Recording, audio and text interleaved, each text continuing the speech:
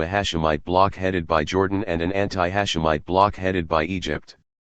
Reuven Shaloah came out against either a pro-Hashemite orientation or an anti-Hashemite orientation, proposing instead an Israeli orientation of living in peace with all the Arabs.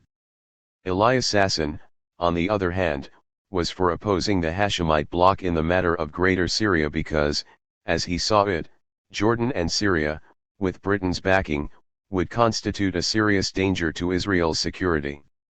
Yaakov Shimoni thought there was no contradiction between the two positions provided a clear distinction was made between policy and tactics.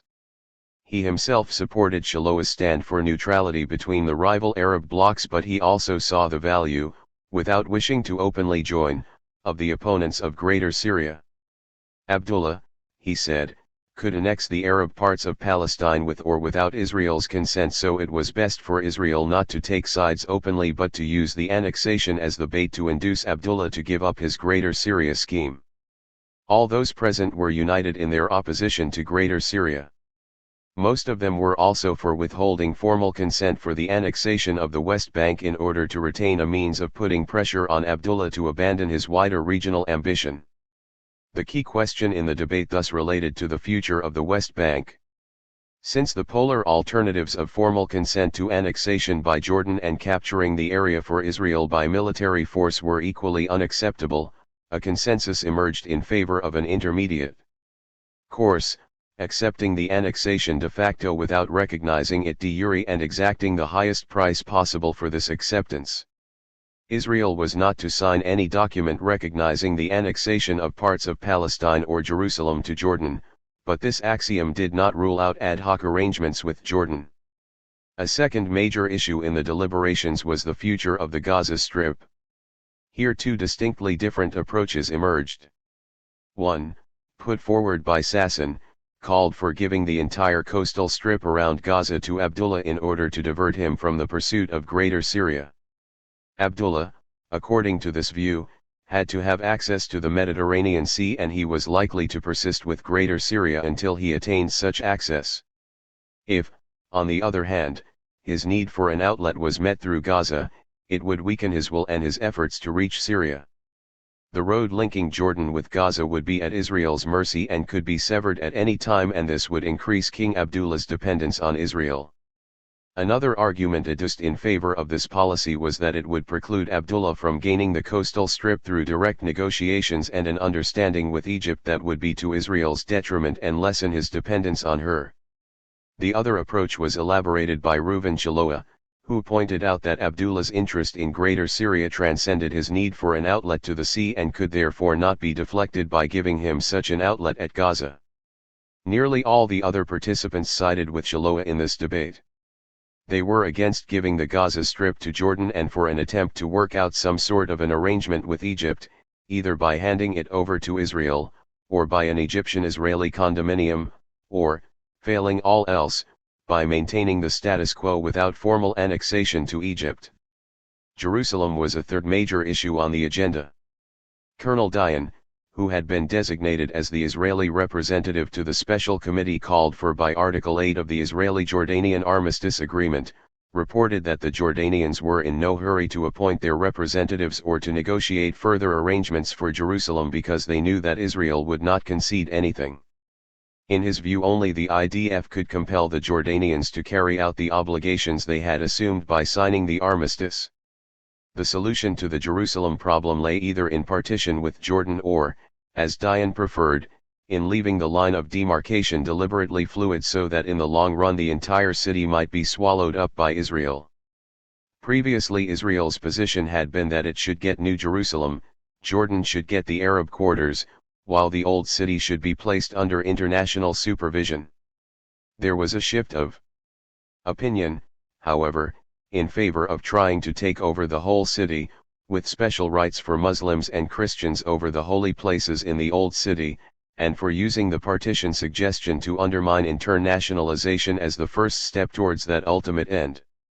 Though Ben-Gurion did not initiate this shift in policy, he did not resist it either. Resistance to the change in policy came from the foreign minister. Sherrod pointed out that their position at the United Nations would be greatly eased if they could go there armed with a prior understanding with Abdullah. To illustrate his point about the risks involved in UN arbitration, Sherrod quoted the Arab proverb about the two cats who found a block of cheese and asked the monkey to divide it between them. The monkey divided the cheese into two unequal parts and kept cutting slices for himself to equalize the parts. When the cats, realizing that they might lose all the cheese, said they were satisfied with the division and asked the monkey to stop, he replied, "You may be satisfied, but justice is not satisfied." 5 The question, said Sherrod, was whether they were willing to accept the division of Jerusalem into a Jewish part and an Arab part. If not, they would have to capture the old city by force and reveal themselves in the most unfavorable light as aggressors. To his way of thinking, this was out of the question. They had to be realistic, and realism could only mean seeking a joint solution with Abdullah. Sherrod understood Dayan's motives for refusing to agree officially to the annexation of parts of Jerusalem by Abdullah. Whatever the juridical position, Sherrod argued, in practice there was no real alternative to an agreement on the partition of Jerusalem with Abdullah. Ben-Gurion declared himself to be in agreement with Sherrod on the question of Jerusalem, though he did not heed the latter's warning about the dangers of being drunk with victory. Whereas Sherrod was groping for diplomatic solutions involving bargaining and accommodation with Abdullah, Ben-Gurion expected all the concessions to come from the other side. There were two questions, he said, in which they required Abdullah's cooperation, questions affecting only Israel and Jordan and no one else.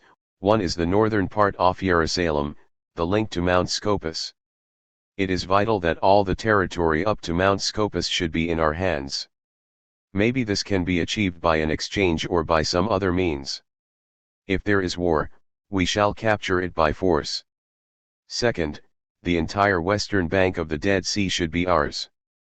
Abdullah, from his point of view, finds it difficult, justifiably, to surrender territory if it involves surrendering a settlement. In this territory there is no Arab settlement.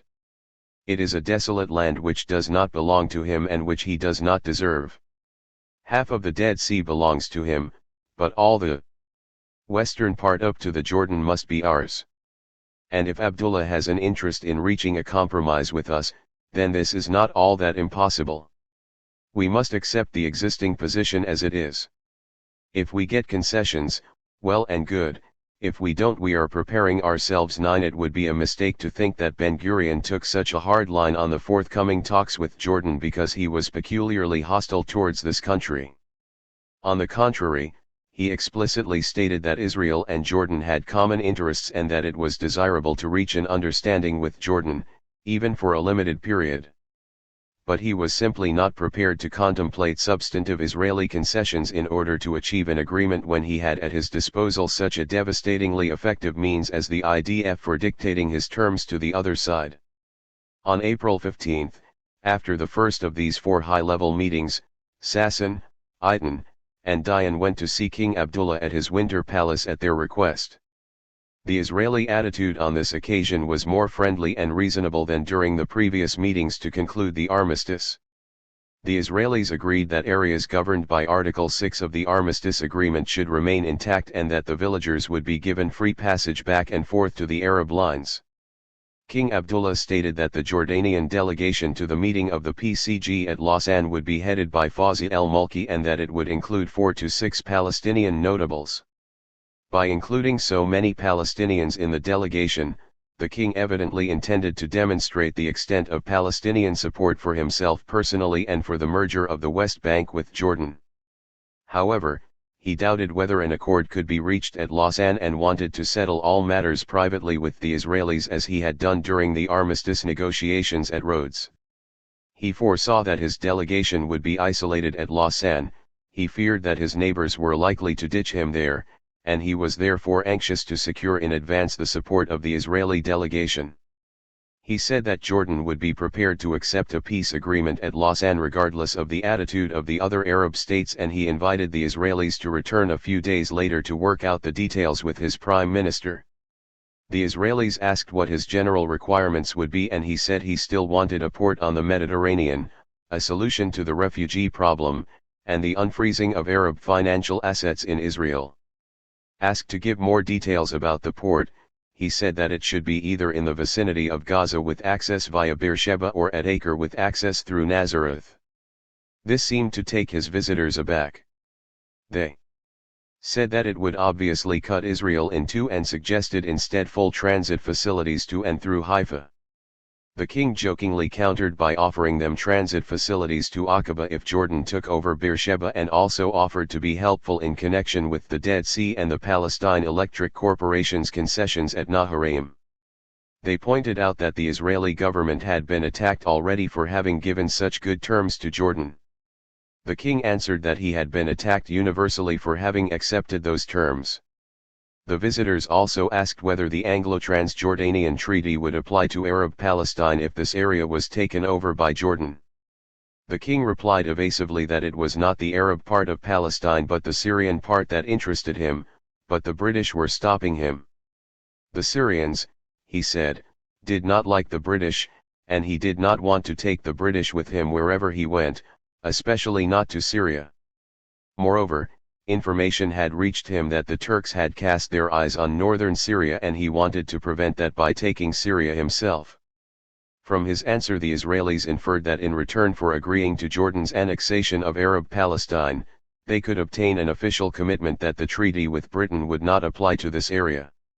Finally, Abdullah promised to instruct his government to appoint representatives to the special committee called for by the Armistice Agreement and to commence talks soon. 10. The Special Committee. The Jordanian representatives to the Special Committee were duly named. They were Col. Ahmed Sidki El-Yundi and Capt.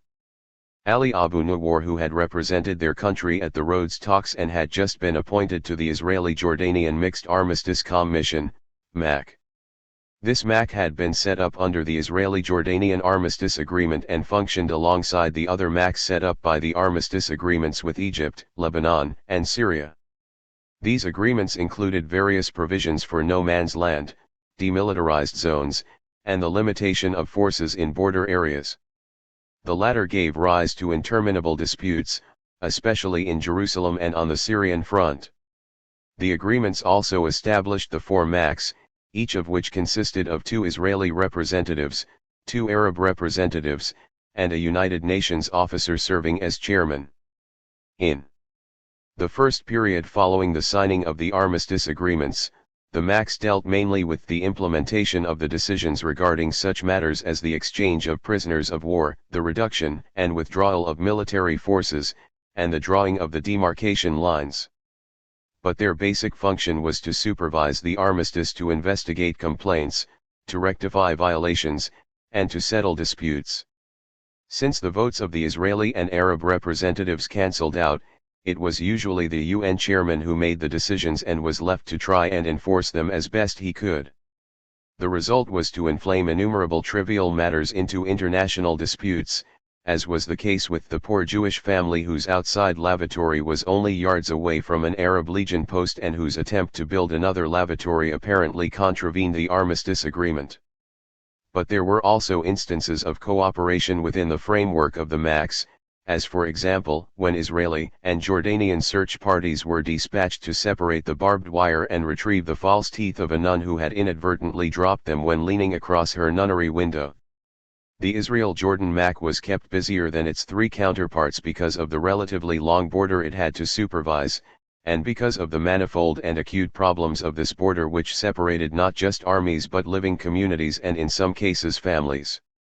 Only the Israeli-Jordanian Armistice Agreement included a provision for the creation, in addition to the MAC, of a special committee composed of 2 representatives of each party for the purpose of formulating agreed plans and arrangements designed to enlarge the scope of this agreement and effect improvements in its implementation. The special committee could consider any matter submitted to it by one of the parties. But it was specifically enjoined to formulate agreed plans and arrangements on the following questions, regarding which the text of Article 8 misleadingly claimed that an agreement in principle already existed: free movement of traffic on vital roads, including the Bethlehem and Latron Jerusalem roads, resumption of the normal functioning of the cultural and humanitarian institutions on Mount Scopus and the free access to them, free access to the holy places and the use of the cemetery on the Mount of Olives, resumption of the operation of the Latron pumping station, provision of electricity for the Old City, and resumption of the operation of the railway to Jerusalem. There was a considerable overlap between the functions of the Special Committee and those of the Israel-Jordanian MAC. All that the armistice agreement had to say on this subject was that the former would have exclusive competence over such matters as might be referred to it, and that the plans it agreed might be supervised by the MAG. The key difference, however, was that the MAC was chaired by a UN officer from the United Nations Truce Supervisory Organization, UNSO, whereas the Special Committee was not. It provided a channel for direct negotiation between the parties without the intervention of any third party. Israel had long shown the desire to settle the problem of Jerusalem directly with Jordan, and the Special Committee provided a convenient means of doing so without taking into account the UN interest in the city. It was also thought that without outside assistance Jordan would accede more rapidly and generously to Israeli demands. Hence the pressure exerted on Abdullah to appoint his representatives to this committee. Dashing, one-eyed Colonel Dayan was appointed as Israel's chief representative to both committees and quickly carved out a major role for himself in policy making as well as in the day-to-day conduct of Israeli-Jordanian relations. A special relationship developed between the young officer and the aging prime minister, and the fact that Dayan received his orders from Ben-Gurion and reported to Ben-Gurion directly enabled him to accumulate power and influence out of all proportion to his rank. Sharad, who was capable of standing on his dignity, made no attempt in this case to fend off prime ministerial encroachment on his prerogatives. What Sharad and his men found much more difficult to tolerate were the arrogance, the aggressive approach, and the blatant expansionism of the prime minister's protégé. Dayan was far from satisfied with the armistice demarcation lines and was particularly outspoken in arguing that the line with Jordan, the one he himself had negotiated, was unsatisfactory and could not possibly serve as the final border. Once the Arabs showed themselves reluctant to move beyond the armistice to peace and started reneging on some of the obligations they had incurred under the armistice agreements, Dayan emerged as the most uncompromising advocate of the use of force to secure Israel's interests regardless.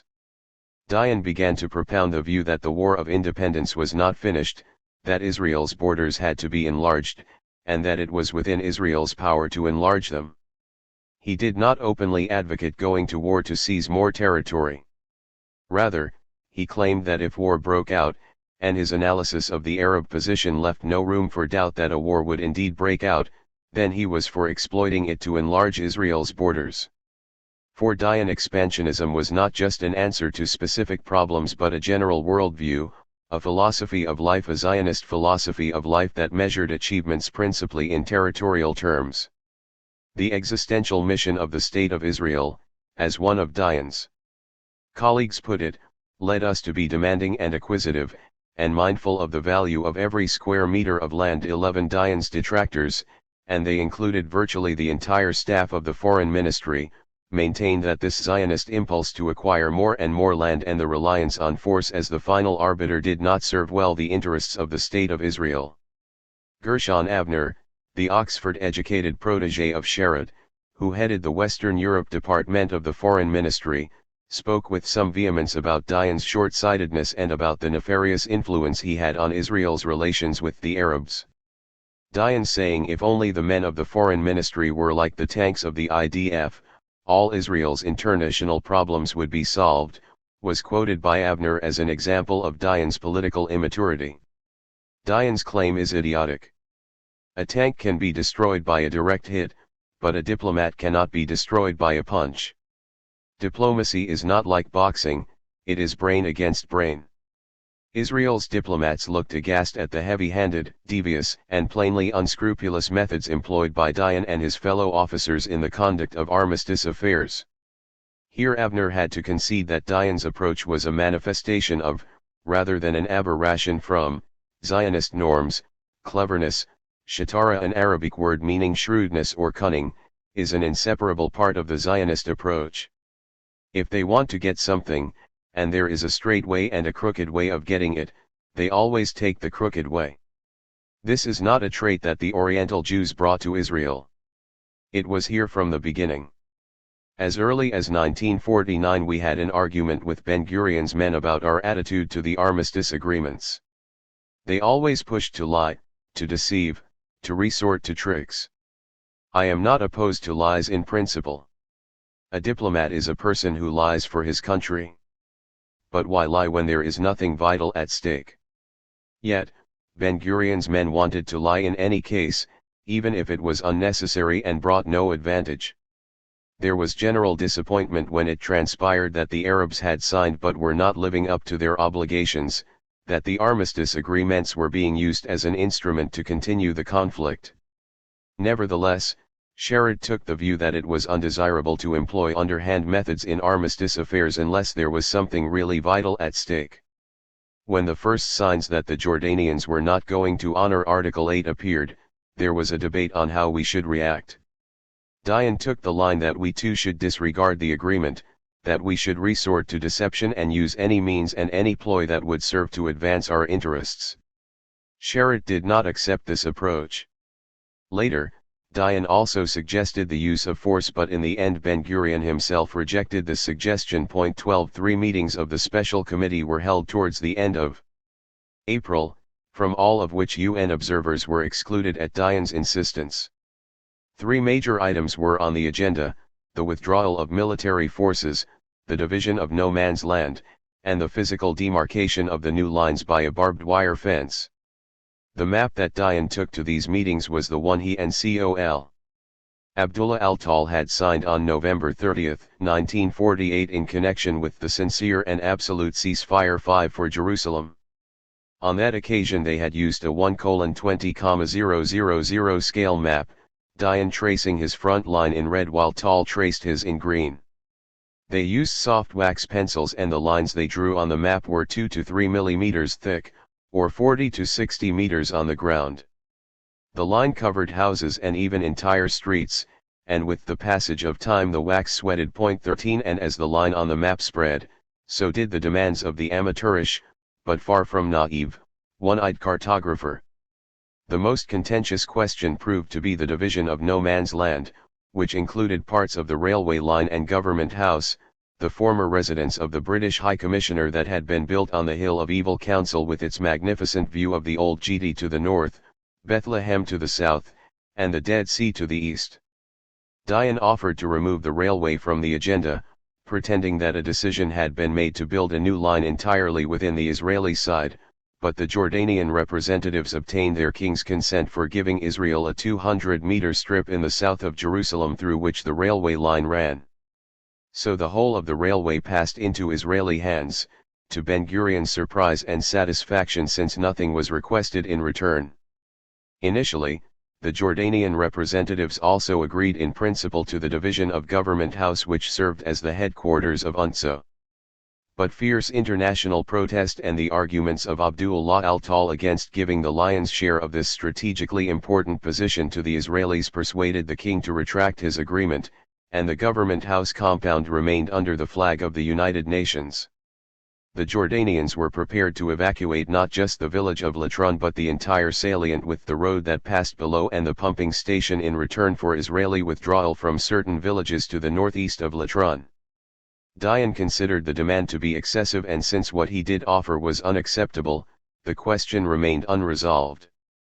Mount Scopus was of even greater importance to Israel than Latron because the Hebrew University and the Hadassah Hospital were there, and because it was the highest point in North Jerusalem and as such a key strategic point, overlooking the roads from Ramallah and from Jericho as well as the Old City.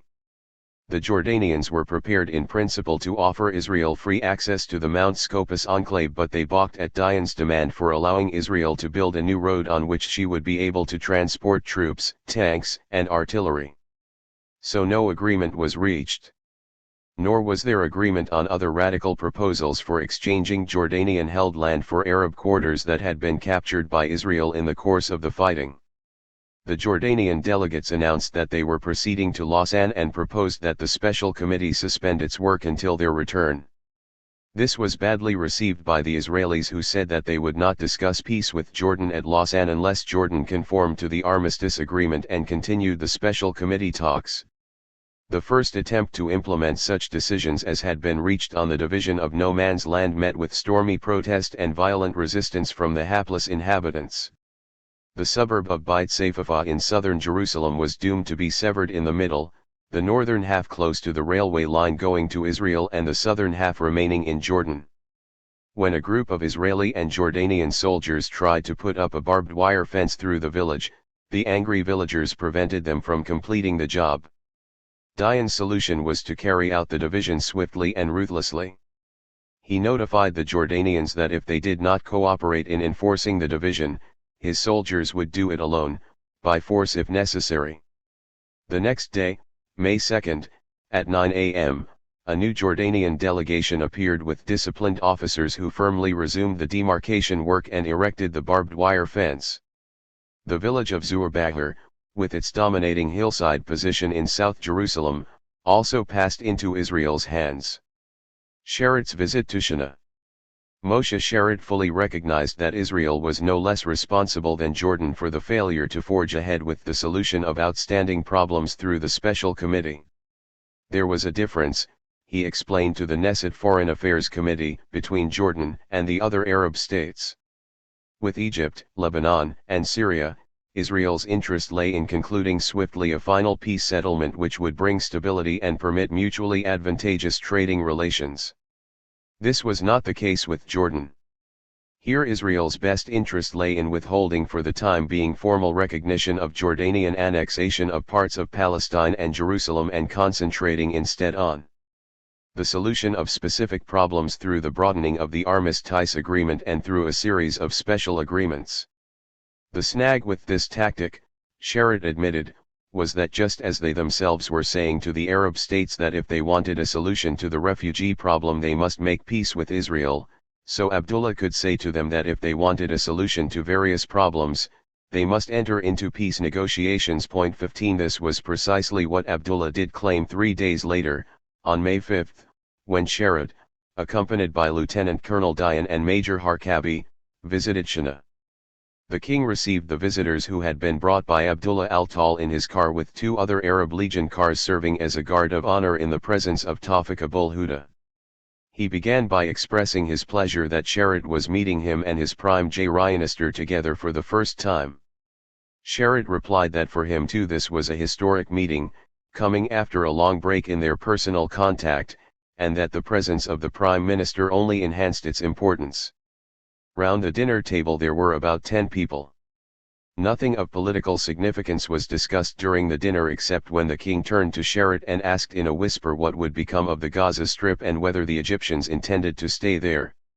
Sheret replied that Egypt's intentions had not been made clear yet. At the business part of the meeting there were only 5 men, the 3 Israelis, the king, and his prime minister. The king and the prime minister opened the discussion by referring to the new dispute that had arisen over the line to which the Arab Legion was supposed to withdraw in the Little Triangle. Apparently there was a discrepancy in the maps of the 2 sides concerning this line. Colonel Dayan proposed that Israeli forces move into the undispute area and the whole problem be cleared up within a week by the special committee. King Abdullah seemed very troubled by the new complication and mentioned several times the unrest in the villages concerned. Sheret promised that immediately upon their return orders would be issued to their forces in the Little Triangle. Reassured, the king proceeded to deliver a lecture on the necessity for peace and the need to prepare public opinion for peace. Sheret replied, somewhat disingenuously, that they too were anxious for peace, hence the importance that they attached to the resolution of outstanding problems. They were disappointed, he said, that the work of the special committee had been interrupted before it could complete its task. They too were having problems with public opinion, and the interruption of the committee's work caused much anger and was not conducive to a spirit of conciliation. The king politely inquired whether they intended to deal only with practical problems and whether they did not think that more general negotiations should commence, leading to a comprehensive peace settlement. Sheret replied that they must proceed gradually. The armistice agreement had laid the foundations, now they had to build the walls by resolving the outstanding problems and eventually they would build the roof with an overall agreement. The Prime Minister now begged to speak frankly. It seemed to him that Sherrod proposed to discuss only those issues from which Israel stood to gain. Sherrod replied that, on the contrary, their final objective was peace, but it was necessary to proceed gradually towards that destination. There were questions on the agenda of the Special Committee and there were questions on the agenda of the Lausanne Conference. It would be only logical to proceed stage by stage, to work through the agenda of the Special Committee and then to move on to the discussions in Lausanne, yet they would be prepared to carry on talks in Lausanne and Jerusalem simultaneously. His only concern was that problems of coordination between the Arab delegates to Lausanne would hold up consideration of the practical problems that need not wait until the final settlement. Here the Prime Minister declared very firmly that they did not consider themselves bound by the position of the other Arab delegates and that they were prepared to conclude a peace agreement with Israel for the sake of their own country even if others were opposed.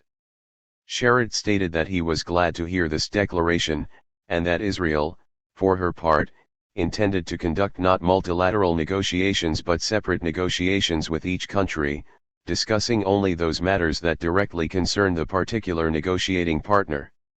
On Jerusalem, declared Sherrod, they would not enter negotiations with Egypt, Lebanon, or Syria, but only with the king. They did not concede any rights to the other Arab states over Jerusalem, except those that went with membership of the United Nations. Towards King Abdullah, on the other hand, their position was entirely different because both he and they were in Jerusalem and they therefore had to negotiate. Abdullah could not conceal his delight with this definition of the Israeli position. His face lit up and he looked at his Prime Minister as if to say, "Did you hear that?" The Prime Minister then inquired whether Israel would agree to the 1947 UN Partition resolution as the basis for the final settlement, or whether she intended to negotiate only on the basis of the existing situation. Sherrod replied that the Arabs had never accepted the Partition resolution and therefore it was now part of history. Negotiations could proceed only on the basis of existing facts. The Prime Minister, feeling that Sherrod had adopted a somewhat superior attitude, retorted angrily that in that case there was no point to any negotiations between the Arabs and Israel at all and there could be no peace. Calmly, Sherrod expounded the view that the UN partition plan was no longer relevant because it rested on a series of assumptions that had not materialized. The first assumption was that it would be achieved by peaceful means. The second assumption was that the Arab part of Palestine would be constituted into an independent state.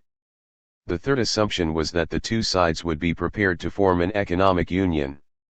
All these assumptions were shattered. A war had broken out, Israel had defended herself, and a completely new situation had arisen. It was not possible to turn the wheel back. Sherrod did not agree that negotiations would be pointless. The Arab world, he said, could not possibly want to leave things as they were because that would mean anarchy. It needed to stabilize the situation and to forge a lasting peace. The king intervened to say that he too, like the Israelis, had entered the war against his will. The Prime Minister went further and said that in fact there had not been a war, and the king added that throughout the period of military operations his forces had not crossed the borders of the Jewish state as defined by the UN resolution. In truth, he said, the only place where their respective forces had clashed was Jerusalem, and there it was the Israelis who had provoked the fight. The Prime Minister returned to the charge that Israel was behaving selfishly and trying to make gains without giving anything in return. Sherrod replied that the solution to all the problems before the Special Committee rested on reciprocity, free access to Mount Scopus in return for free access from the Old City to Bethlehem, Jordanian withdrawal from Latrun in return for Israeli withdrawal from some villages. As for the questions reserved for the Lausanne talks, their agreement would be to the advantage of both sides. Jordan and Israel had jointly issued the concessions to the Palestine Potash Company on the Dead Sea and the Palestine Electric Corporation in Naharaim, and both countries were the losers as a result of the failure to resume operations. Several times the king raised the question of Gaza, stressing how important it was for him to have a foothold on the coast. Sherrod said that Israel could accommodate his needs through the port of Haifa. The king said this would not be enough, that territorial control was essential, and that he reserved the right to raise the matter again at the Lausanne talks. The king also expressed his concern over the refugee problem. Sherrod said they knew that America intended to devote large sums of money to the settlement of the refugees in the Arab countries and that Israel would work to increase Jordan's share of this money so that refugee resettlement might be turned into a springboard for the economic development of His Majesty's country. His Majesty did not respond. Sherrod expounded on the benefits that could accrue to both countries from joint irrigation schemes that would exploit the waters of the River Jordan. Both the king and prime minister were taken aback and said they thought that the time had not yet come for considering such projects. Sherrod therefore turned the conversation to the situation in Syria following Hosni Zaim's coup d'état and mentioned the desirability of working out a common position in relation to Syria. Sherrod was trying to find out whether there was any basis for the impression that Sassoon had brought back from his last visit to Shana, namely that if the king could obtain Damascus, he would not insist on the annexation of Arab Palestine. But the Prime Minister was careful not to give anything away, saying casually that they were waiting to see the results of the Syrian elections. What about Syria's future, persisted Sherrod. Did they think Syria should remain in her existing borders? Now the king perked up and announced self-importantly, "TF, you are referring to the idea of Greater Syria. This idea is one of the principles of the Arab revolt that I have been serving all along." Thus ended the discussion on the Syrian question. Towards the end of the meeting, which lasted 3 hours, the Israelis returned to the subject of the special committee and pressed for the resumption of its work. The king readily agreed, but the prime minister was more reserved, pointing out that the formation of the new government would be completed during the following week and that this matter would have to be brought before it. Another discussion took place on the final peace settlement. Sherrod concluded by saying that although detailed guidelines had already been issued to their delegation to the Lausanne talks, as a result of this important meeting he would repeat the guidelines more firmly and instruct his delegation to spare no effort in trying to reach an accord with the king's delegation on all the outstanding issues. It was midnight. Although the meeting had made little progress, it ended on a friendly note. The king breathed a sigh of relief and sent his visitors on their way home. 16 On the long journey home, across the Allenby Bridge and Jericho, the Israelis continued to spar among themselves. Dayan relates this episode in his memoirs in a manner calculated to draw attention to Sherrod's pedantic nature. Apart from Sherrod's pedantry, this trivial argument also illustrates Dayan's own cynical pragmatism and crudely utilitarian approach to the conduct of relations between states. Towards Moshe Sherrod Abdullah was well disposed at first. Sherrod spoke a polished Arabic and was meticulously mannered and appropriately reverent in the presence of royalty. But at one of our meetings, a rather unsuccessful one, it was a hot night, we dripped sweat, and there were many mosquitoes on the wing. Sherrod corrected the king when he mentioned in passing that China had not been a member of the League of Nations. A king never errs, and Abdullah stood by his statement. Sherrod, like a demonstratively patient kindergarten teacher with a backward child, kept saying, "But your Majesty, you are wrong, China did belong to the League. 50 Of course, that was the end of that meeting and of the royal regard for Sherrod. In the car on our drive back, I asked Sherrod what the devil it mattered what the king thought about China and the League. Sherrod turned on me with some heat. But China was a member of the League of Nations, *17. To the historian, the most interesting aspect of the meeting at China was the debate on the origins of the 1948 war and on the continuing relevance or otherwise of the UN Partition Resolution of November 29, 1947. It would have been difficult to challenge Abdullah's version of events, and Sherrod made no attempt to do so.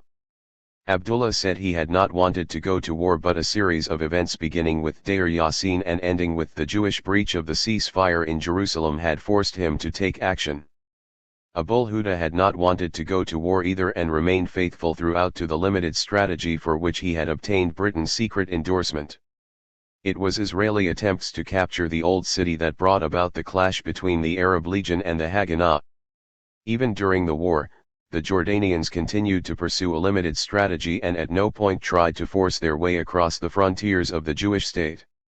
By implication, Abdullah was now claiming that it was not he but the Jews who had gone back on the secret understanding they had reached on the partition of Palestine.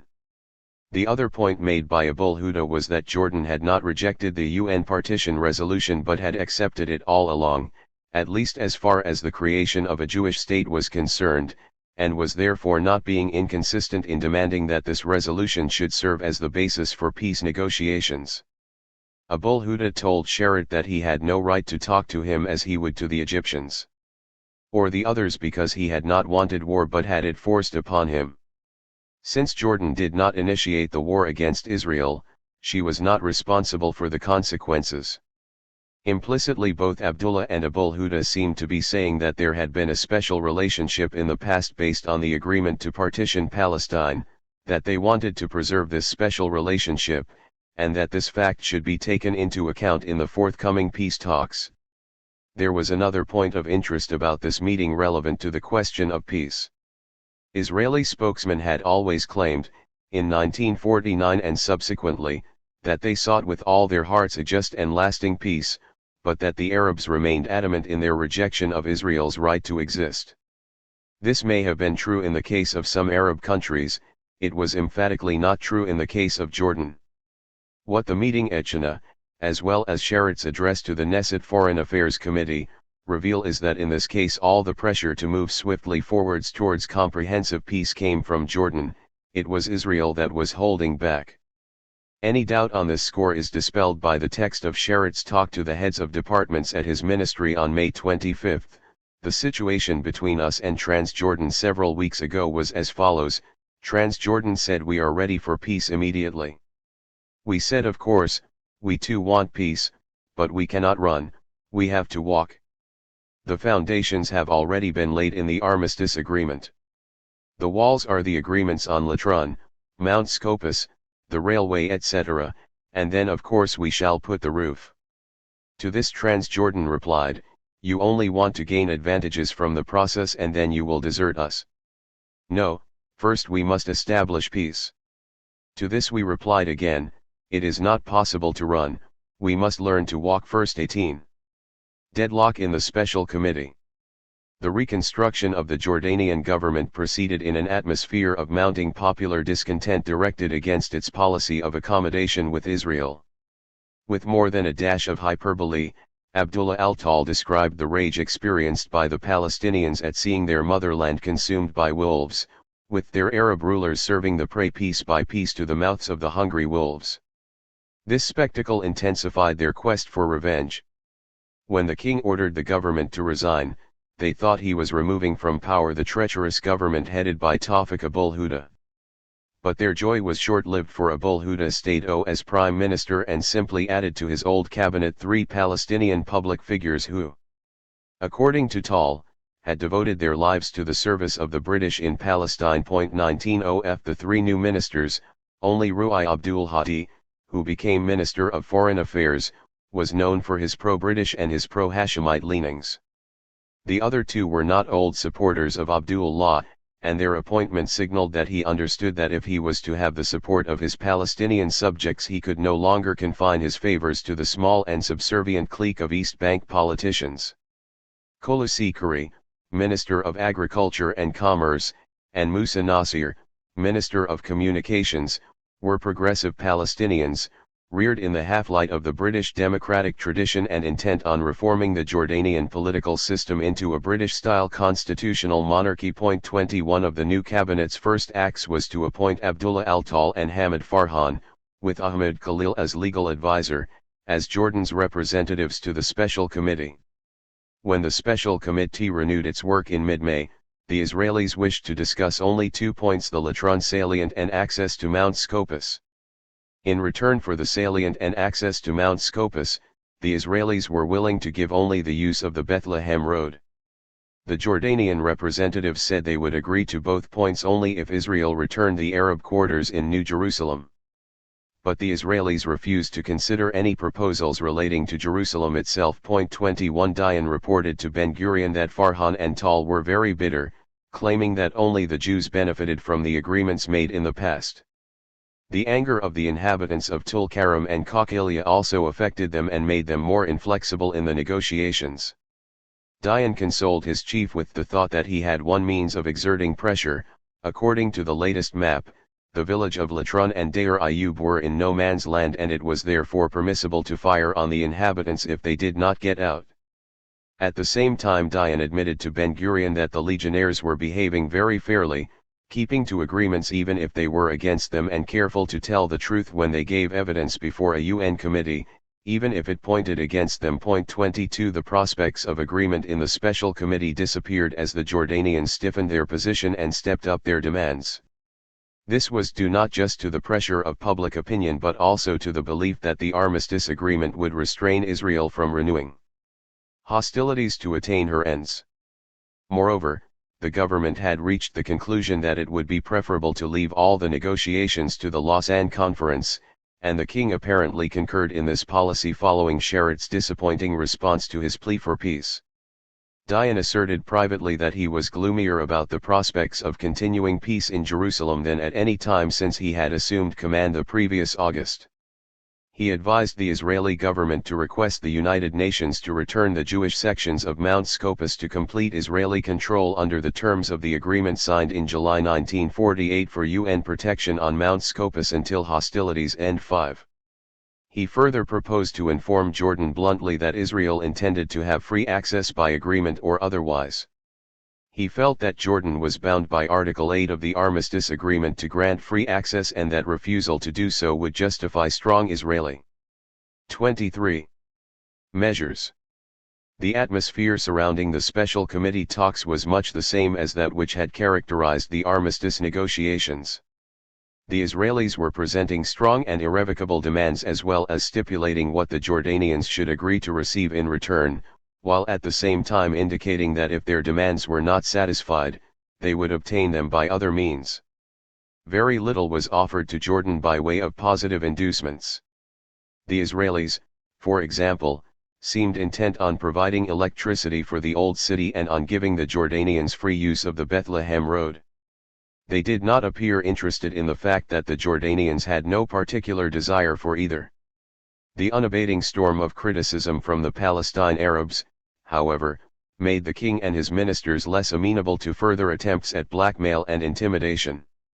Most of them preferred the Israelis to make their threats good by force rather than meekly submit to the threat of force. The only possibility of reaching agreement, they insisted, would be for Israel to curb her voracious territorial appetite and to show some signs of willingness to negotiate in the genuine meaning of this term. 24 From May 29 until August 8, while the Lausanne Conference was in progress, the special committee remained suspended. During this period, Dayan's patience seemed to be exhausted, and he resorted increasingly to unilateral action which envenomed Israel's relations with the Arabs and brought her into open conflict with the United Nations. On June 6, in an effort to enforce the division of the Government House compound, Israeli soldiers entered the neutral area that had remained under the UN flag, erected a barbed wire fence, installed machine gun posts, and laid a minefield. This action brought forth such an intemperate letter of protest from the chairman of the Israeli-Jordanian MAC that it later had to be withdrawn on orders from above. 25 Within the MACs, with the exception of the Lebanese one, Israel became embroiled in a growing number of disputes, and the UN chairman usually upheld Arab complaints of Israeli breaches of the armistice. The villagers of Wadi Fukin, on the border between Israel and Jordan near Hebron, were forced across the border and were not allowed to go back to their homes in Israel despite the ruling of the MAC.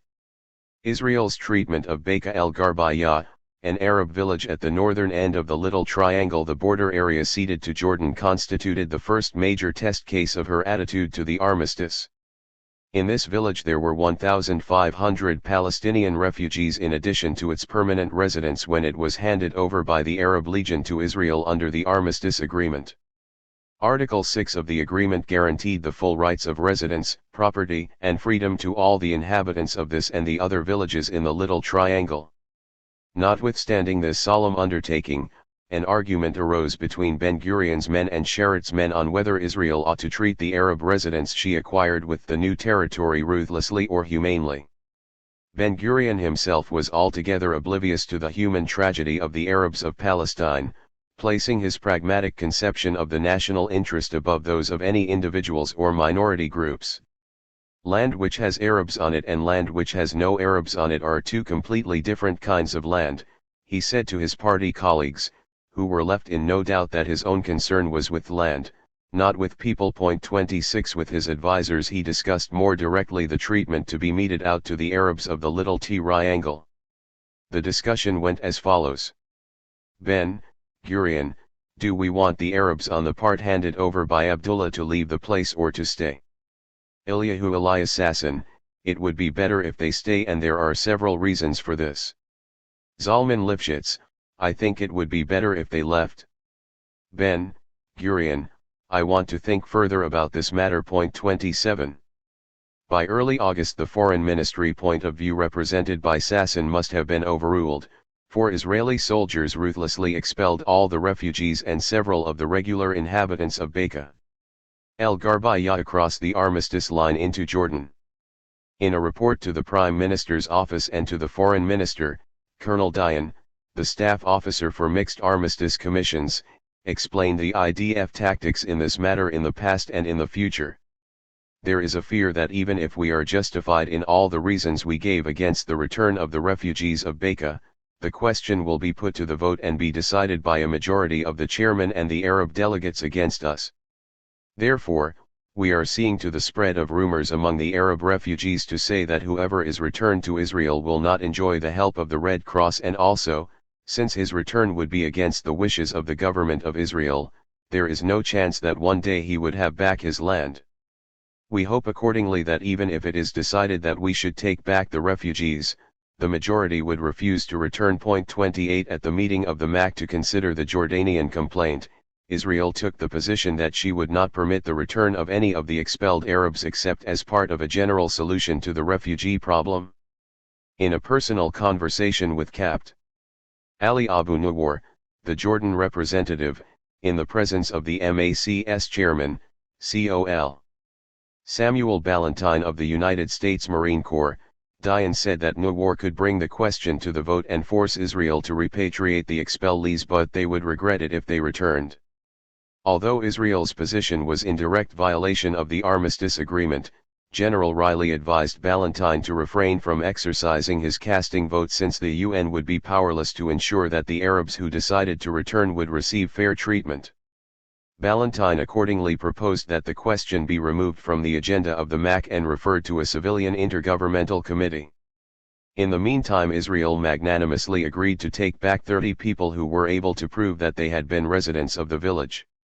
General Riley considered this typical of Israel's tactic of negotiating by threat and of her disregard for the authority of the United Nations. 29 The men concerned with Israel's image abroad as a newcomer into the community of nations were no less troubled by the tactics of the IDF staff officer for armistice affairs than was General Riley. Their main concern was not that these heavy-handed tactics were bound to stir resentment and antagonism on the part of its victims, but that subversion of the armistice regime would undermine Israel's international position and play into the hands of her enemies. Walter Eiten expressed sentiments that were widely shared in the foreign ministry when he wrote to Sherrod. For some time now I have been very concerned about the increasingly acute crises in 3 out of the 4 mixed armistice commissions. Most of these crises developed as a result of unilateral action on our part, for example, actions in Bekaa el-Gharbiyah and Wadi Fukin. These affairs gave the other side concerned the opportunity to present complaints against us. In most cases the facts compelled the chairman to identify with the Arab point of view, and the result, we achieved nothing. We only succeeded in arousing general anger and in creating the impression that the armistice agreements are not being properly observed and that their existence is in danger. I do not know who decides on the steps that we take in these matters. Who, for example, decided that it was necessary to expel the inhabitants of Wadi Fukin and to destroy some of their houses? Did those responsible for these deeds seek the opinion of the foreign ministry about the political consequences that these actions were liable to bring about? It is true that we may be able to produce legal rationalizations for most of these actions, but the accumulation of a can of worms of this kind is bound, in the end, to work against us. The affair of Beka el-Gharbiya crystallized the different views of the diplomats and the soldiers on the armistice and on the treatment of the Arabs inside Israel's borders. It was the first blatant manifestation of cruel Zionism in the aftermath of war, and it provoked the first open confrontation between Ben-Gurion's men and Sharit's men on the all-important question of how Israel's Arabs should be treated. Ezra Danan, Reuven Chiloa, Yehoshaphat Harkabi, and Moshe Dayan saw in the expulsion an Israeli achievement and maintained that this was how Israel ought to act in the future. Sharit's men saw the affair as a political blow to Israel and warned against the use of deliberate provocations in order to bring about the expulsion of the Arabs. Sharit's men were not necessarily in favor of conceding what the Arabs demanded, but they were against the use of such underhand methods. Ben-Gurion's men wanted to manufacture pretexts for expelling the Arabs from the border areas as Dayan had done from Lydda and Rami. The big difference was that the expulsion of the inhabitants of Lydda and Rami took place during the war, whereas now it was after the war, after the establishment of the state, and after the signature of the armistice agreements. What lent poignancy to the debate was the observation of Chaim Weizmann, the veteran Zionist leader and the first president of the State of Israel, that it would be by her treatment of the Arabs that the Zionist movement would be judged. 31 Physical coercion to expel Arabs from Arab land was now piled on top of the diplomatic coercion by which this land had been acquired in the first place. Walter Eiten's misgivings at the time the Armistice 03 agreement was signed that despite all the promises and the fine phrases, the Arabs of the Little Triangle would be molested and maltreated were now seen to have been fully justified. Yet there can be little doubt that Dayan's strong-arm tactics were in conformity with Ben-Gurion's wish to turn land which had Arabs on it into land that had no Arabs on it. Inevitably, there was a political price to pay for this strategy and tactics in terms of Israel's relations with Jordan. No progress was made in the special committee following the renewal of its meetings.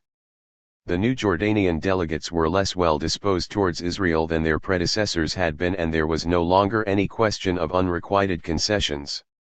The railway remained the only matter to have been successfully handled by the special committee, before and after its adjournment. On all other matters the special committee was unable to formulate any agreed plans.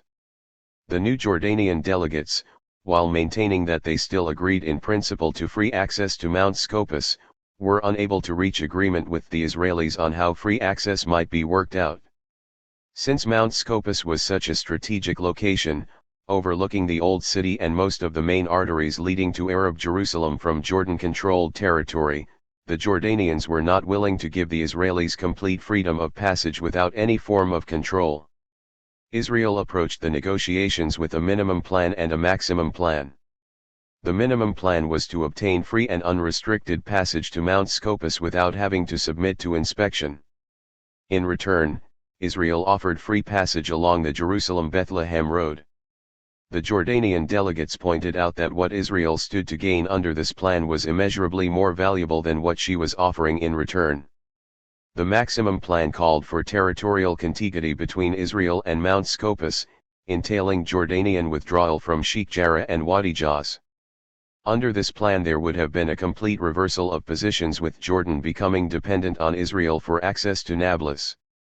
The plan would have also put an end to the special status of Mount Scopus as an area under UN protection. For this plan Israel was prepared to consider limited territorial compensation in the south of Jerusalem, but once again she hoped to acquire much more than she was prepared to give away. What was important to the Jordanians was the return of certain Arab quarters held by the Israelis *, and they were determined to make use of the Mount Scopus situation as a bargaining point for their demands. There was nothing in Article 8 which required the Jordanians to accept any plans and arrangements for free access to Mount Scopus unless they agreed to them. And in the atmosphere of suspicion and ill will that marked the second phase of the special committee meetings, they did not agree to any of the plans proposed by Israel. 32 Dayan had definite ideas on what should be done to break the diplomatic stalemate, and he presented his ideas verbally to Ben-Gurion and followed them up with written memoranda. On September 29, in a memorandum to the Chief of Staff, Dayan proposed military action to capture Mount Scopus. True, Mount Scopus is on the other side of the Arab line, but at the time when we recognized this line it was agreed that there would be free passage to Mount Scopus.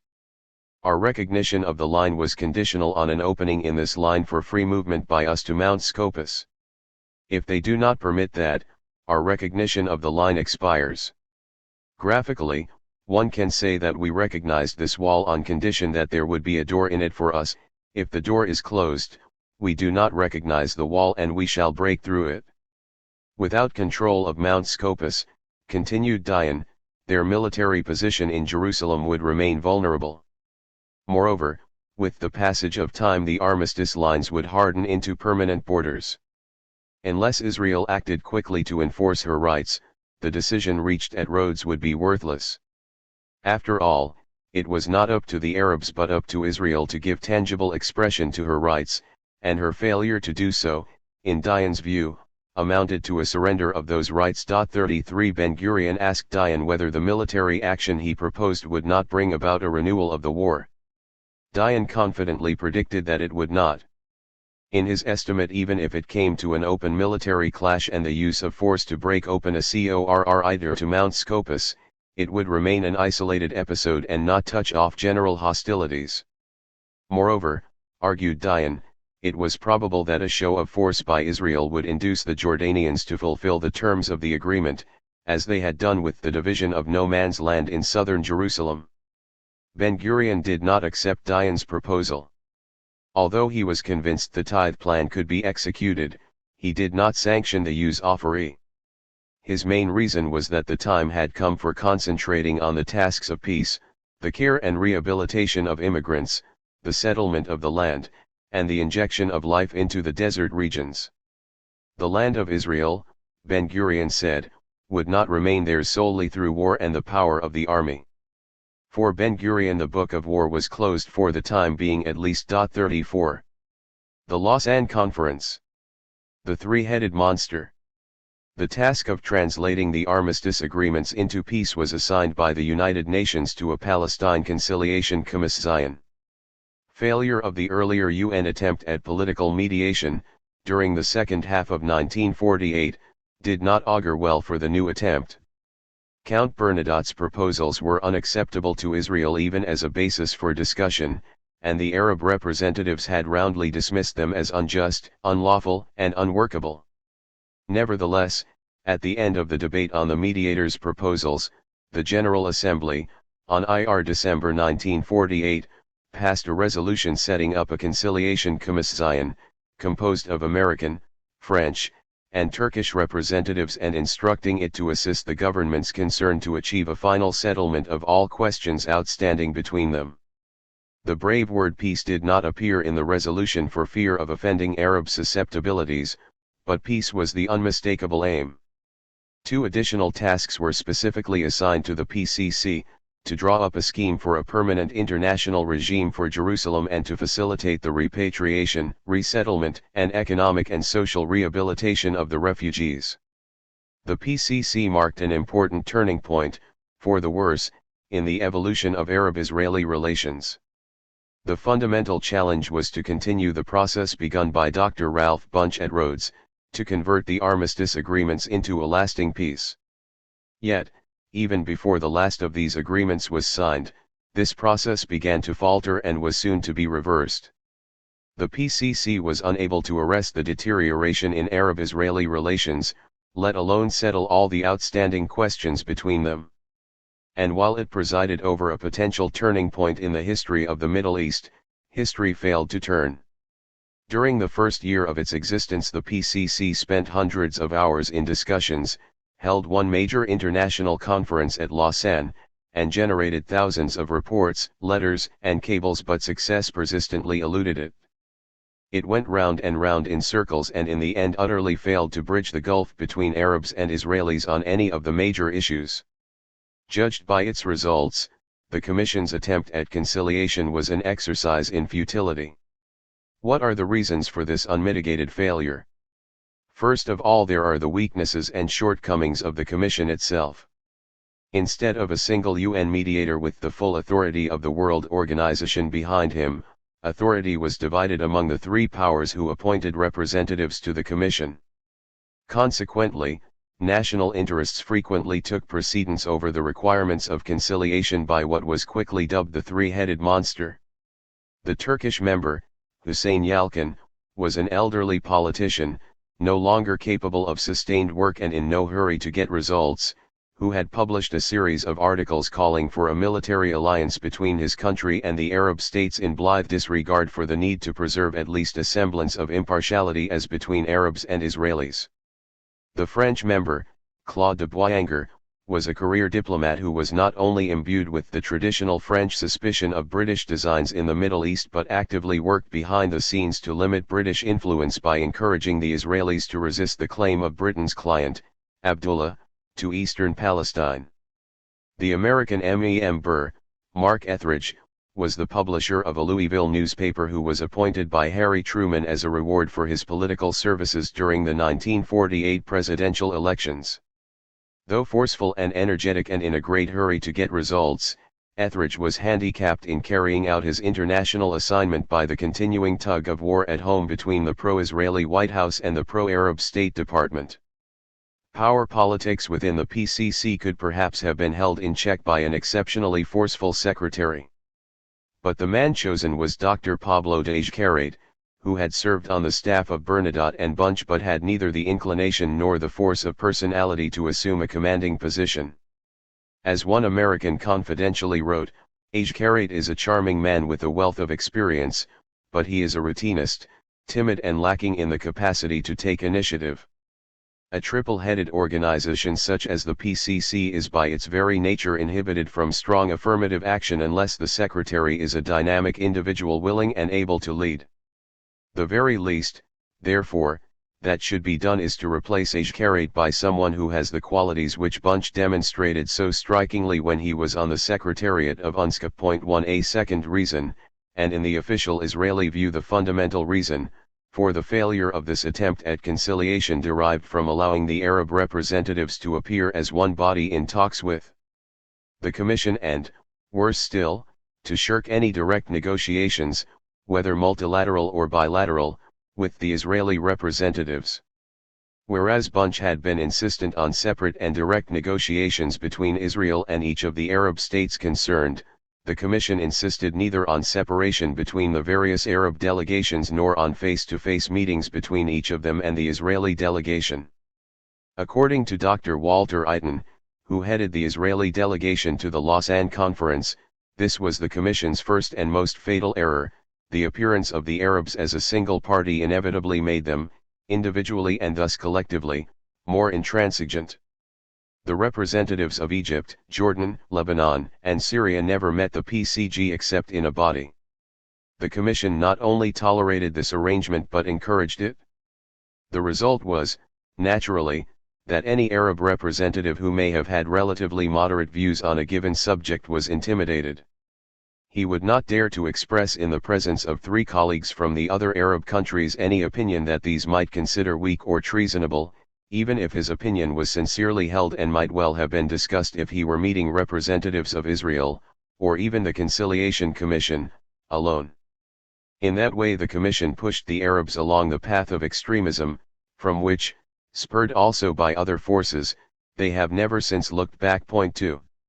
This officially propagated and widely accepted account of why the PCC failed to produce a settlement of the Palestine dispute has been subjected to a withering critique by another Israeli diplomat, Gershon Avner, who also represented his country at the Lausanne Conference.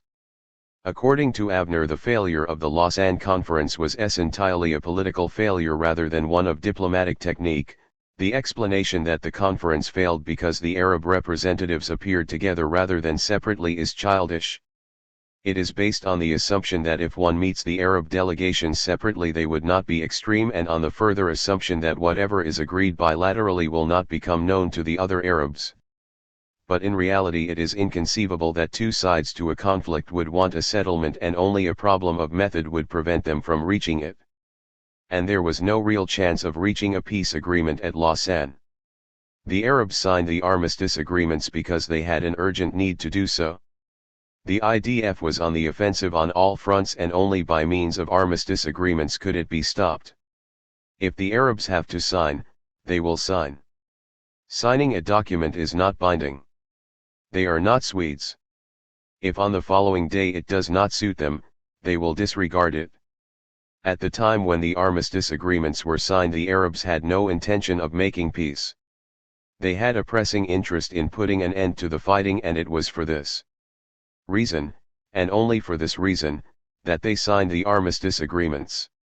It was not until 1949 that the Arabs understood that they were beaten and began to recognize the scale of the disaster. Previously they had been confident that the Jews would be beaten and that they would take their property.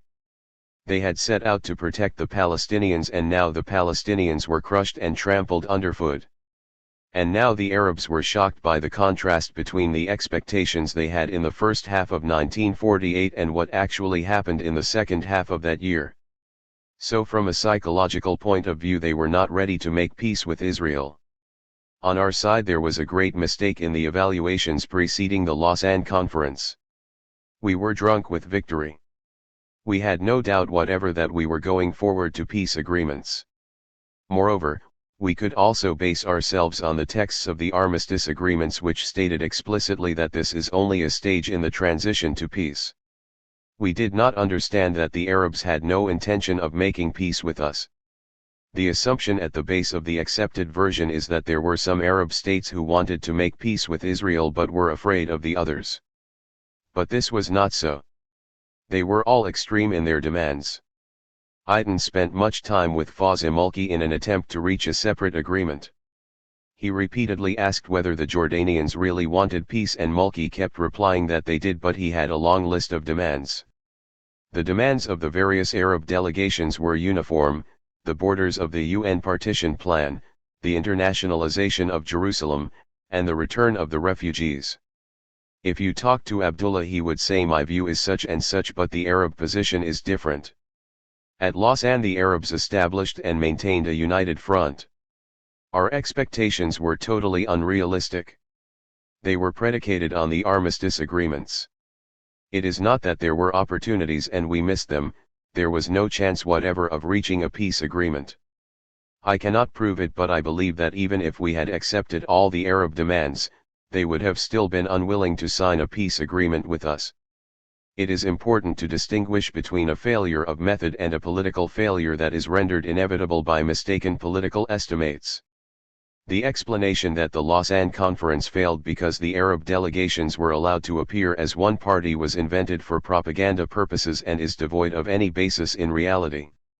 When the Commission failed, we immediately wanted to pin the blame on the Arabs, and it was convenient to say that we had gone there with sincere intentions of striving for peace, and only because the Arab states adopted the position of the extremists it was impossible to attain it. This is not an explanation but a propaganda gambit, and a successful 1.3. Gershon Avner spoils a good case by overstating it. He is helpful in pinpointing the gaps in the Israeli-inspired version, but he is too sweeping and categorical in his dismissal of this version. Just because the Israeli version is self-serving does not mean that it is completely. 3. Interview with Gershon Avner. Invalid. The procedure adopted by the PCC and its effect of welding the Arabs into one party was not the basic cause for the failure of the Lausanne Conference, but it was nevertheless a contributory cause. The basic cause behind the PCC's failure to promote a settlement was that the Israeli and Arab positions were so far apart and so inflexible that the gap between them was unbridgeable. Israel's leaders yearned for peace and acceptance by their neighbors, but not at any price. The armistice agreements lent international legitimacy to the borders of the new state, consolidated its security, and provided a sound basis for economic development, immigrant absorption, and settlement. There was a school of thought, of which Abba Eban was the most articulate spokesman, which said that the armistice agreements met all Israel's needs, that she did not need anything else, and that by appearing too anxious to attain peace Israel would only encourage the Arabs to demand a price for it. Moshe Sharad recognized that from a tactical point of view it would be a mistake to dwell constantly on Israel's need for peace lest the Arabs interpret it as a sign of weakness, but in the long run he felt that Israel could not live in splendid isolation, nor could she afford to forego the manifold economic benefits that only true peace could bring. Ben-Gurion, on the other hand, was persuaded by Eben's argument that the armistice agreements were perfectly adequate, that by seeming to be in a hurry to get peace Israel would give rise to Arab expectations for concessions on borders, on refugees, or on both, and that it would therefore be better to wait a few years because there would always be opportunities to talk to Arab leaders. In an interview with Kenneth Bilby, the correspondent of the Herald Tribune, Ben-Gurion succinctly summed up his position: "I'm prepared to get up in the middle of the night in order to sign a peace agreement, but I am not in a hurry and I can wait 10 years. We are under no pressure whatsoever," for in practical policy terms this position meant that while Israel was interested in peace, she was not prepared to pay a price for it. Ben-Gurion's instructions to the Israeli delegation on the eve of the Lausanne Conference was to negotiate peace on the basis of the existing armistice demarcation lines. There was no willingness on his part to make or even to consider any significant territorial concessions for the sake of peace. As far as the refugees were concerned, the question was not whether to allow them to return before or after the conclusion of a peace settlement, but whether to allow them to return at all. By April 1949 the government had formulated a very clear answer: its line was not to allow the return of the refugees. This policy was not openly proclaimed so as not to give the impression that Israel was blocking, for Ben-Gurion's diary, 14 and July 18, 1949. Peace, and so as not to antagonize the Arabs before the negotiations began. Instead, the Israeli leaders sought refuge in evasive formulas. While remaining obstinately opposed to wholesale repatriation, on political, economic, social, and security grounds, they declared their willingness to discuss the repatriation and the resettlement of the refugees within the framework of comprehensive peace negotiations. Government policy thus left the Israeli delegation with very little latitude to negotiate on the refugee question. Whether a more flexible line could have led to a different outcome is, of course, impossible to tell. It is interesting to note, however, that one Israeli scholar, who has written what remains the most scholarly and objective study of the Arab refugee problem, considers that had Israel, in March-May 1949, accepted the right of the refugees to return to their homes and lands, the subsequent history of the region might have taken a different course. 5 The Arab leaders, because of weakness and internal instability and because of the serious loss of prestige and legitimacy that accompanied their recent defeat in Palestine, were for the most part either unwilling or unable to conclude a peace settlement with Israel. All the Arab countries were in a state of considerable turmoil, with Syria still in the throes of the military coup staged by Col Husni's aim. Other Arab rulers, to maintain their precarious hold over power, engaged in appeasement of the masses whose hatred of the Zionists and of the Western powers soared to new heights in the wake of military defeat. This internal tension and nervousness in the Arab countries made it difficult for their leaders to pursue a prudent and practical foreign policy or to respond positively to international initiatives designed to pacify and stabilize the region. On the pressing question of how to respond to the challenge posed by the creation of a Jewish state in their midst, there was no uniform answer. In fact, looking at the political debates that were taking place at that time in Egypt, Jordan, Iraq, Syria, and Lebanon, three broad schools of thought may be discerned. The first called for an early attack on Israel with the aim of wiping it off the map before it had time to consolidate itself militarily, economically, and internationally.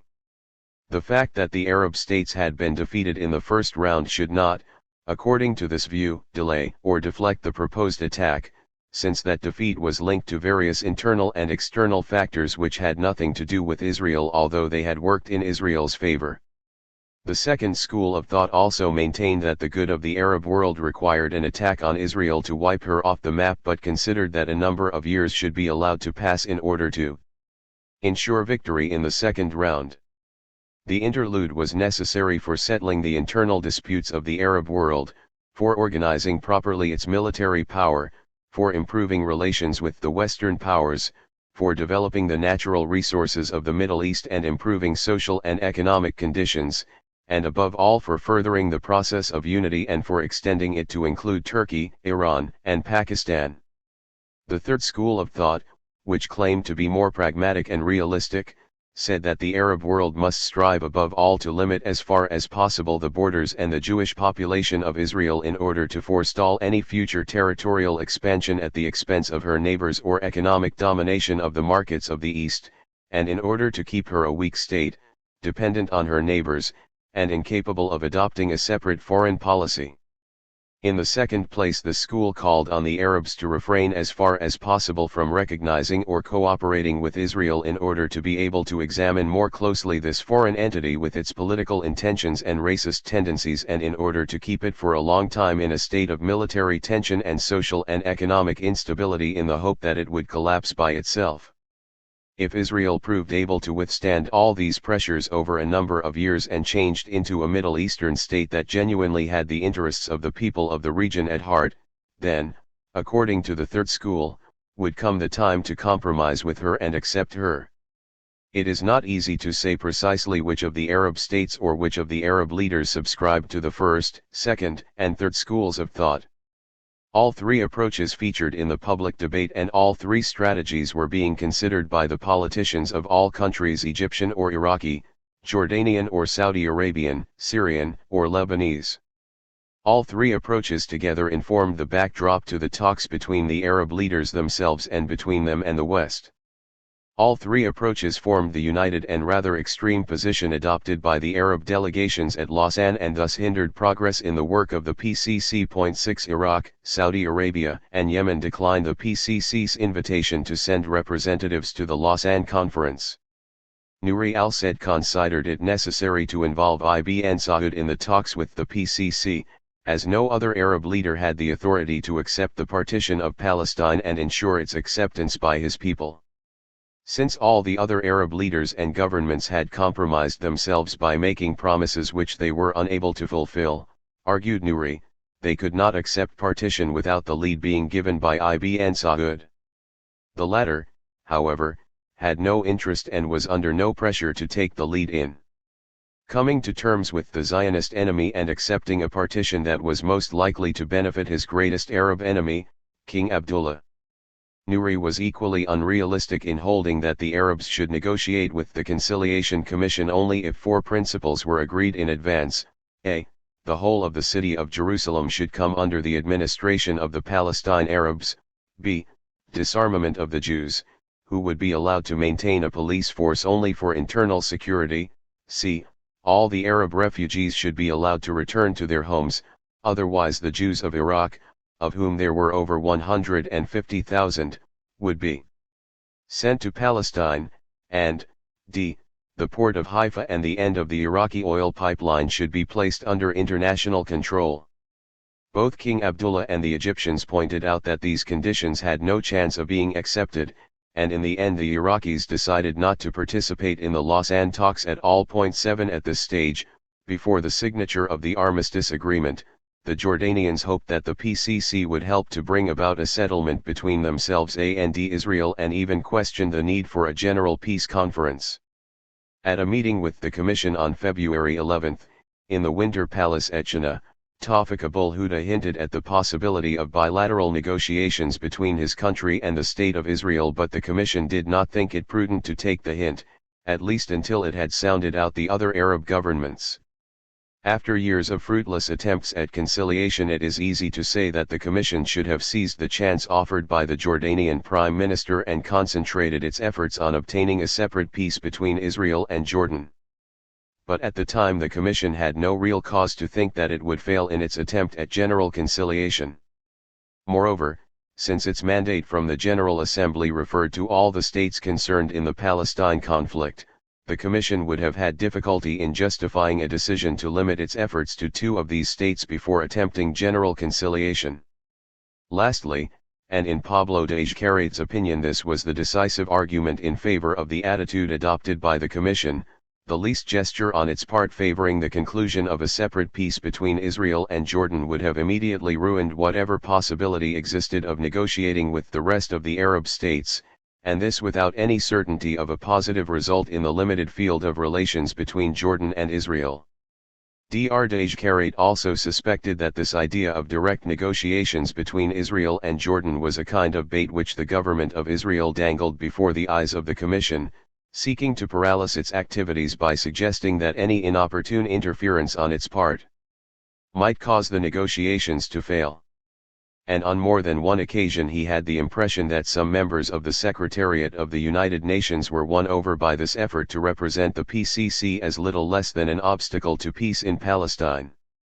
In reality, there was only one firm supporter of direct negotiations and a separate peace with Israel in the Kingdom of Jordan, and that was King Abdullah. And the king himself realized that he could not overcome strong opposition to his policy from some of the active political elements in the state. 8.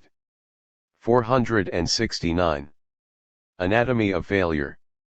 The Lausanne Conference opened on April 27, 1949 and lasted until September 15. Whereas at Rhodes the Israeli and Arab delegates as well as Dr. Bunch and his staff had been housed together under the same roof, in Switzerland all the Arab delegations were put up at the Lausanne Palace at one end of the town, while the Israeli delegation and the Commission were accommodated at the Hotel Beau Rivage by the lake at the other end of town. To describe the proceedings of those 5 months as a conference is to stretch a point, since the delegations of Israel and the Arab states never met officially even once. It was the PCC that conferred and corresponded with each side separately. The gulf separating the two sides was evident from the very outset. The Arabs, with the exception of Jordan, were not prepared to enter into general peace negotiations until a solution to the refugee problem had been found. Israel was not prepared to negotiate on any point separately, outside the framework of general peace negotiations. The Arabs maintained that the refugee problem must be settled first, while Israel wished the territorial problem to be settled first. This was the first and most formidable stumbling block on the road to negotiations that the PCC was called upon to remove. In its efforts to remove this stumbling block, the PCC registered one notable success when it got the two sides to sign separately, on May 12, identical documents, accepting the UN Partition Plan of November 29, 1947, as a basis for discussion with the Commission. But the success was very short-lived. The Arabs signed the famous Lausanne Protocol because it appeared to commit Israel to acceptance of the partition frontiers, those frontiers that they themselves had waged, and lost, a war to destroy. Their earlier position, which was to discuss only the refugee problem and not a territorial settlement, was now reversed. Walter Eiten signed the Lausanne Protocol because at that time Israel's application for membership of the UN was under consideration and he believed that signing would improve her chances of being accepted, and also because the protocol was merely a basis for discussions with the Commission, not the basis. Eiten signed the Lausanne Protocol, which he later described as a sham, without being authorized to do so. He did so because he was certain that no risk was involved. Members of the government, and especially the Prime Minister, were shocked to learn that Israel suddenly accepted the partition plan, and they called Eiten to account. Their anxieties were allayed when Eiten explained that the protocol bound neither side to anything except to begin discussions. The exchange of views with the Commission was to bear on certain territorial adjustments. Adjustment was an elastic word. It could mean adjustment in any direction, increase or decrease. The Arabs could put forward the UN partition plan as a basis for discussion if they wanted to, but Israel was free to present any plan of her choice as an alternative. 3 days after signing the protocol, Eiten indeed declared that the Arab states had no territorial rights to any part of Palestine, demanded the withdrawal of their forces and suggested a plebiscite to decide the future of the Arab areas. These propositions dispelled not only Israeli fears but also Arab hopes, while the Commission, shattered and confused, was forced back to square one. 9 To break the deadlock, the American member of the Commission, Mark Etheridge, persuaded the Israelis to take all the refugees in the Gaza Strip, occupied in the war by Egypt, in return for the ownership of the Strip itself. The Israeli government hoped to gain a number of very important advantages from accepting this proposal: additional territory, extending the coastal strip down to Rafah, having the desert as the border between Egypt and Israel, removal of the threat to the security of Tel Aviv and the southern Negev, and forestalling the danger that Jordan and Britain would become entrenched on Israel's western as well as eastern flanks in the event of the Strip going to Abdullah. 10 In May 1949, when the government took the decision to offer to incorporate the Gaza Strip in Israel, it was estimated that the entire population of the Strip, residents and refugees, was about 180,000. It therefore came as something of a shock when the experts discovered shortly afterwards that the correct number was 310,000, of whom 230,000 were refugees. Horrified by the prospect that Israel's Arab population would rise to 500,000 if the Gaza scheme was realized, Sharett immediately backtracked.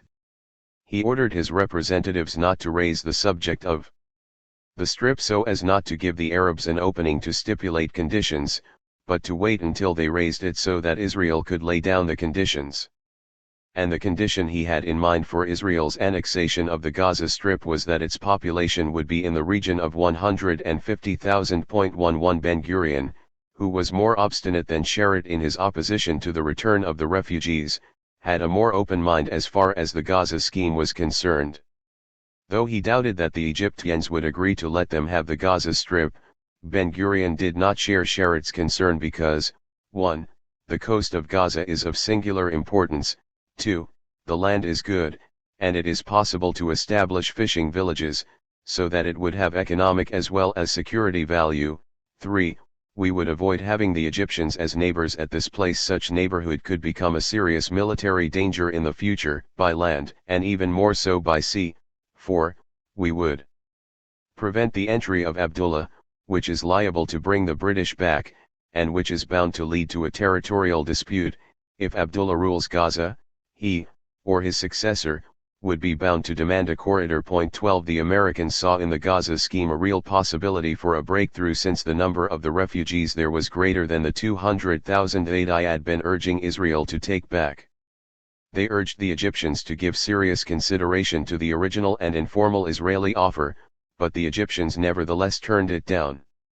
Despite the heavy economic burden it placed upon them, the Egyptians preferred to remain in occupation of the Gaza Strip rather than hand it over either to Abdullah or to Israel. They were reluctant to lay themselves bare to the charge of trading land for refugees, and perhaps they feared that they would end up with the refugees anyway, and lose the Strip into the bargain. 13 President Truman personally intervened in an effort to save the Lausanne talks.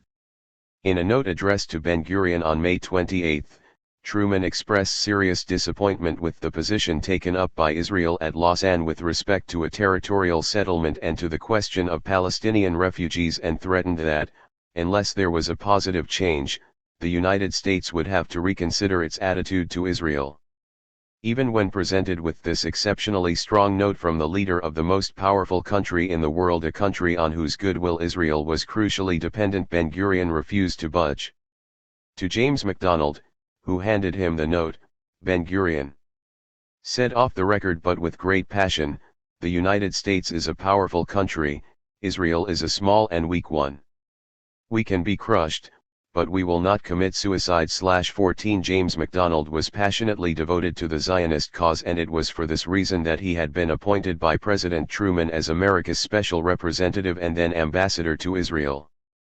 As the only political appointee in the Near Eastern Affairs Bureau, he enjoyed direct access to the president, and he used that access to counteract what he saw as the repeated attempts by the State Department's pro-Arab career officers to get Truman to approve steps and policies which contradicted his essential position vis-a-vis Israel. 15 The Israelis were not slow to appreciate the possibilities of using their friends at the White House or friends with access to the White House in order to undercut State Department initiatives. In this instance, George McGee, the recently appointed coordinator for Palestine refugee affairs at the State Department, recommended the holding up of the remainder of the $1 million Export-Import Bank of Washington loan to Israel, which was $49 million, to put pressure on Israel to take at least 200,000 refugees. Armed with what he thought was White House approval for his plan, McGee broke the news to the Israeli ambassador over lunch. The ambassador looked at him straight in the eye and said that he would not get away with this move. Within an hour of his return to his office, McGee received a message from the White House that the president wished to dissociate himself from any withholding of the Export-Import Bank loan. "I knew of the president's sympathy for Israel," commented McGee ruefully, "but I never before realized how swiftly the supporters of Israel could act if challenged." 16 To deflect the ever-increasing international, and especially American, pressure from itself to the Arabs, the Israeli government reconsidered its policy and tactics on the question of the refugees and authorized the Israeli delegation at Lausanne to announce, on July 31, that Israel would be prepared to repatriate 100,000 refugees as part of a comprehensive settlement to the Middle East conflict. This figure included the 25,000 who had already returned to Israel as part of a scheme for the reunion of families, and it represented the absolute limit of Israel's contribution. This offer was not only conditional on the agreement of the Arab states to resettle all the remaining Arab refugees in their countries and on the conclusion of a permanent peace settlement, but it also left the Israeli government the freedom to determine what categories of refugees to take back, the timetable for their repatriation, and the places where they would be resettled. In substance, this offer represented a retreat from the Gaza scheme, which involved more than twice as many refugees. Yet, because the ground had not been prepared for this announcement, there was a storm of protest from inside MAPE, from nearly all the parties in the Knesset, and from the public at large. The government was angrily denounced for giving in to imperialist pressures. Ben-Gurion, who had been far from enthusiastic about this idea, left it to Sharad to beat a hasty retreat. Unless the Arabs hastened to accept the offer and to take it upon themselves to resettle the remaining refugees, declared the embattled Sharad, the government would be forced to withdraw the offer. Several months later, the Israeli government, tired of holding out its hand, withdrew the offer. The PGG considered the Israeli figure not only unacceptable but so far removed from what it thought reasonable that it did not even communicate it officially to the Arab delegations. These delegations nonetheless let Israel off the hook by declining her offer and making a counter-proposal involving nearly total repatriation. Any offer made by Israel was suspect in their eyes. One suspicion was that Israel would choose the balance of the 100,000 from among those who owned property and who would go back, sell their land and other assets, and clear out of the country with the proceeds. Yet, from a tactical point of view, they would have done better to accept the Israeli proposal, if only to call Israel's bluff, for the Israeli offer to take back 100,000 refugees had been dictated not by a genuine change of heart but by tactical considerations, and its rejection by the Arabs temporarily improved Israel's position vis-a-vis the Commission and the Great Powers. 17 No one saw more clearly than Elias Sasson, the only Oriental Jew of senior rank in the foreign ministry, that Israel's obstinate defense of the status quo barred the way to an understanding with the Arabs and doomed the Lausanne Conference to failure. His colleagues of European extraction treated him with some reserve and even condescension because culturally and temperamentally he resembled an Arab, or rather the Israeli diplomat stereotype of an Arab, while politically he was considered somewhat unreliable on account of his excessively moderate views. When the question arose as to whether Sasson, as the head of the Foreign Ministry's Middle Eastern Department, should be placed at the head of the Israeli delegation to the Lausanne talks, his colleagues were opposed. Reuven Chiloa and I5, wrote Walter Eiten to Sharad, are definitely against Elias being the head of the delegation as a whole. We see his role as that of the ideal liaison officer between our delegation and the Arabs, making contacts, speaking soft words into Arab ears, formulating difficult matters in a way which may make it easier for the Arabs to swallow them, etc., etc. Precisely the task which he discharged so excellently at Rhodes. 18 Not even Sasson's silver tongue, however, could make Israel's tune music to Arab ears at Lausanne. At the end of the first phase of the talks, Sasson wrote to his subordinate, Ziamidovon, about his personal disappointment and frustration, in an even more savagely frank vein, about the absurdity of Israel's position, about the incompetence and uselessness of the PCG, and about the selfishness and rivalries of the Arab states, all of which combined to produce the impasse at Lausanne and frustrate any possibility of a constructive solution to the refugee problem. You have no idea how sorry I am that I came to Lausanne. The town, it is true, is very beautiful. The hotel at which we are staying Beau Rivage is really magnificent. So is the weather and so on. But, as you know, we did not come here to enjoy the beauty of the town or to admire its illustrious buildings or famous mountains. We came here for a particular purpose, for one and only one purpose, which is to obtain peace with the Arab states. But we have been here for 2 months and we have not advanced one step towards this desired and exalted goal, and there are no chances of progress in the future even if we decide to stay at Lausanne for another several months. Every day that passes strengthens the feeling and the belief among us, the Arabs, and the Conciliation Commission that the Lausanne talks are sterile and doomed to end in failure. Nor is this surprising. Firstly, the Jews think they can achieve peace without any price, maximal or minimal. They want to achieve a, Arab surrender of all the areas occupied today by Israel, b, Arab agreement to absorb all the refugees in the neighboring countries, c, Arab agreement to border adjustment in the center, the south, and the Jerusalem area to Israel's exclusive advantage, d, the relinquishment by the Arabs of their assets and property in Israel in exchange for compensation which would be evaluated by the Jews alone and which would be paid, if at all, over a number of years after the attainment of peace, e, de facto and de jure recognition by the Arabs of the State of Israel and its new frontiers, f, Arab agreement to the immediate establishment of diplomatic and economic relations between their countries and Israel, etc., etc. Secondly, the Arabs do understand that Israel has become a fact, etc., but they ask themselves, if these are her conditions, what obliges them to hasten and recognize her? Egypt argues, for example, that her recognition of Israel would strengthen not only Israel but her two Hashemite neighbors, the near one Transjordan, and the far one Iraq, and upset thereby the balance of power in the Arab world, to the detriment of at least 4 Arab states, Saudi Arabia, Syria, Egypt, and Lebanon.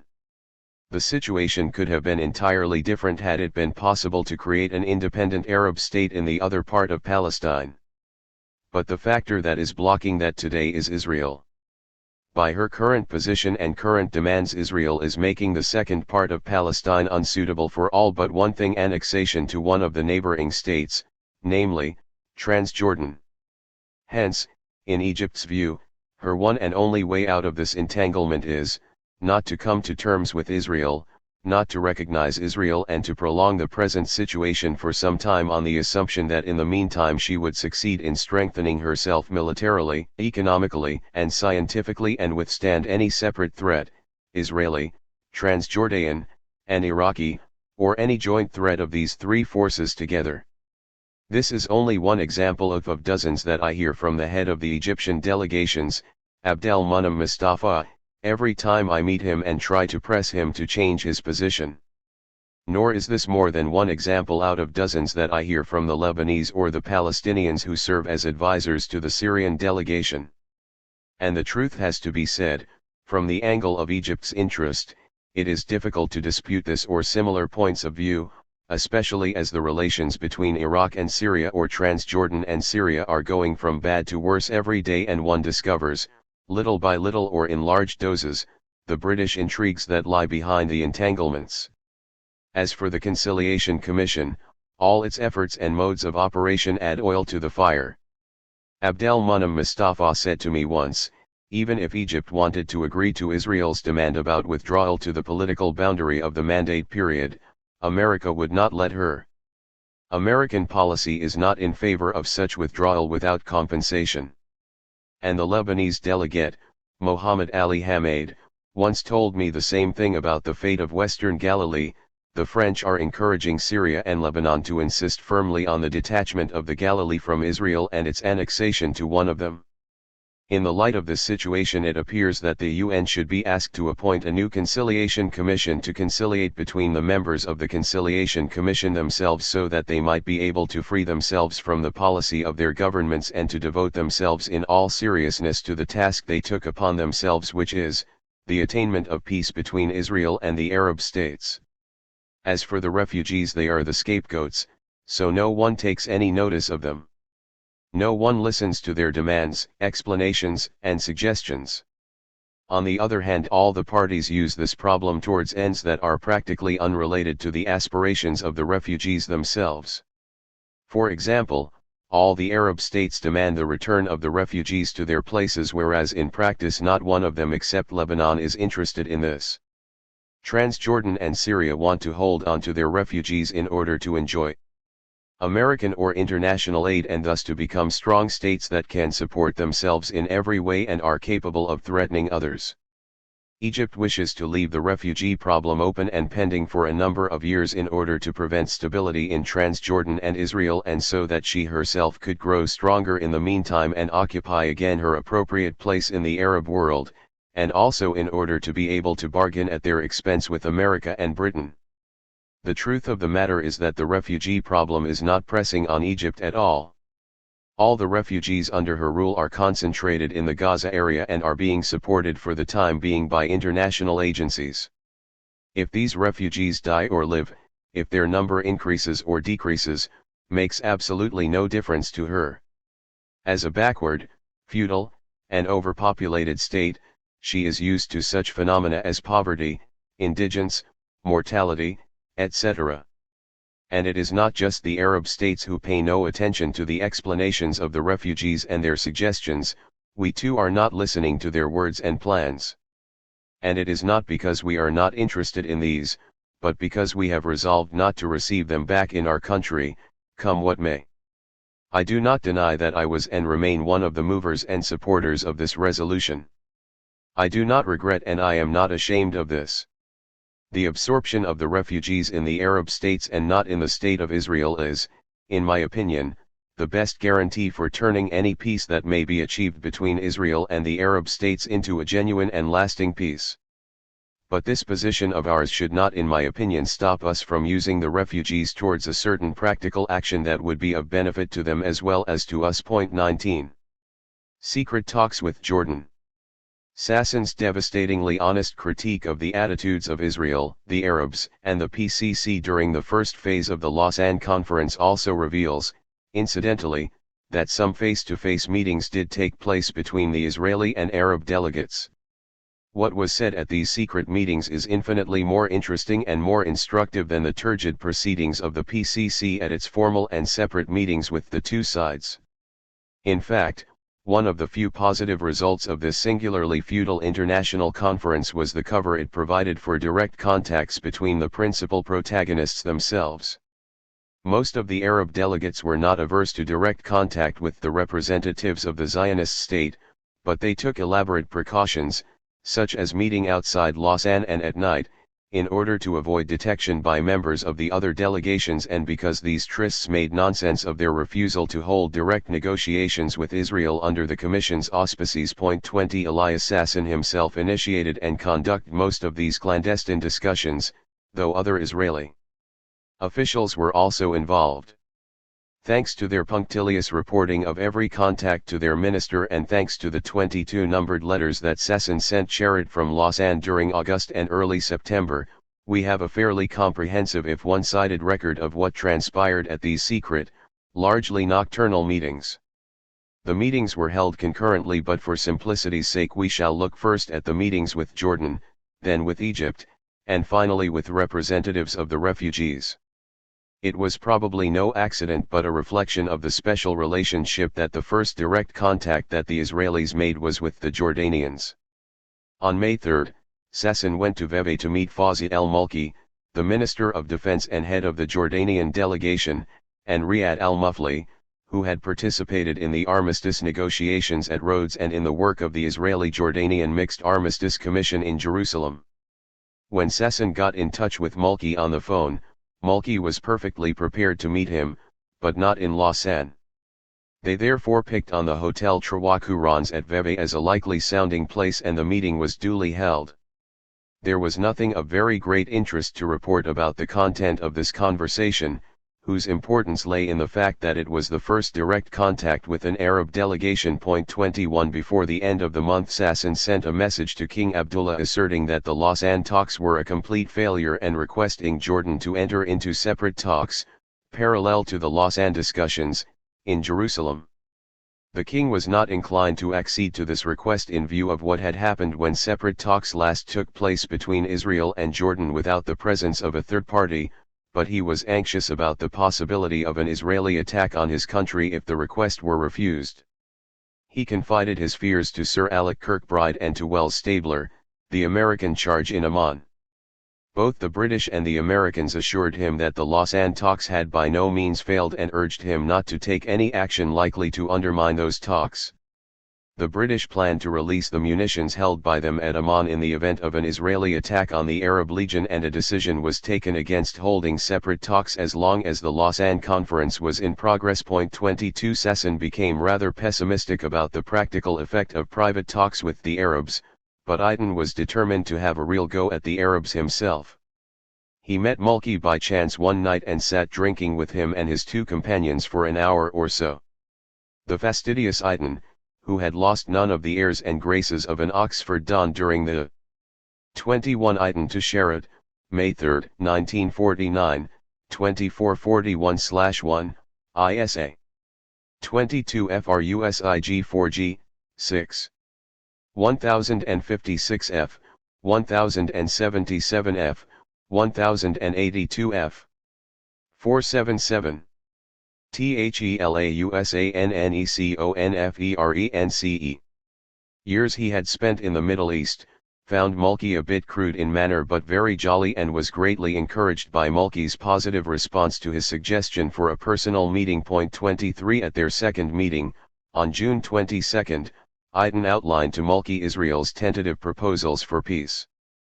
First and most important was the proposal to divide up Palestine between Jordan and Israel only.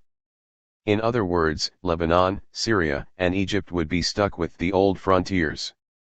Second, Israel and Jordan would each recognize the right of the other to keep what they held. Third, Israel might agree to give Gaza to Jordan if the latter could persuade Egypt to cede it. Fourth, Israel would not give up Western Galilee nor pay any territorial compensation for it. Fifth, Israel agreed to discuss with Jordan frontier adjustment elsewhere in their mutual interest. Finally, as a gesture in the event of peace being established, Israel would make some contribution towards solving the refugee problem. Mulkey said he would cable the king and arranged a further meeting. Though Mulkey was non-committal at this stage, Aydin received the impression that Jordan was anxious to make peace but that she would try to trade area for refugees.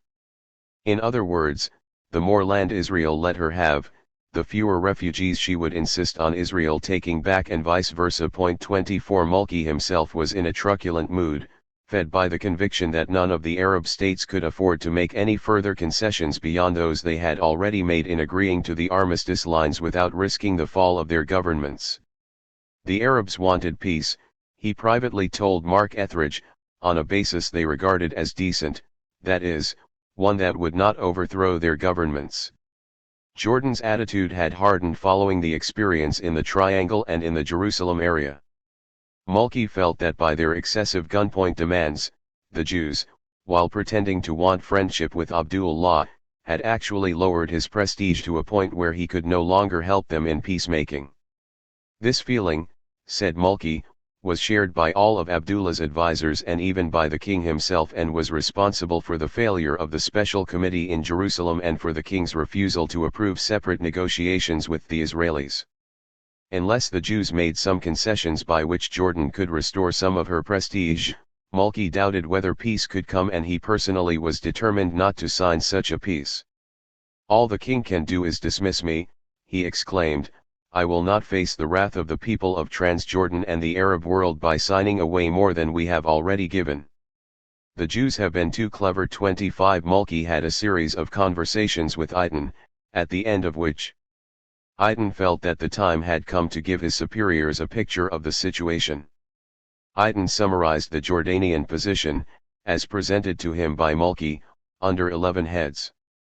1. Jordan wanted peace and was prepared to make a greater effort than any other state to get it. 2. Jordan found it extremely difficult to make a separate peace. The king's popularity and influence went down to near zero after the armistice agreement, and he was not in a position to stick his neck out any further. At the beginning of the year he had been at the height of his popularity internally and of his influence externally and could do what he liked.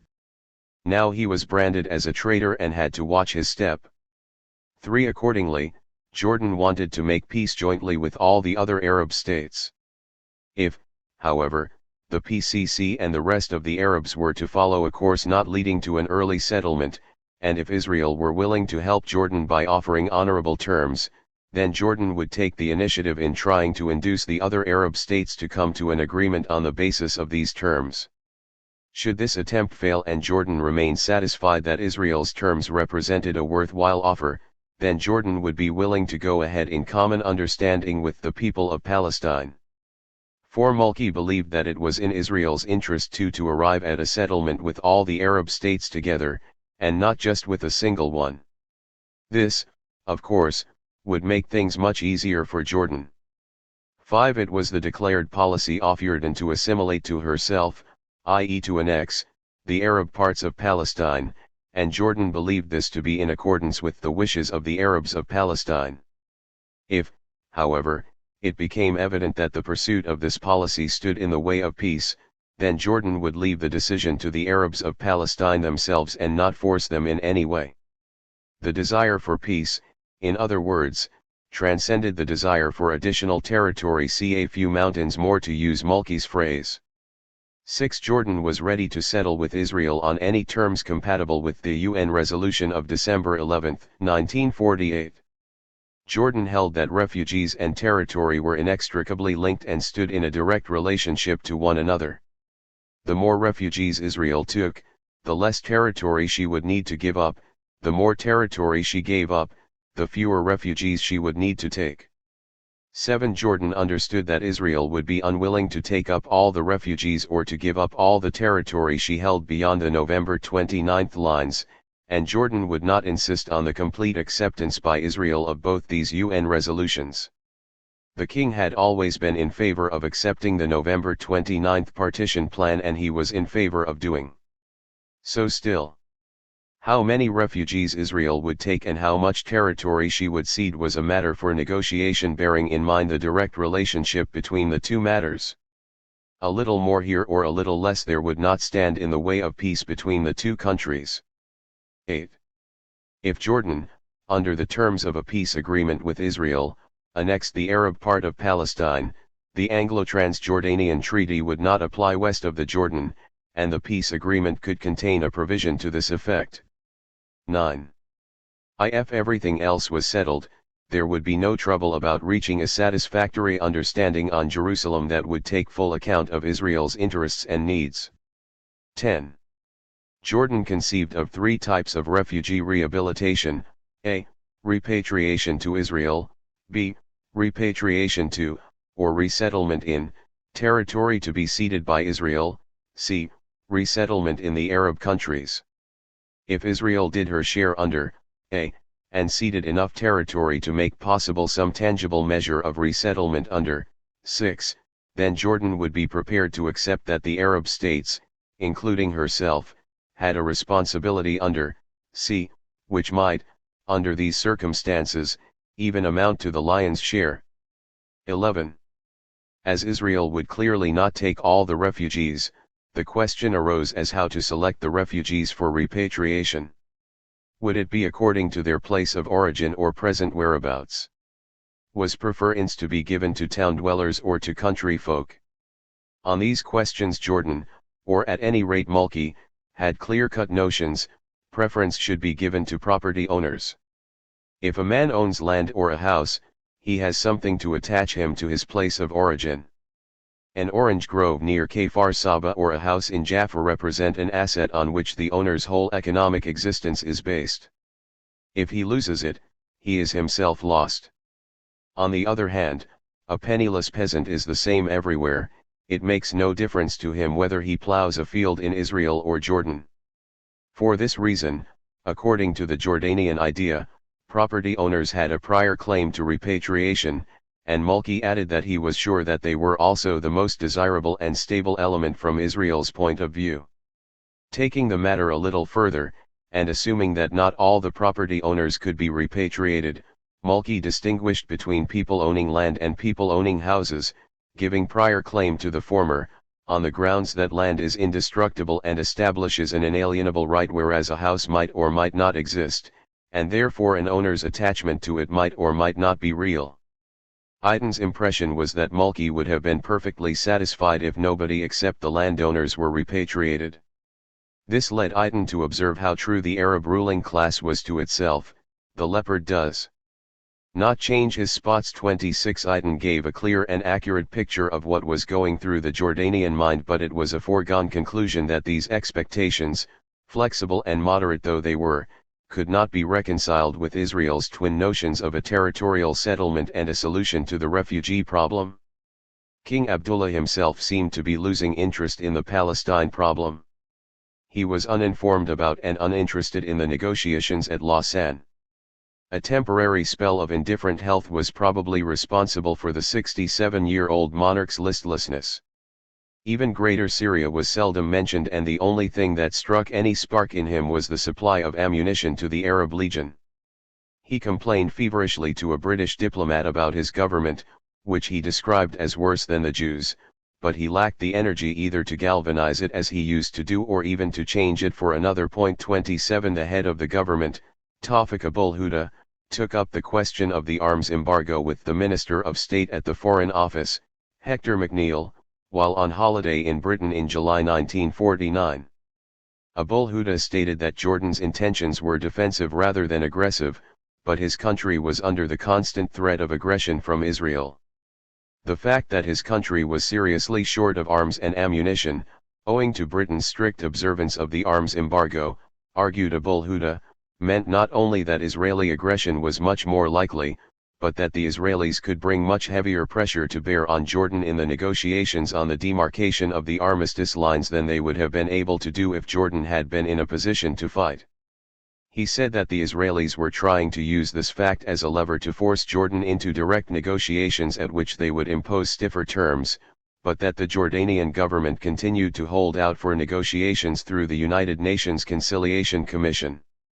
He added that if the Israelis succeeded in imposing an unfair settlement by using their military superiority, there would be a resulting lack of balance between Jew and Arab in the Middle East, which would lead to a permanent threat to its stability.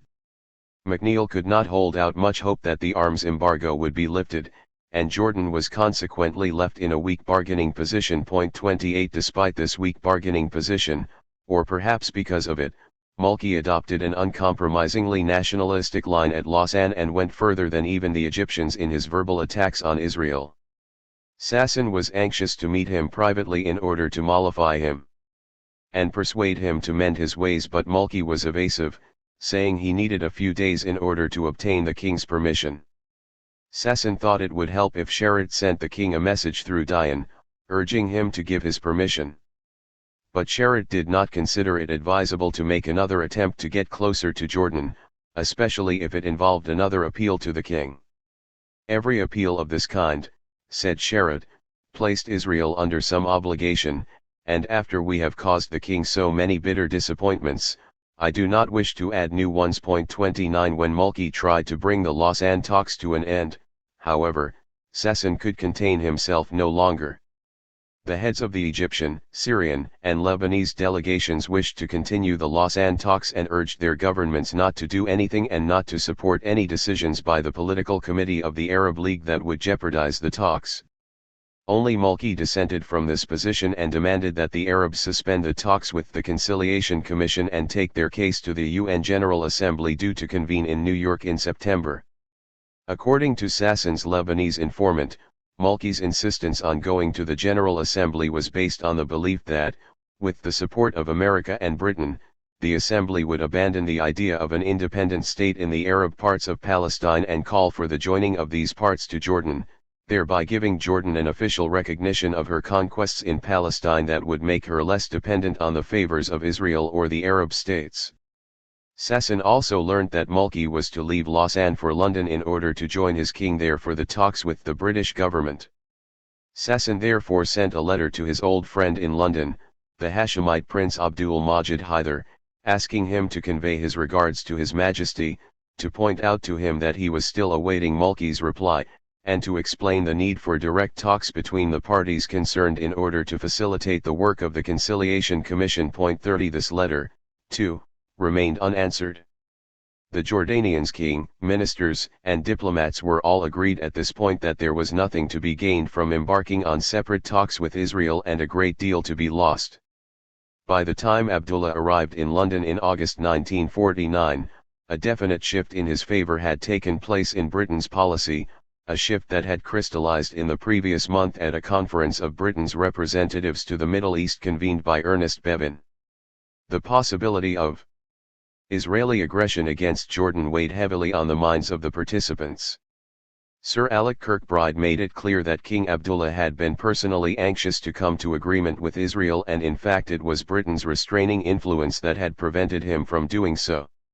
Sir Knox Helm, the minister at Tel Aviv, was convinced that Israel had no aggressive intentions and referred to the fact that immigration was diminishing. He added, however, that the delay in the incorporation of Arab Palestine in Jordan was an invitation to Israel to expand. Sir Hugh Dow, the Consul General in Jerusalem, agreed with this view and pointed out that the non-application of the Anglo-Transjordanian Treaty to this area was an encouragement to the Israelis to advance. Sir John Troutbeck conceded that in their hearts the Jordanian and other Arab governments wished to conclude peace with Israel but were afraid of breaking the Arab front, and stressed the danger of Britain's incurring general Arab resentment if she encouraged any one state to act independently. Moreover, British endorsement of a permanent settlement between Jordan and Israel, argued Troutbeck, would be viewed by the Egyptians as appeasement of militant Zionism. In the end, however, the arguments of Kirkbride, Knox, and Dow in favor of a Jordan-first approach carried the day.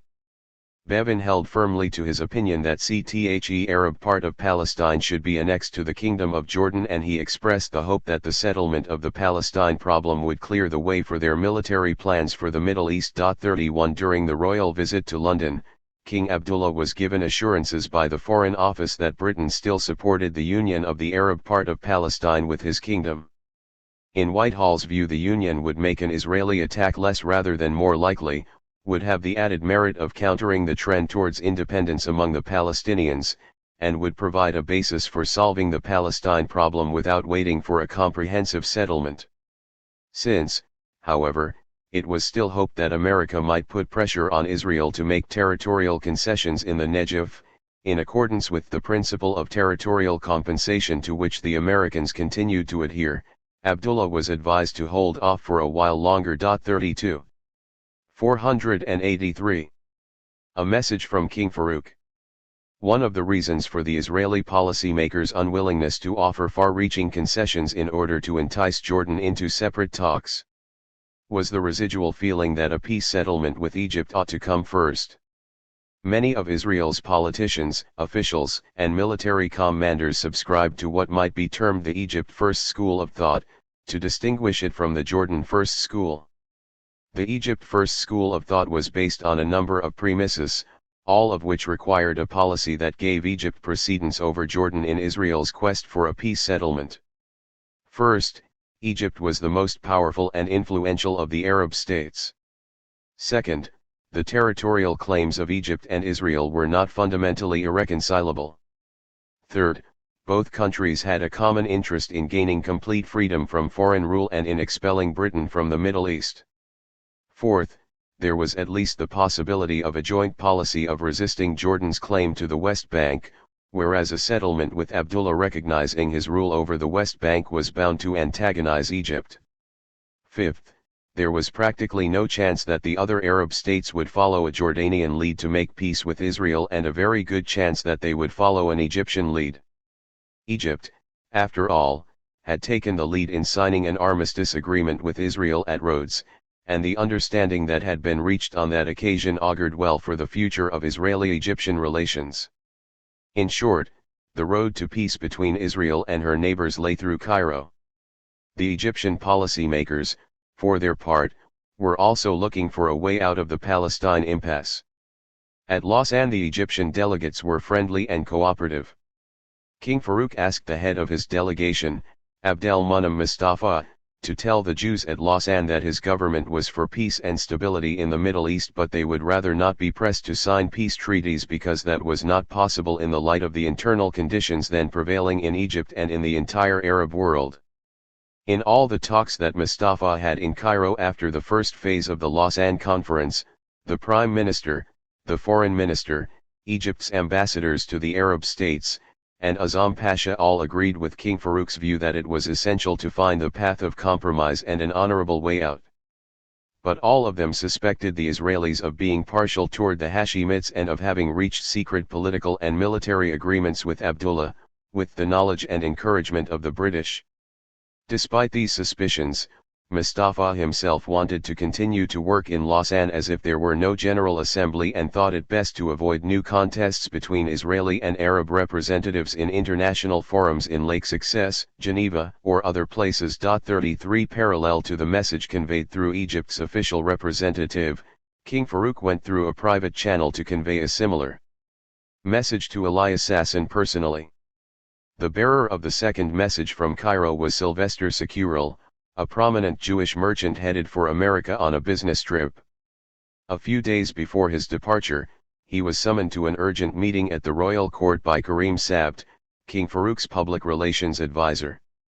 Karim Sabt told Securel that the king had heard about his trip and wanted to transmit through him a message to one Jewish Zionist named Elias Sasson who was either in Paris or at Lausanne. Sabt added that this Sasson was known in Egypt and in the Arab world as a friend of the Arabs who was searching for ways to bring about peace between his nation and the Arab nations. The message was about the situation of the Jewish community in Egypt and it was intended to prepare the ground for an understanding between Egypt and Israel. The king wanted Sasson to be informed that his government had done everything in its power in order to improve the conditions of Egypt's Jews, to restore their freedom, and to gradually free the detainees and their property. In addition, the Egyptian government had decided to review seriously the situation that had been created in Palestine. On the other hand, the king requested that Israel's radio and newspapers should stop their attacks on him, on his government and his people, and that Israel should use her influence to put an end to the attacks on Egypt in the Western, and especially American, media.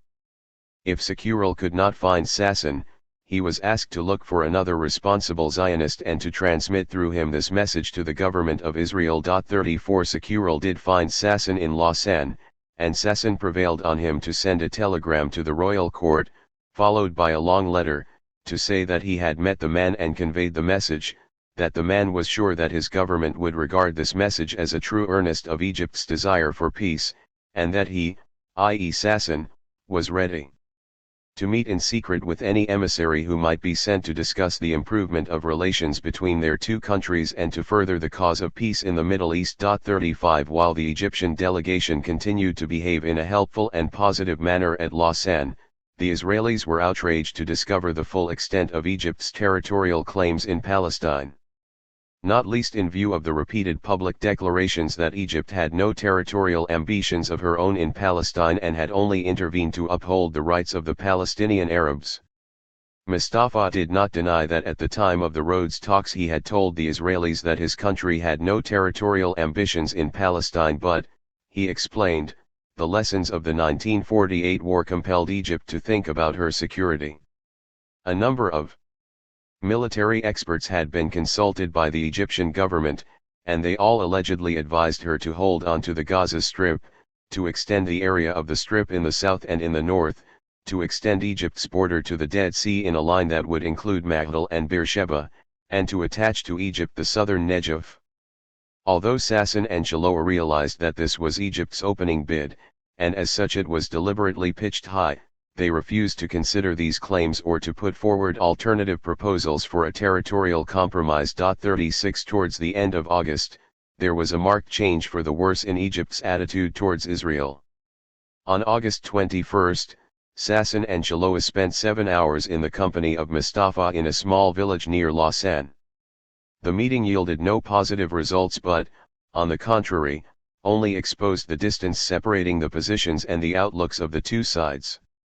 Mustafa stated that the new Egyptian policy had two aims: first, the creation of a wedge between Egypt and Israel and between Egypt and Jordan by turning the entire Negev into Palestinian Arab territory, and second, the gradual improvement of the political and economic relations between Egypt and Israel.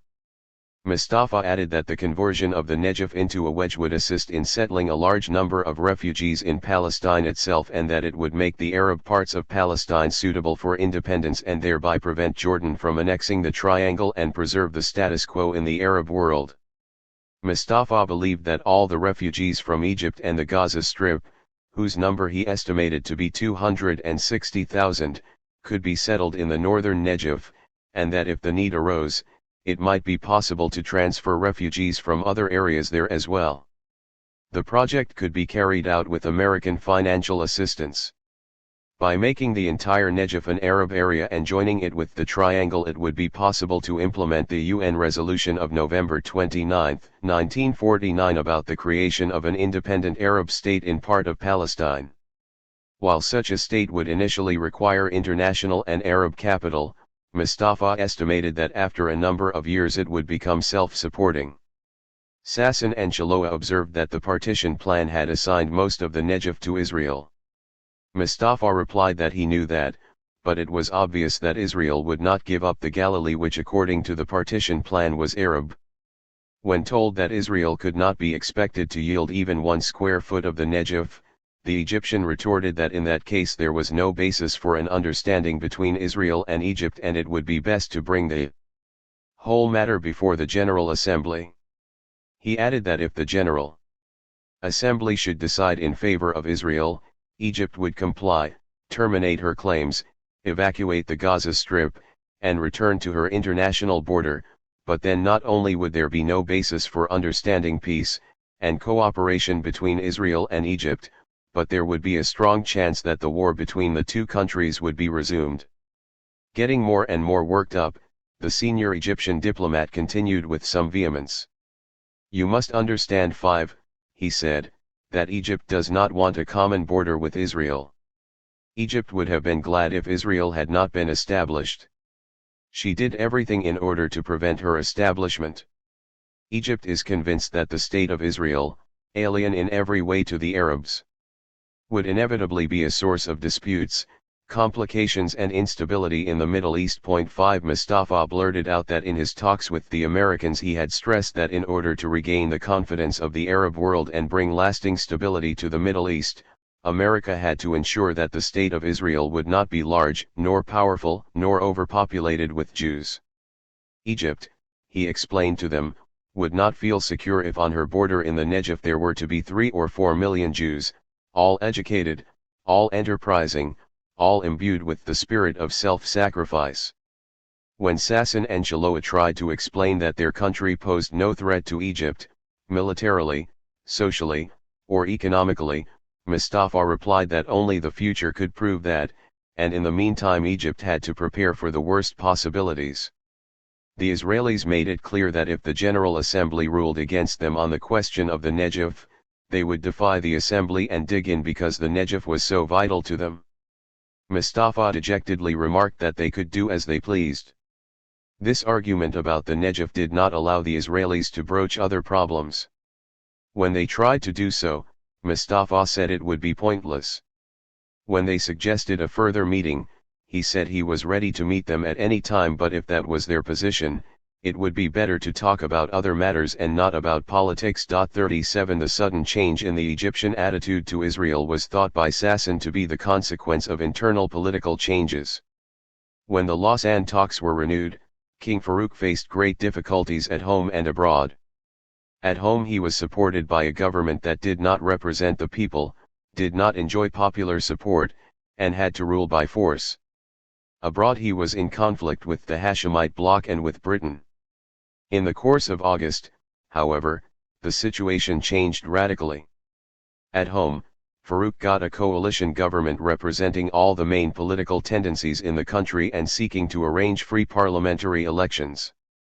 Abroad, his relations with the Hashemites and the British steadily improved. In this changed political constellation, Farouk had no reason to hasten to settle the conflict with Israel.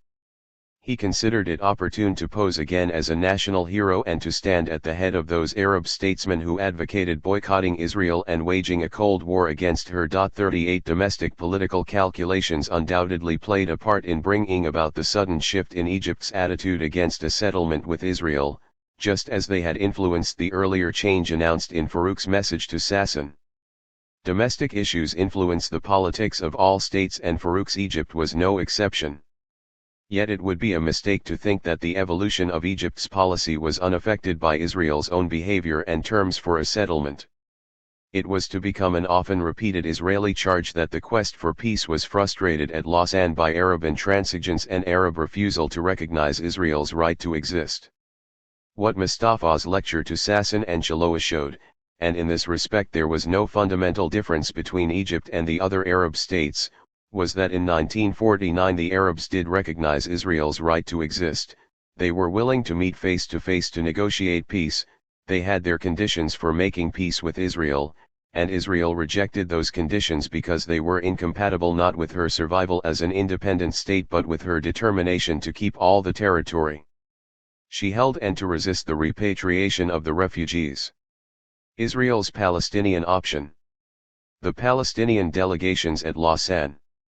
At Lausanne, members of the Israeli delegation held talks not only with the official delegations of Egypt, Jordan, Syria, and Lebanon but also with the representatives of various groups of Palestinian refugees.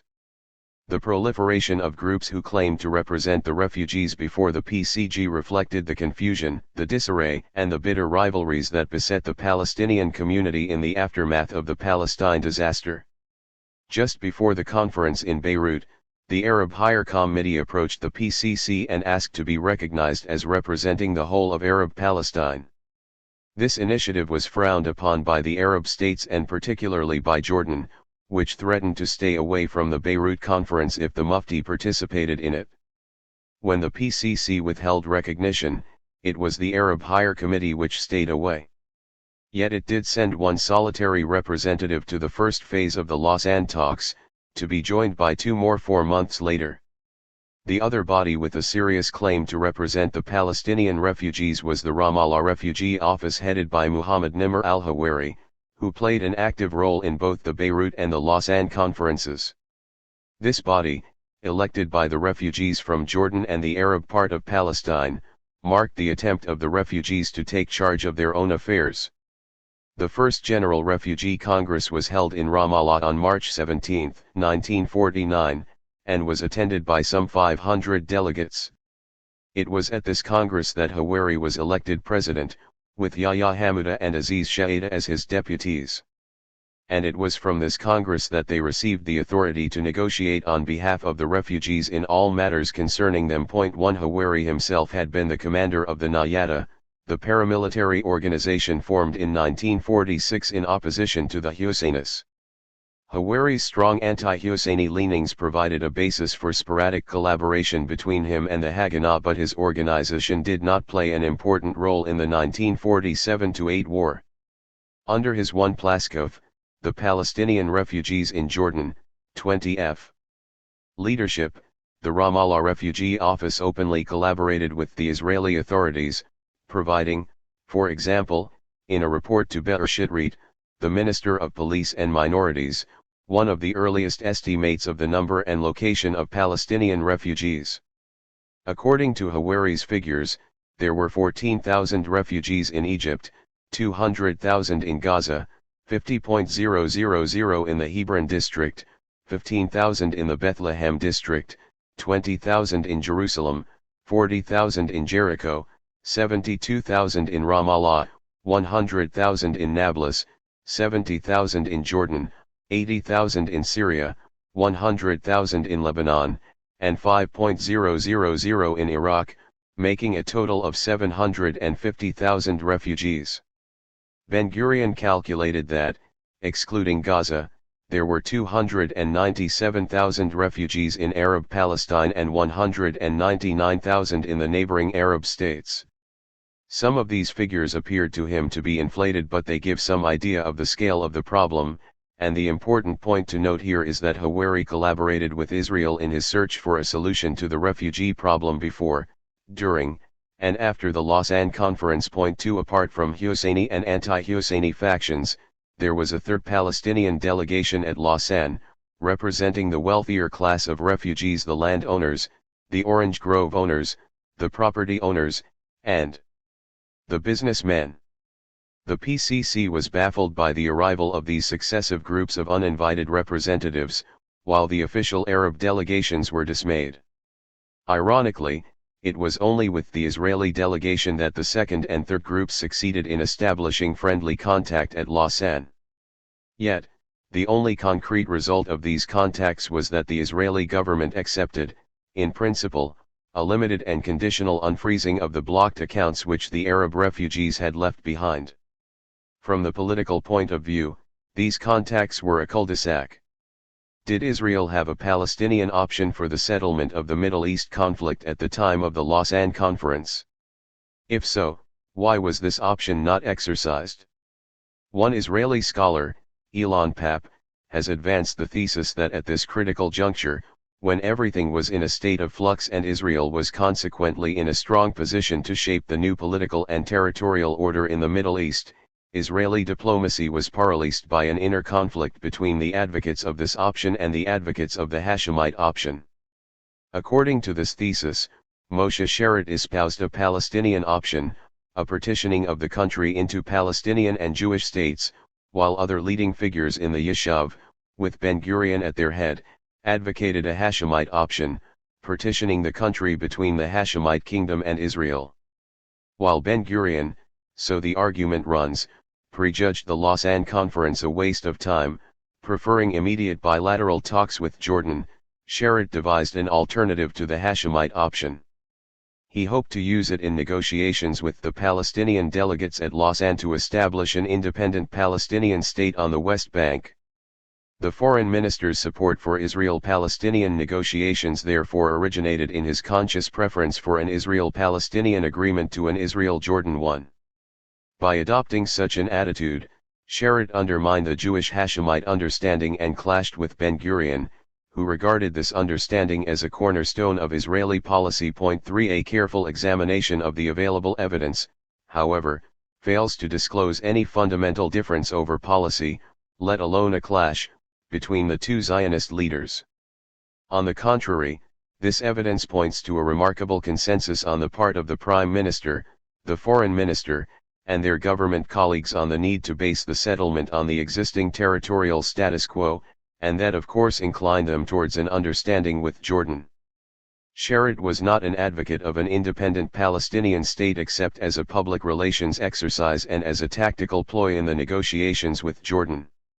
As early as June 15, 1948, Sharett had written to Nahum Goldman, "The most spectacular event in the contemporary history of Palestine, more spectacular in a sense than the creation of the Jewish state, is the wholesale evacuation of its Arab population, which has swept with it also thousands of Arabs from areas threatened and/or occupied by us outside our boundaries. I doubt whether there are 100,000 Arabs in Israel today.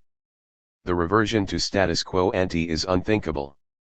The opportunities which the present position opens up for a lasting and radical solution of the most vexing problem of the Jewish state are so far-reaching as to take one's breath away. Even if a certain backwash is unavoidable, we must make the most of the momentous chance with which history has presented us so swiftly and so unexpectedly." 4 Sharett's subordinates in the Middle East Department predicted that the refugees would somehow get over their displacement and settle down to a new life in the host countries. Those with the highest capacity for survival and adjustment will manage by a process of natural selection, while the rest would be crushed. Some of them would die and most of them would turn into human dust and the waste of society, and join the most impoverished classes in the Arab countries. 5 Inasmuch as the idea of a Palestinian state had any appeal to Sharett, it was not as a solution to the refugee problem but as a complement to an accord with Egypt. The Egyptians had given every indication at the time when the armistice agreement was concluded that they were looking for a political solution to the Palestine problem that would permit them to make peace with Israel and return home without loss of face. The trouble, as Sharett privately confided at the time, was that Sasson had only one record to play and it was beginning to show signs of wear. Progress was held up by the lack of a clear Israeli position on the principal questions, the future of Arab Palestine, the fate of the Gaza Strip, and the attitude towards the two vital blocs within the Arab League. Yet, while clearly grasping Israel's responsibility for the lack of progress, Sharad had no constructive suggestions to make. All he could say was that the transition from wartime diplomacy to peacetime diplomacy must not be precipitate, and that Israeli diplomacy had to be patient. Sharad admitted that on the main question posed by Egypt, regarding the future of the Arab part of Palestine, we are in dire straits. We cannot state categorically that there is a prospect for forging an independent Arab state, because in doing so we would take upon ourselves a responsibility that we cannot bear or even pretend to. On the other hand, we must not bind ourselves with Egypt to the conclusion that the annexation of this part to Transjordan is inescapable. So there is no alternative but to spin out things and refrain from giving a clear-cut answer. 6. The truth of the matter is that neither Sharad nor any other prominent Israeli leader genuinely desired the establishment of an independent Palestinian state in the spring of 1949. A Palestinian solution entailed Palestinian independence and Palestinian statehood and pressure on Israel to return to the borders of the 1947 Partition resolution. Israel's leaders considered that the 1947 borders would not permit them to live under conditions of tolerable security. They therefore preferred a solution with Jordan based on the 1949 borders. 7. There was, it is true, a tendency to resist the merger of the West Bank with the East Bank for fear that a larger and stronger Jordanian kingdom would expose Israel to hostile Iraqi and British activities. But the general feeling was that in the long run Abdullah, of all the Arab leaders, offered the best prospect for attaining peaceful coexistence, and in this respect there was no fundamental difference between Ben-Gurion and Sharad. On the future of the West Bank neither of them had very clear ideas, and the result was not a conflict of orientations but a tendency to improvise, to muddle along, and to trail behind events. There was nothing in the guidelines given to the Israeli delegation for the Lausanne Conference to indicate any possibility of official support for the creation of an independent Palestinian state. Indeed, on arrival at Lausanne, Walter Eiten became troubled by the official reticence on this issue and implored his superiors to make up their minds. We, or rather you, will soon have to decide what is to be Israel's attitude about the Arab parts of Palestine.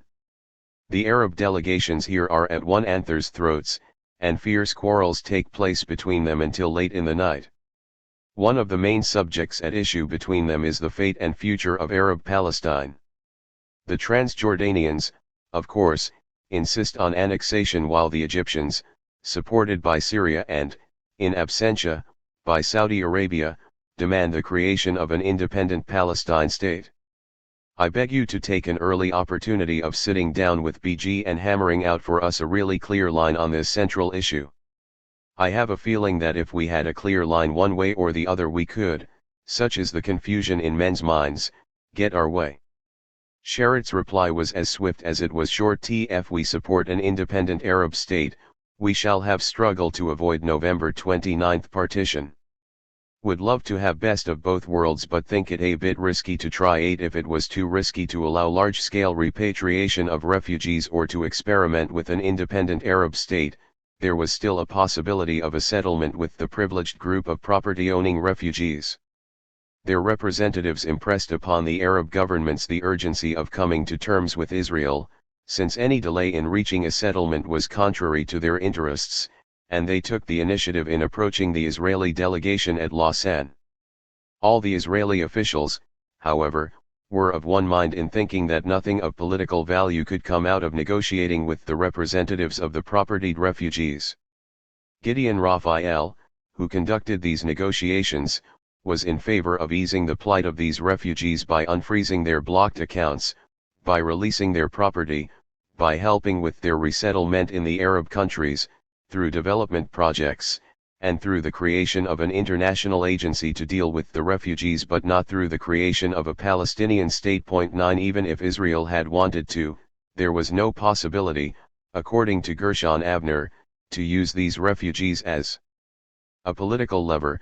When we met them at Lausanne they talked only about property and the reunion of families.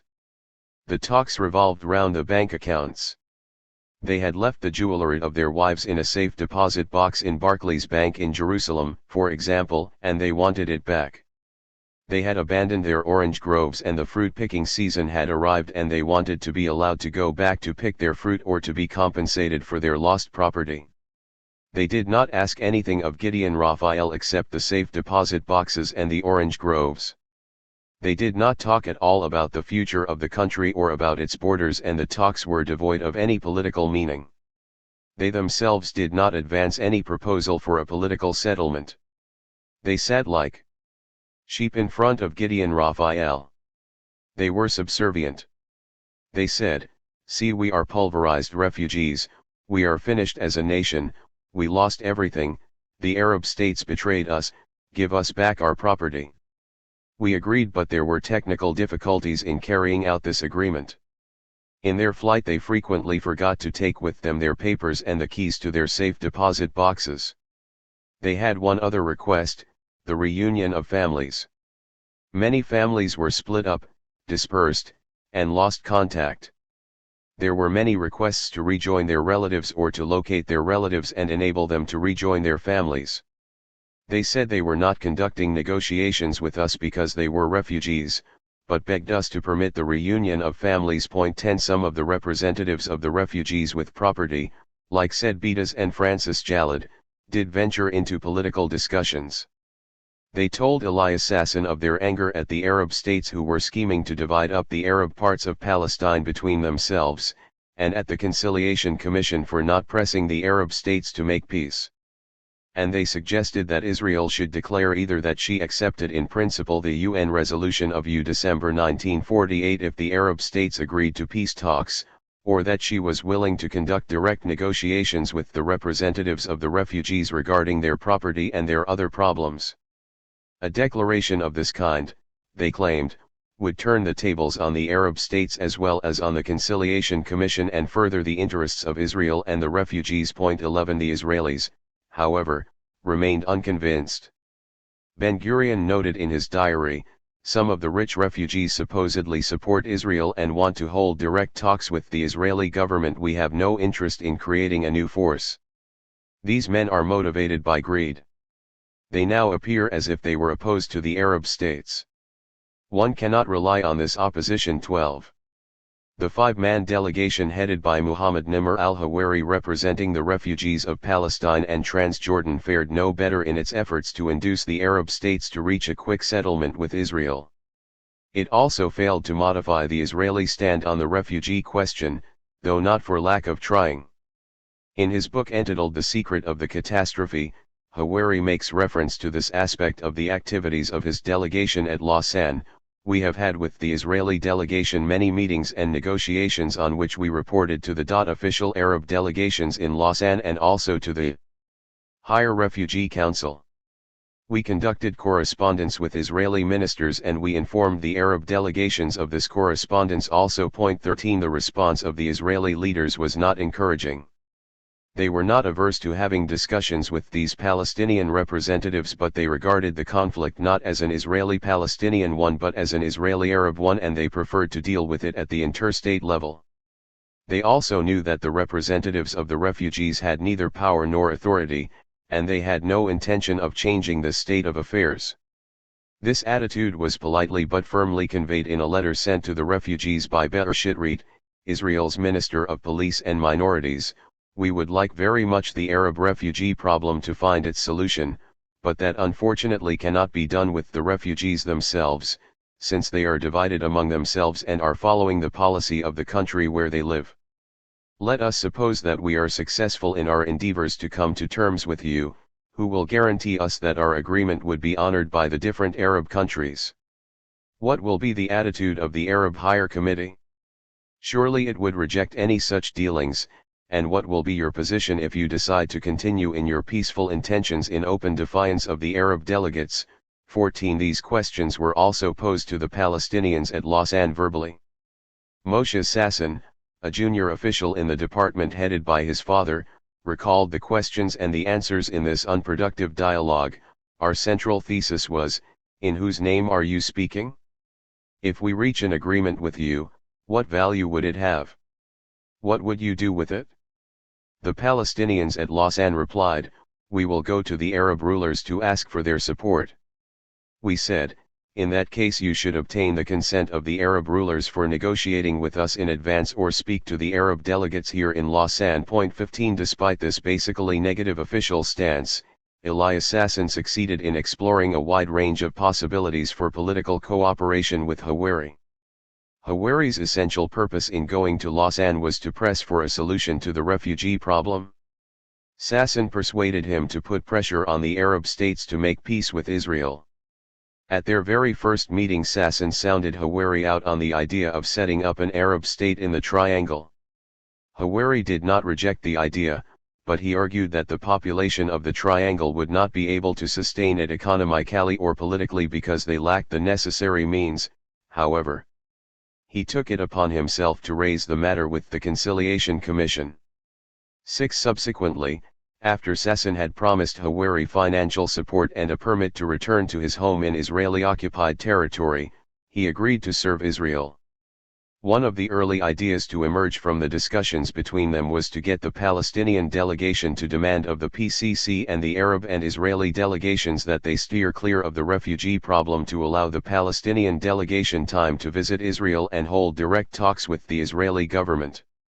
With this ploy, Sasson hoped to force the Arab delegations to leave the refugee problem on one side and to discuss the question of borders first. Hawari and his colleagues were willing to work along these lines. They believed that they could thwart Jordan's ambitions and force the other Arab states to end their involvement in the affairs of Palestine by turning the Triangle into an autonomous region linked to Israel. 167 Sherrod poured cold water on this plan. He reminded Sasson that Hawari had received money from them in the past and that that investment had borne no fruit. He also thought that any prestige that would accrue to Israel from a visit by a Palestinian delegation would quickly give way to bitterness and anger when it left empty-handed. Moreover, during its visit the delegation would discover how many abandoned Arab villages there were and how much of their land remained unsettled. To be of any real value, concluded Sherrod, Hawari should be used to advance the Syrian project for settling 250,000 refugees in Al Jazeera and to direct towards Israel a serious group of Palestinians ready to set up a political authority in the Triangle. 18 Hawari and his delegation repeated their offer to visit Israel and hold direct talks with the government there. They claimed that if an agreement was reached they would be able to influence most of the refugees and the Palestinian inhabitants to demand the merger of the remainder of Palestine with Israel. Sasson pressed for a decision as Hawari and his colleagues intended to leave Lausanne unless there were some signs of progress. 19 Ben-Gurion therefore convened a meeting of his advisors to review their options in relation to Jordan. Moshe Sherrod came out in favor of peace negotiations with Jordan, involving Israeli recognition of Jordan's annexation of the West Bank and some arrangements concerning Gaza and Jerusalem. One of the advantages of an accord with Jordan, Sherrod argued, was the obliteration of the borders of November 29, 1947. Another advisor thought the greatest danger lay in the formation of a united refugee front. If an accord with Jordan could prevent such a front, he was all for it.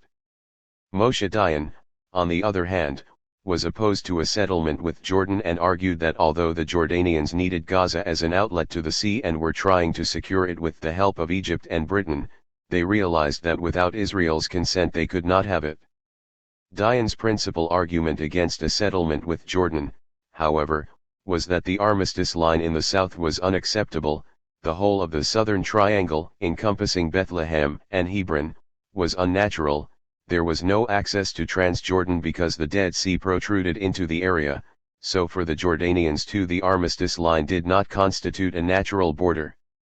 In other words, Dayan was not only opposed to granting Jordan access to the sea at Gaza, he was even opposed to a settlement based on the existing territorial status quo, without concessions to Jordan. Presumably the only natural border as far as Dayan was concerned was the River Jordan. Although Dayan did not explicitly propose Israeli expansion to the Jordan in the southern triangle, that was the logic behind his argument. And it was a military logic that did not fail to impress Ben-Gurion, at least momentarily. As he wrote in his diary, The only alternative to an agreement with Transjordan is an autonomous state of Nablus linked to the State of Israel or part of it. An agreement with Transjordan, apart from all the other difficulties, carries the danger that after Abdullah's death, this would become the most forward hostile salient inside our country. An agreement with Abdullah would involve three difficulties: the border in the Triangle, Jerusalem, and the Dead Sea. Under no circumstances could we agree to give up the western shore of the Dead Sea. 20 The shift of opinion on the West Bank in favor of union with Israel increased the leverage enjoyed by Israel in dealing with Abdullah.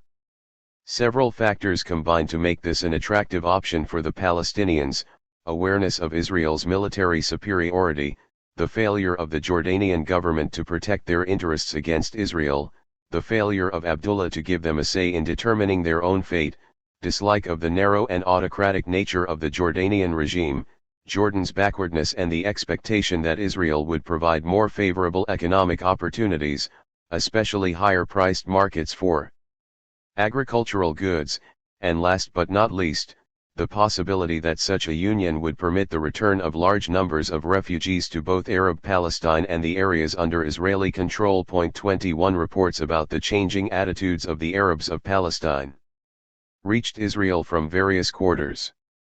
One of the most striking reports came from Rev. Garland Evans Hopkins, a pro-Arab American priest who was trying to coordinate Catholic and Protestant policies on Palestine. Hopkins had been on a tour of the Arab states and had spoken with Palestine Arabs everywhere, including the refugee camps in the Triangle, Transjordan, and Gaza. He was amazed to discover, as he told Walter Eiten, that 90% of them wanted autonomy in the Arab parts of Palestine, those parts to be loosely federated to Israel. They were willing for Israel to manage their foreign affairs and their economic affairs as long as in their own parts of the country they could have autonomy. Hopkins suggested that a plebiscite should be held, as this would show beyond a shadow of doubt that the Palestinian Arabs wanted no part of Abdullah or the Egyptians, but autonomy linked with Israel. He said that if the ballot paper, for the sake of simplicity, bore on it two names, Abdullah and Ben-Gurion, there was no doubt that 90% of the Palestinian Arabs would vote for Ben-Gurion. Even if a few timid Swahils, under military pressure, voted for Abdullah in the Triangle and for the Egyptians in Gaza, there would still remain an overwhelming majority for Israel. This report confirmed and reinforced what the refugees delegation had been telling Elias Sasson. 22 Ben-Gurion was surprised and intrigued to learn of the extent of his popularity among the Arabs of Palestine. The irony that he who had been such a deadly opponent of the Palestinian national movement and the leader who was ultimately responsible for the expulsion of so many Palestinians from their homes during the fighting was now preferred by those same people to an Arab ruler who was a descendant of the Prophet Muhammad, seems to have escaped Ben-Gurion.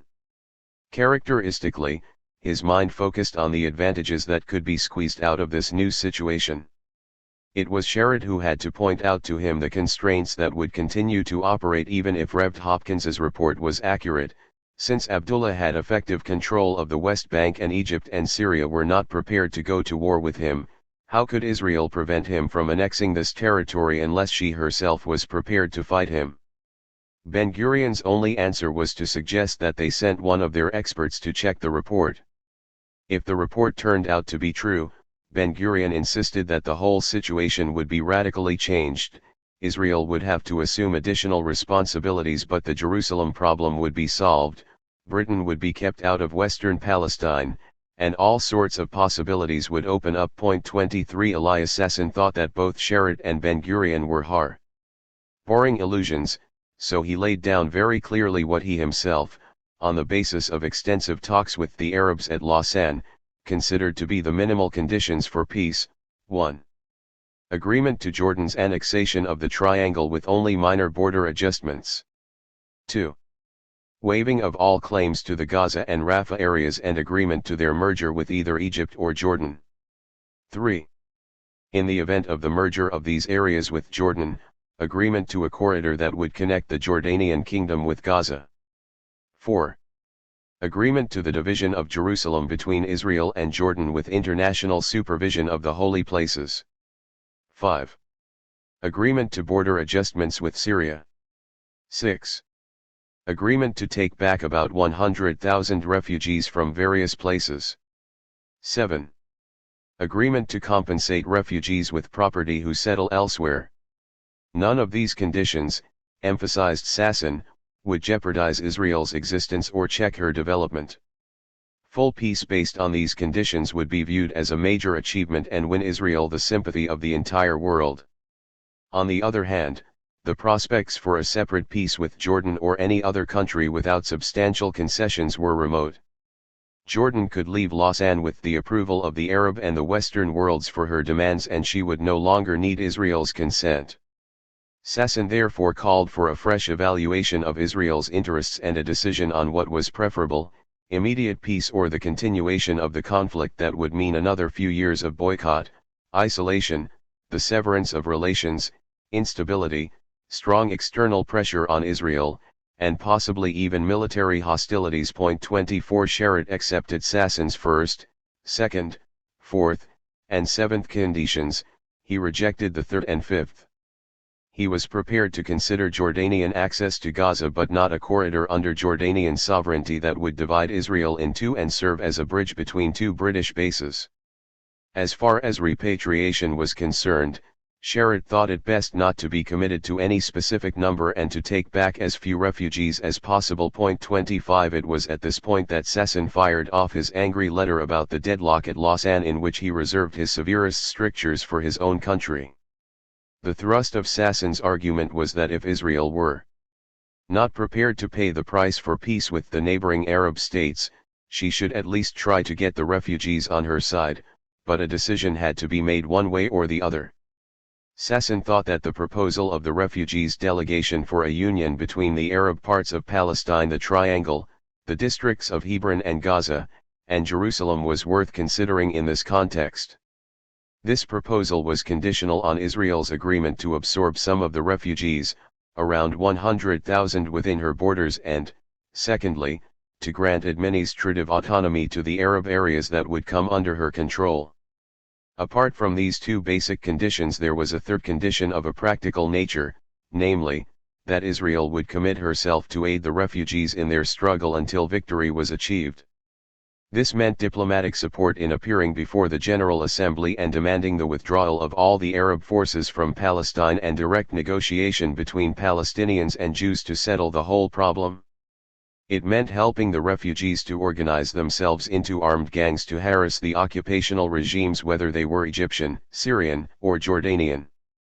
And it meant promising the rebels and insurgents asylum in Israel in the event of their struggle ending in failure. Though this plan seemed adventurous, Sasson considered that it had a good chance of meeting with success.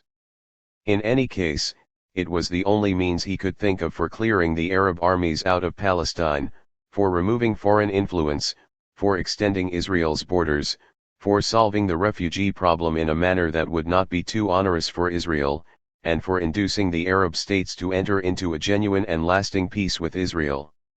6. The double game. As so often in the past, Sasson's recommendations proved too radical for Israel's policymakers.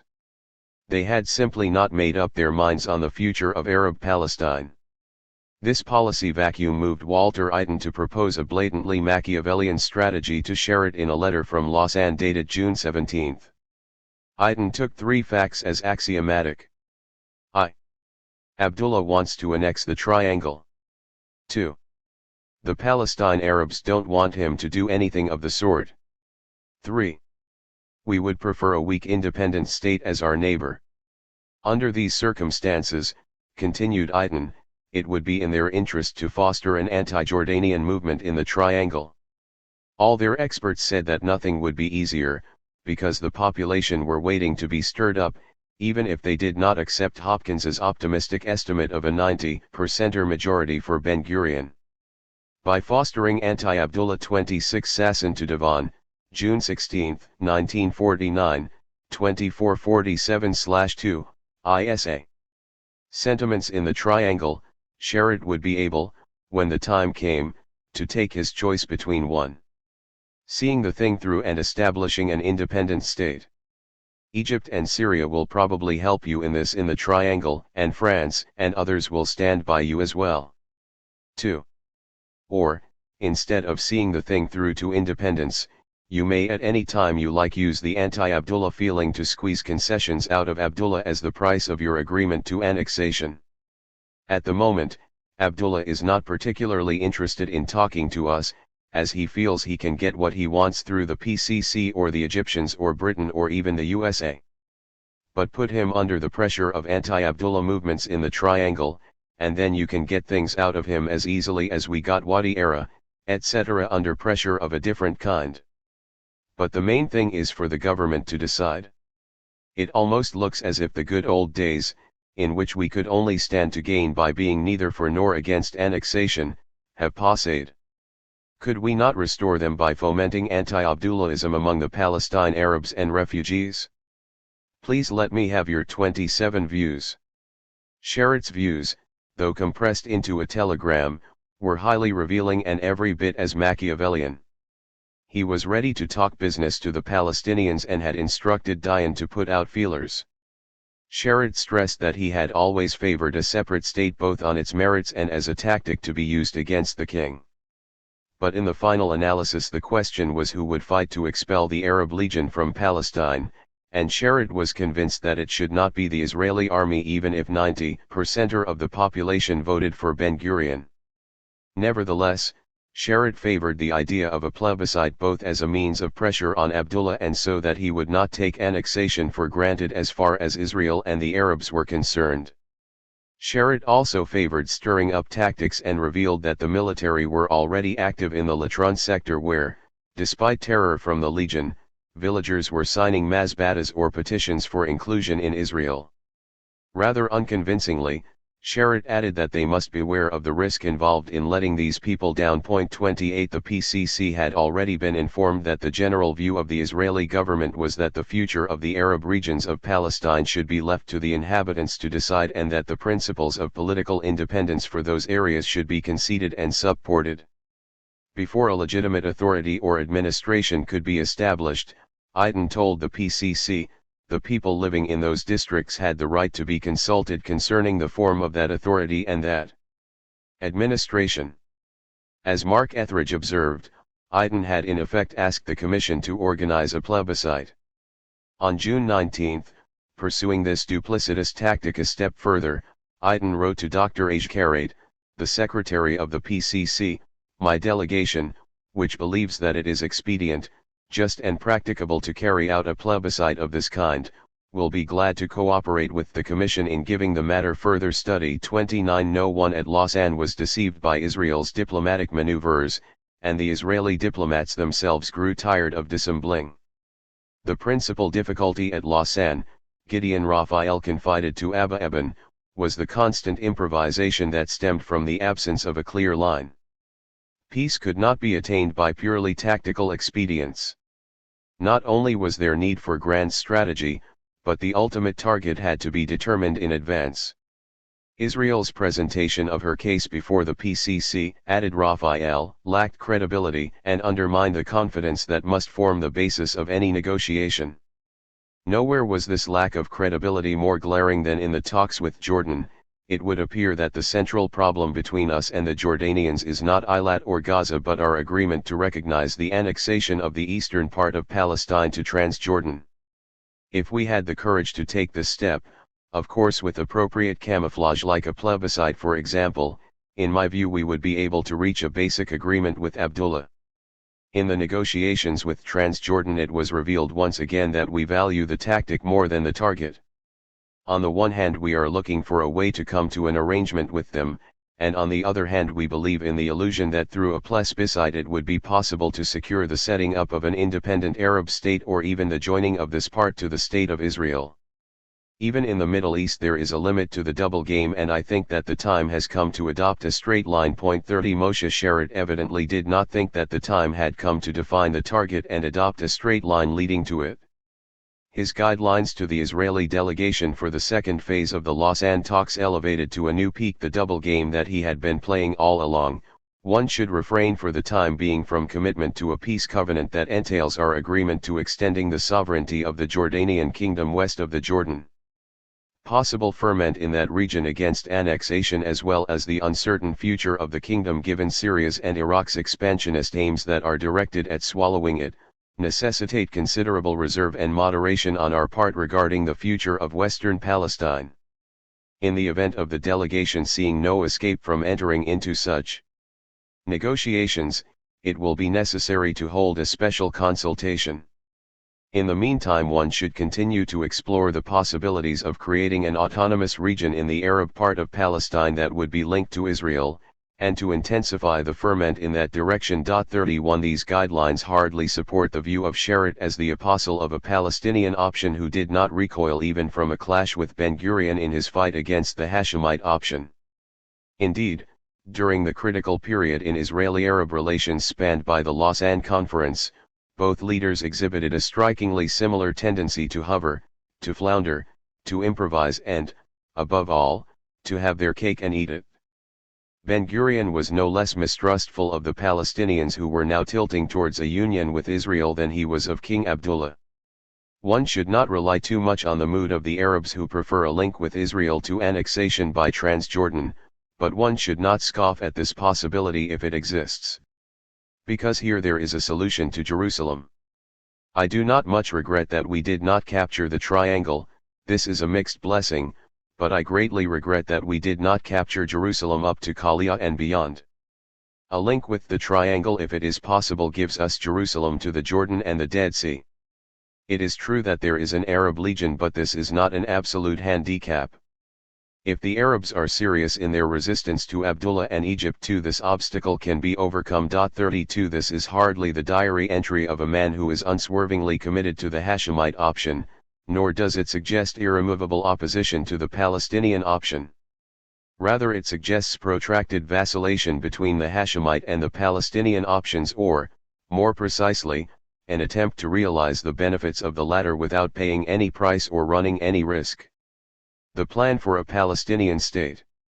The growing cooperation between Israel and the Hawari group was threatened by the arrival in Lausanne, in early August, of two representatives of the All-Palestine government, Raja al-Husseini, the Minister of Finance, and Yusuf Dahian, the Minister of Information, followed by two representatives of the refugees from the Gaza Strip, Rashad Shawat and Musa al-Surani.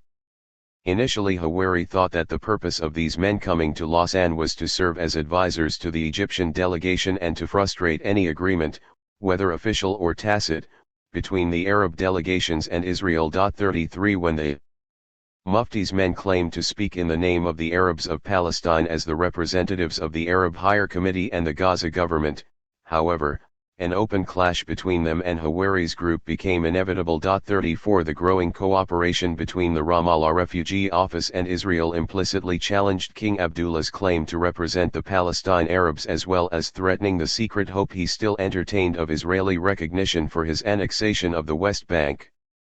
To ward off this challenge to his authority, the king began to show the iron fist behind the velvet glove.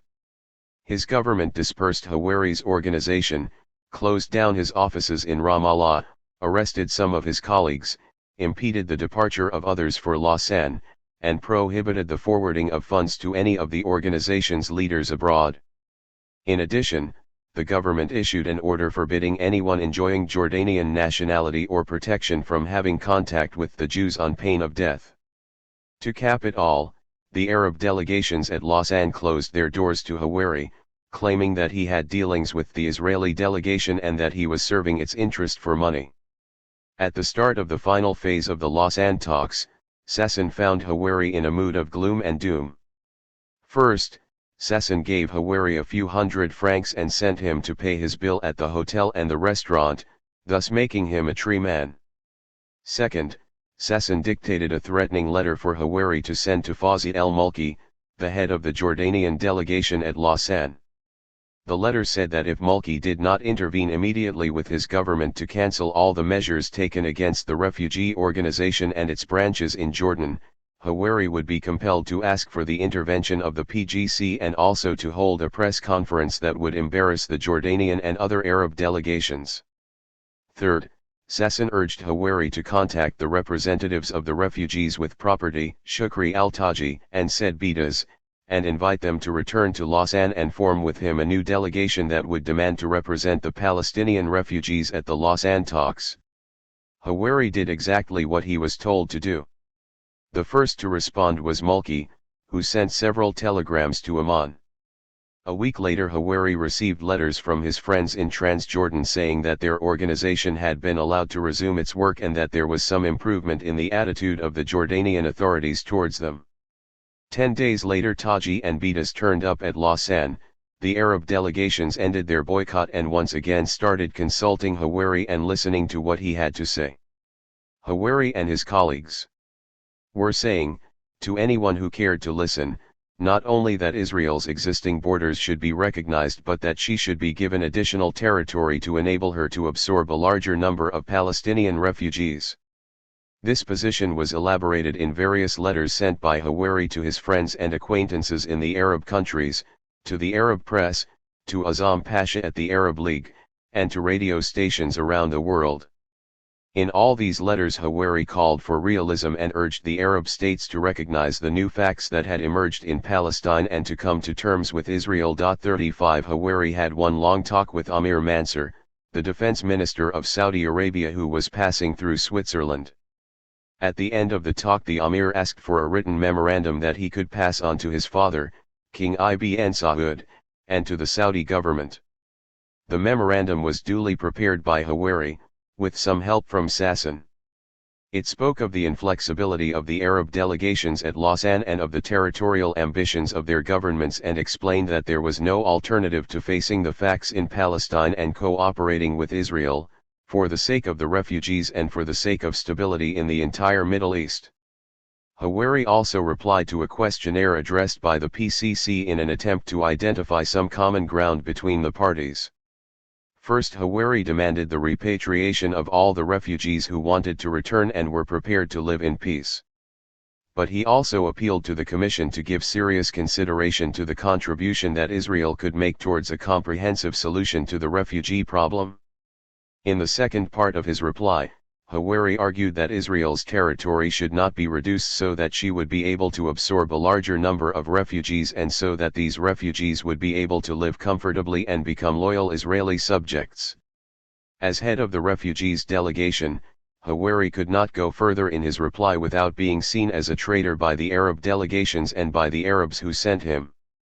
As it was, the reply aroused the wrath of the Arab delegations and attempts were made to prevent its communication to the Conciliation Commission. 36 Hawari's activities brought him into renewed conflict not just with the Arab delegations but, more directly with the Mufti's men at Lausanne.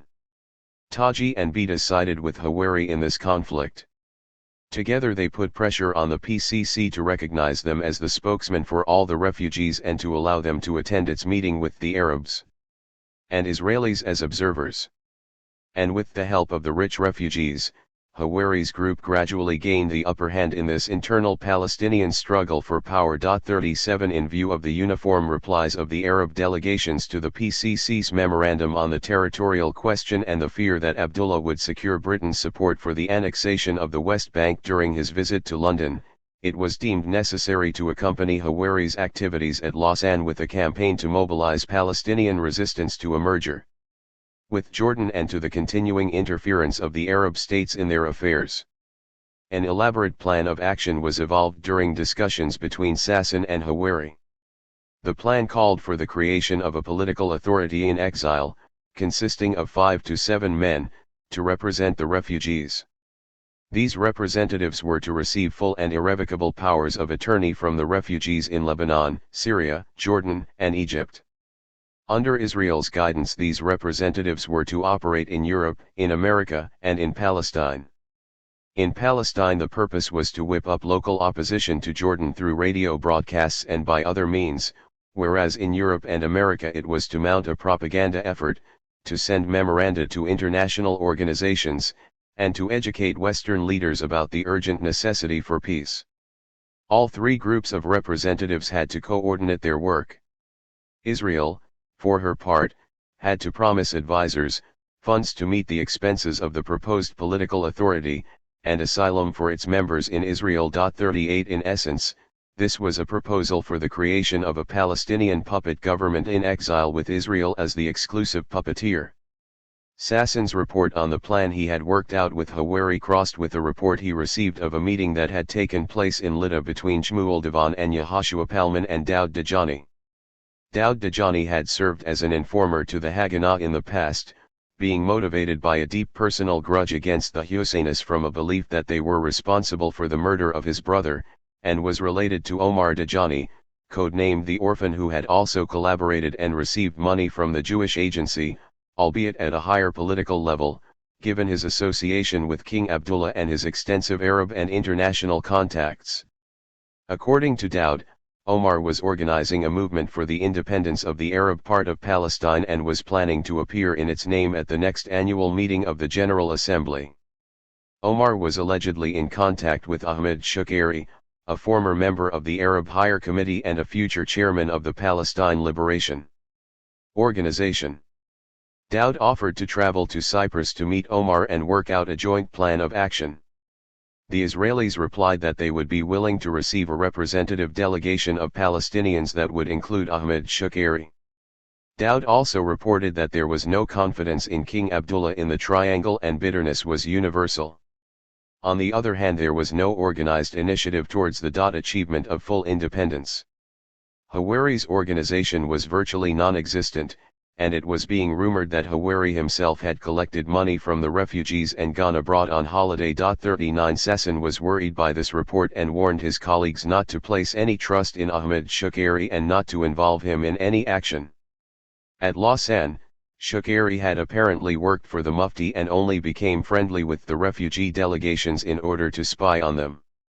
Nor was Omar Dajani to be entrusted with any political role because, though bold and courageous, his expenses are high and he is inconstant and childish in his political outlook. 5. Sassoon's advice was to bring him back to Palestine and harness him to work at a broadcasting station under close Israeli supervision. Hawari's organization was held out as the most serious in the Arab world, and Sassoon warned against giving any encouragement to Daud and Omar Dajani, who wanted to destroy it in order to build their own power base over its ruins. Having personally gone over the correspondence and plans of Hawari's organization, Sassoon was persuaded that it was the only organization that Israel could rely on and worked through. 40 At his next meeting with Hawari, on September 2, Sassoon got down to business. In the end, Hawari agreed to carry out the joint plan, but he had a number of conditions, chief of which was that the basis for cooperation between his side and Israel would be resistance to the annexation of Arab Palestine and the creation of a Palestinian state, even if only a small one. The idea of a state, Hawari now argued, would attract many supporters and undermine the territorial claims of the Arab states. Secondly, Hawari wanted an assurance that Israel would not abandon them in the middle of the road but continue to back them even if the struggle for independence turned into a rebellion. Thirdly, Israel had to promise that in the event of the Arab states resorting to detention, imprisonment, and repression, she would give asylum to those persecuted, even if their number exceeded 1,000. Fourthly, Israel would have to provide guidance and meet the expenses of the organization in Europe and America. Fifthly, Hawari requested that Israel should not oppose his organization's rapprochement with Ibn Saud, which was designed to win moral support for its operations in the Arab world. Finally, Hawari, having evidently shaken off his earlier gloom and despair, pressed for a meeting in Paris of all those concerned so that they could get down to work as early as possible. 41 2 days later, Moshe Sharett gave his agreement in principle to the Sassoon-Hawari plan. Yet, while giving the go-ahead to this experiment, as he called it, Sharett pointed to two contradictions inherent in the plan. First, Hawari advocated an independent regime for the triangle without even pretending to represent the population of the triangle but only the refugees who were dispersed in the neighboring countries.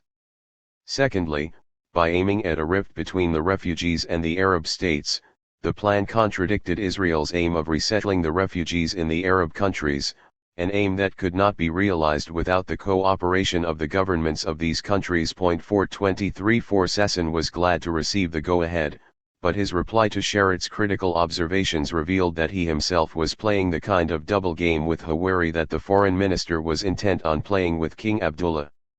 Sasson conceded that Hawari and his colleagues represented refugees but saw no reason why refugees should not adopt the slogan of independence and thought that such a slogan would bring them many supporters and sympathizers in the East and in the West, would cause political ferment on the West Bank, and aggravate inter-Arab conflicts and complications. Hawari's stand could help Israel's delegations to the PCC and to the UN in rebutting the demands of the Arab states for Palestinian and Israeli territory. It could also relieve British and American pressure on Israel and encourage these powers to try and solve the refugee problem by resettlement in the neighboring Arab countries. Thus, concluded Sasson, new facts would be created that would ensure the annexation of the triangle, presumably to Israel, and hence its compatibility with Israel's intentions. 45 In other words, the plan for a Palestinian government in exile was not intended to pave the way to the creation of an independent Palestinian state but, on the contrary, to the annexation of what was left of Arab Palestine either to Israel or to Transjordan as part of a deal with Israel. All the brave talk about a Palestinian government in exile, of a struggle for independence, of a separate state or a mini-state, nothing was put into action. Hawari had neither the personal qualities and stature, nor power base, nor the popular following required to lead an effective campaign for independence. His reputation as a collaborationist destroyed any credibility he might have enjoyed with the Palestinian community. His organization continued to cooperate with the Israeli authorities on practical matters such as the reunion of families, the resettlement of refugees, and the restitution of property, but it carried very little political weight. Hawari himself remained in close touch with the Israelis and was once suggested by Ben-Gurion as the possible leader for an Arab party inside Israel. But when his political usefulness had been exhausted, Hawari, who was a lawyer by training, was allowed to settle down in Nazareth and was appointed a judge. Was there any real possibility of establishing a separate state in Arab Palestine at the time of the Lausanne Conference, or was the whole idea a mere phantom, a figment of Sasson's fertile imagination? Sir Alec Kirkbride for one had no doubt at all that the idea was a non-starter, la manifeste absurdity. Asked by American visitors what would be the attitude of the Arabs of Palestine to this proposal and what were the chances of such a state surviving, Kirkbride replied that the Arabs of Palestine were probably prepared for any folly and, in view of their disunion, there might be some who would favor the creation of a separate Arab state. The creation of such a state from the sorry remnant of the hill country which remained of Arab Palestine with a settled population of 400,000 persons plus more than 400,000 refugees would be a manifest absurdity. Such a state could not exist, except perhaps as a satellite of Israel. That might, of course, be the Israeli plan. 44 Kirkbride was not far off the mark. On their own, in the aftermath of the Carrot Palestine disaster, the Palestinians could not create a viable state, let alone an independent state. Only in cooperation with Israel and, in the final analysis, only if Israel were prepared to use her own army to expel the Arab Legion from the West Bank could such a state be formed, but then it could have been nothing more than a satellite. In retrospect, the surprising fact is not that Israel did not go through with the plan for a separate Palestinian state but, in view of her close association with Abdullah in the past, that this idea should have received any serious consideration at all. One Israeli scholar has persuasively argued that the willingness of so many Israeli policymakers to contemplate the creation of an autonomous Palestinian Arab region or even a separate Palestinian state alongside Israel stemmed from the fear that Israeli consent to Jordanian Hashemite rule might lead to the return of the Iraqi army to the West Bank, arouse the opposition of the Arab states who were hostile to the Hashemites, and present Israel as a country whose actions were contrary to the resolutions of the United Nations and the position of the Soviet Union. Above all, the Israeli government feared the application of the Anglo-Transjordanian Treaty in the event of the West Bank being annexed to the Hashemite Kingdom of Jordan. 45(3)(4). In other words, Israel's motives for favoring, or pretending to favor, a separate Palestinian state were negative rather than positive in nature. it was to ward off a greater evil. Whether the Israeli leaders genuinely favored such a state is open to doubt, to say the least.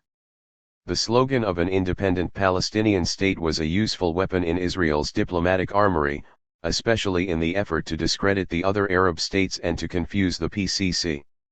Sharad, who is portrayed by Elon Papp as the chief proponent of the Palestinian option in Israel's foreign policy, emerges as the originator of the tactic of using the slogan of Palestinian independence to Israel's own advantage. At first Sharad feared that Israeli sponsorship of Palestinian independence would backfire in the form of international pressure on her to retreat to the borders of the 1947 partition plan. By early May, however, he instructed Eitan to encourage and certainly not oppose the idea that the PCC should hold a plebiscite, as this would take time and cause complications, and to pull strings discreetly for a separate Arab state, as the fear of reversion to the borders of November 29, 1947 was by then utterly unreal. 46 If this was the real attitude of the man who is supposed to have been the most consistent and dedicated advocate of the Palestinian option, then the whole thesis about a conflict of orientations among Israel's leaders can be safely discarded. Israel's official line, at any rate, was to endorse the principle of Palestinian statehood and to do nothing about it except for scoring points off the Arabs.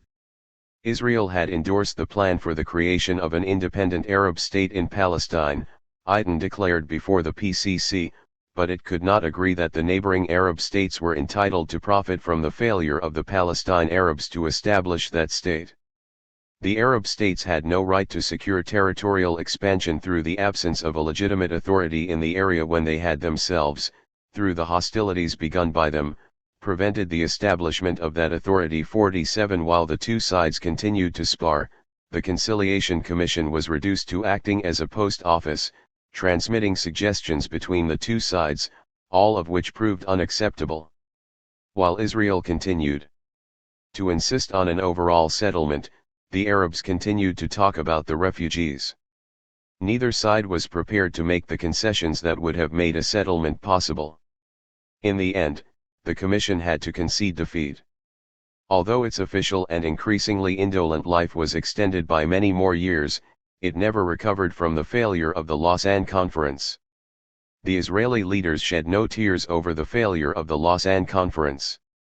It was a cardinal tenet of Israeli diplomacy that no foreign mediation, however neutral and objective it might be, was capable of working out a settlement, and the dispute could be settled only by direct negotiations between the parties. Apart from this opposition in principle to third-party involvement, the composition of the PCC aroused Israeli suspicions. Ben-Gurion had no confidence in the PCC. A man like Bunch, he once said, might have had a chance of succeeding in the task of conciliation because he was dedicated to the cause and cared only about peace, whereas the members of the Commission were influenced by the wishes of their governments. 48 Sharad similarly considered the PCC to be harmful because it obscured Arab unwillingness to settle, because it served as an instrument for great power interference in the affairs of the Middle East, and because it cast a negative light on Israel by demanding concessions in the name of compromise that Israel was unwilling to make.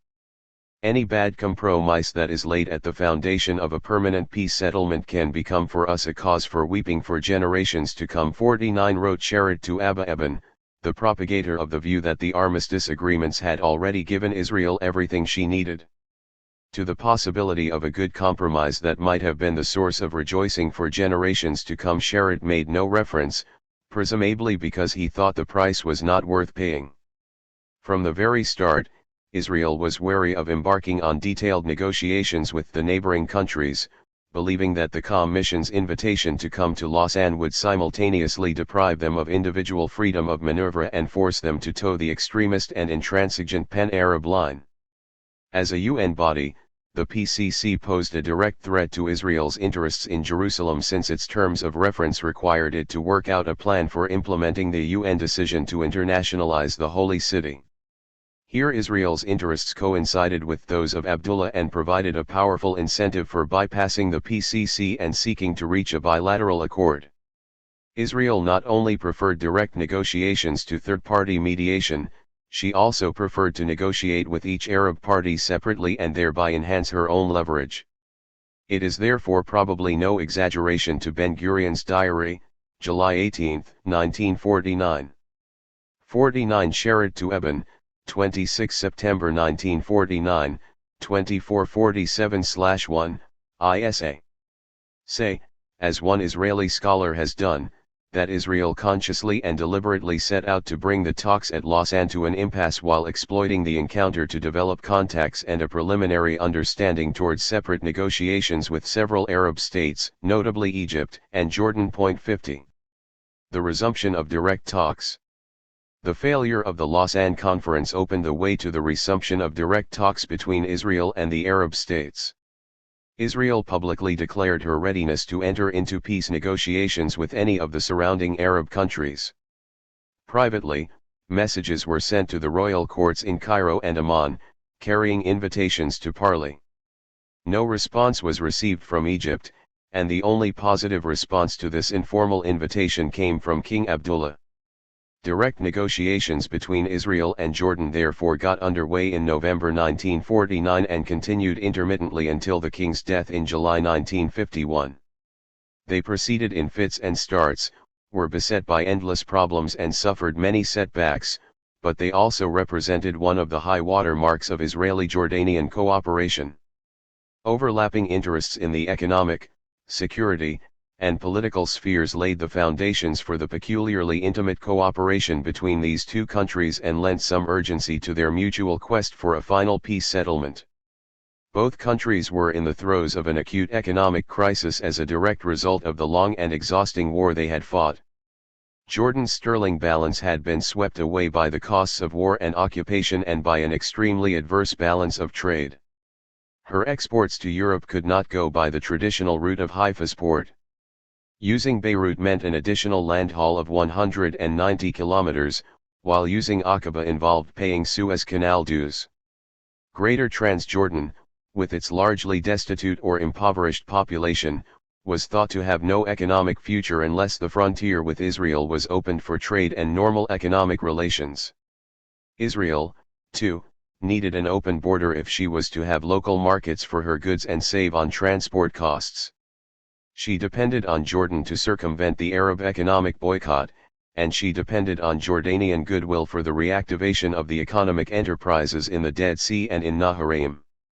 With her meager resources, Israel could ill afford to maintain a large standing army and meet the challenge of absorbing mass immigration. Economic development was now a very high priority, and an open border with Jordan would have served as a means to that end. The security interests of Israel and Jordan were equally vital and closely interdependent. The border between them was long and unnatural, cutting across communities and giving rise to problems of unparalleled scope and complexity. A continuing state of war along this border was likely to absorb the attention, the energies, the manpower, and the scarce financial resources of both sides. A state of peace, on the other hand, would have greatly eased all the problems associated with policing this border and would have freed both societies to concentrate on the more constructive tasks of nation building and economic development. Yet the interdependence of the two countries in the security sphere was not complete, for they also had some divergent interests. The Israelis were reluctant to agree to the annexation of the West Bank by Abdullah because of their ingrained conviction that Jordan was Britain in disguise and that annexation would therefore mean the return of Britain to Palestine by the kitchen door. On the other hand, Jordan was a weaker and less important state than Egypt and therefore offered a better prospect of ultimate Israeli dominance. For Abdullah, by contrast, it was Israel's proven military strength that enhanced her value as a potential ally. An alliance with Israel, while narrowing his diplomatic options, could widen the strategic room for maneuver he enjoyed vis-a-vis his Arab rivals and possibly even permit the realization of his greater Syria scheme at some future date. On the other hand, if things went badly for Jordan and she herself became the target of military aggression from one of her Arab rivals, then it would have been useful to at least have the option of falling back on the alliance with Israel. In other words, a peace treaty with Israel would have resolved Jordan's immediate security dilemma as well as ensuring the Jordanian branch of the Hashemite dynasty against future threats from its Arab opponents. While in the security sphere the interests of Israel and Jordan were partly convergent and partly divergent, in the political sphere they had one overriding interest in common: the suppression of Palestinian nationalism. Even though the Palestinian national movement had only recently sustained the most catastrophic disaster of its entire history, there was always the prospect, however remote, that it would recover and stage a comeback. Even though the leader of that movement, Haj Amin al-Husseini, was utterly discredited and politically impotent, he was alive and well and living in Cairo, and it would have been rash to write him off completely. Even though the idea of an independent Palestinian state seemed so far-fetched as to verge on fantasy, there was no guarantee that this would always be the case. Abdullah for his part wanted to give no hostages to fortune. He was determined to proclaim the annexation of the West Bank. His determination was strengthened by the moves to unite Syria with Iraq following the overthrow of Husni's aim, because such a union would have diminished the prospect for the fulfillment of Abdullah's own plan for Greater Syria. He was also getting old and wanted to see his kingdom enlarged before his death. Although Abdullah did not need Israel's formal consent to the annexation of the West Bank, he was very anxious to secure her agreement. Israel tried to exact as much as she could in exchange for her agreement, but her leaders had their own reasons for favoring the extension of Abdullah's rule over the part of Palestine that was occupied by his troops. They feared that the Palestinian problem would rekindle the Arab-Israeli conflict. They wanted the Palestinian problem to go away, and since it showed no sign of going away of its own accord, they were content to try and sweep it under Abdullah's carpet. Abdullah now had the support of the leading Western powers for his plan to proclaim the annexation of the West Bank and to enter into direct negotiations with Israel. Previously both Britain and America had advised him not to enter into separate negotiations with Israel but to wait and see what might be produced by the Palestine Conciliation Commission. Since the commission produced nothing, they withdrew their objections and conceded the need for direct bilateral negotiations between Israel and the Arabs. British policy towards Israel underwent a significant change during the summer of 1949, leading to de jure recognition and the exchange of ambassadors. There were two major reasons for this. Firstly, the British policymakers recognized that Israel was the strongest military power in the Middle East and concluded that her cooperation would be essential to the success of any scheme for the containment of Soviet advances into this area. Secondly, they discovered that the Anglo-Transjordanian Treaty would apply to the West Bank if this area was to be formally annexed to Jordan, and that they themselves would be obliged to come to the rescue of Jordan in the event of an Israeli attack. Yet the mighty British Empire no longer had the troops necessary for intervention in a land war in Palestine, to say nothing of the political will for intervention in such a war. The conclusion was obvious: a Jordanian-Israeli settlement was required in order to reduce to a minimum the likelihood of war. Accordingly, British reservations about separate Jordanian-Israeli negotiations gave way to a qualified endorsement.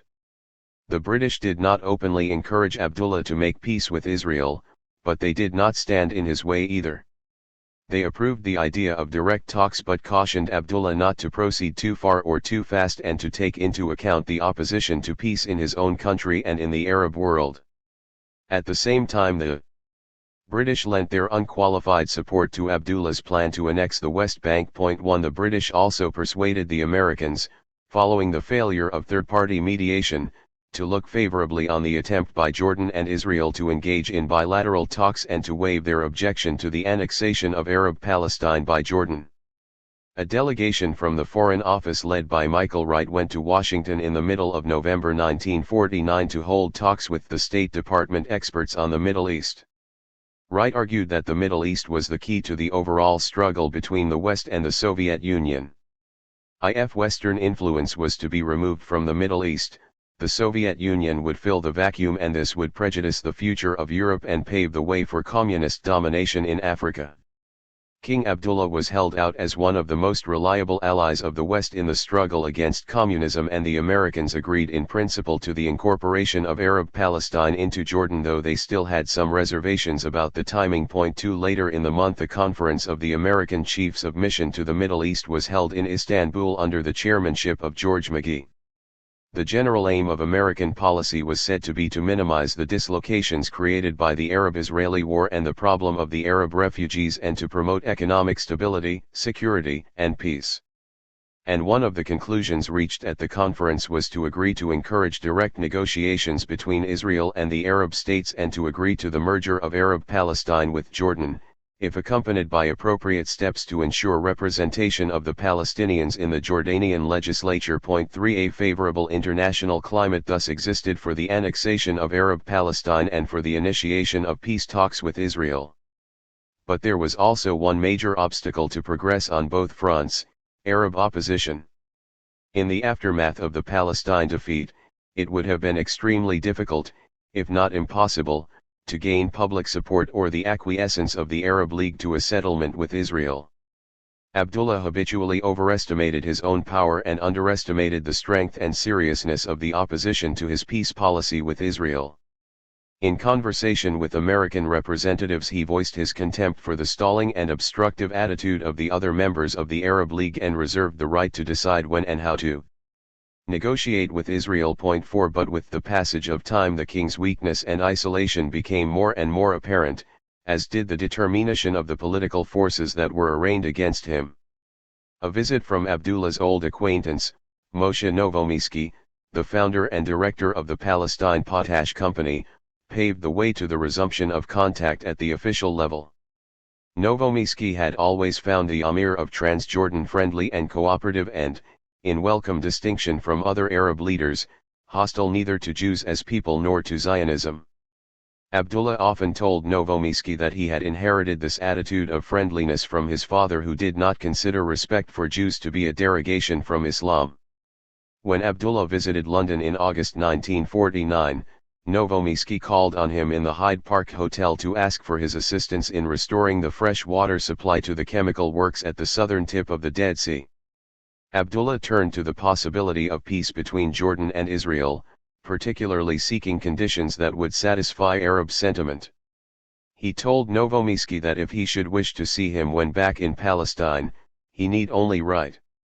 In November Novomysky did write to Abdullah requesting an interview. He received an invitation by return to meet him for dinner at China. The talk in the Winter Palace at China was a very long one, and it was only in the small hours that Novomysky returned home. The principal subject of Abdullah's interest was not the construction of a new water canal, but the possibility of real peace and the conditions on which it might be concluded. 5. Novomysky suggested that the Israeli authorities would probably agree to the return of some of the Arab quarters in Jerusalem in exchange for Jordanian cooperation in the restoration of water supply to his chemical works.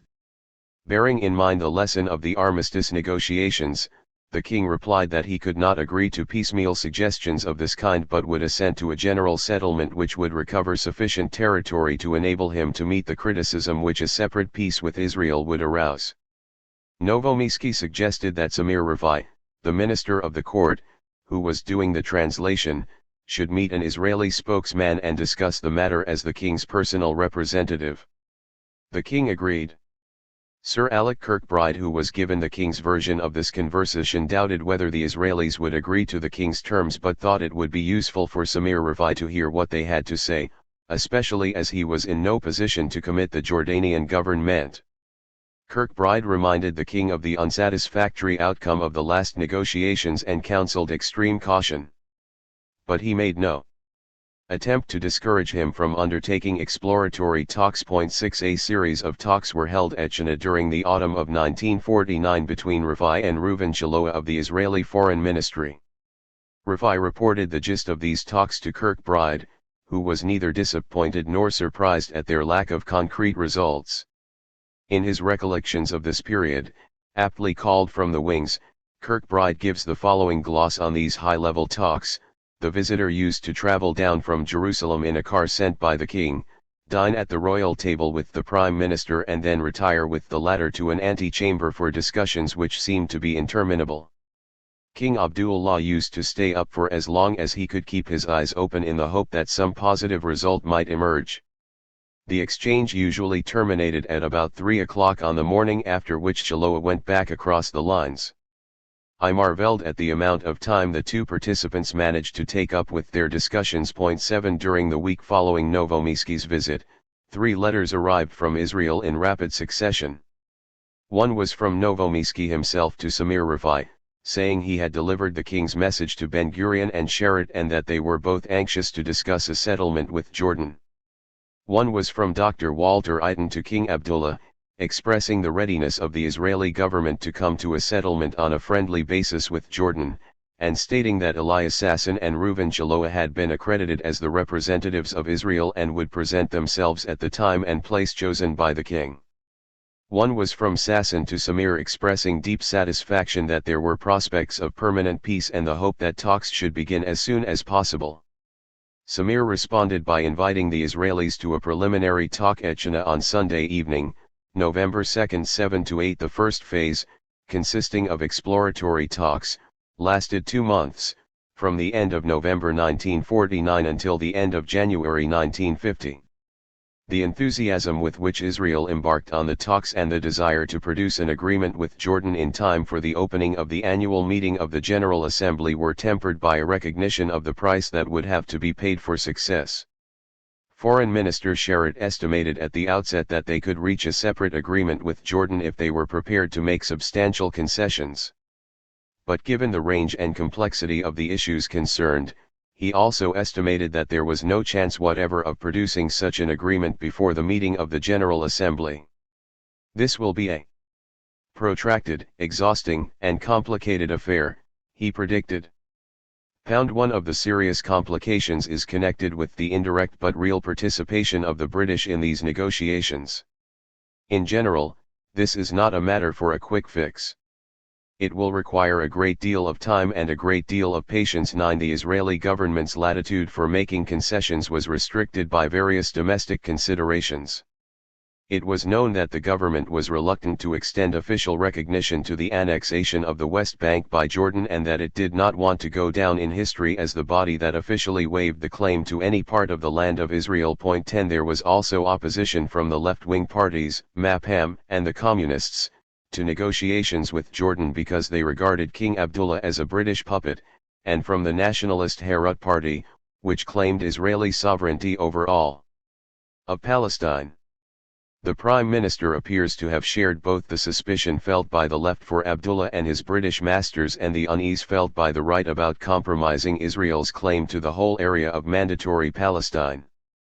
But as a pragmatic statesman he recognized that no agreement was possible without some Israeli concessions. On November 26, the day before the first meeting at China was due to take place, Ben-Gurion gathered his advisors for a consultation. They included Golda Meir, Walter Eiten, Elias Sasson, and Reuven Chiloa, all of whom had first-hand experience of negotiations with the ruler of Jordan. Ben-Gurion posed the question, what did they stand to gain from a peace agreement with Jordan apart from peace? Sasson replied that all the Arab states were afraid to be the first to make peace with Israel and that a peace agreement with Jordan could therefore open the road to peace with Egypt, Lebanon, and possibly other states as well. Chiloa replied that a peace agreement with Jordan would break the deadlock, split the Arab camp, yield economic advantage, and permit shipping from Eilat. Mrs. Meir thought that Abdullah was negotiating on behalf of the British and that great vigilance was therefore called for, especially regarding the Negev. The implications of a peace agreement with Abdullah for the Israeli-Egyptian armistice agreement were also discussed. Ben-Gurion stressed that they must make it clear to Abdullah that they could not spoil their relations with Egypt by agreeing to the replacement of Egyptian control over the Gaza Strip by Jordanian control without first obtaining Egypt's consent.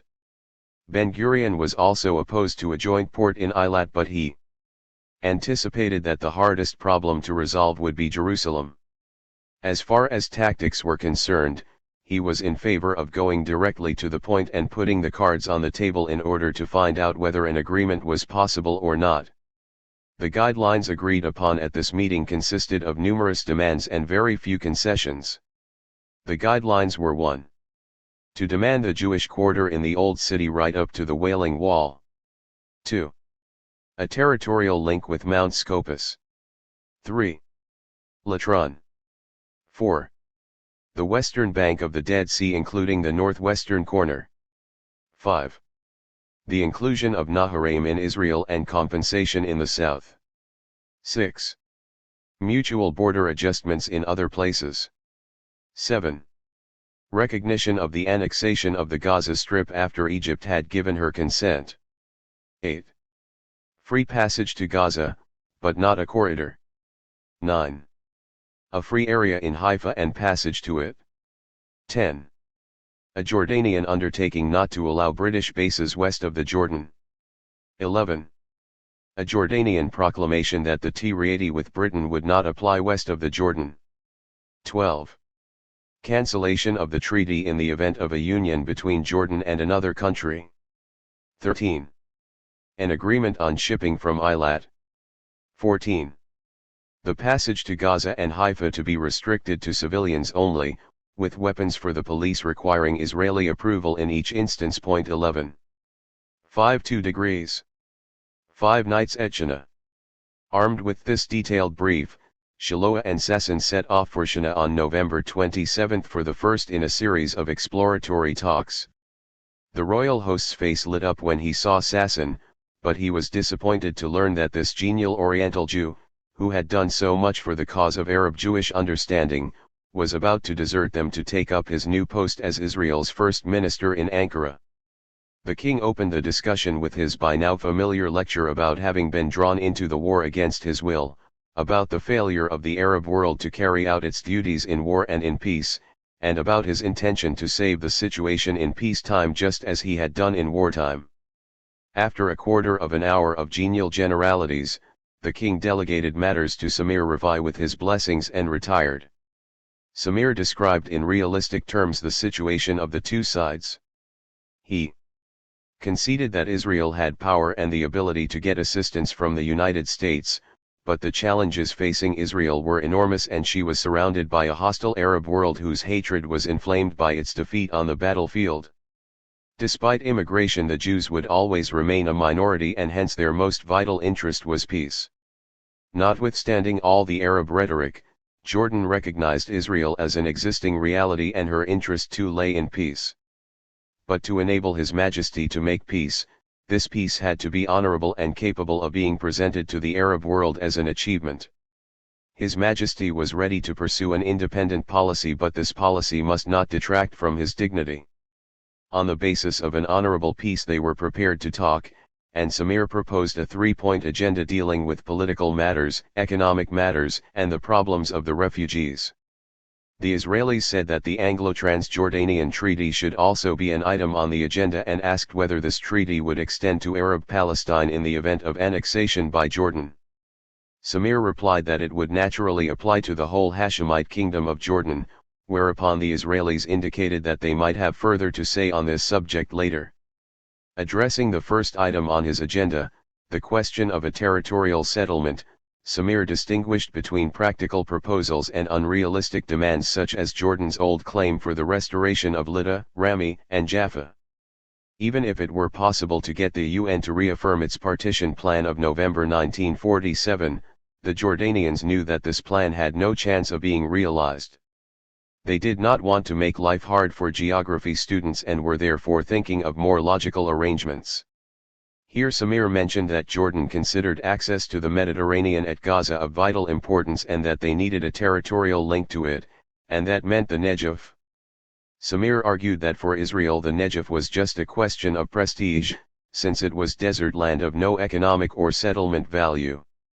If Israel thought she had a real need of access to the Red Sea, Jordan would be prepared to grant access to Aqaba in return for free access to Haifa.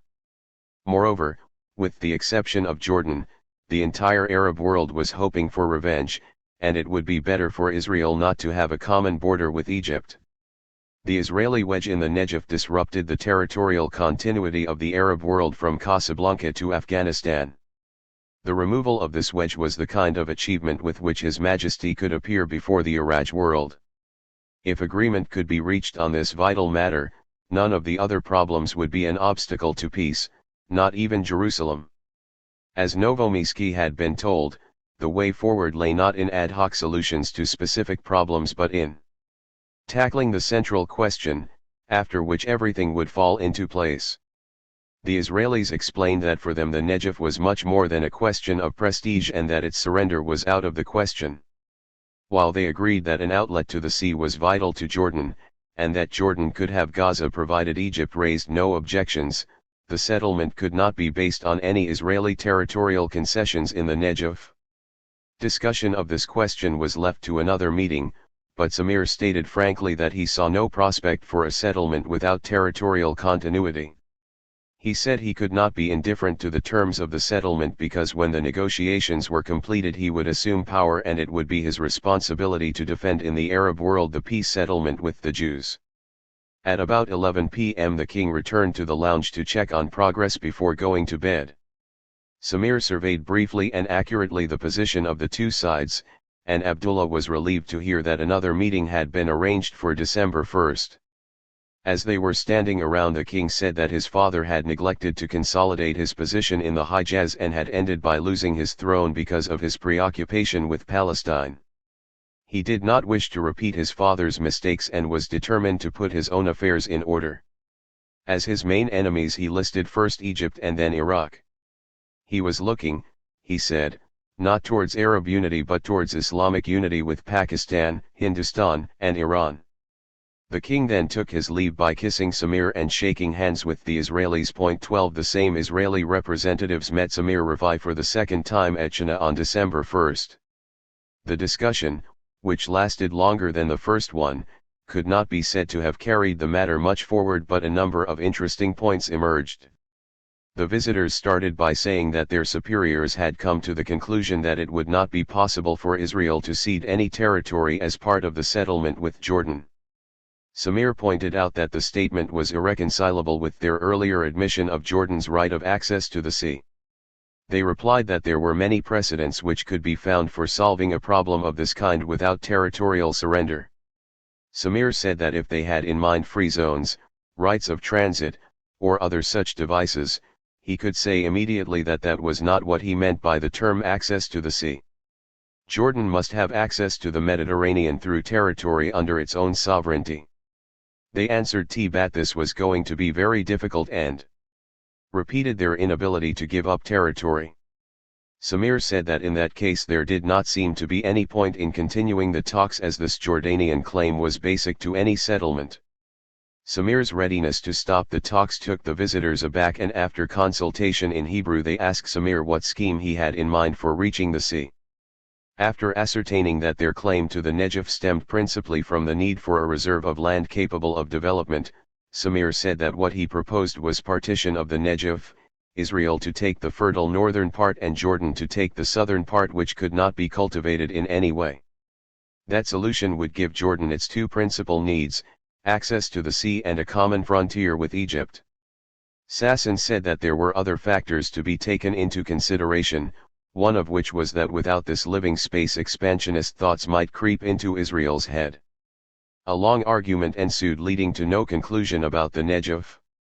The Israelis then said that they had three other points to raise. With regard to Jerusalem, both parties were opposed to internationalization and thought that partition was the best solution. Samir said that he was not ready to tackle this complicated question in detail, but that if Jordan's basic demands were satisfied, he would not anticipate difficulty in reaching agreement over Jerusalem. Shiloah indicated that free access to the Wailing Wall would gratify certain religious elements and secure their support against other groups who were opposed to concessions to Jordan in the south. Samir said he would bear this point in mind. The second point was that of resuming the operations of the potash works in the Dead Sea and the Palestine Electric Corporation in Naharaim. Samir said that Jordan could not make so valuable a concession except as part of a general settlement. He also referred to the potential value to Israel of the resumption of trade generally in the context of a general settlement. Thirdly, the visitors brought up the question of the Anglo-Transjordanian Treaty and asked whether it would be possible for Britain to keep bases only east of the River Jordan.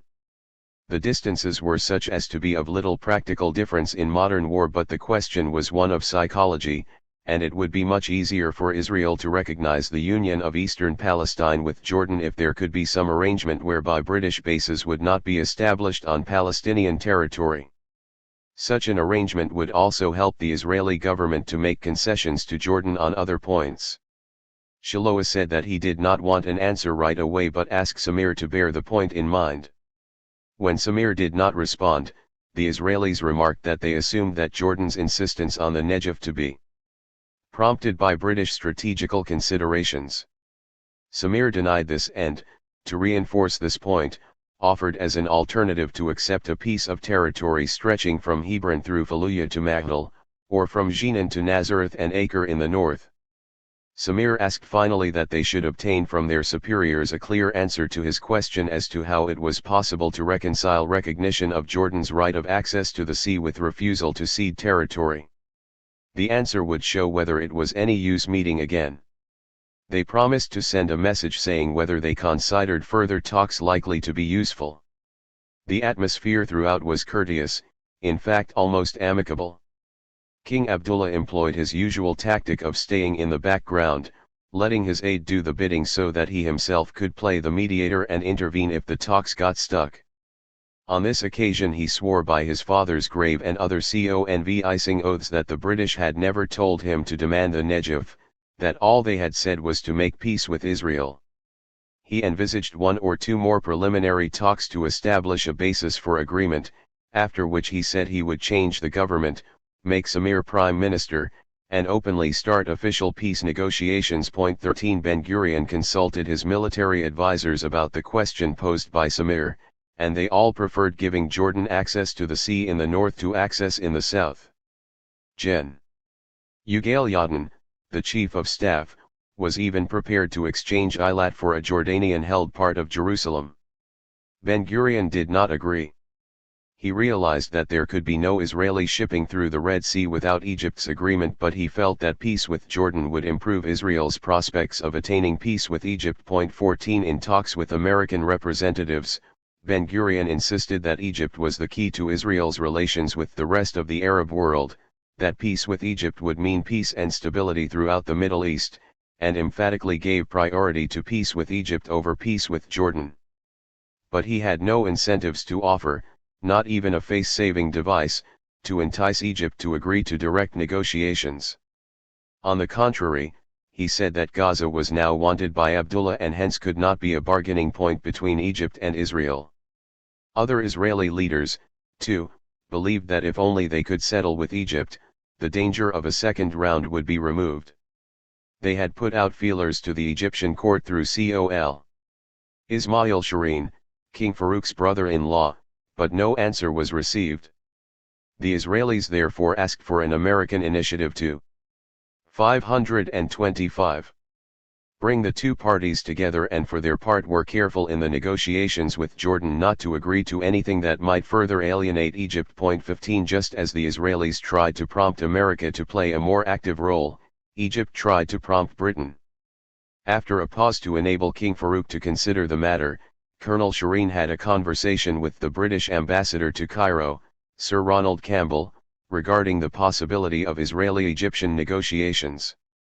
Shireen said that Egypt would be ready to discuss a political settlement with Israel if, but only if, a British or American guarantee could be given that the Israelis would withdraw from the Gulf of Aqaba. He envisaged an Israeli withdrawal from the southern Negev, preferably up to the southern end of the Dead Sea, thus giving Egypt and Jordan a common frontier. Egypt would retain the Gaza Strip and extend it south and east as far as Aqaba and Beersheba. Shireen also asked that Britain should restrain Jordan from reaching any agreement with Israel that did not stipulate Israeli withdrawal from the Aqaba coast and for an early intimation of the British government's thinking. The British thought that a settlement between Israel and Egypt would be most desirable, not least because it would remove all the restrictions on Suez Canal traffic, but they feared that if the Egyptians and the Jordanians negotiated together or at the same time, there would be a danger that they might double-cross each other.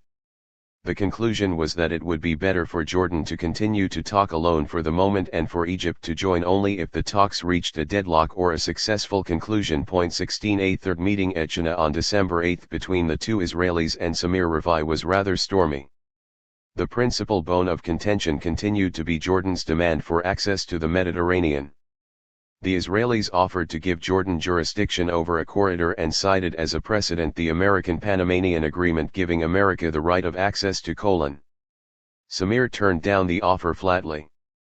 The Israelis argued that they could not give Jordan sovereignty over the corridor as this would split their country in half, to which Samir replied that there was no question of splitting the country in half since Jordan desired the southern Negev as well. The tension was eased by the call to dinner during which an Arab Legion orchestra played in the background.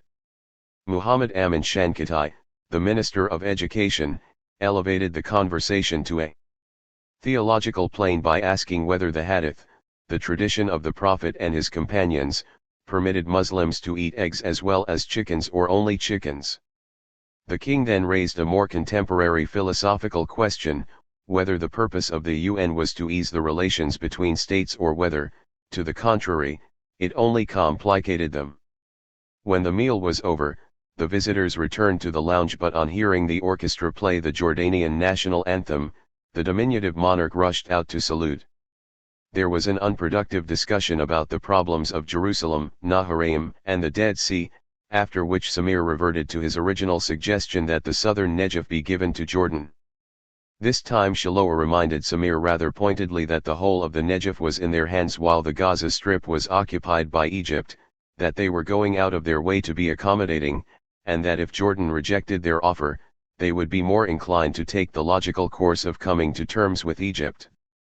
To remove any illusions, he also pointed out that they were happy with the existing situation, that they were in no hurry to make peace, and that negotiations could only proceed on the basis of give and take. 5.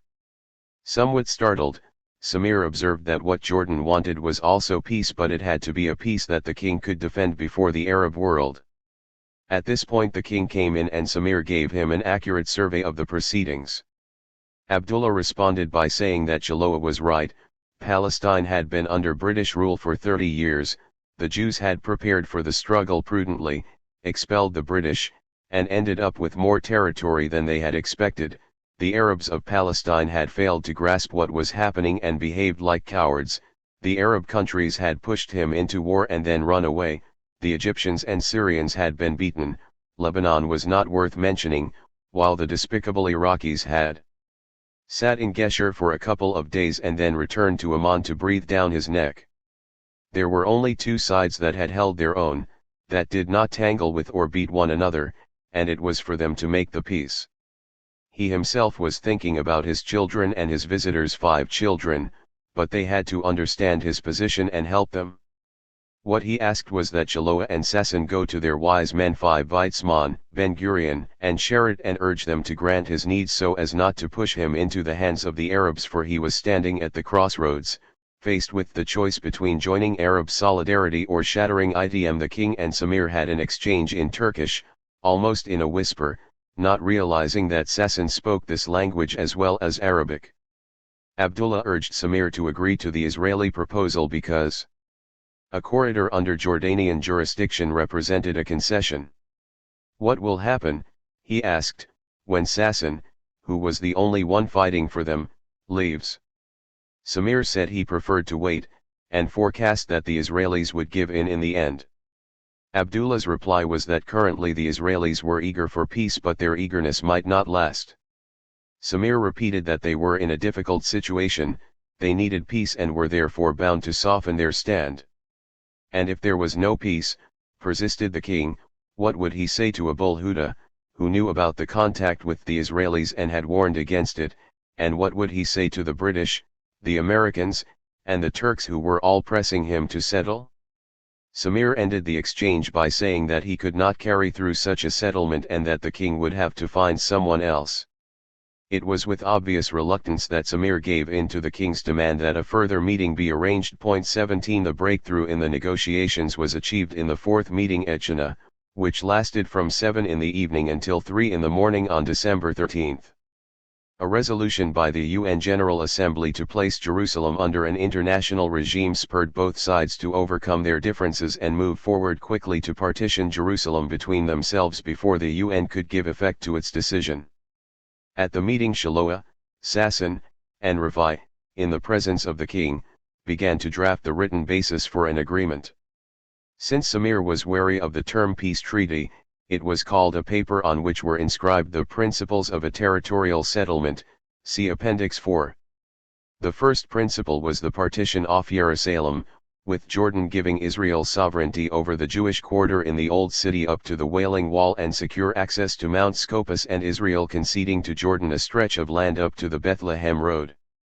Secondly, Jordan agreed to hand over to Israeli sovereignty the entire western shore of the Dead Sea up to and including the northern potash works. Thirdly, the principle of mutual frontier adjustments was accepted subject to the military and agricultural needs of both sides. Fourthly, and most importantly, in recognition of Jordan's vital need for access to the Mediterranean, Israel was to grant her a corridor from Hebron through Beit Jibrin to the Gaza coast. This corridor was to be under full Jordanian sovereignty and to form an inseparable part of Jordan's territory, but there were three conditions: Israel would enjoy free crossing at several points, Jordan would maintain no army and erect no military installations, and the Anglo-Transjordanian Treaty would not apply to the corridor. No agreement was reached on the meaning of the term Gaza, and the written document said that Jordan understood by Gaza the coast between Maghdal and the Egyptian line, while Israel understood the Egyptian-held strip. This meant that the Israeli government would have to decide whether it was willing to give Abdullah a strip of coast south of Maghdal on the secret understanding that he would give it back if and when he got Gaza proper from the Egyptians. Other matters discussed were the application of the Anglo-Transjordanian Treaty west of the Jordan River and Israeli access to Naharaim, on both of which agreement was in sight. Abdullah wanted to meet Ben-Gurion in person, and tentative plans were discussed for a royal visit to the Jewish part of the city the following week. Walter Eiten optimistically reported to Moshe Sherrod, who was leading the struggle against internationalization at the UN in New York, that it was most likely that the agreement would be initialed before the end of the month. 18 The document constituted a major breakthrough on two key questions: Jerusalem and access to the sea under Jordanian sovereignty. It did not amount to a peace treaty or even a draft peace treaty, but an incomplete set of principles, a rough and ready basis for further negotiations. Detailed provisions on the implementation of these principles had to be worked out, and two sticking points were already apparent: the width and precise location of the corridor and the meaning of the term Gaza. Nevertheless, the logjam had been broken and the climate in which the talks took place dramatically improved. Shiloah and Sasson added to the drama by presenting the offer of a corridor as evidence of Israel's good faith and adding that it was decided upon by Ben-Gurion in appreciation of the king's conciliatory attitude, and in the face of serious opposition, especially from the military. When Abdullah heard the offer, he expressed so much pleasure that it seemed he believed a final agreement was at hand. 19 Sherrod hailed the written document as a tremendous achievement. Though conceding sovereignty over the corridor was an extremely bitter pill to swallow and internally could prove a stumbling block, he assumed it was inescapable and heartily congratulated Shiloah and Sasson on their success. 20 Moshe Dayan, who was preparing at that time to replace Sasson in the negotiations, stated in his memoirs that he did not know whether the Israeli government would ratify this agreement. Ben-Gurion did not reject it, but he wrinkled his nose when he read it. 21 Ben-Gurion's diary bears no trace of any reservation that he might have had about the agreed principles. What the diary does suggest is that it was the young colonel who wrinkled his nose and, whether deliberately or unwittingly, helped to sabotage the agreement. It was in a consultation with his military advisors on December 15 about the negotiations with Abdullah that Ben-Gurion learned from Dayan that the Egyptians had given their verbal agreement to a division of no man's land north of Gaza that would give Israel another 10 kilometers along the coast.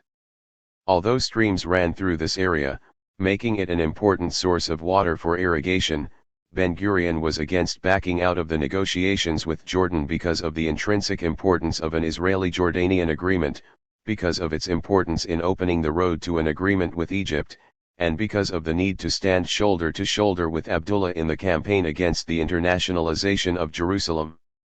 It was the military who expressed doubts about Abdullah's claim to the territory adjoining the Bethlehem Road. Dayan proposed that Israel's link to the Jewish quarter in the Old City should be through the Dung Gate rather than the Zion Gate, and, if need be, Abdullah could be given territory south of Mount Zion. It was agreed, a. to inform Abdullah that his new claim to Israeli territory on the Mediterranean coast was unacceptable, b. that the next meeting be postponed until after December 21, c. that if the Egyptians signed the agreement, it might be possible to give Abdullah the new area, d. to assign to Dayan and 2 other officers the task of tracing the route of the corridor from Jordan to the sea, *, to ask them to examine alternative routes of access to the Old City, / to offer Abdullah the same kind of access to Bethlehem that he was offering them to Mount Scopus. 22 Thus, before the ink was dry on the document that gave rise to so much hope, the Israelis began to renege on their promises. What Shiloah and Sasson had given with one hand, Dayan and his fellow officers clawed back with the other. An offer presented as proof of Israel's good faith was virtually overnight turned into a demonstration of her bad faith. The guidelines given by Ben-Gurion to Shiloah and Sasson did not augur well for the prospects of success at the 5th meeting at Shana on December 23. These guidelines laid all the emphasis on Israel's demands and failed to take adequate account of Jordan's needs. 23. Ben-Gurion had clearly not learnt that negotiations consist of more than one-sided insistence on advantages that had not been achieved by war and stubborn refusal to take into account the arguments of the other party. If he seriously thought that the Jordanians would agree to initial an agreement on this unilaterally modified basis and issue a joint statement on the opening of official peace negotiations, he was simply deluding himself.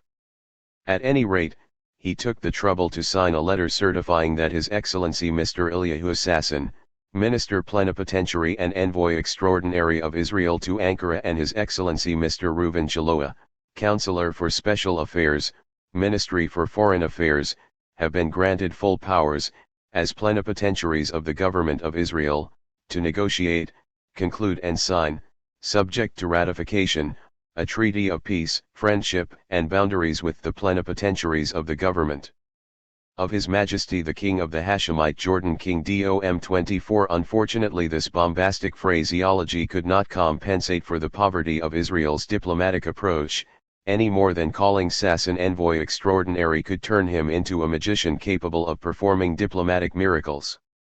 Ben-Gurion could have saved his breath to cool his porridge, to use a Scottish expression. Samir Ravi opened the meeting by asking Shiloah and Ravi what formula had been devised to satisfy Jordan's claim for access to the Mediterranean. Shiloah replied that after much consideration the Israeli government decided that it could not give Jordan a sea front of more than 3 kilometers just north of the Egyptian-Israeli line and possibly 3 additional kilometers if the no man's land were to be divided between Egypt and Israel. Jordan would be allowed full sovereignty over a corridor from Hebron to this point on the coast, whose width was to be between 50 and 100 meters. However, should Jordan later obtain the Gaza Strip from Egypt and Israel was to support Jordan's claim, Jordan would have to return the coastal area obtained from Israel. Shiloah admitted that this point by the sea consisted of rough country covered with sand dunes and that it would be of little economic value, but he thought it would satisfy Jordan's political ambition. To this proposal Samir replied that access to the sea was important to Jordan purely from the economic standpoint and that the Israeli offer was therefore worthless. He could not think of a corridor in terms of meters but only of kilometers. Jordan had to obtain a substantial amount of territory to justify a peace settlement with Israel to the Arab world, and there was no point in continuing the negotiations if Israel did not recognize the validity of these arguments. At this point King Abdullah injected a conciliatory note, but an ill-considered comment by Sasson stiffened his attitude. Sasson said that even if Israel made peace with Jordan, she would have to maintain a large army in view of the potential threat from the other Arab states, and substantial concessions could not be made to Jordan except as part of an overall settlement of the Arab-Israeli conflict. The king became indignant and expressed surprise that so little importance should be attached to an agreement with his country. In the end it was decided that negotiations should continue, though Samir was of the opinion that the time had come to inform the Jordan government of the progress made so far and let it decide whether an adequate basis existed for the initiation of formal discussions or whether the matter should be dropped.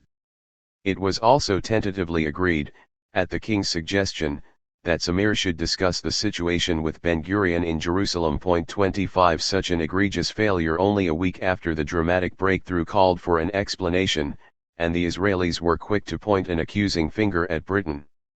Moshe Dayan, for example, wrote that when they returned to the king to continue the negotiations on the principles of a territorial settlement, he informed them that his friend Sir Alec Kirkbride did not agree that Jordan should enter into such a treaty with Israel while the other Arab states had not done so. The king therefore asked them to regard the paper as cancelled. 26 This explanation is fatuous, not even Dayan himself believed it at the time. In the first place, Dayan was not present either at the meeting on December 13 at which the paper was drafted or at the meeting on December 23 which resulted in deadlock. Pretending that he was already calls into question Dayan's honesty. Even more damning is the fact that there was no mention of Britain in Dayan's contemporary second-hand account of the Shana meeting to the American consul at Jerusalem. He advanced two factors, neither of which involved Britain. One was Abdullah's inability to find a prime minister willing to sign an agreement with Israel. The other was Abdullah's preoccupation with the move for union between Iraq and Syria and the rekindling of his interest in Greater Syria that led him to postpone any action regarding peace with Israel. 27 There was probably an element of truth in both of these explanations. Other constructions put on the Jordanian stand by Sharad was that they wanted a broad belt on which to settle some of the Gaza refugees and cut Israel in two, that this was a bargaining move from which they would retreat if Israel stood firm, and that this was an attempt to discredit the whole idea of a corridor with a view to forcing Israel back to their original solution based on cession of the southern Negev. 28 Ben-Gurion tended to believe that the last explanation was the right one. He instructed the foreign ministry to inform Abdullah in writing that his conception of a corridor in the Negev was utterly unacceptable, and that if he wanted to continue the talks he would have to come forward with a new proposal. 29 Samir Rafai represented this latest Israeli move as an indefinite postponement of the negotiations. He felt that the time had come for him to withdraw and permit the government to continue, if it desired, on an official basis. He counseled the king to be patient and avoid any rash action. Tawfiq Abul Huda's position was that he would not criticize an agreement with the Israelis provided he himself was not a party to it. 30 That left Samir as the only serious contender for the job of prime minister, and he could only improve his chances by obtaining for the king a satisfactory agreement with Israel. However, he preferred to retain his comfortable post as Minister of Court, which gave him a strong position with the king and enabled him to engage and keep au courant of palace intrigue rather than assume the heavy responsibilities of the prime ministership. 31 The Israelis were not much more successful in using the talks with Jordan as a lever for getting a British promise not to extend the Anglo-Transjordanian Treaty to King Abdullah's new domain. The Israeli argument was that Arab Palestine was of little use to the British militarily, and that they could well afford to waive the extension of the treaty so as to make it politically easier for Israel to come to terms with Jordan. Walter Eaton put the question directly to Sir Knox Helm, an independent-minded and quick-tempered Scot who was appointed as Britain's diplomatic representative to Israel following the de facto recognition and rapidly gained the confidence and trust of the suspicious Israelis. Helm was sure that his government would not want the treaty to stand between Israel and Jordan and that such an act of voluntary renunciation could be a decisive contribution to the cause of peace, but he also foresaw the technical difficulty of making the treaty apply to only part of the territory of one of the signatories. 32 On December 26, Helm delivered the following written reply: I am to make it clear to Mr. Eaton that the question of the extension of the Anglo-Jordan Treaty to areas of Arab Palestine is a matter for decision by His Majesty's government and the Jordan government alone. I am at the same time to say that Israel has nothing to fear from Britain unless indeed she were to embark on aggression against her neighbors. I am also to indicate that it is not the intention of His Majesty's government to establish bases or to station forces in Arab Palestine west of the River Jordan in time of peace. Action which might take place between the United Kingdom and Jordan in the event of war or the imminent threat of war is, of course, Another matter. 33 Ben-Gurion described this official reply as tough and saw in it a clear threat that Israel would have the British to contend with if she provoked Jordan or any other country, and an indication that Britain meant to retain the right to establish military bases in Arab Palestine whenever it suited her. 34 Like most high-ranking Israelis, Ben-Gurion believed that the British strategical map of the Middle East showed the Negev in Arab hands, and that Britain had not abandoned the hope of getting a portion of the Negev away from Israel. A more perceptive analysis of the thinking that lay behind the official note was given by Michael Comey, the head of the British Commonwealth Department in the Foreign Ministry. Comey acted as the devil's advocate and tried to see the matter through British eyes. Neither the British nor the Transjordanians appear to believe that Israel will remain satisfied with its present frontiers, or that an attempt will not sooner or later be made to extend those frontiers at least to the River Jordan. Insofar as the treaty guarantees the territorial integrity of Transjordan, such a guarantee would be regarded as doubly necessary for an annexed triangle. It would be argued that the extension of the treaty would serve as a red light to Israel, whereas a waiver would serve as a green light.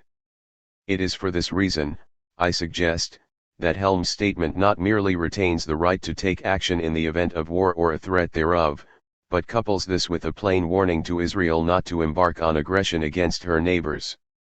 It was on account of this persistent British fear of Israeli aggression, concluded Comey, that further British concessions on the applications of the treaty were improbable. 35 As 1949 turned into 1950, the prospects as seen from Tel Aviv of a breakthrough in the talks with Jordan, or of limiting the British commitment to Abdullah so as to reduce the risks of a settlement with him, must have looked rather bleak. Two unholy alliances and the Holy City. One chink of light amid the general gloom was the question of Jerusalem, which provided a powerful impetus to Israeli-Jordanian cooperation. Historically, Jerusalem was both a major bone of contention and a major prize in the rivalry between the Hashemites and the Zionist movement. The threat of internationalization looming ever more ominously over the international sky towards the end of 1949 helped to transform this rivalry into one of active collaboration. Differences over boundaries and rights of access were dwarfed by the overriding imperative of resisting the imposition of an international regime over the city. Differences in the quest for a comprehensive political settlement had to be set aside in order to ward off the imminent threat of the UN moving in on them. A new basis thus began to emerge for the renewal of the unholy alliance between the Hashemites and the Zionists, and by an ironic twist it concerned the fate of the Holy City. Jerusalem was of immense religious, political, and strategic significance to both sides. Whoever ruled Jerusalem was likely to rule ultimately all of Palestine. For Abdullah, Jerusalem was a coveted prize and the hub of a new empire. He derived great personal satisfaction from being able to worship at the Dome of the Rock where his ancestor, the Prophet, began his journey to heaven, and at the Mosque of Omar where his father was buried.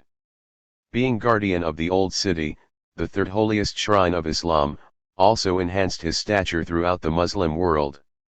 And having Jerusalem as his capital would have provided a noble setting for the Hashemite throne, in contrast to the shoddy and lackluster Amman which was used by the Ottomans to settle Circassians in the 19th century and could not even boast of a glorious past. Politically, Abdullah needed to control Jerusalem, the traditional stronghold of the Husseinis, in order to nip in the bud any attempt by the Palestinian nationalists to shake off his rule and form a state of their own under the leadership of the Mufti. Strategically, a strong point in Jerusalem, such as that provided by the walled city, was as essential for the defense of Jordan's eastern flank against an Israeli attack as having an unbroken line from Jericho to Jerusalem was to preserving Abdullah's suzerainty over the rest of Arab Palestine. Israel similarly coveted Jerusalem for its biblical and religious associations. Israel's spiritual heritage and historical greatness were intimately associated with this ancient city. Relinquishing Jerusalem would have therefore struck at the very heart of Israel's national aspirations and unique international mission. From being pound a light unto the nations, it would have been reduced to the level of just another Levantine state along the Mediterranean coast. No less intimately involved with Jerusalem was the security of the Jewish state. Jewish Jerusalem endowed the state with strategic depth, a wedge into Arab Palestine and, with the surrounding hills, an extremely effective bulwark against attack on the coastal plain. When it became clear that the provisions of the UN resolution of 1947 for turning Jerusalem into a corpus separatum were not going to be put into effect, the Palestine Conciliation Commission was asked to prepare a new plan for the internationalization of the city and to present it to the autumn 1949 session of the General Assembly.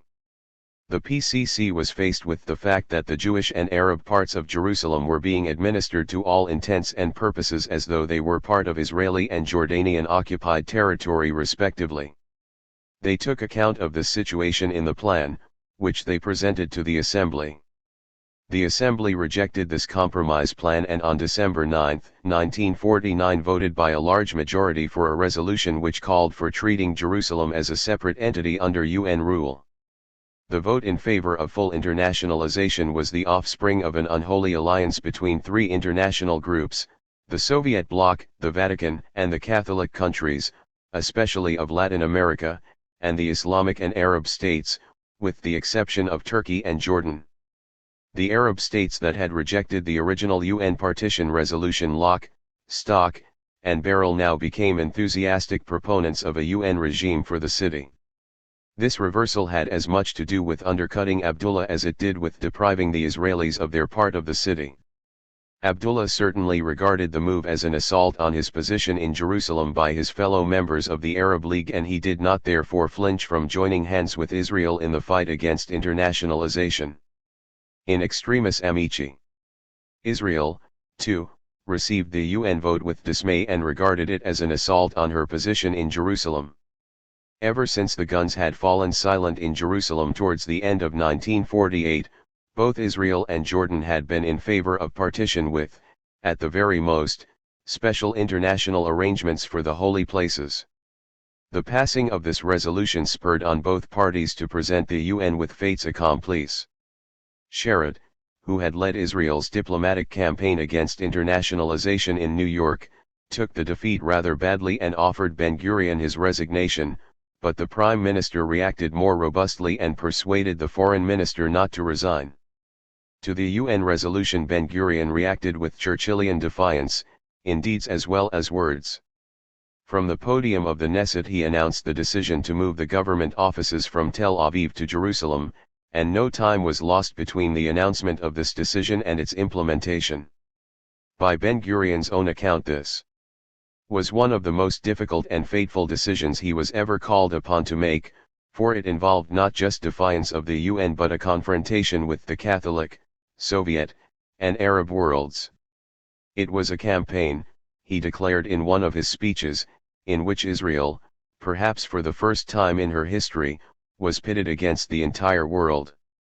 Ben-Gurion saw the imposition of an international regime in Jerusalem in apocalyptic terms.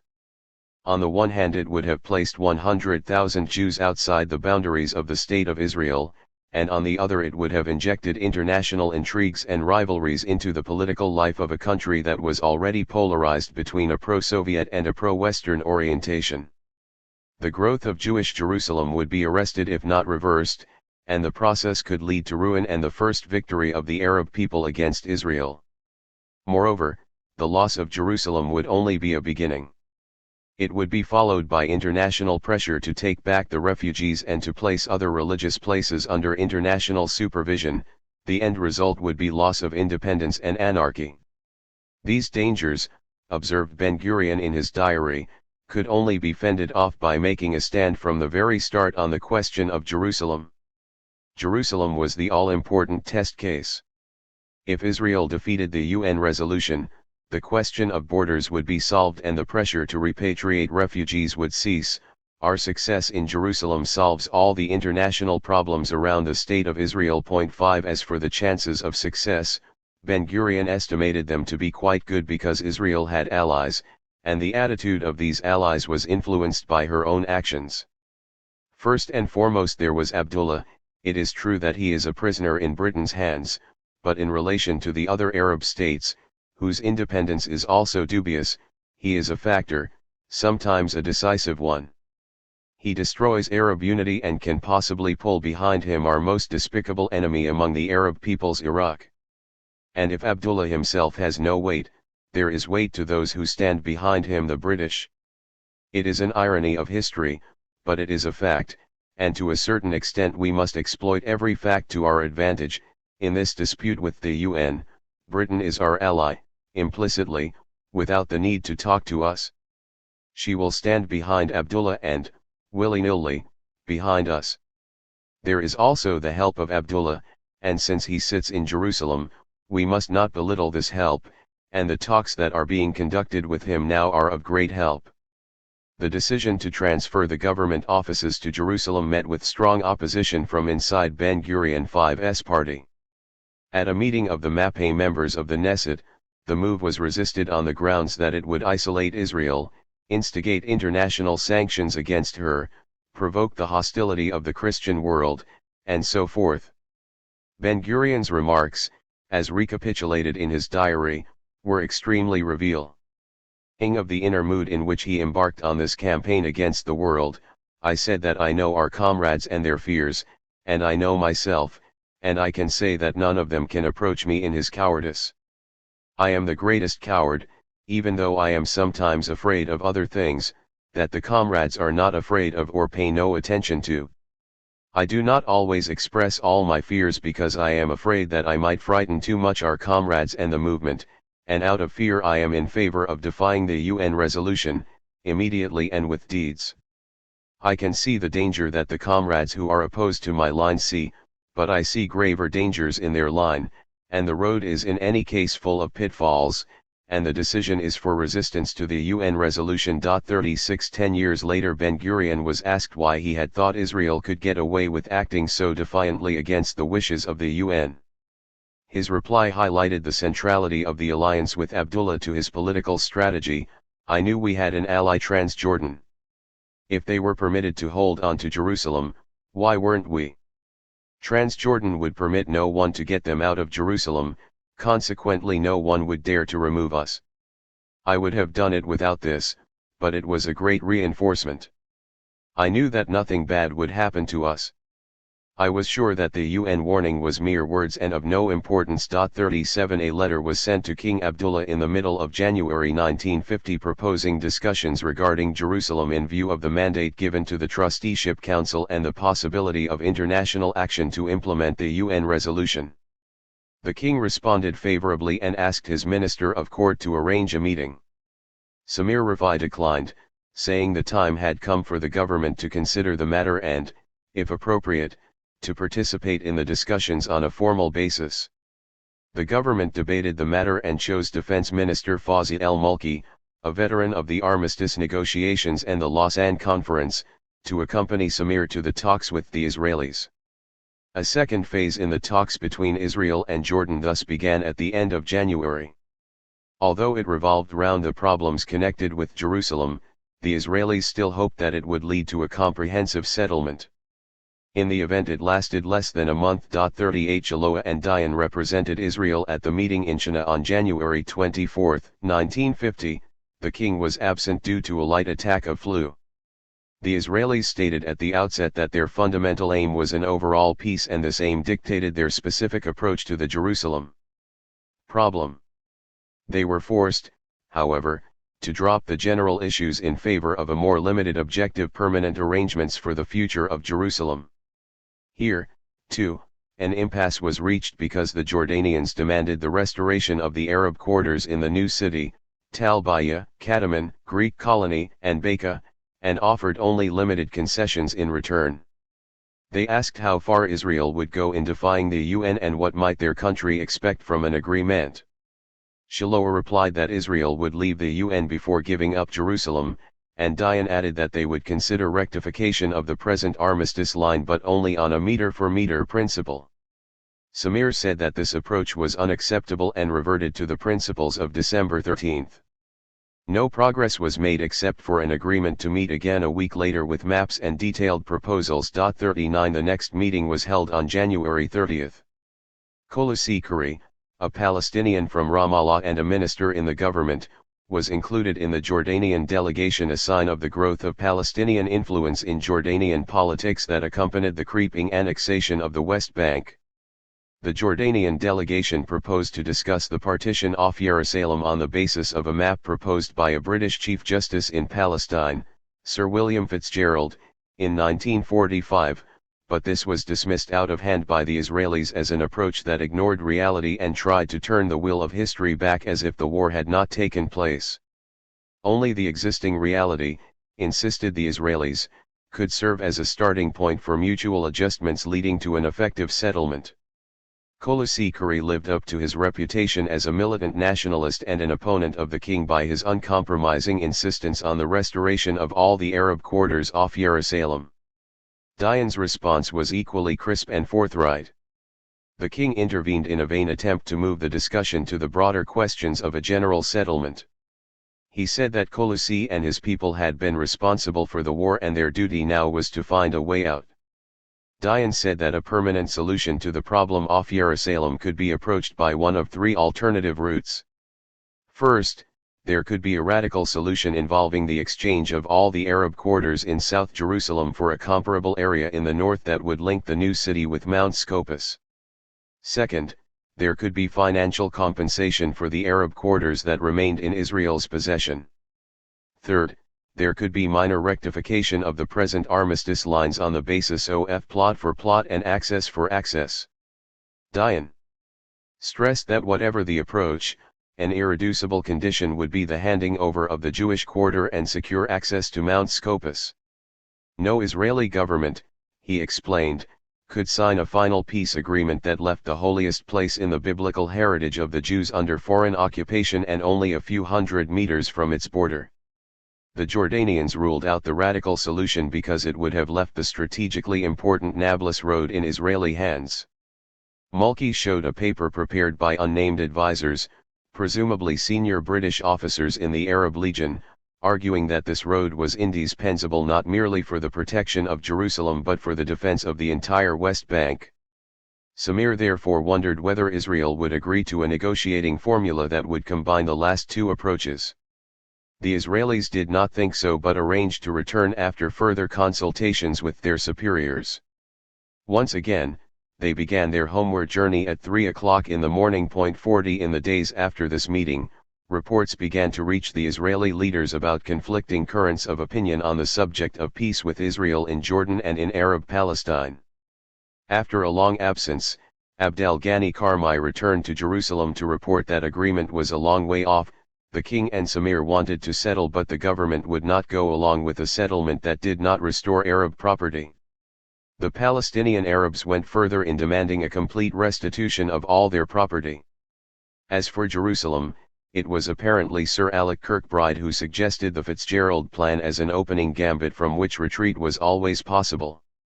General Riley, the UN observer, reported that a greed for money had been aroused.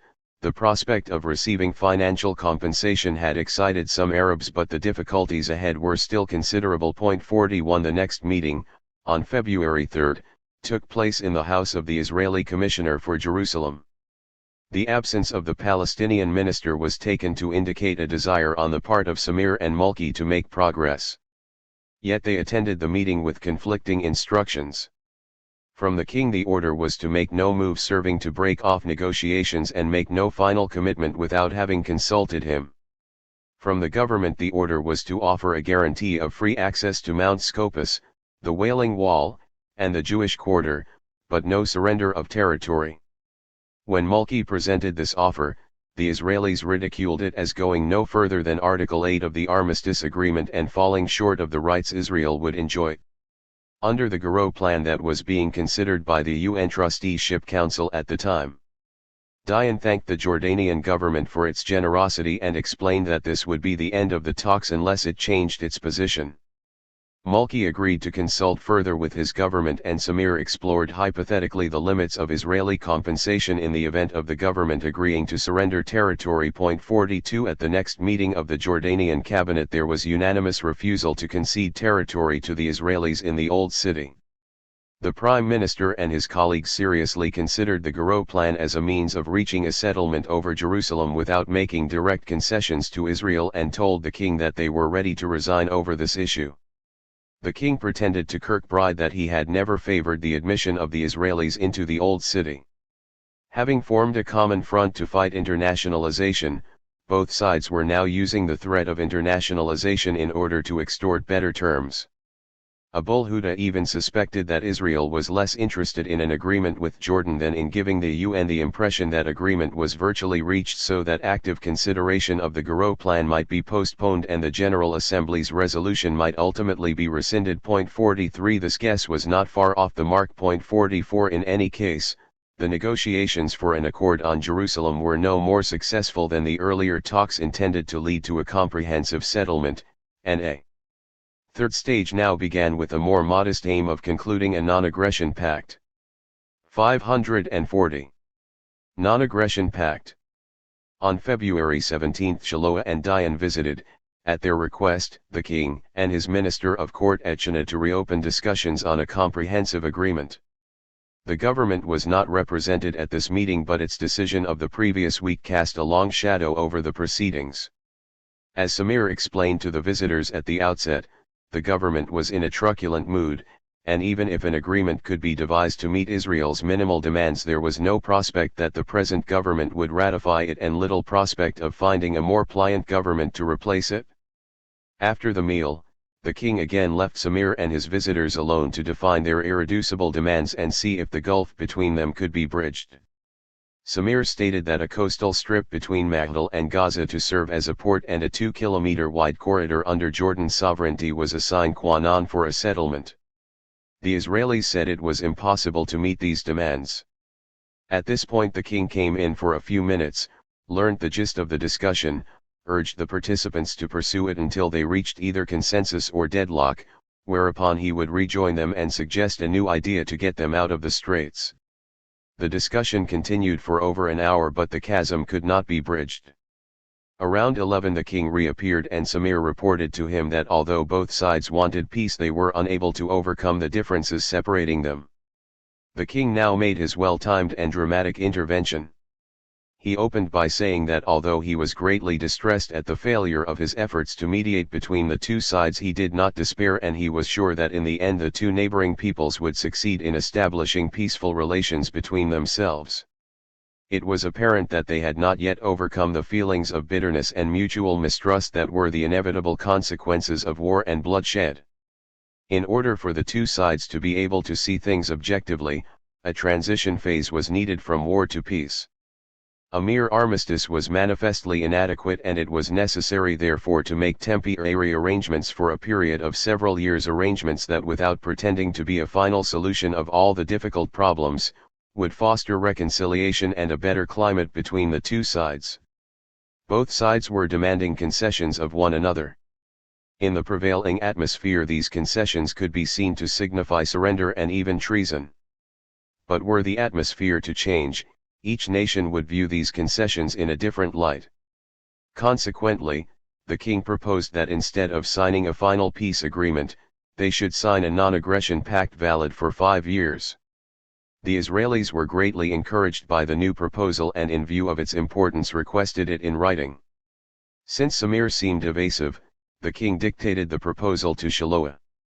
The main elements in the proposal were the conclusion of a non-aggression pact between Israel and Jordan for 5 years, based on the existing borders as demarcated in the Armistice Agreement, guarantees to the UN that Israel and Jordan would honor the holy places, special compensation to the inhabitants of Jerusalem for their property, negotiations to renew the commercial relations between the two countries, and a free zone for Jordan at Haifa, permission to all Arab property owners to return to Israel or send a lawyer to dispose of their property, and the appointment of mixed committees to work out the details of the final settlement. Finally, the king reserved his right in connection with the territorial modifications and a port on the Mediterranean under Jordanian sovereignty that had been agreed in principle at previous meetings.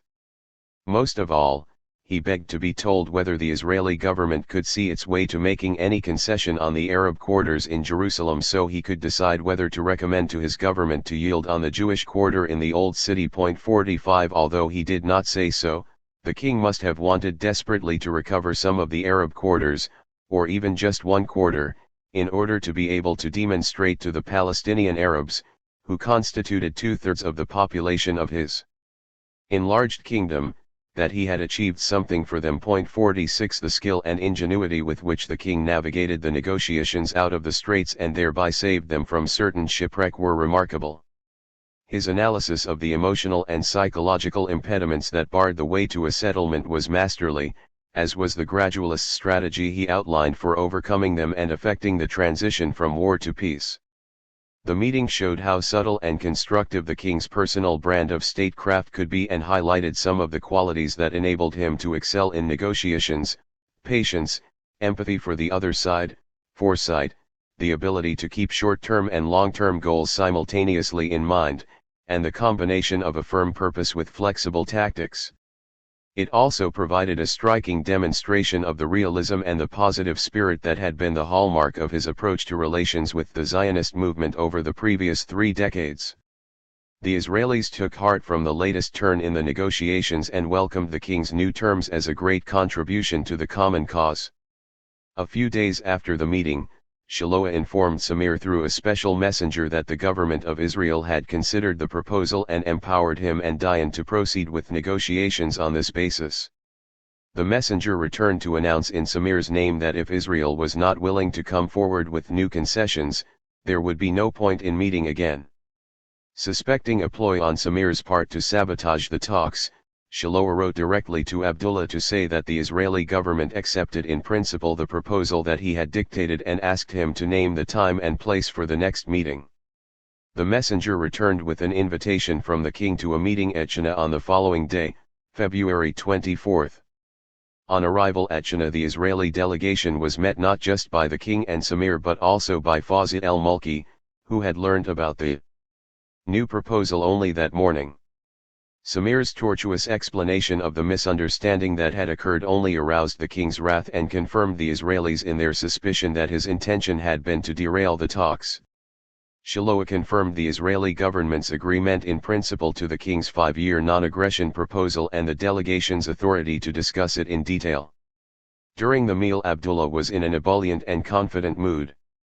He said that his mind was made up not to go back on his word, and if his present government resisted he would get a new government that would carry out his policy. After a pleasant dinner there followed 3 hours of more discussion at which the king was an active participant. He suggested that Shiloah read out the text of his proposal so that Fawzat would understand it, and so they could then go through it item by item in order to make his personal text more precise. After the revision and amendment had been completed, Abdullah summoned the mayor of Amman, who had been present at the dinner, and instructed him and Mulki to make fair copies of the text, one for each delegation. These copies were duly produced, whereupon the king turned to Samir and Mulki first and Shiloah and Dayan next and told them to initial both copies, adding with a smile, "You will sign and I shall serve as a witness." Samir and Mulki looked embarrassed and tried to explain to Abdullah that there was no need for a signature. But he insisted and, reluctantly, they initialed the agreed set of principles. The king showed much joy and hailed the signature as a turning point in the negotiations. It was agreed that, after consultation with their respective governments, the two delegations would bring draft agreements based on the written directive to the next meeting at which they would compare them with a view to working out one unified text for the agreement. 47 4 days later a further meeting took place at Shana at which Jordan was represented by Fawzat al-Mulki and Jamal Tukan, a Palestinian Arab who was the administrator of Jerusalem, while Samir attended as observer for the king. Both sides presented draft agreements based on the recently initialed document. The Israeli draft was excessively long and legalistic, with annexes and joint declarations that were rather verbose even by Oriental standards.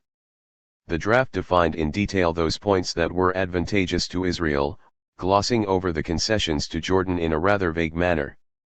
For all its faults, the Israeli draft at least addressed all the points in the agreed document. That much could not be said for the Jordanian draft. The latter removed all the meat from the agreed statement. It substituted modification of armistice for non-aggression pact, made no reference to the provision for 5 years, and omitted any mention of freedom of commerce and trade. 5. On the other hand, it emphasized the right to a corridor, an outlet to the sea, a free port at Haifa, and a committee to study these questions. After the presentation of the two drafts there followed 3 hours of vigorous argument during which Malki was the chief Jordanian spokesman while Tukin mostly remained silent.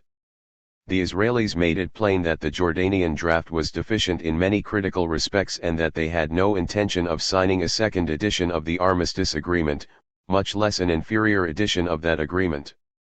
They explained that they had already lowered their original expectations of a final peace treaty as a result of the king's persuasive argument concerning the need for a gradual transition from war to peace.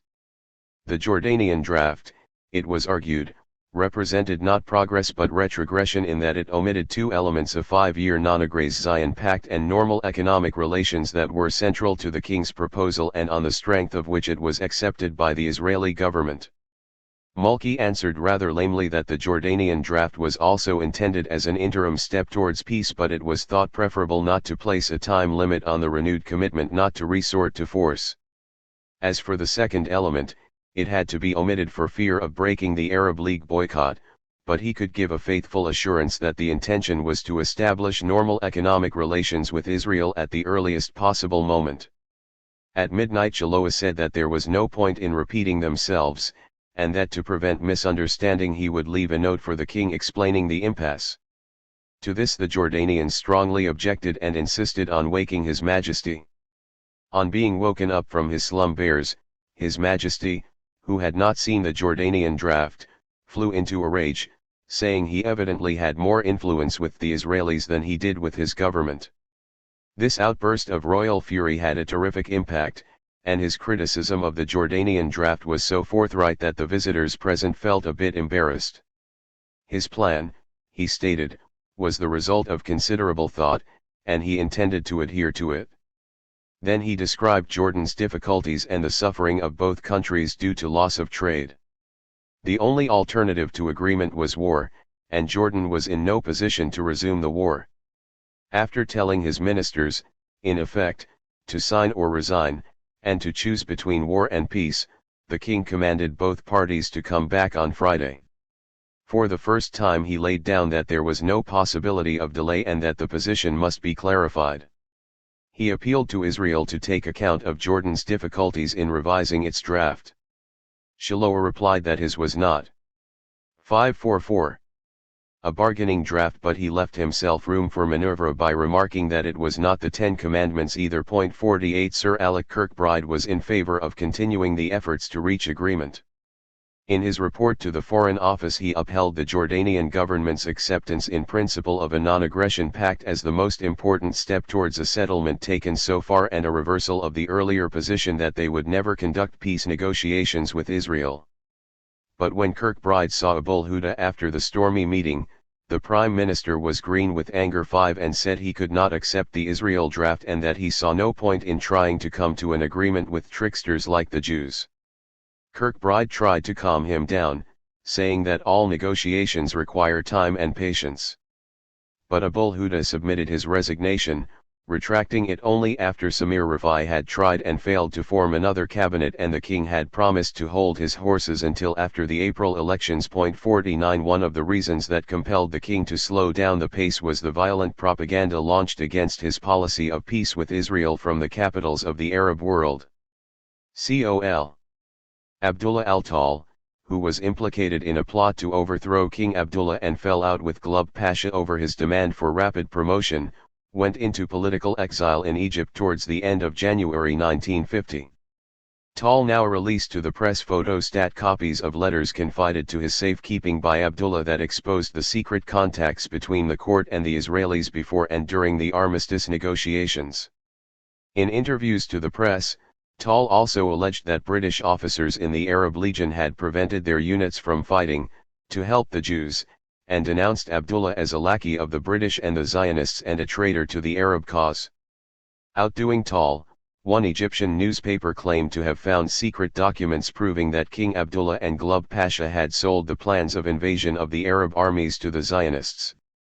Tal orchestrated a campaign demanding that the Arab League send a court of inquiry to Amman to investigate the treachery of the Jordanian authorities and of the Arab Legion. 50 Towards the end of February, leaks also began to appear in the press about the talks that were then in progress between Jordan and Israel. The New York Times carried on its front page a report that a 5-year non-aggression pact had been brought to the cabinet by Sharett and that the treaty proposals were being studied at the same time by the Jordanian government. 51 Radio Damascus broadcast that an agreement had been signed by Abdullah and Ben-Gurion on board ship in the Gulf of Aqaba in the presence of representatives from Britain and the United States. 52 These rumors had the effect of stiffening the resistance of Abul Huda's government to the continuation of the talks with Israel. The opposition centered around the Palestinian members of the cabinet and was sustained by public opinion on the East Bank as well as the West Bank. Cabinet members may have also been influenced by threats of personal violence if they approved a settlement with Israel. Samir Rafai's failure to form an alternative cabinet was thus seen as a major setback for the king and a victory for the die-hard Palestinian elements both in and out of the cabinet.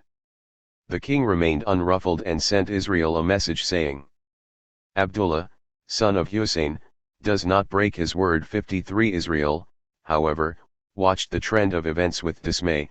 The Israelis attached the greatest importance to Abdullah's success because it was hoped that this would remove the key log in the jam which still prevented peace in the Middle East. Suggestions that Israel should get America and Britain to put pressure on the king met with a terse reply from Sharett. King needs no persuasion but ministers ready to sign and damn consequences. 54 The real doubts in Sharett's mind concerned not the king's sincerity but his ability to overcome the opposition he faced at home and the pressure on him from all the Arab countries, which in the case of Syria took the form of a threat to close the border with Jordan, and in the case of Egypt and Iraq, to cut off food exports to Jordan.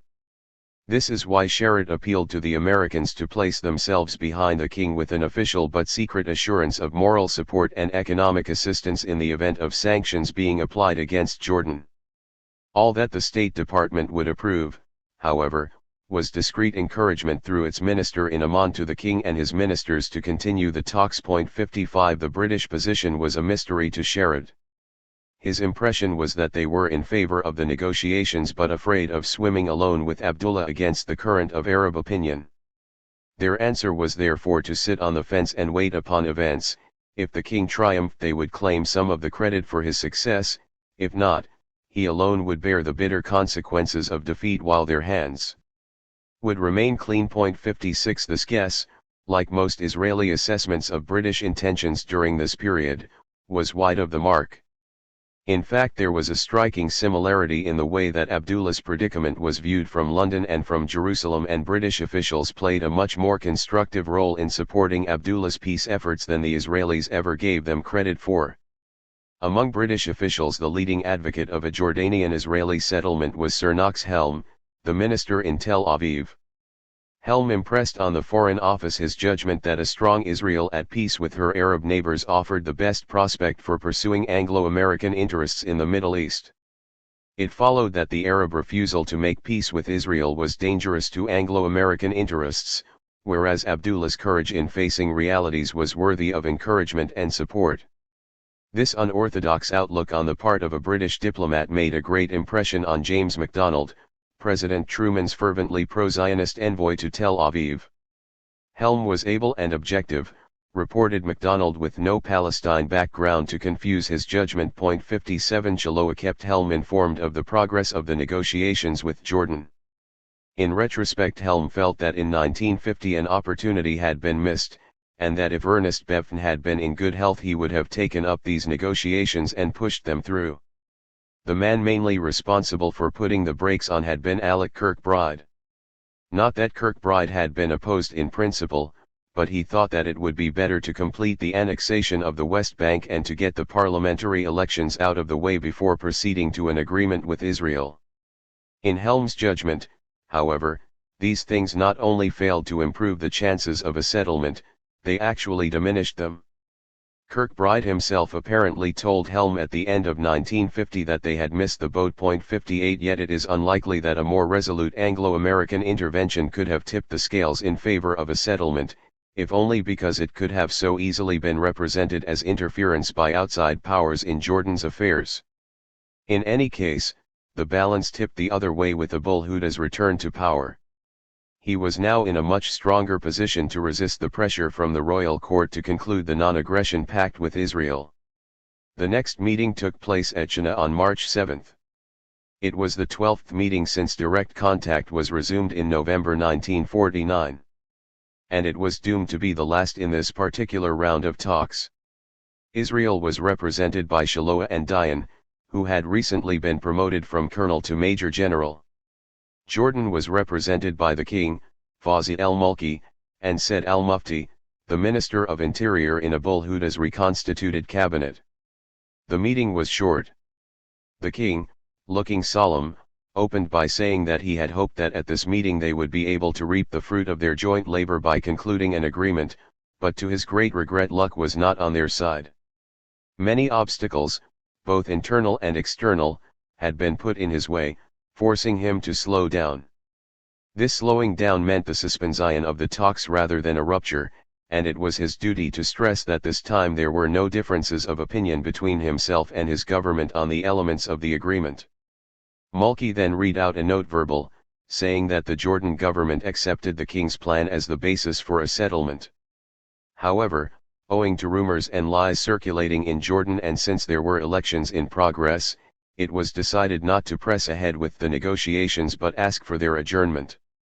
He concluded with the hope that these negotiations would be resumed at the earliest possible moment and that they would be animated by the same spirit and objectives as the conferences to date. 59 The suspension of the talks represented a draw in the tug-of-war between the government and the royal court. The contest was not ended but merely suspended, with neither party enjoying or claiming a clear victory for its policy. The government conceded in principle the need for negotiations and a pact with the enemy, and this decision was formally conveyed to Israel. On the other hand, the court agreed not to force the issue and not to proceed with the implementation of a settlement until after the elections, lest it be said that on the question most crucial to the future of the Union relations with Israel a definite policy had already been laid down on the eve of the elections. Within this broad question no aspect was more sensitive than that of normalizing economic relations with Israel, for just as for Israel this represented the greatest prize on account of its political and symbolic significance, so for the government party in Jordan, it represented the greatest danger to its position vis-a-vis its own people and the rest of the Arab world. 0. The Israelis experienced disappointment verging on despair, so much attempted and so little achieved. Yet they did not blame the king for the failure of their joint efforts and hoped that he would live to fight another day. Elias Sasson, the architect of the Israeli-Jordanian rapprochement and now Israel's minister to Ankara, felt the disappointment more acutely than most. But it was Sharrat's analysis of the events of the last few months that was most revealing, for it placed the Israeli-Jordanian negotiations in the much broader context of the relations between the Jewish state and the Arab world as a whole. He had no doubt whatever, as he wrote to Sasson, that during the days of crisis that occurred in the negotiations, the Circassian village called Amman served as a focal point for a head-on confrontation between the two trends that operate in the Middle East in relation to our problem: on the one hand the trend for reconciliation with the State of Israel and the drawing of advantage from its existence, and on the other hand the trend of non-recognition of the reality of Israel, the continuation of the boycott of her today, and mental and practical preparation for renewed war against her tomorrow and the day after tomorrow. Sharrat went on to pay a tribute to the courage and steadfastness of the man who epitomized the first school of thought. Given the consolidation of the forces that rose against him at home and abroad, I consider that the king held his own, morally and politically, to an extent that deserves respect. He did not surrender, he did not reverse his position, he did not cancel his previous resolutions. On the contrary, he brought Abul Huda's cabinet to an explicit endorsement of the policy of settlement, and even to an official undertaking to renew the negotiations in the same spirit and for the same objectives. Of course these declarations and undertakings are now suspended in the air, in that their implementation has been postponed to an unspecified date and is contingent on the election results which no one can guess in advance. Nevertheless, the stage we have reached, after the retreat and the delay, must be seen as a positive station on the road to negotiation when compared with our starting point at the beginning. 61 No doubt King Abdullah would have been flattered by these comments on his own conduct in the face of adversity, just as he would have shared Sharrat's judgment that, despite the setbacks, some progress had been made along the long and arduous road to peace between their respective countries. It was a fitting epitaph on a chapter in Israeli-Jordanian negotiations that had begun in November 1949 with the search for a comprehensive settlement, been diverted in search of a specific accord on Jerusalem, was reactivated by Abdullah's proposal of a 5-year non-aggression pact in mid-February 1950, and ended inconclusively in early March. Tug of war in the Arab League. Following the suspension of the Jordanian-Israeli talks, the crisis in the relations between the Arab League and Jordan reached its climax. The long-standing conflict between the Hashemites and their Arab opponents, and more particularly between Jordan and Egypt, now crystallized round two burning issues: the question of a separate peace with Israel and the annexation of Arab Palestine by Jordan. Discord over these two issues within the Arab League was nothing new, but the crisis in the spring of 1950 was so acute that it threatened, for the first time, the very existence of this 5-year-old organization for Arab unity. King Abdullah did not relax his efforts to bring about an accommodation with Israel. He kept faith with his Israeli partners, showing by deeds as well as words his determination to carry the talks to a successful conclusion. During the lead-up to the elections scheduled to take place on the West Bank and the East Bank on April 11, an energetic campaign was conducted through the pro-Hashemite press and radio in favor of an understanding and a settlement with Israel. The newspapers, Philistine systematically preached for a settlement with Israel.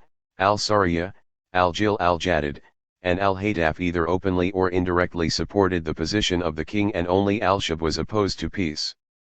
The radio propagated Abdullah's point of view, explained the rationale behind it, and dwelt in a critical vein on the mistakes and misfortunes of Arab policy towards Palestine over the previous 30 years.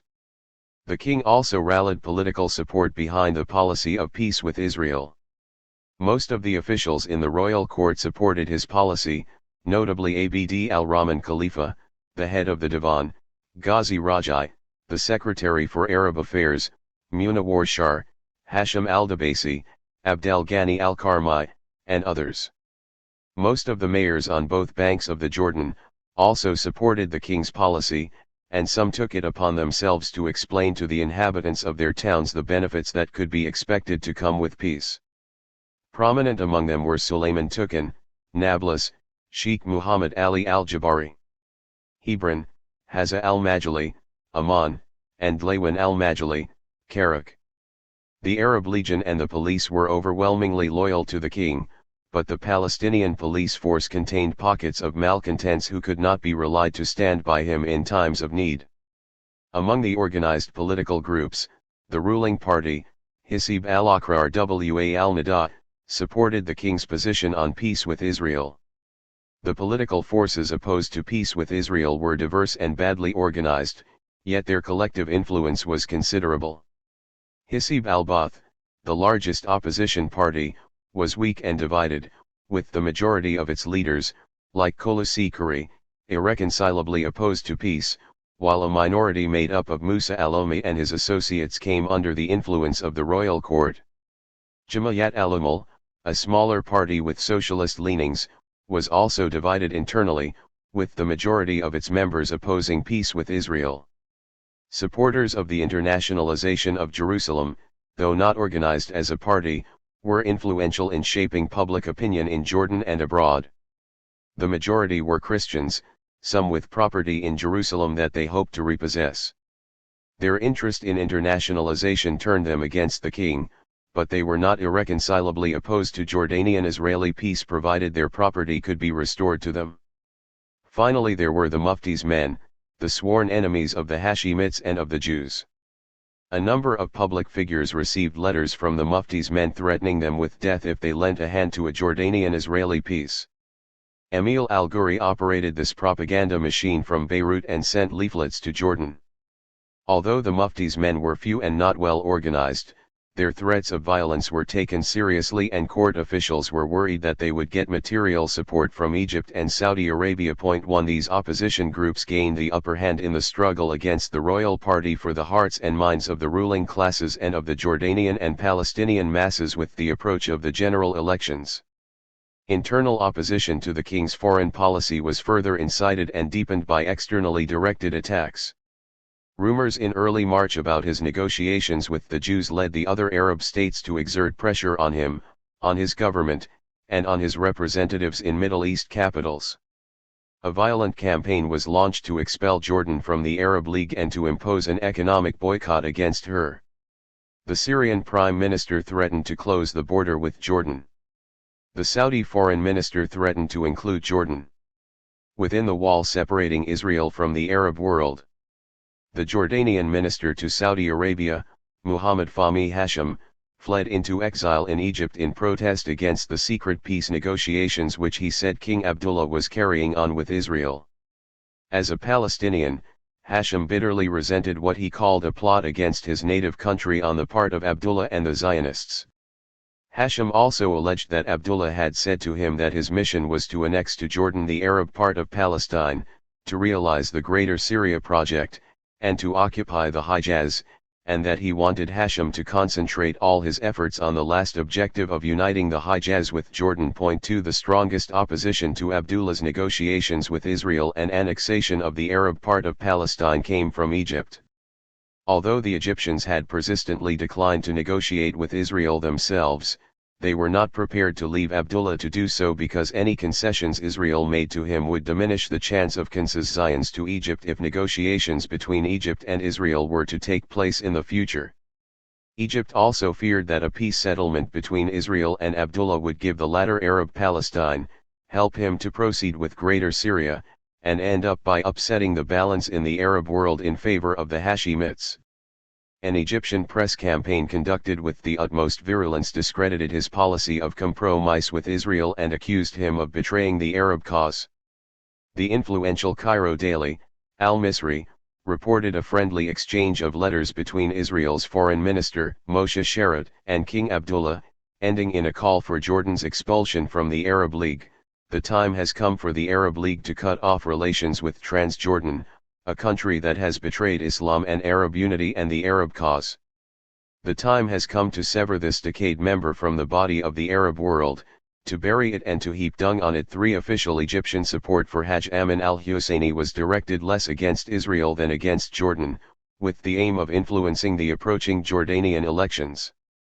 Egyptian encouragement and support were extended not just to the Mufti himself but to Abdullah's Jordanian and Palestinian opponents, and particularly to defectors like Abdullah al-Tal and Muhammad Fahmy Hashim. The Israelis were aware of Cairo's behind-the-scenes activities to discredit Abdullah and block the path of compromise, but they kept out of this family quarrel. Ben-Gurion summarized in his diary a report he received from Reuven Shaloa: the League is organizing war against Abdullah. They are organizing gangs in Transjordan. Egypt is strengthening the Mufti. They wanted Hawari to help the Mufti and he refused. The king is in need of money, for it is not clear from this entry whether Abdullah himself had asked for money, whether Shaloa thought he needed money, or whether Ben-Gurion planned to do anything about it. But putting the word king 5 in inverted commas betrayed a snide and grudging attitude on the part of the Israeli leader towards an ally who was displaying undeniable courage in defense of an unpopular policy. The war of words against Abdullah reached its climax during the 12th Ordinary Session of the Arab League Council in Cairo, which lasted from March 25 to April 13. In this session Jordan was placed in the dock and 2 main charges were pressed against her: annexation of Arab Palestine without the consent of the League and breaking the Arab front by negotiating separately with Israel. The first charge was underscored by the invitation extended to 3 members of the Phantom Gaza Government 5 to attend the League's deliberations. As in the October 1949 session, the All-Palestine government was used by Egypt to challenge Abdullah's claim to Arab Palestine. The second charge was underscored by the resolution of the Council, passed unanimously on April 1, that no member of the Arab League may negotiate a separate peace treaty with Israel or any military, political, or economic agreement, and any state that did so would be considered to have forfeited her membership. 5 Some mystification was caused by the Jordanian vote in favor of this resolution, since it was known that negotiations had been going on between Jordan and Israel which seemed to promise accord between the 2 countries. King Abdullah's volte-face was probably due to the fact that elections in his country were due to take place in 10 days' time, when he also planned to announce the incorporation into Jordan of Arab Palestine. It was therefore scarcely the moment to exacerbate Arab feelings and to provoke an open rupture with the League. Defiance on both charges would have provoked such a rupture, leading to Jordan's expulsion from the League. Abdullah apparently yielded on negotiations with Israel, the better to make his stand on annexation. In retrospect, some Israelis considered that the compromise reached between Abdullah and the League was at their expense. Yaakov Shimoni, one of the foreign ministry's most perceptive Arab experts, was not surprised by Abdullah's volte-face. On the contrary, he thought that this diplomatic puzzle can be explained very simply. Abdullah did a trade-off which was unfortunate for us but legitimate from the 4 Ben-Gurion's diary, March 29, 1950. Point of view of the dirty game called international politics. The Arabs threatened him with expulsion from the League because he was making the final preparations for annexation and because they heard that he was going to sign a peace agreement with Israel. He said to them, "Let us do a deal. I shall forego a peace treaty with Israel if you accept my annexation. I shall also present the annexation in a way that would make it easier for you to live with by saying that it is only a temporary measure until a permanent solution is found to the Palestine problem." Point 5. In other words, he sold the idea of a peace agreement with Israel in exchange for an Arab acceptance of his annexation of the West Bank. He calculated, he weighed the pros and cons and found that the second thing was more useful to him than the first. Point 6. The solution to the diplomatic puzzle is generally convincing, but it is unduly harsh in implying that Abdullah abandoned the idea of peace with Israel altogether. A more likely explanation is that Abdullah intended to wait until after the elections were over and Greater Jordan had become a fact before resuming the quest for a peace treaty with Israel. To Gerald Drew, the recently appointed American minister to Amman, Abdullah said quite plainly that after the elections he planned to resume the negotiations with Israel, to inform the Arab League, and to call on the other Arab states to follow the same course. If all persisted in their opposition, he was fully prepared to face expulsion from the League, for which he displayed ill-concealed contempt. Abdullah emphasized the important role he hoped the new parliament due to convene on May would play in furthering the negotiations with Israel. Point 7. Abdullah projected the same supreme self-confidence and optimism when explaining his plan to the Israelis. A secret messenger was sent from Amman bearing a letter written in Turkish which said that the old man had kept his word, and that he was standing upright in the face of the attacks on him from inside and outside Jordan. The Israelis were told not to worry if they read that he had made his peace with the Arab League because the League's resolution only committed a government that was about to resign anyway. Even if he had to leave the League, he would not go back on his word. The British and the Americans were giving him encouragement and promising to stand by him if he got into economic difficulties. The Israelis also deciphered a cable from the Iraqi minister in Amman which reported Abdullah as saying that there was no comparison between his position and that of the others. He had a long border with Israel and 700,000 refugees. If a conflict broke out, would the Arab states come to his aid? He was not afraid of the publication of the documents about which Egypt's newspapers were making such a fuss. He had not contacted the enemy until after the armistice and he was not in a hurry to make peace. The new parliament would settle this matter. To all his allies, American, Israeli, and Iraqi, Abdullah thus gave the same explanation for the Jordanian representative surprising vote in favor of the League's resolution. Point 8. If Abdullah was double-crossing anyone, it was not the Israelis but his rivals in the Arab League. Abdullah seized at a proposal made by the Palestine Conciliation Commission aimed at ending the impasse in its work in order to give a measure of legitimacy to bilateral negotiations with Israel and in order to fend off the menace of reprisals from his Arab rivals.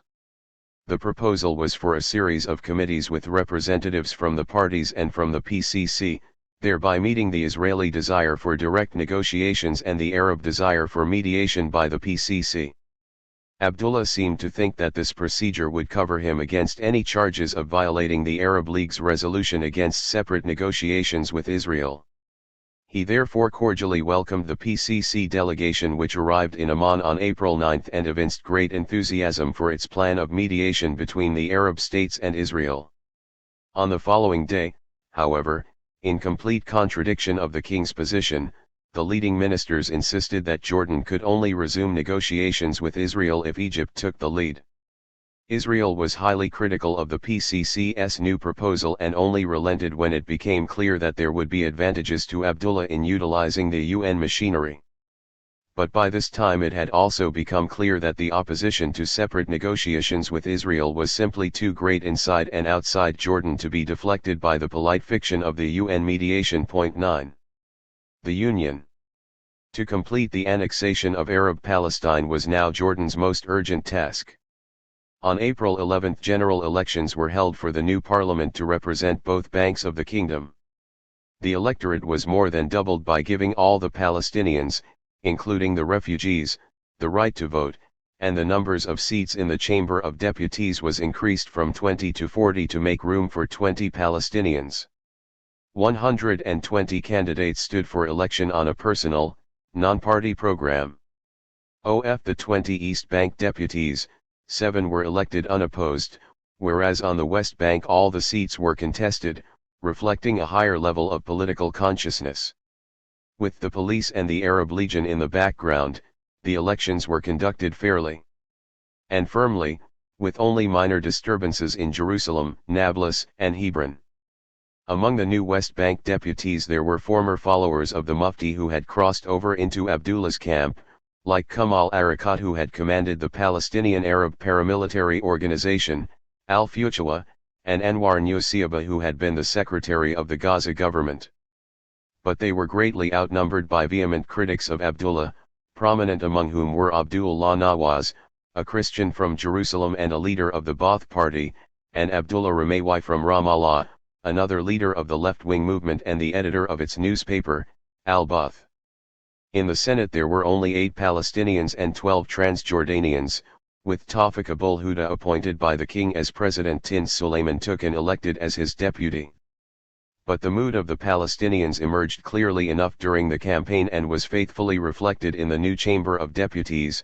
Union with Transjordan was acceptable, peace with Israel was not. 10 Said al-Mufti was asked to form and hold the balance in a new cabinet consisting of 5 Transjordanians and 5 Palestinians. For the task of holding the balance he was well equipped both by virtue of being the leader of the Circassian community and of being fearless and independent. Muhammad Shuraki became foreign minister, Fawzi el-Mulki remained as defense minister, and Falo Madada as minister of the interior. Thus despite the pretense at equal representation, all the key portfolios in the new cabinet were given to East bankers. While the elections were taking place in Jordan, the Arab League continued its deliberations in Cairo. On April 13 the Council confirmed its earlier resolution to expel any members that reached a separate agreement with Israel. With Jordan abstaining, the Council also reaffirmed its resolution of April 12, 1948 which provided that the entry of the Arab armies into Palestine for the purpose of saving it should be viewed as a temporary measure free of any characteristics of occupation or partition of Palestine, and that following its liberation it should be handed to its owners so that they might rule it they pleased. Satisfied that they had Abdullah on the run as far as negotiations with Israel were concerned, the Arab League leaders, in an unusual display of collective restraint, decided not to press him too hard, at least for the time being, on the question of annexation. With Iraq acting as the mediator, a compromise formula was reached to recognize Jordan's de facto administration but to refuse de jure recognition to her annexation of Arab Palestine. Tawfiq al-Suwaidi, the Prime Minister of Iraq and chairman of the current council session, joined in the general condemnation of Jordan for her dealings with Israel but then added, King Abdullah knows that there is no objection to his annexing Arab parts of Palestine, but the Arab population must be consulted first. The Council did not provide for sanctions, as it did on the question of a separate accord with Israel, and merely declared that if annexation took place, a special meeting of the Council would be called to consider appropriate action. 11 Immediately after the Council adjourned, The Egyptian foreign minister declined on behalf of the Arab states PGC's invitation to participate in joint committees until Israel had accepted the UN resolution on the refugees. Israel interpreted this reply as evidence of the anti-peace tendencies of the Arab League and a justification for pursuing its efforts for a bilateral accord with Jordan. At a meeting with the American delegation to the PGG, Gideon Raphael read from a letter which he said came from Abdullah, in which the king stated that he wanted to restart negotiations after the annexation of East Palestine had been proclaimed, and that the discussions in Geneva under the auspices of the PCC should be used simply as a cover for the real talks in Palestine. Raphael also revealed that it had been made clear to Abdullah that Israel would look favorably on the annexation of eastern Palestine only within the context of a final peace settlement or a non-aggression pact. 12 Interestingly, Ben-Gurion's worry was not that the Arab states would reject the PCC's proposal, but that they would agree to sit with Israel in joint committees and thereby block the possibility of separate talks with Jordan. The danger would be all the greater if Britain and America backed the Arab League. To forestall this danger of direct negotiations with the Arabs, which Israeli propaganda always presented as the only way of resolving the Arab-Israeli dispute, the foreign ministry asked Ben-Gurion to meet Abdullah in person, arguing that the king would be hard put to refuse since he himself had requested such a meeting. Ben-Gurion, however, remained non-committal, although all the reports reaching him stressed the improbability that Egypt would take the lead in breaking the taboo on negotiations with Israel. Major General Riley, the American head of UNSO, told Ben-Gurion that he had despaired of the possibility of converting the armistice agreement between Egypt and Israel into a peace agreement. The Egyptian army commanders, feeling vulnerable to Israeli attacks, wanted peace but did not dare express this view before King Farouk. The king and foreign minister were for war, and the ailing prime minister, Nahaz Pasha, was under their influence and that of the Mufti. The men of peace in Egypt did not have the courage of their convictions. It was better, therefore, according to Riley, to complete the negotiations with Abdullah, because though it would cause some tension at the beginning, in the long run it would impel Egypt to make peace with Israel. 13 Abdullah renewed the secret contact with Israel despite the threat of expulsion from the Arab League. On April 21 he sent Abdel Ghani al-Karmi to meet Moshe Sasson in the latter's house in Jerusalem. Sasson Jr. explained to Karmi the Israeli attitude to the annexation of the West Bank and then read out to him the text of the Israeli government's decision. This is a unilateral act which in no way binds Israel. We are bound to the Hashemite kingdom of Jordan by the armistice agreement, and it is our firm intention to abide strictly by it. But this agreement does not empower the government of Jordan to do what it has done. This agreement does not contain a final political settlement, and no final settlement is possible without negotiations and the conclusion of peace between the two sides.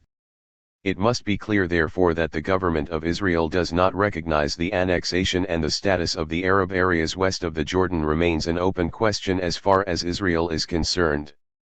After reading the text, Moshe Sasson asked his visitor to inform King Abdullah that the Israeli government would be ready to review her attitude to the annexation if an agreement was signed between her and Jordan. Sasson added that at his next meeting with the king, Reuven Shaloa would amplify and clarify Israel's official position. On April 24 the new parliament convened for the first time for the avowed purpose of confirming the union between Jordan and Arab Palestine. In a skillful speech from the throne, Abdullah defended the union and repudiated the accusations of the Arab League. My government considers that the resolution of the Arab League Political Committee, passed on April 12, 1948, no longer stands valid, as the Arab states have agreed to the permanent armistice and have followed this with the acceptance of the Partition resolution of the United Nations Organization, in contravention of the aforementioned resolution of the Political Committee. As a sop to his critics and in order to place himself on the right side of the Arab League's resolution of April 13, 1950. Abdullah added that the union would not prejudice the final settlement which would establish Arab rights in Palestine, but, on the contrary, would serve to strengthen the defense of a united people and its just cause. 15 The same day both houses of Parliament, the Chamber of Deputies and the Senate, in a joint session, adopted the following resolution. In the expression of the people's faith in the efforts spent by His Majesty, Abdullah, towards attainment of natural aspirations and basing itself on the right of self-determination and on the existing de facto position between Jordan and Palestine and their national, natural, and geographic unity and their common interests and living space.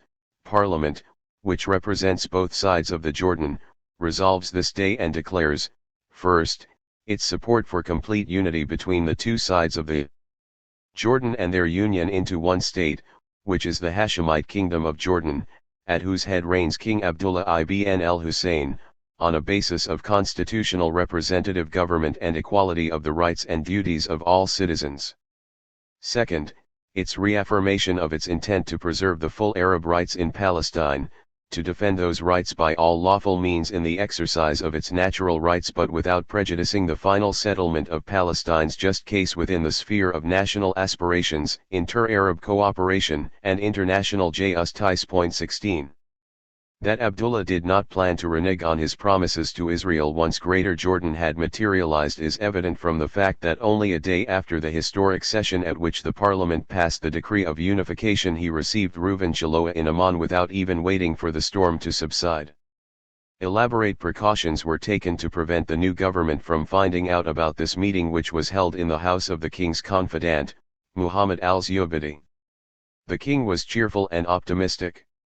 He was confident that his people would support peace with Israel and that his present government was stronger than the last one and would cooperate in executing his policy. The king reaffirmed his loyalty to the previously agreed statement of principles. A reference to compensation for the refugees was the only sign Shiloah could discern that the king might increase his demands. What Abdullah said was that he did not want a single refugee to return to Israel. He wanted them all to stay, but he wanted Israel to accelerate the payment of compensation to the refugees who opted not to return. Nor was Abdullah afraid of actions by the Arab League, and if sanctions were imposed on Jordan he would leave the League. His hope was that if sanctions were imposed, Israel would extend aid to him. 4. His part Abdullah promised to take all possible steps to ensure that an agreement was reached in the near future, with the negotiators sitting continuously for several days to iron out all the difficulties and to complete a paper which would then be submitted to the PCC. 17 What Abdullah seriously misjudged was the strength of the internal opposition to his peace policy and the effect which the storm in the Arab League had on the readiness of his ministers to carry out this policy. He only took Kirkbride into his confidence several days later, to ask him to inform Said al-Mufti and find out whether he would agree to the resumption of talks. In effect, Abdullah was asking the British minister to serve as a mediator between himself and the Jordanian government. The Prime Minister replied that all the members of his cabinet would be opposed and asked Kirkbride to prevail on the king not to press for the resumption of the talks. Kirkbride was reluctant to assume responsibility for the postponement of the talks, though he estimated that no more than 5 or 6 members of parliament would support peace negotiations at that time and that the cabinet would resign if the king forced its hand. To the American minister Kirkbride confided that this was the first time that the king had held out on him and that he probably realized that he was acting hastily. Recalling that the negotiations in March had failed primarily because of Abdullah's impetuous demand for speedy action, Kirkbride commented that the king had got himself into a bad hole and that he was going to have difficulty in extricating himself. 18.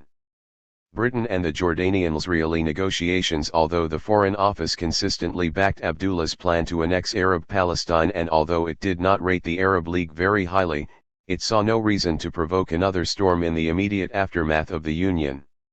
It was also thought that official British recognition of the union would strengthen Jordan's position vis-a-vis the Arab League and in any eventual peace negotiations with Israel. 19 Accordingly, on April 27, the Minister of State of the Foreign Office, Kenneth Younger, announced in the House of Commons that the British government accorded formal recognition to the Union and declared that the Anglo-Transjordanian Treaty of 1948 would apply to all the territory included in the Union, with the exception of Jerusalem.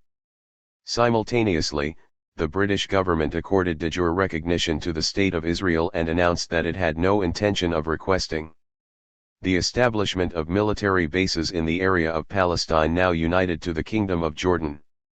Israeli protest about the extension of the treaty to the West Bank was met with the reply that de jure recognition was accorded to the Union and to Israel simultaneously in the hope of creating the most favorable conditions for reaching a final settlement between Israel and Jordan. 21 Such assurances were not enough to dispel Israeli suspicions that Britain did not favor a separate peace between Jordan and Israel and was interfering with Abdullah's efforts to reach peace with Israel. As the months went by and the sporadic contacts with Abdullah failed to yield a definitive accord, the Israelis' suspicions hardened, their disappointment increased and a tendency developed to blame Britain for the lack of progress. Allegations that Britain had sabotaged the promising quest for a Jordanian-Israeli peace in 1950 were given wide currency by Zionist officials and commentators. Typical was the interview given by Elias Sasson to an Israeli journalist. Today I can say that we came to a complete accord. The only thing that kept us from reaching a peace agreement was British interference. I remember how Abdullah once said to me, "Elias, my friend, I must stop negotiating a peace settlement with you. Our friends, the British, have told me to stop. They think the time hasn't come yet. They think we should wait a while.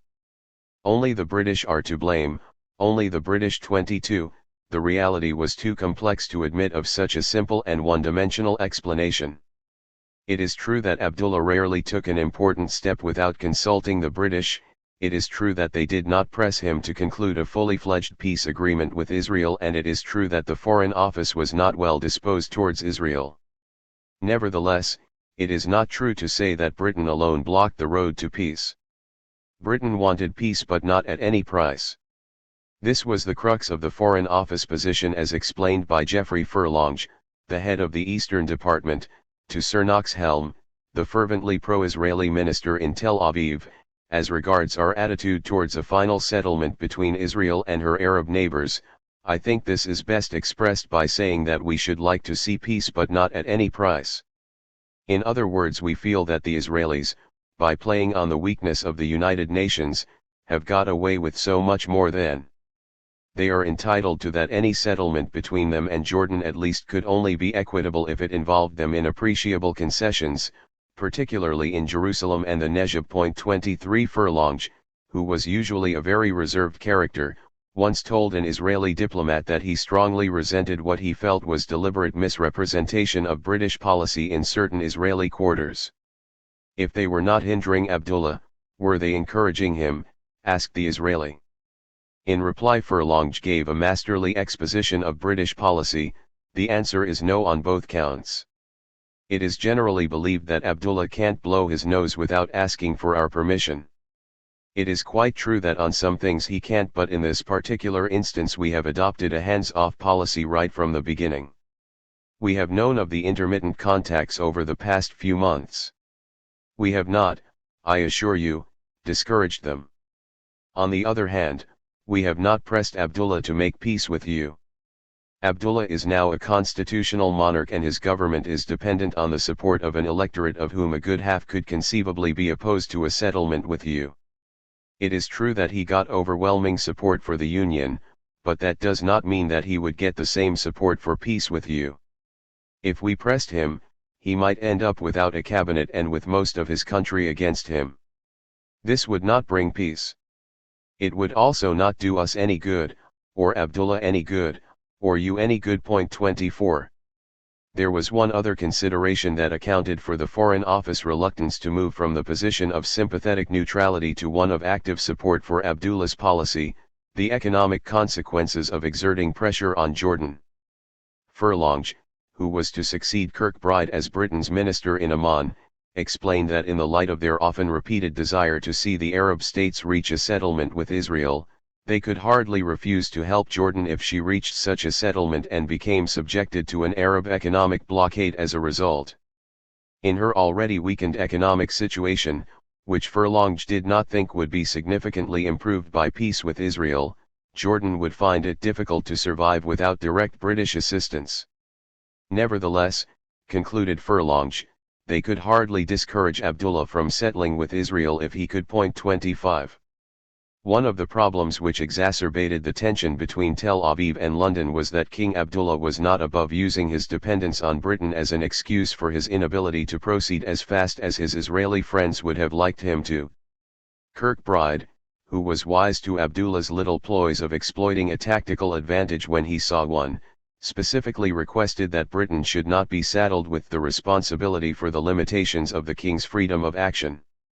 Yet at one meeting in early May, Abdullah told the Israelis that the British had advised him to go slow on the negotiations but that he was determined to proceed despite this advice. 26 What Abdullah did not realize was that the British knew much more about his contacts with the Israelis than he chose to tell Kirkbride, because Reuven Shaloa regularly reported to Sir Knox Helm on progress or lack of it. It is also possible that the British embassy had an informer with access to Shaloa's files, or so it would appear from the fact that it obtained a copy of the Anglo-Transjordanian Treaty, underlined and annotated in Shaloa's handwriting. This document, incidentally, was received with great interest by the Ministry of Defense, for it formed the basis of Israel's formal protest to Britain over the extension of the treaty, and it also revealed that the Israelis knew of a British plan to establish land communication between Jordan and Egypt so that the former might be better able to defend herself in time of war. 27 Even when all these factors are taken into consideration, it is difficult to avoid the conclusion that the Israeli portrayal of the British role in the negotiations was self-serving and to some extent involved deliberate misrepresentation. This was conceded by Gershon Abner, head of the West European Department at the Foreign Ministry during the period under consideration. After the attempt to make peace with Abdullah failed, we put the blame on the British, just as we had done with the Lausanne Conference. Mutual brainwashing is a very deep process in Israel, and it even engulfs people with political understanding.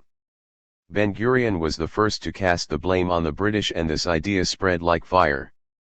We were absolved of the responsibility. It was a good propaganda ploy and we exploited it to the full. 28 For Ben-Gurion himself, British responsibility for the lack of movement on the peace front was not just a convenient propaganda ploy but a deeply held conviction, a doctrinal assumption, that was not susceptible to modification. Sir Knox Helm tried hard to persuade him that a change had taken place in British policy, that Britain wanted peace in the Middle East and Jewish-Arab cooperation, that British influence was being brought to bear on the recalcitrant Jordanian government, and that after Jordan would come Egypt's turn.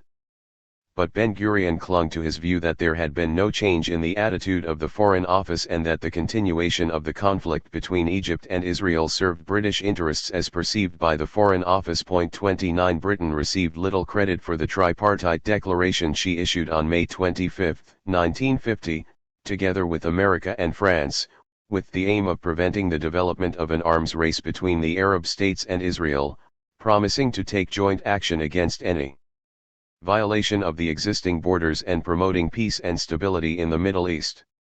The Foreign Office specifically intended the declaration to secure Jordan's border against Israeli or Syrian attack, and indeed suggested timing the declaration with the announcement of the formal union to deter any internal or external opposition to the union. Apart from its contribution to security and stability, the declaration was also expected to serve as a stimulus to peace, and above all to a Jordanian-Israeli peace agreement. Yet King Abdullah was dissatisfied with the declaration because it supported the existing frontiers in the Middle East, while he still entertained the hope that one day he might induce the British government to let him march the Arab Legion into Syria. 30 Ben-Gurion, on the other hand, saw some value in the guarantee of the existing borders against change by force, but he remained convinced that no real change had taken place in Bevin's attitude to Israel, and he regarded the declaration as giving license for arms sales to the Arabs and for withholding arms from Israel. 31 British hopes that the tripartite declaration would help to promote a Jordanian-Israeli agreement were quickly dispelled. No progress was made in the summer of 1950 despite all the efforts of King Abdullah and Reuven Shaloa, who staked his personal reputation on being able to bring about a settlement with Jordan. Abdullah was in a quandary. The Council of Ministers ignored his hints about the desirability of getting an understanding with Israel, and he suspected that the majority in parliament were with the ministers in this matter. On the other hand, he wanted to keep the Israelis tagging along until circumstances changed. He continued therefore to stage these meetings and to urge complete secrecy on all and sundry. So long as he did not ask the ministers to participate, they did not object to these contacts. On June 6 Abdullah met Reuven Chiloa in the house of Abdel Ghani al-Karmai in East Jerusalem. Great care was taken to keep the meeting secret, but the ministers got to hear about it. Abdullah's version of the meeting was that he tried to ascertain what further concessions the Israelis would be prepared to make, and that they kept referring him back to the principles they had agreed in February while making vague hints about possible adjustments in favor of Jordan. He also announced his intention to appoint a new delegation to the special committee and to charge it with working out various proposals which could then be presented to the Palestine Conciliation Commission. Chiloa had no doubt about Abdullah's desire for agreement, but the king appeared less confident than ever before, and Chiloa concluded that he needed British encouragement and support. Kirkbride, however, pointed out that if either he or Abdullah put pressure on Prime Minister Said al-Mufti, the latter would resign, and Abdullah would have great difficulty in forming another council ready to negotiate with Israel unless they were convinced in advance that Israel would make concessions which would enable them to meet the criticism of the Arab world. 32 Sir Knox Helm took a less pessimistic view of the situation, believing that outside help was necessary to get things moving. The time had come, he argued, for British diplomats to be more positive, and if not to act as brokers, at least to be usefully active behind the scenes and to persuade Jordanian politicians to get on with it. Jordan had much to gain from a settlement. If Egypt got in first, Jordan would lose a lot of her attraction. On this ground also, Helm thought, the Jordanians would be well advised not to waste any more time but to set about gathering the rosebuds, even though they are not without their thorns. 33 Helm's letter on the resumption of negotiations between Jordan and Israel gave Kirkbride an opportunity to review the situation from his end. He prefaced his remarks by saying that no one was more anxious for a settlement between Jordan and Israel than he himself, and that this attitude was largely selfish because peace would remove half of his official worries and change the general atmosphere of constant strain which left little zest for the simpler pleasures of life which were available in Jordan. Kirkbride did not wish to abuse his personal position in Amman by trying in vain to persuade the Jordanian ministers to follow a course repugnant to them. The principal reasons for their reluctance to enter into further direct negotiations were 1a. The resentment at the brutal methods used by the Israelis on the frontier, b. the belief that the Israelis, in spite of vague promises, were not prepared to make territorial adjustments in favor of Jordan or to pay substantial compensation for seized Arab property, c. growing doubts as to the readiness of the Israelis to abide loyally by any bargain that might be struck, d. the belief that economic stress would compel Israel to be more forthcoming. Where the Englishman's sympathy lay was all too evident from his portrayal of Abdullah's position. His desire for a settlement with Israel is also basically selfish and not really due to far-sighted statesmanship. He is obsessed with the idea of recovering his fatherland, the Hejaz, towards which a settlement with Israel is the first step. The next would be the creation of Greater Syria and, then, the final showdown with the Saudis. The fact that there is really no chance of his dream being realized does not diminish the importance of its effect on all his actions and thoughts. His ministers, who also understand the king's motive, accuse him, in addition, of expecting to receive a large sum of money from the Israelis when peace is concluded. I can find no evidence in support of this belief, and it may well be based on nothing more than the assumption that Jews always bribe. It is in this that lies the explanation of the king's readiness, during the preliminary talks, to give away the Wailing Wall and access to the north end of the Dead Sea, etc., without securing any adequate return. The king, therefore, will bless any settlement, however favorable it may be to the other side, of which he can secure acceptance by his ministers, parliament, and the inhabitants. Public opinion, elsewhere in the Arab world, carries little weight with him. Fortunately or unfortunately, according to the point of view, he is no longer able to act independently in such matters. Kirkbride did recommend an alternative to direct negotiations which he thought would be acceptable to both the king and his ministers, and that was cooperation with the Palestine Conciliation Commission if the latter could be persuaded to move to Jerusalem. Finally, Kirkbride suggested that an attempt might be made to convince the Israelis that the methods used by their troops to control the frontier were increasing the difficulty of finding Arabs who would participate in negotiations for a settlement. 34 Both suggestions were adopted by the Foreign Office. The king persisted in his efforts to convince the Council of Ministers that the majority of the inhabitants of the West Bank were anxious for a settlement with Israel. He assured them that everyone he spoke to was in favor of peace. The ministers retorted, as respectfully as possible, that everyone they spoke to seemed to be against any settlement with the Jews. To find out the facts regarding public opinion on this issue, the Prime Minister and the Minister of Foreign Affairs were delegated to make a tour of the West Bank. The tour took place towards the end of July and agents of the palace were sent over to whip up support for 567. King Abdullah. The investigating commission similarly set about proving the government's thesis concerning Palestinian opposition to peace. Although the ministers were on a fact-finding mission, they let it be known in advance what facts they wished to find.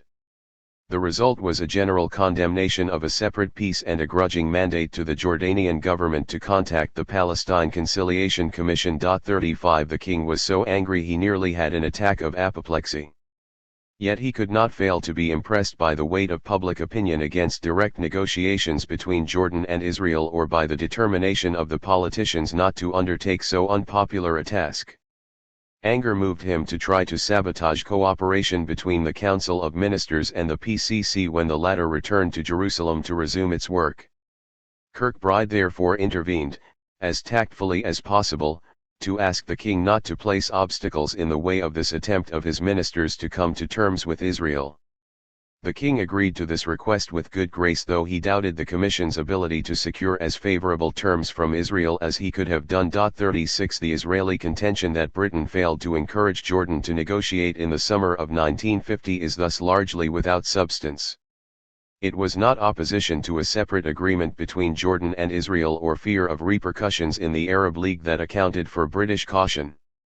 The consideration which weighed most, according to the head of the Eastern Department, was quite simply that undue pressure on the Jordan government would have precipitated its resignation and no alternative government was likely to be more amenable. To the Israeli legation in London, Furlong explained that Britain must reserve the right to run her foreign policy in her own way and that Israel's own attitude in the matter had not been altogether helpful. Furlong did not hold the Israelis solely responsible for the lack of progress in the negotiations with the Arab states, but since it was the Israelis who kept criticizing Britain for this lack of progress, he thought it should be made clear to them that before indulging in these criticisms, they should examine whether their own conduct was wholly without blame. 37. Diplomatic deadlock and military escalation. Israel certainly bore a share of the responsibility for the progressive deterioration in the relations between herself and Jordan that was to culminate in an armed clash in the last month of 1950. Public opinion was not well disposed towards Jordan, seeing it as a British protectorate and King Abdullah as a British puppet. Support for a compromise with Jordan involving Israeli concessions would have therefore been difficult to mobilize even if the will had been there. The opposition parties, on the other hand, found it quite easy to stir up public opinion against the Jordanian annexation of the West Bank. The Knesset held a special debate at which the opposition parties of the left and the right, for different ideological reasons, denounced the annexation and repudiated Jordan's claim to any territory west of the Jordan. The Communists and the left-wing MAPAM opposed the extension of British influence and the alienation of Russia. They demanded that a protest be submitted to the Security Council. The right-wing parties, Herut, and the General Zionists, claimed that the Jewish people had a historic right to all of Palestine. Herut's leader, Menachem Begin, proclaimed that the severance of the historic homeland would not be recognized by a future Israeli government. 27 years later, Begin's government declared Judea and Samaria to be an inalienable part of the land of Israel and as such not subject to negotiation with Jordan. In 1950, however, only Nathan Yellen Friedman, a former leader of the Stern Gang, called for sending the army to fight the British and Abdullah. All in all, However, Ben-Gurion was so appalled by the ignorance and irresponsibility of the speakers that he declined to participate in the debate. 38 It was left to the foreign minister to defend the government's policy and to reiterate that the government did not recognize the annexation or the application of the Anglo-Transjordanian Treaty to the area that was being annexed.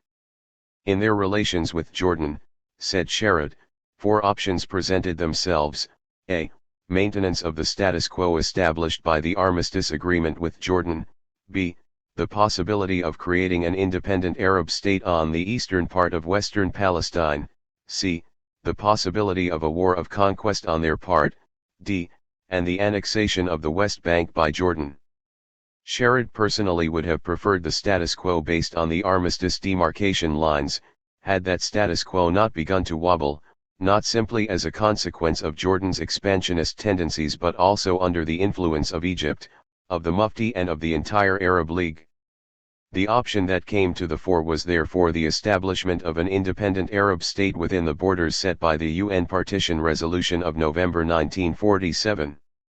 This option received a further push forward from the UN resolution on the internationalization of Jerusalem. Under these circumstances, concluded Sherrod, Israel's foreign policy could not remain passive. Hence the striving to reach a peace agreement with Jordan. 9 Within the government there was a general consensus in favor of a peace settlement with Jordan based on the 1949 armistice lines. Inability to attain peace on this basis left the Israeli leaders with a feeling of frustration. Whereas they knew where they stood and what they wanted, the Jordanians, as one British diplomat put it, could not talk Turkey without deviating from the high principles of the Arab League, and no one in Jordan, except for the king, was willing to be a deviationist. And then, talking Turkey means pretty hard bargaining in which the Israelis are going to give away very little. Peace, when it comes, must in their view be virtually on the basis of the status quo. 40 Israel's leaders had hoped that the elections to the Jordanian parliament would give the king general support for his peace policy. The reality was that Abdullah stood alone and lacked the power to push forward his policy of peace with Israel. In the annexation of the West Bank the British and his ministers were with him. In relation to Israel he remained in splendid isolation. Those in Israel who thought that the union of Arab Palestine and Jordan would embitter relations with Israel began to raise their heads again. Diplomatic deadlock bred frustration, and frustration manifested itself in a more belligerent mood, in growing pressure from the military for direct action, and in the surfacing of expansionist ideas. Whereas Israel's diplomats continued to quest for peaceful solutions, the military wanted it to be recognized that the diplomats had tried and failed and should therefore take a back seat and that they themselves should be given a free hand to solve Israel's problems in their own way. A distinction was made by IDF planners from very early on between basic security and current security.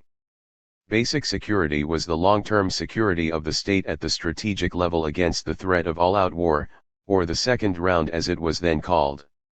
Current security was the short-term security in the border areas against infiltration, minor incursions, and low-level forms of violence.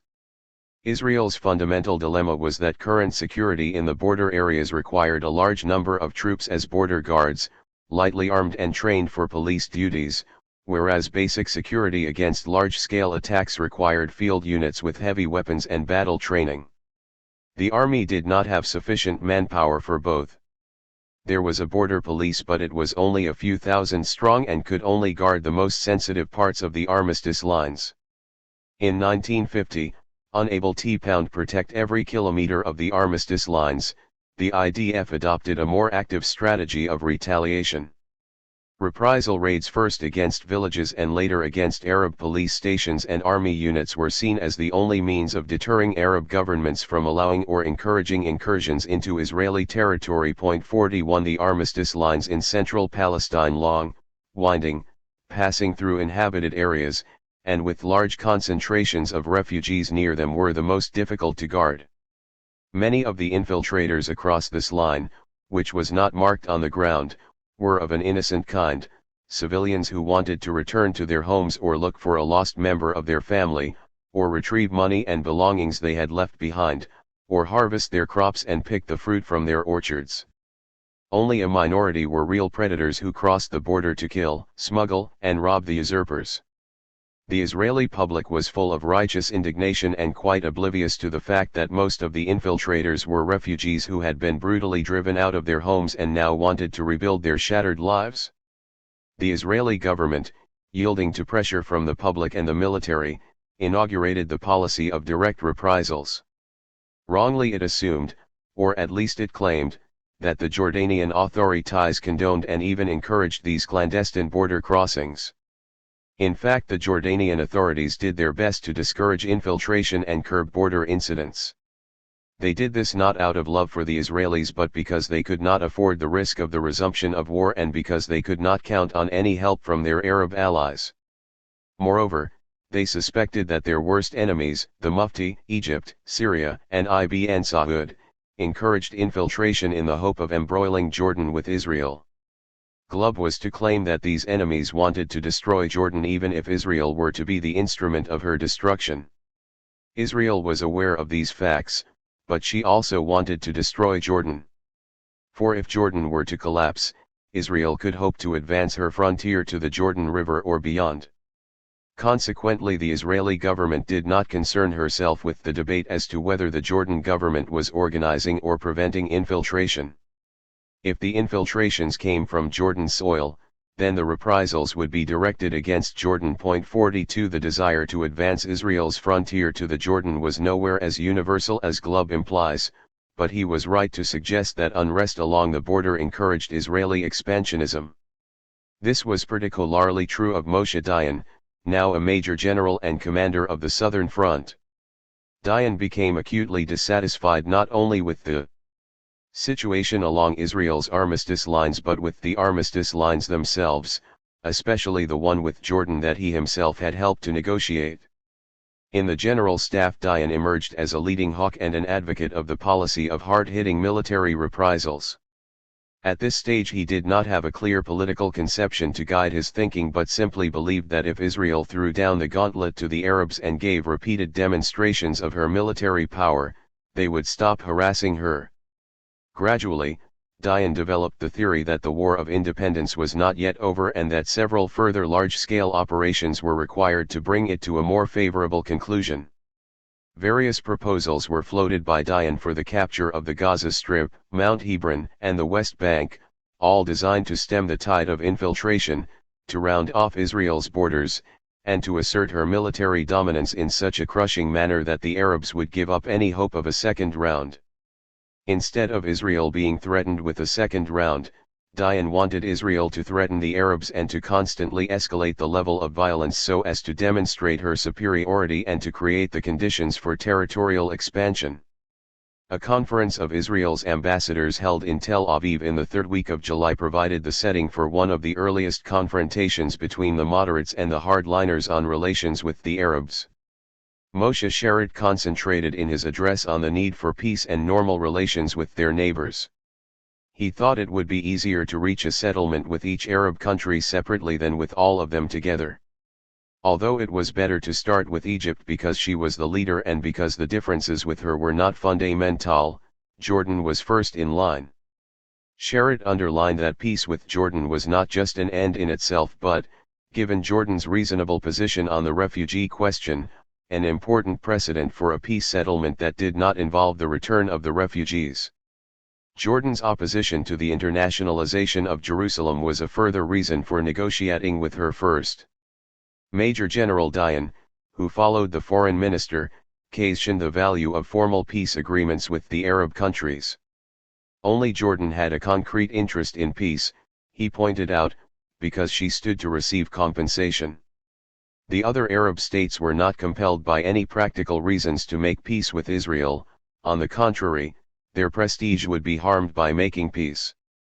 From Israel's point of view, claimed Dayan, it was more important to penetrate the region economically, to become part of the Middle East economy than to achieve formal peace. 43 Interview with Meir Pale.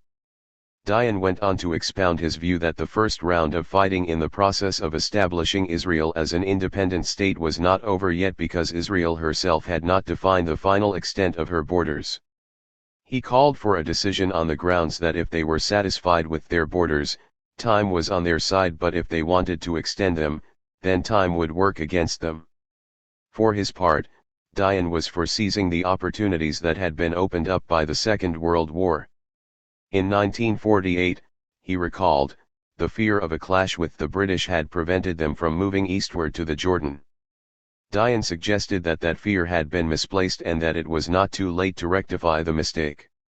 In short, Dion was insinuating that instead of negotiating a formal peace agreement with Jordan and paying a price for it, Israel should simply capture all the territory up to the Jordan River.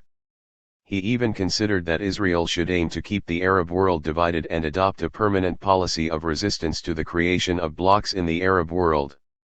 The only qualification he added was that if the creation of such blocs gave Israel any opening to charge her borders, then the opportunity should not be missed.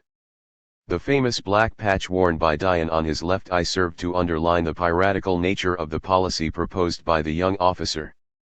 His controversial and far-reaching proposal called for a reply, and the reply was given by Moshe Sharett: the State of Israel will not get embroiled in military adventurism by deliberately taking the initiative to capture territories and expand. Israel would not do that, both because we cannot afford to be accused by the world of aggression and because we cannot, for security and social reasons, absorb into our midst a substantial Arab population. However, if the Arabs, whether out of stupidity or wickedness, create a situation which would permit Israel to extend her borders without a frontal attack on the concepts of justice and decency that are accepted among nations and without having to harm an Arab population, it would be necessary to consider the matter. The War of Independence was also conducted on the basis of these cautious principles, and we did not diverge from them except when it became extremely vital. We cannot sacrifice Jewish fighters, nor can we harm others in an arbitrary fashion merely in order to satisfy the appetite for expansion. 44 Ben-Gurion did not participate in this session, but in his subsequent address to the conference he expressed his conviction that power took precedence over persuasion in getting the other side to accept Israel's position. The emergence of the State of Israel, he said, was accompanied by three problems: borders, refugees, and Jerusalem, and not one of them had been solved or could be solved by the power of persuasion. In any attempt to solve them, deeds were more important than words, even if they aroused the hostility of the outside world. Israel's foreign policy was described by the Prime Minister as nothing but an auxiliary instrument of secondary importance. 5 In contrast to the foreign policy of existing and static states. He conceded that in politics there was no absolute instrument, everything was relative, including power and diplomacy. But we are still in the period of establishing the state, and the establishment of the state comes before everything else, and hence the creation of facts is accompanied by persuasion but is not subordinate to persuasion and its consequences. 45 The management of armistice affairs by the young state provides one of the best examples of the way in which this general philosophy was translated into action. Ben-Gurion perceived control over armistice affairs as an extension of Israel's struggle for security and as such the prerogative of the army and the Ministry of Defense. Sharett considered that the mixed armistice commissions with Egypt, Jordan, and Syria were Israel's only regular avenue of contact with her neighbors and therefore a vital aspect of her foreign relations that ought to be under the control of the Foreign Ministry. 46 Control over armistice affairs was eventually vested in the Defense Ministry and the IDF, and army officers were appointed as Israel's delegates to the Max. The consequences for Israel's relations with her neighbors were not altogether felicitous, to judge from a letter sent by Elias Sasson to Moshe Sharett in July 1951. One of the gravest errors is subjecting the mixed armistice commissions to the control of the army. You will agree with me that the commissions are the principal channel for our contacts with the Arabs, a channel which is, in effect, diplomatic rather than military. During the 3 years of their existence, these commissions, by their approach to the issues and their mode of elucidating matters, have managed to convince the Arabs that Israel is extremist, wily, and heavy-handed, as well as harboring evil intentions and far-reaching objectives. Every Arab, however moderate and realistic, now regards us with mistrust, if not fear. None of us, Israel's representative in West or East, would undertake the post of staff officer for the mixed armistice commissions with the confidence he could feel in undertaking various responsible tasks in the country to which he is accredited. By contrast, the military men undertake the post willingly, without hesitation or second thoughts, relying exclusively upon their one and only tool, force. Had we entrusted the Rhodes talks entirely to military men, I am convinced that we would not, to this day, have achieved the signing of the armistice agreements. Is this the way to induce the Arabs to bow their heads to the decree of destiny and come to terms with us? 5. We are all of us sensible of the full extent and tension of hatred for Israel, and thirst for revenge, which permeate the Arab Middle East, but no proper attempt is made to consider whether our own behavior does not on occasion pour oil on the flames. 47 Rejection of some constructive Jordanian proposals for checking infiltration had indeed poured oil on the flames of Arab hatred for Israel. Glubb Pasha was of the opinion that border incidents arising out of infiltration should be handled by the local police on both sides rather than by the military. He noted that in the Jenin and Tul Karam areas, where the police controlled the border, incidents rarely arose, so in June 1950 he offered to extend this system to the south. But the Israelis refused. 48 King Abdullah shared the views of his chief of staff. He once asked the Israelis to withdraw their army from the frontier and to replace it with a National Guard. He pointed out that the border area was populated by civilians, and when they crossed the border, for whatever reason, the army opened fire. A National Guard, he said, was better suited to maintain law and order. The Israeli reply was reported to have been that no one had the right to tell them how to protect their own border. 49 As the chances of some sort of agreement with Jordan faded away, the Israeli policy on the common frontier became more aggressive and often provocative. Israel turned to a policy of exacting every advantage in their dealings with the Jordanian authorities unless the latter showed themselves more willing to cooperate. It was widely suspected that this stiffer policy was a form of pressure calculated to force Jordan to agree to Israel's terms for a settlement. Dayan said as much to an officer at the UN Secretariat in Jerusalem. 50 Reuven Shaloa also admitted that in the absence of the restraining influence of peace negotiations he could no longer successfully urge on his colleagues leniency in border matters, hence the tightening of controls and possible occasional violations of correct procedure. 5.51 Officers in UNSO were shocked by Israel's conduct, though General Riley, the American officer who headed it, was extremely careful not to criticize or antagonize the Israelis. Colonel de Ritter, Riley's Belgian deputy, was more outspoken. He once told the Israeli delegate to the MAC that the Jordanians cause trouble through ignorance, but you Israelis are dishonest and do it deliberately, and spoke in a similar vein to the Israeli government. 52 A major flare-up occurred at the end of August when Israeli troops crossed the River Jordan to cultivate a plot at Naharaim, near the confluence of the Yarmouk River, which on the Rhodes map was shown on the Israeli side of the armistice line. The reaction in Jordan was violent, and a resort to force to expel the intruders was only avoided with difficulty. King Abdullah had indeed surrendered this area during the secret talks with the Israelis at Shana at the time of the Rhodes negotiations, but he did not feel confident enough to own up publicly to the secret stipulations. The Israelis, knowing that they were technically in the right, offered to discuss the matter in the MAC, but the Jordanian foreign minister, Muhammad Shuraki, submitted a complaint to the Security Council, accusing Israel of military aggression and of forging the Rhodes map in order to cover up their aggression. When the Security Council rejected the complaint, Shuraki turned to Baghdad for military assistance to repel the aggression and appealed to the United States, Britain, and France for action against the aggressors in accordance with the Tripartite Declaration of May 25, 1950.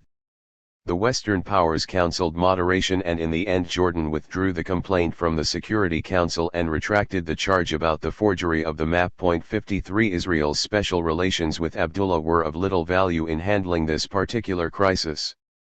On the contrary, viewing these relations as the private affair of the king made the ministers more extreme and more ready to cooperate with the Arab League. It was a vicious circle. As the king became less useful to the Israelis, they offered him fewer inducements for a settlement, and in the absence of a generous peace offer from Israel his authority at home was further undermined. Meeting Abdullah halfway. The British Secretary of State for Air asked Ben-Gurion during a visit to Israel in late September whether his government still accepted the heads of agreement initialed with Abdullah's representatives in February of that year.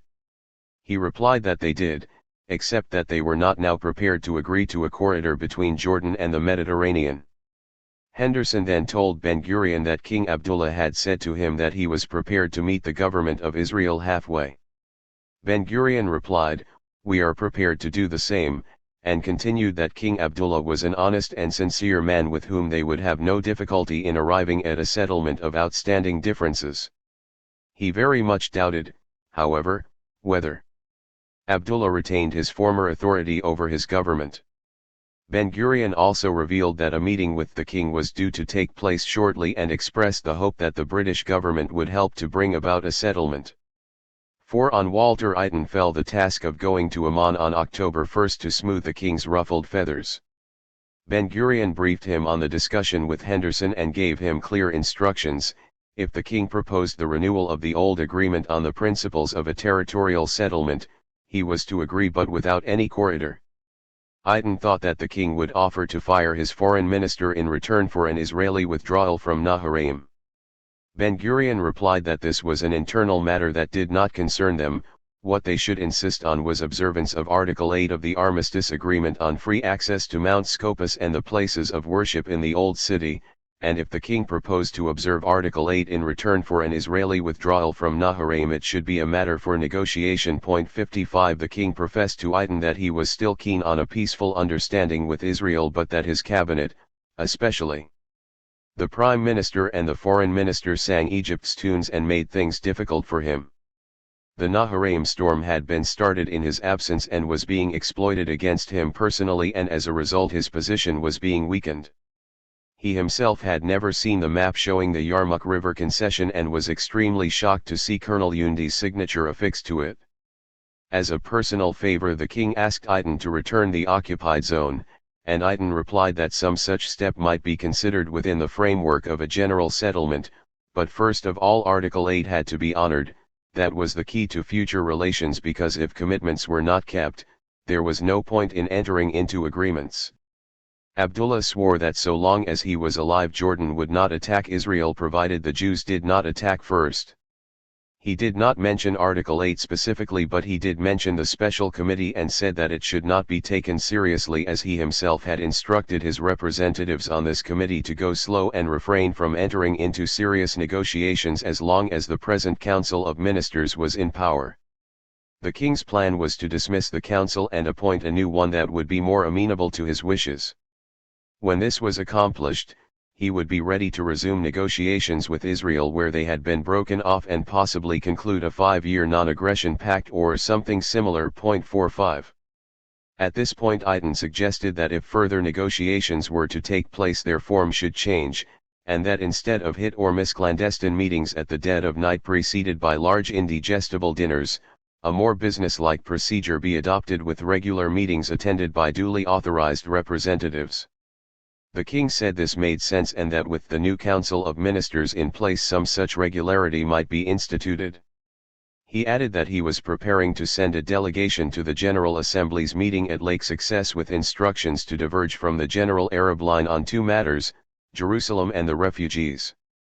Eiten left with the impression that the king was indeed ready to reach an agreement with Israel, but first he had to reach an agreement with his own official family. 56 The visit was followed by another trial of strength between the king and his ministers on the subject of improving relations with Israel. The king sent for the prime minister and demanded that the council should make direct contact with the Israelis. Said al-Mufti made it clear that he was not prepared to accede to the king's wishes and tendered his resignation. But Abdullah failed to find anyone to replace him and had to ask Said Pasha to remain in office. 57 Muhammad Shuraki was replaced as foreign minister by a Palestinian, Ruai Abdul Hadi, who issued a statement to say that Jordan would not enter into negotiations with Israel and that her policy would be in line with that of the Arab League. The number of Palestinians in the reshuffled Council of Ministers rose from 5 to 6. This element, as the Israelis realized, further eroded the king's authority and with it the prospects for a settlement. 58 The other Arab states launched a propaganda campaign against Israel while the dispute in Naharaim was being considered by the Security Council. Egypt, which had hitherto used the MAC to settle local border affrays without fuss, protested to the Security Council about the expulsion from southern Israel of some 4,000 Bedouins, and the transfer of the inhabitants of Maghdal to the Gaza Strip. The backing given to these complaints by other Arab governments convinced the Israelis that a concerted attack was being launched on them in preparation for the General Assembly, and they in turn complained to the Security Council of the refusal of Egypt and Jordan to carry out the terms of the armistice. The Council's examination of these complaints in October seemed generally to uphold the Israeli case, and the resolution adopted called on all parties to settle their differences through the armistice machinery. 59 At this point another major crisis erupted, culminating in an armed clash between the Arab Legion and the IDF. The Jordanian government discovered that the road built through Wadi Araba a year previously by the Israelis passed for a short distance through Jordanian territory, and at the end of November an Arab Legion detachment was sent to block the road. This action was taken without the king being consulted or even informed beforehand. The Israelis took a very grave view of this incident. Ben-Gurion was on holiday in Greece and the Chief of Staff, General Yadin, went before the cabinet to insist that the Jordanian troops be ejected, by force if necessary, even if it led to war. He also requested permission to mobilize sufficient forces in preparation for the possibility of war. 60 After several hours of deliberations, the only decision reached by the cabinet was to send Major Gen. Mordecai Makelf, the chief of operations, to Athens to get Ben-Gurion's advice. As soon as Ben-Gurion saw Makelf he said, "You must throw them out of there." At Makelf's request he wrote a letter to his cabinet colleagues telling them that had he been there he would have proposed to take action and not to hesitate. Ben-Gurion made some disparaging remarks to the young officer about the moderates and the appeasers in the cabinet, and especially about Sherrod, whose leadership of the doves he resented and whose pompous and long-winded lectures he could not abide. Makelf took Ben-Gurion's letter to an emergency meeting of the cabinet at which the mood suddenly became militant, and within an hour a decision was reached to instruct the IDF to take action to remove the Jordanian roadblock at kilometer 78 of the Beersheba-Eliot Road. 61 The Israeli force that was sent to kilometer 78 under the command of Major General Dayan failed to dislodge the Arab Legion detachment, in spite of superiority in numbers and armaments.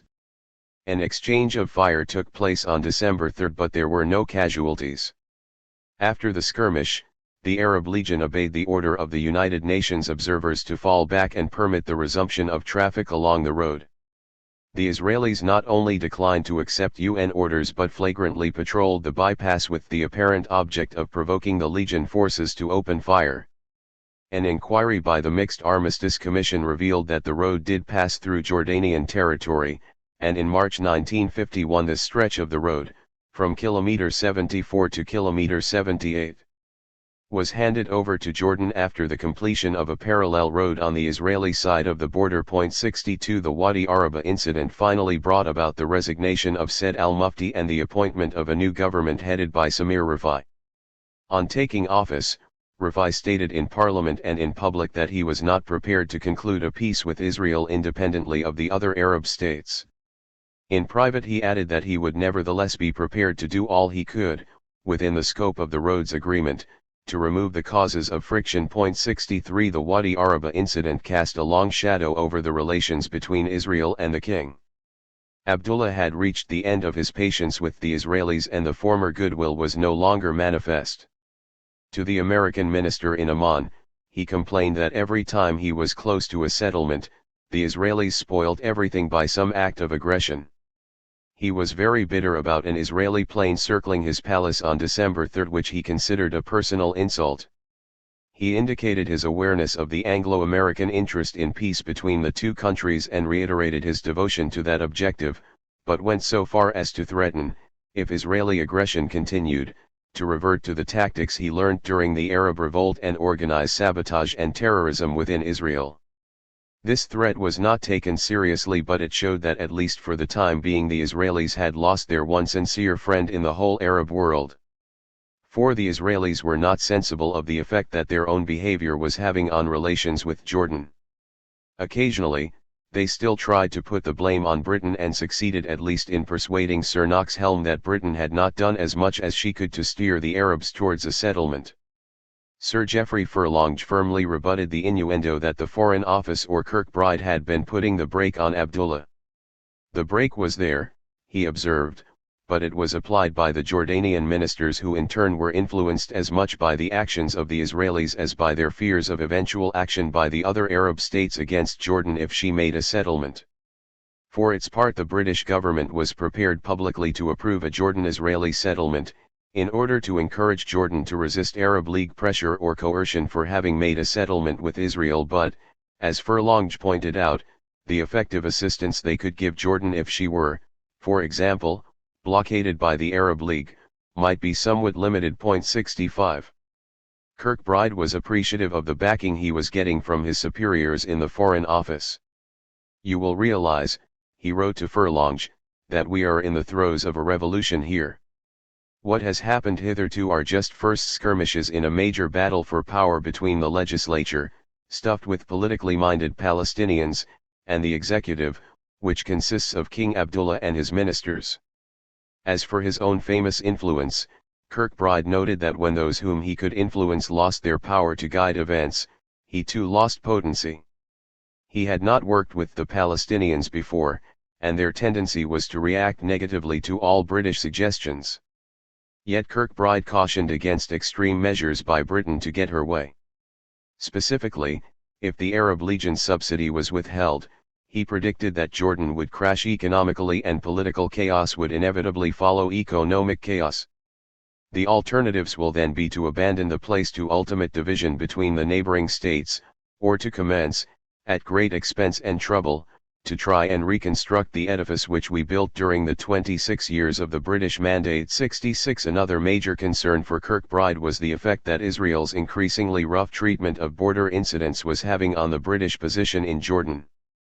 He thought that Israel's aggressive policy was based on their belief that the best way to treat the Arabs was to terrorize them. This theory had often been urged on him when he was District Commissioner for Galilee during the Arab Rebellion in the late 1930s.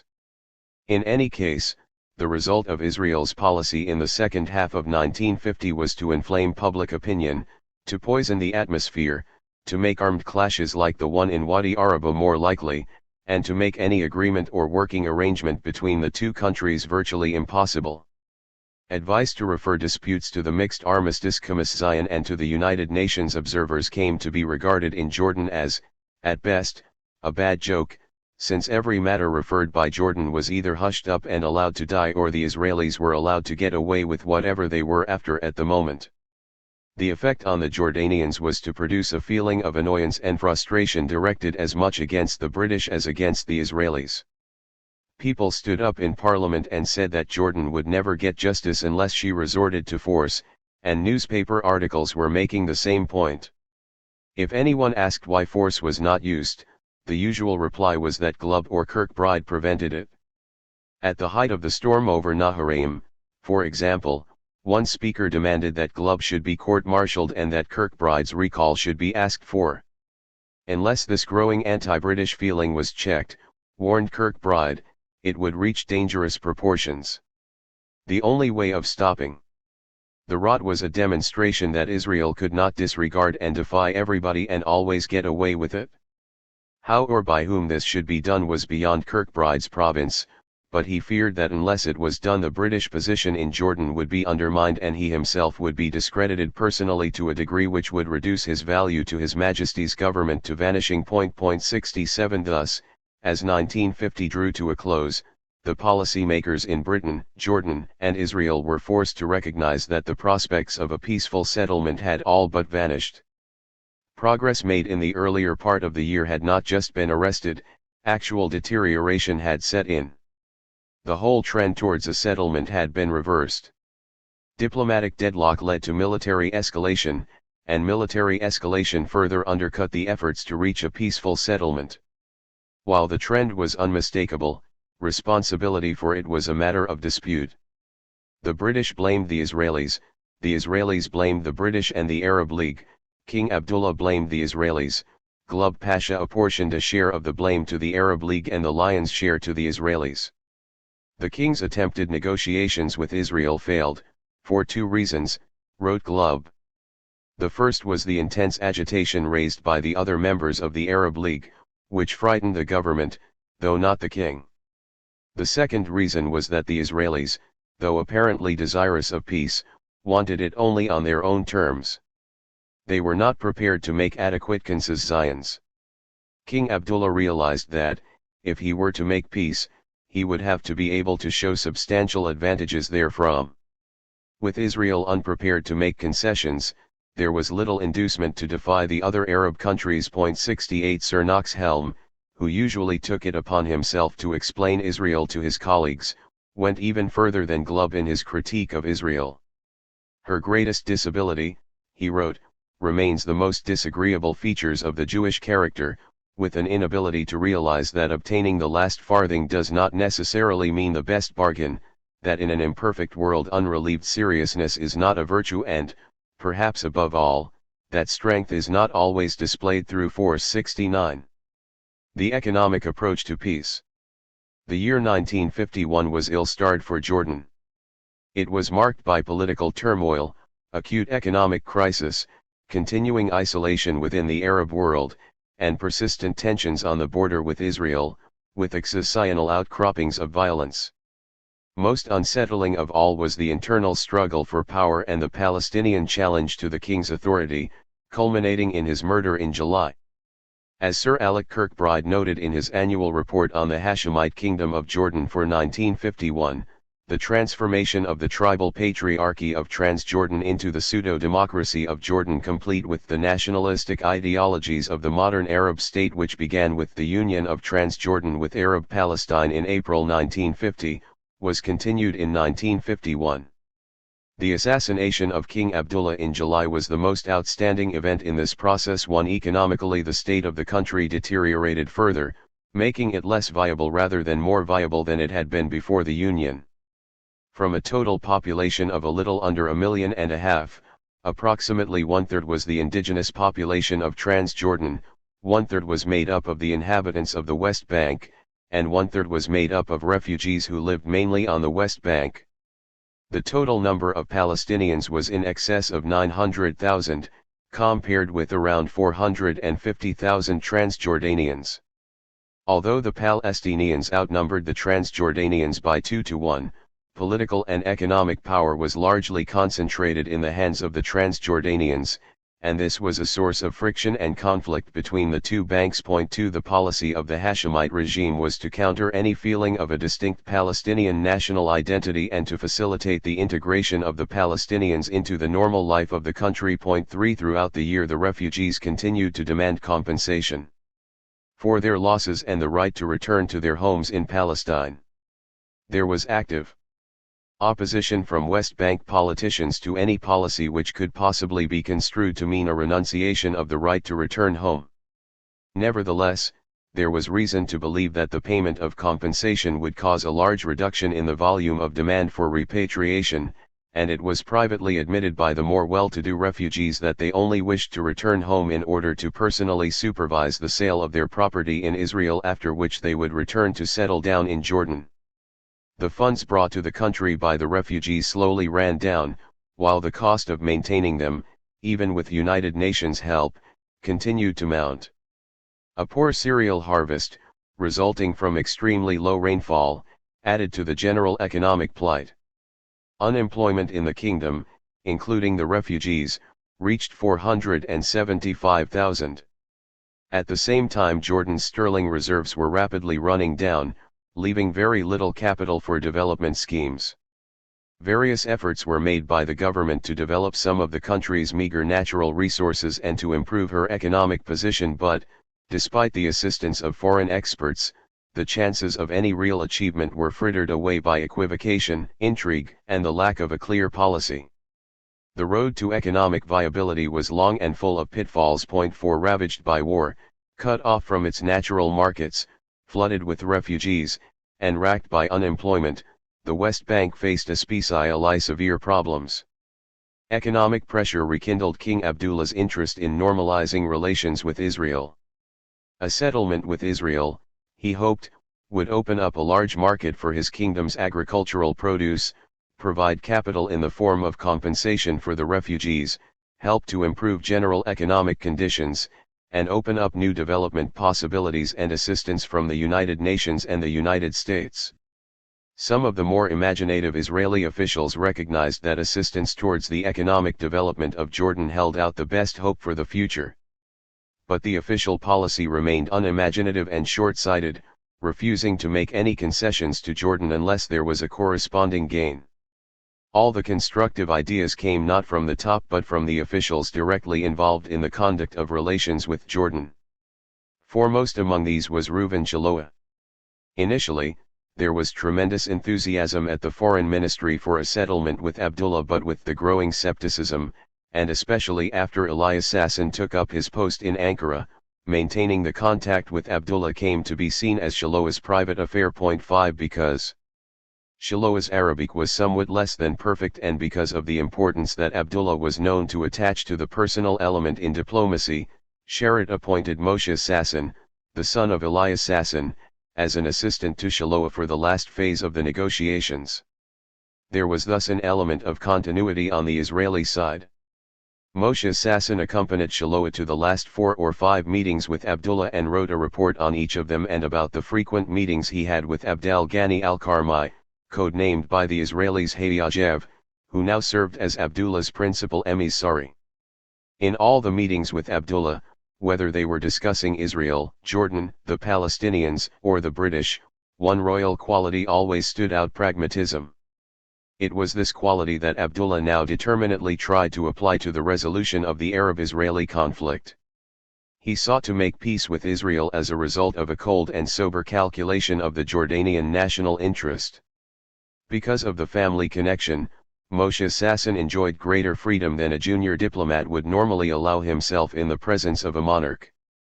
Once, standing on the stairs of Abdullah's palace in Amman, Sasson said he wanted to ask 2 questions which were difficult and possibly discourteous.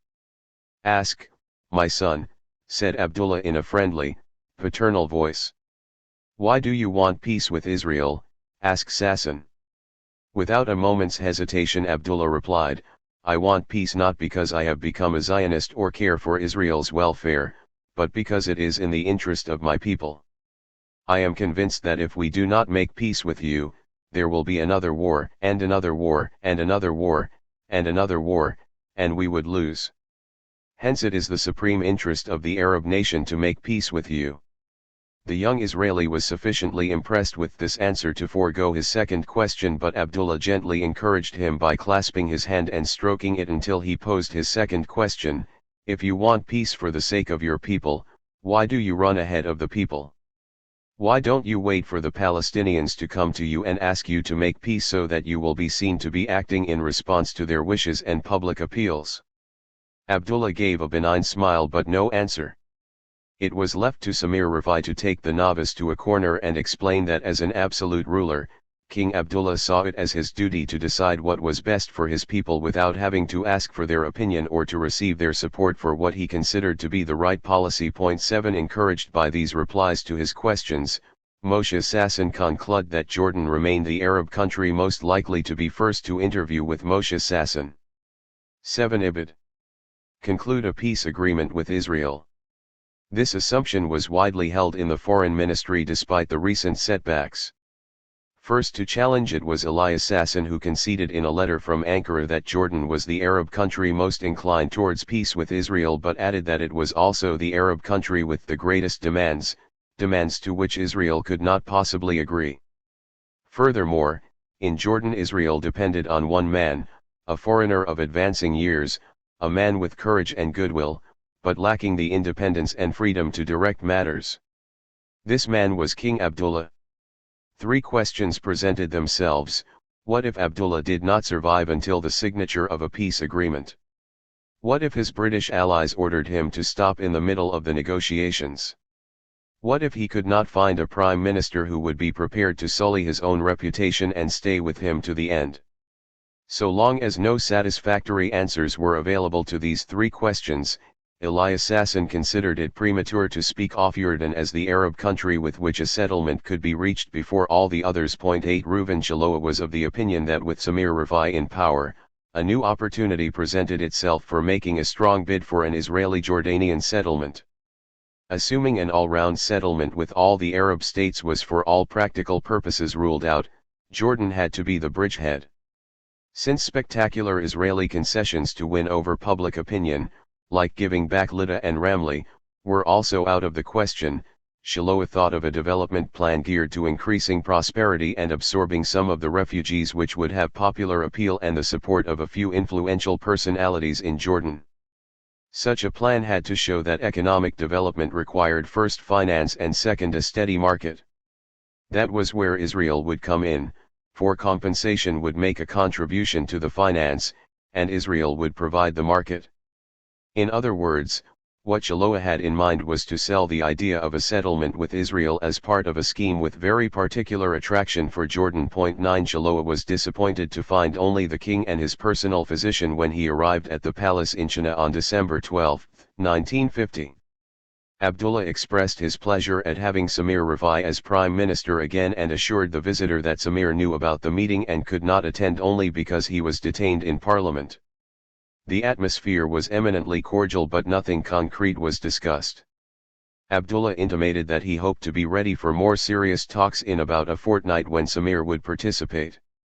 So the meeting represented no more than the renewal of personal contact between two imaginative and venturesome individuals with responsibility for Jordanian-Israeli relations. Shaloa always had a soft spot for the king, and he was obviously flattered when the latter made a point of calling him Aziz. 5. My dear. 10 Another proposal for a fresh approach to Jordan was made by Yehoshaphat Harkabi, now a lieutenant colonel and IDF staff officer for armistice affairs. Harkabi suggested that Jordan be offered free port facilities at Haifa, without waiting for a peace settlement, to import and export goods. He noted that the port facilities at Aqaba were primitive while the use of Lebanese and Syrian ports was costly and troublesome, and that the Rifai government would be able to present such an arrangement as a great achievement. He also noted that since swallowing up Arab Palestine, Jordan had been in the throes of a sociological change that tended to make her much more similar to the other Arab states. The end result of this process, unless something was done to halt it, would be Jordan's adoption of the Arab League line and the reinforcement of the Arab boycott against Israel. Our interest requires support for the enlightened absolutism of the king against the strident democratic nationalism that prevails in the other Arab states. Therefore, if by allowing the passage of goods to Jordan through our territory we can strengthen the king's position, we ought to do it. Samir Rifai's government could turn out to be the last twitch of the king's influence, and its failure would open the way to the elements that were sold on the Arab League. From such an arrangement Israel could only gain, especially in terms of Jordanian economic dependence, concluded Harkabi. It seems to me that if we propose it to Jordan tactfully, without asking for an immediate return and without presenting it as a peace settlement, Jordan would accept this arrangement very gladly. For us this would be the first breach in the Arab boycott, the driving of a permanent wedge between Jordan and the Arab world and the binding of her to us. Even if Jordan rejects this proposal, we would be able to point to it before the Western powers as an altruistic proposal on our part whose sole aim was to consolidate the stability of this part of the world. Although this proposal involved little or no cost, and although the potential advantages for Israel were clearly underlined, Harkabi's superiors did not endorse the proposal, saying it was a matter for the foreign ministry. 11 The foreign minister was always ready to examine ideas for peace in stages, or as he called it retail peace rather than wholesale peace. But, like a retailer, he insisted on reciprocity and on a limit to unconditional advances from Israel. Free port facilities in Haifa went beyond the limit of what he considered a reasonable advance. He regarded this as a major card in Israel's hand to entice Jordan into a settlement and feared that if Israel surrendered it, Jordan would cease to have an incentive to meet Israel halfway. In short, he was prepared to offer Jordan free port facilities at Haifa in exchange for the renewal of normal trading relations between the two countries, he was not prepared to offer these facilities if Jordan was to support the Arab economic boycott of Israel. 12 In the first weeks of 1951, attention turned to the question of compensation. Israel had to decide whether to offer round sums to the governments and institutions responsible for the resettlement of the refugees and thus gain some credit in the eyes of the mass of the refugees, or to give compensation on an individual basis to win over a smaller group of the wealthier refugees. 13 Abba Eban, Israel's ambassador to the United States, took the lead in suggesting an elitist approach to the refugee problem. On the basis of his own experience of cooperation with Ahmed Tukin, Jordan's delegate to the General Assembly, Eban challenged the assumption that the desire for a settlement was felt only by the Hashemite king, while all the other political groups recoiled from the very idea of a Jordanian-Israeli settlement. Eban went on to suggest that if compensation was paid to members of the Jordanian government and parliament, their attitude to Israel would change dramatically. Arab politicians were said by Eban to look at political matters from a personal angle and to place their individual interest above the general interest.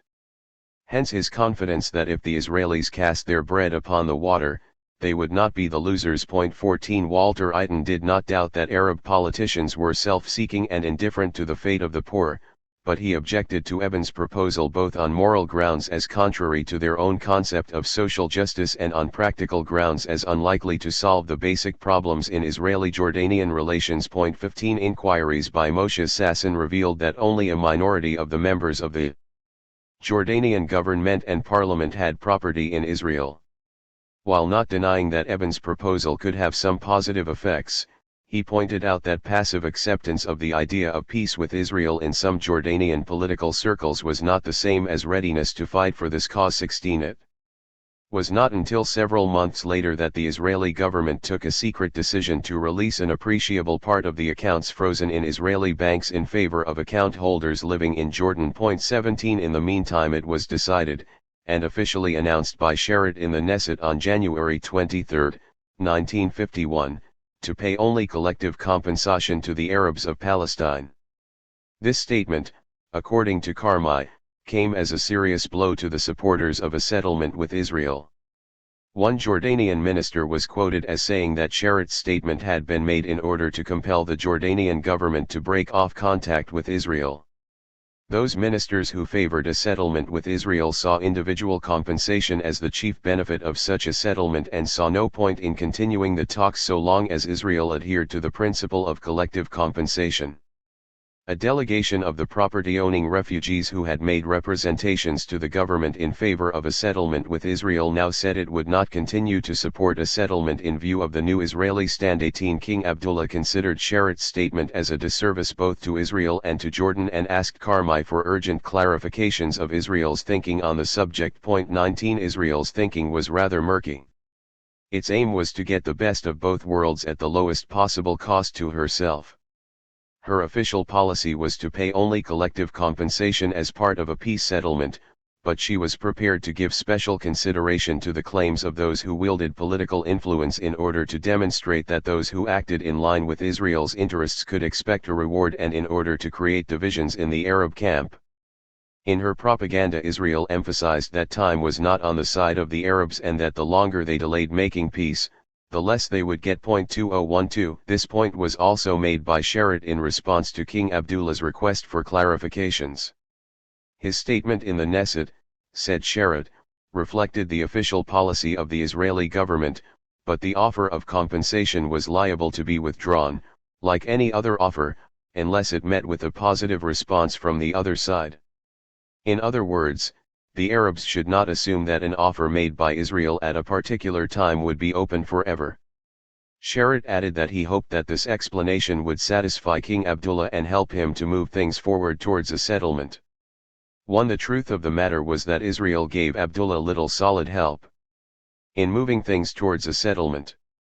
Although the orthodox approach of keeping everything for the final peace bargaining had been tried for 2.5 years and had been unsuccessful, there was strong resistance to any attempt to replace it with what in American diplomatic jargon was called the tissue knitting 5 approach to peace. A cultural gulf had developed between Israel and the Arabs. Whereas under the Mandate there had been a brisk traffic in ideas between Arabs and Jews, Israelis were now unconcerned by Arab thoughts and feelings. The tendency in blockaded Israel was to ignore the existence of the Arab world except as something menacing and encircling. It was extremely difficult to explain to the Israeli public why Israel should undertake courses of action favorable to the Arabs. The leaders failed to bring home to the Israeli people the importance of their geographic and ethnic surroundings. The difference, as Eben remarked to an American diplomat who urged the tissue knitting 5 approach, was that Ben-Gurion hardly knows there is an Arab world. Sharett does know 5. Eben himself saw the reasoning behind the functional approach but felt that it called for a special breed of Israeli, a super-Israeli 5 who would accept the principle of unorthodox and magnanimous acts in the face of Arab League boasts of plots for his destruction. 22 In short, the mood in Israel was not conducive to unilateral concessions or gestures of conciliation.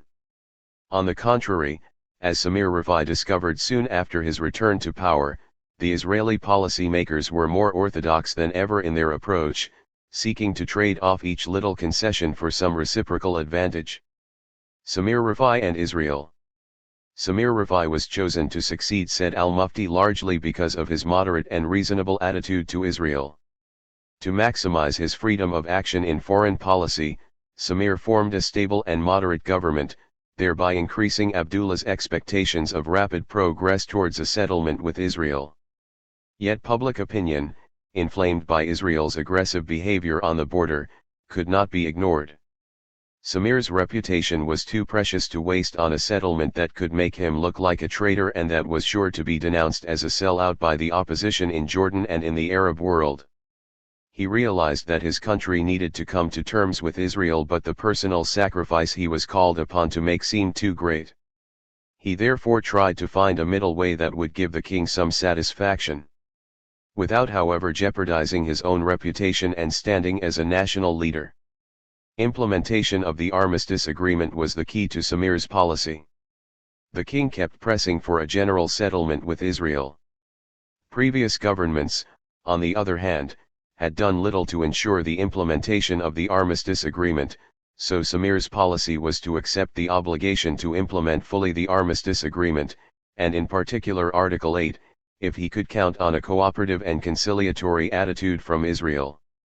His aim was to squeeze all the advantages he could from this agreement and to give Israel the minimum to which she was entitled.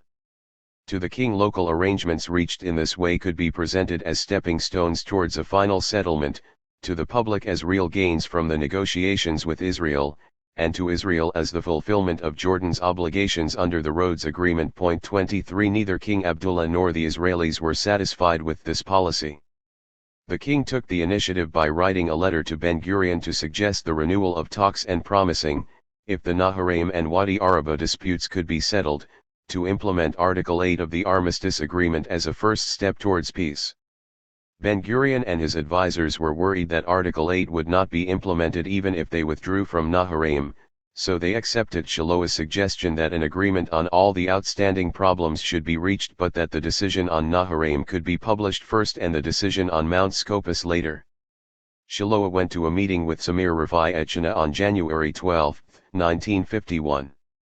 Rifai suggested a re-examination of the Rhodes Agreement as a basis for extended cooperation, and Shiloah was content to follow this approach. Elias Sasson, on the other hand, warned that Israel's consent to re-examine the Rhodes Agreement could only be interpreted by the Arabs as a sign of weakness and that it would create a dangerous precedent. Samir was asking for Israeli concessions in return for a full implementation of the Rhodes Agreement. What he held out as a de facto state of peace, Sasson regarded as a trap, and he accordingly recommended that armistice matters be left to the Mixed Armistice Commission and that high-level meetings be reserved for negotiating a peace settlement. 24 By this time, however, Ben-Gurion had come to question not just the feasibility but also the desirability of a political settlement with Jordan.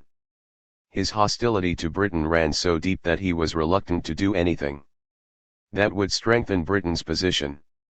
To Moshe Sharett he revealed that he had grave doubts as to whether a settlement with Jordan was desirable at all. 25 To Reuven Shiloah, who came to consult before a meeting with Abdullah on February 13, Ben-Gurion gave no less than 7 reasons for his doubts. First, Jordan was not a natural or stable political entity but a regime based on one man who could die any minute and who was entirely dependent on Britain. Second, a political settlement with Jordan was liable to get in the way of a settlement with Egypt. Third, an accord with Abdullah without peace with Egypt could not lift the siege that Israel faced in the continents of Asia, Africa, and Europe. Iraq would continue to block Israel's path to the east, Syria to the north, and Egypt to the south. Fourth, such an accord would reinforce Britain's hold over the surrounding area. The fifth reason was presented in the form of a question: do we have an interest in committing ourselves to such ridiculous borders?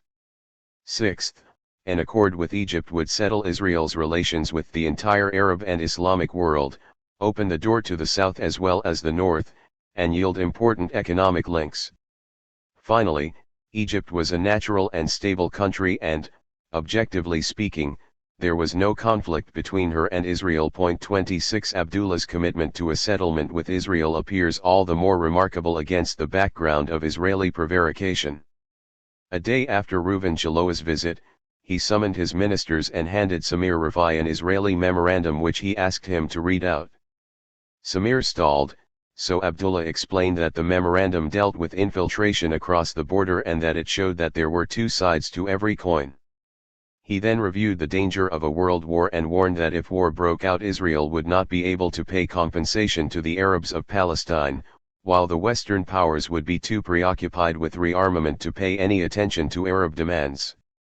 If Jordan was not ready to conclude peace, at the very least she had to sign a non-aggression pact, and any minister who had reservations about the king's policy was free to go. Before bringing the meeting to an end, Abdullah also reminded the Prime Minister of his undertaking to submit a paper on all the problems connected with the armistice. Abdel Ghani Karmi, who reported to Moshe Sasson on the new governmental crisis in Amman, also expressed the fear that the governmental crisis in Israel would bring down Ben-Gurion, Sharad, Shaloa, and the rest of Jordan's friends in the ruling party and elevate to power Herut and the religious parties who would want to capture all the territory at least as far as the Jordan River.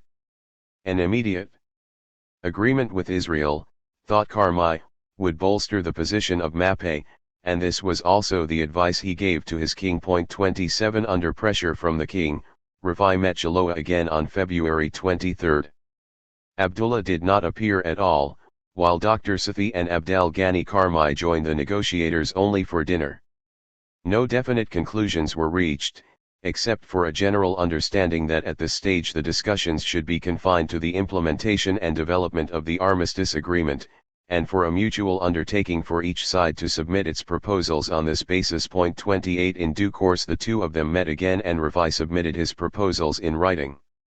Shaloa did not submit counter-proposals but contented himself with certain negative reactions on the spot.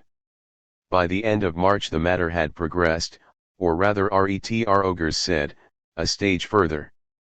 Through Karmi, Israel's official reaction to the Jordanian proposals and a set of counter-proposals were conveyed to the king. The king was in general prepared to go along with the Israeli proposals and asked Karmi to inform Rifai. Rifai reacted strongly.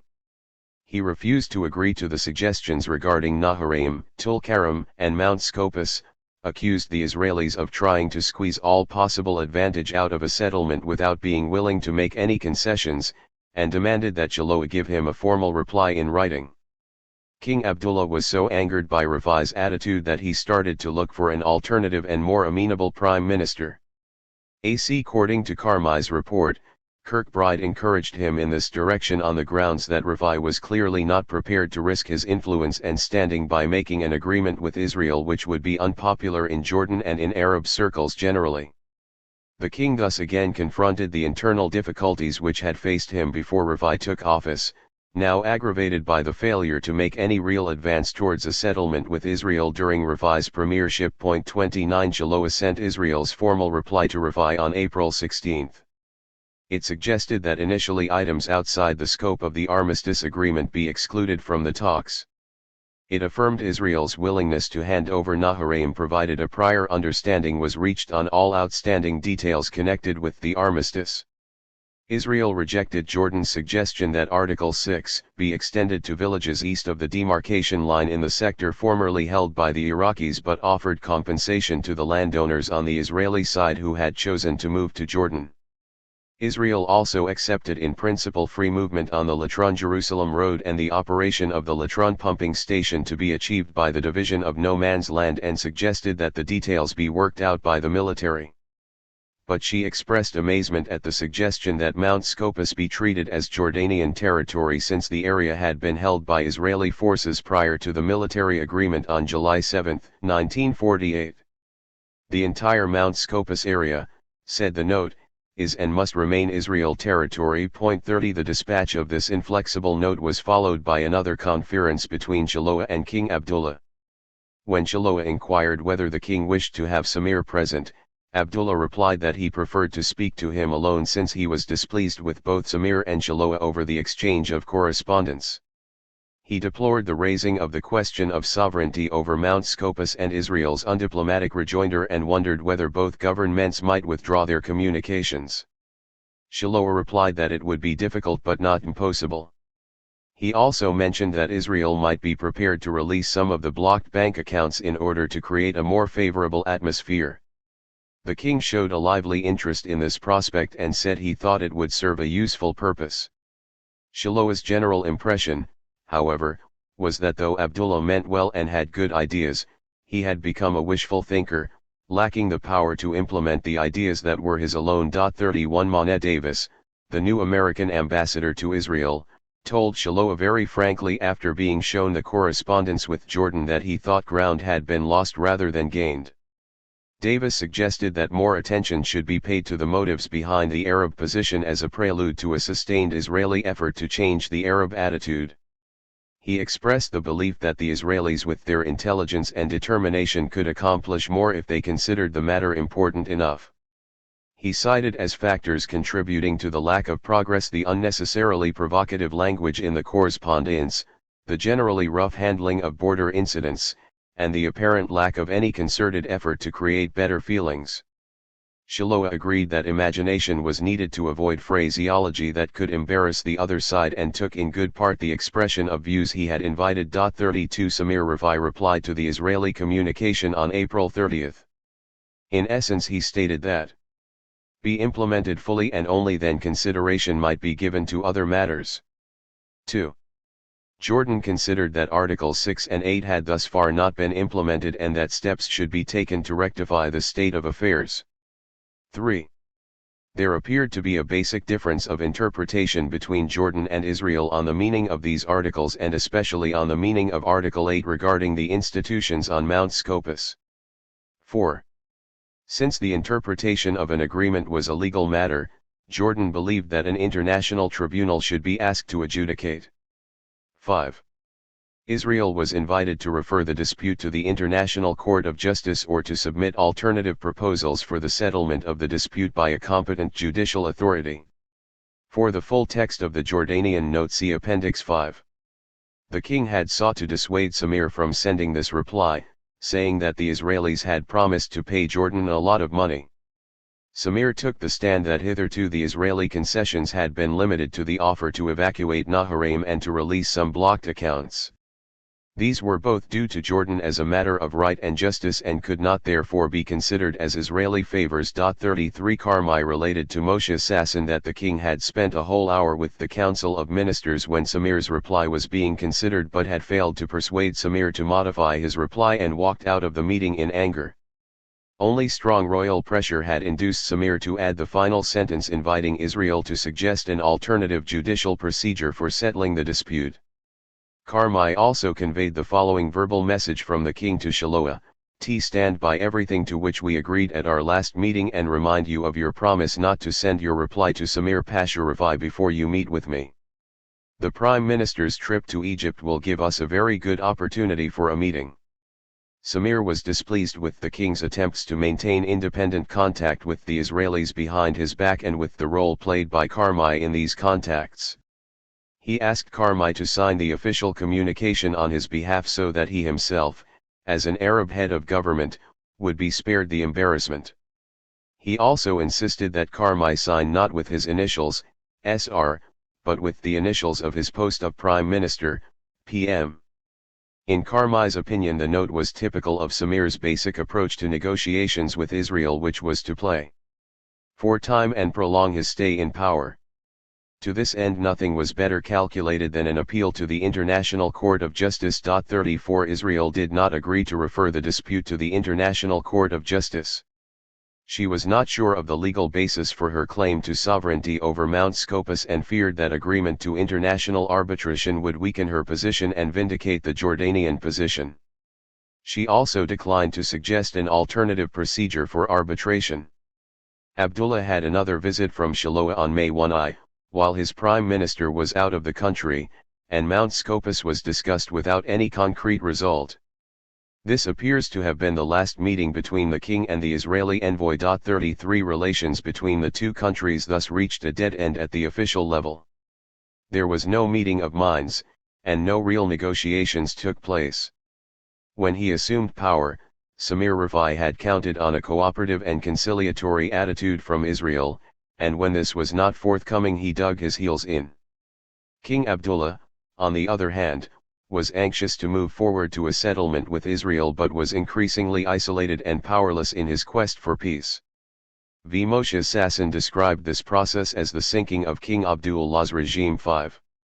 He and his colleagues in the Middle East Department recognized that the effective challenge mounted by the Palestinians to Abdullah's absolute rule changed the internal balance of power within the enlarged kingdom in a way that was detrimental to the prospects of peace. The internal changes and their implications for Israel were clearly noted in a position paper written by Moshe Sasson in January 95. Since the annexation of the Arab parts of Palestine to Transjordan and since the initialing of the agreement, we have been witnessing a process of decline in Abdullah's real power on the one hand and the rise of opposition and anti-Israeli groups on the other. This process limits the prospects of peace with Transjordan and narrows the possibility of interim arrangements. Over the last year we have witnessed a parallel process of reduction in the Jordanian demands from Israel on the one hand and a diminution in the aims of the negotiations on the other, peace non-aggression interim arrangements revision of the Rhodes Agreement. The conclusion that must be drawn is that our traditional support for the Jordanian royal court and fight against the opposition circles will not take us towards the desired target. We have to look for a new approach and new methods. 36. There was very little that was new, however, in Israel's approach to Jordan during the premiership of Samir Rifai.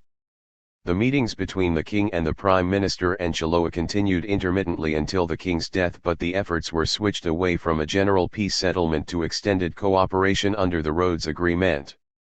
Even in working towards this modest goal, the two sides made very little progress.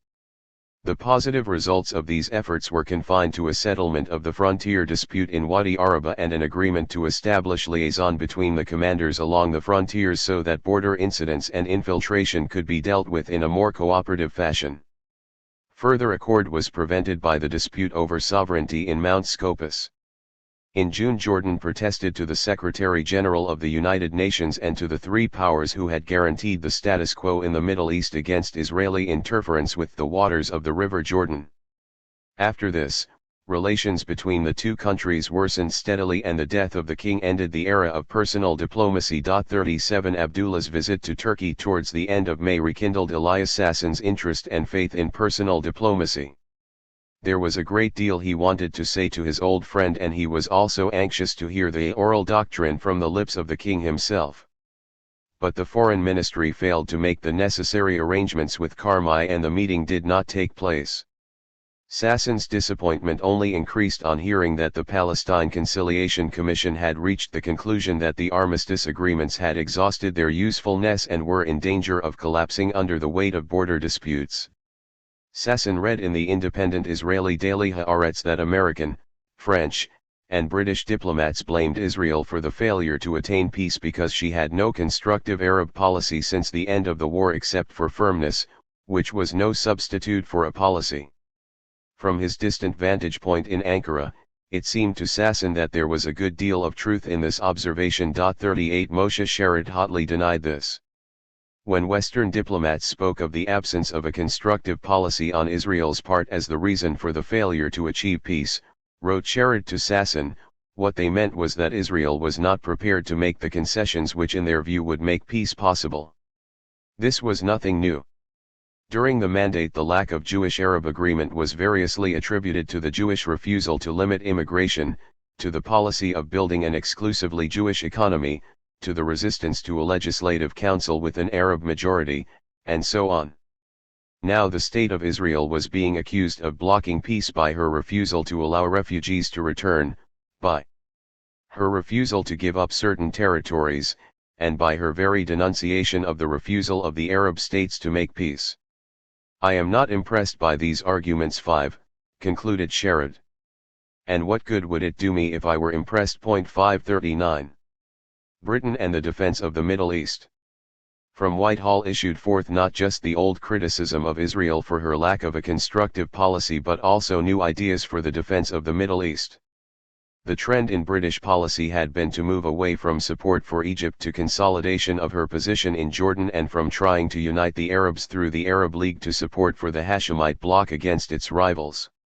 At the same time, and as part of the same trend, Britain came to appreciate the need for an understanding and closer cooperation with Israel. 394 Following the outbreak of the Korean War in June 1950, the British began to search for new Middle East military bases which would be closer to the scene of operations in the event of a Russian attack through Iran and Greece, and at the same time make possible a reduction of the forces in the Suez Canal zone.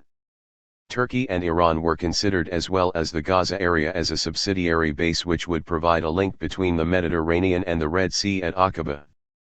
Richard Crossman, the left-wing member of parliament well known for his pro-Israeli leanings, revealed to the Israelis that the British General Staff were interested in bases in the Negev and in enlarging the Aqaba base to accommodate some of the troops from the Canal Zone. 41 Crossman sounded out Ben-Gurion about facilities for Britain in Haifa and the possibility of a military pact between Britain and Israel, but Ben-Gurion refused to comment on proposals that did not reach Israel through official channels. 42 Support for closer military links between Britain and Israel also came from an unexpected quarter: Sir Thomas Rapp, the new head of the British Middle East office in Cairo. Rapp visited Israel and Jordan towards the end of 1950 and was greatly impressed with what he saw in Israel and worried by what he saw in Jordan. The king was old and weak, he reported, time was not working in favor of a settlement, and Britain should force the pace. 43 The suggestion did not go down well with the Eastern Department. Sir Geoffrey Furlong replied that the idea of applying pressure in Jordan was under constant review, but it was felt that the Arabs could only be led, not driven, and it would therefore be a mistake to try to force the pace. 44 During a visit to Israel in February 1951, Furlong's assessment was that the time was not propitious for a general settlement. The Arabs were genuinely frightened of Israel and convinced of her aggressive intentions, and this was a source of difficulty for Britain in her dealings with certain Arab states. Not many people in London appreciated that there was a powerful emotional urge towards Arab unity, felt even in a country like Jordan. Even if this urge did not enable the Arabs to combine effectively, it still operated negatively in deterring individuals and governments from acting against general Arab opinion. Furlong himself knew the Middle East in minute detail, especially the Levant, where he had served for 12 years. From experience he knew that the Arabs did not act so much on logic as by instinct and emotion. On matters of major importance to them they could become as stubborn as mules, and no mere appeal to their material self-interest could then move them.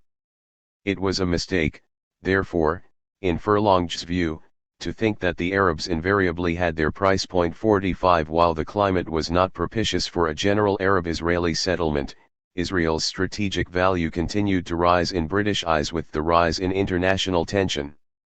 Increasingly hefty hints were dropped in high places about Britain's interest in strategic cooperation with Israel.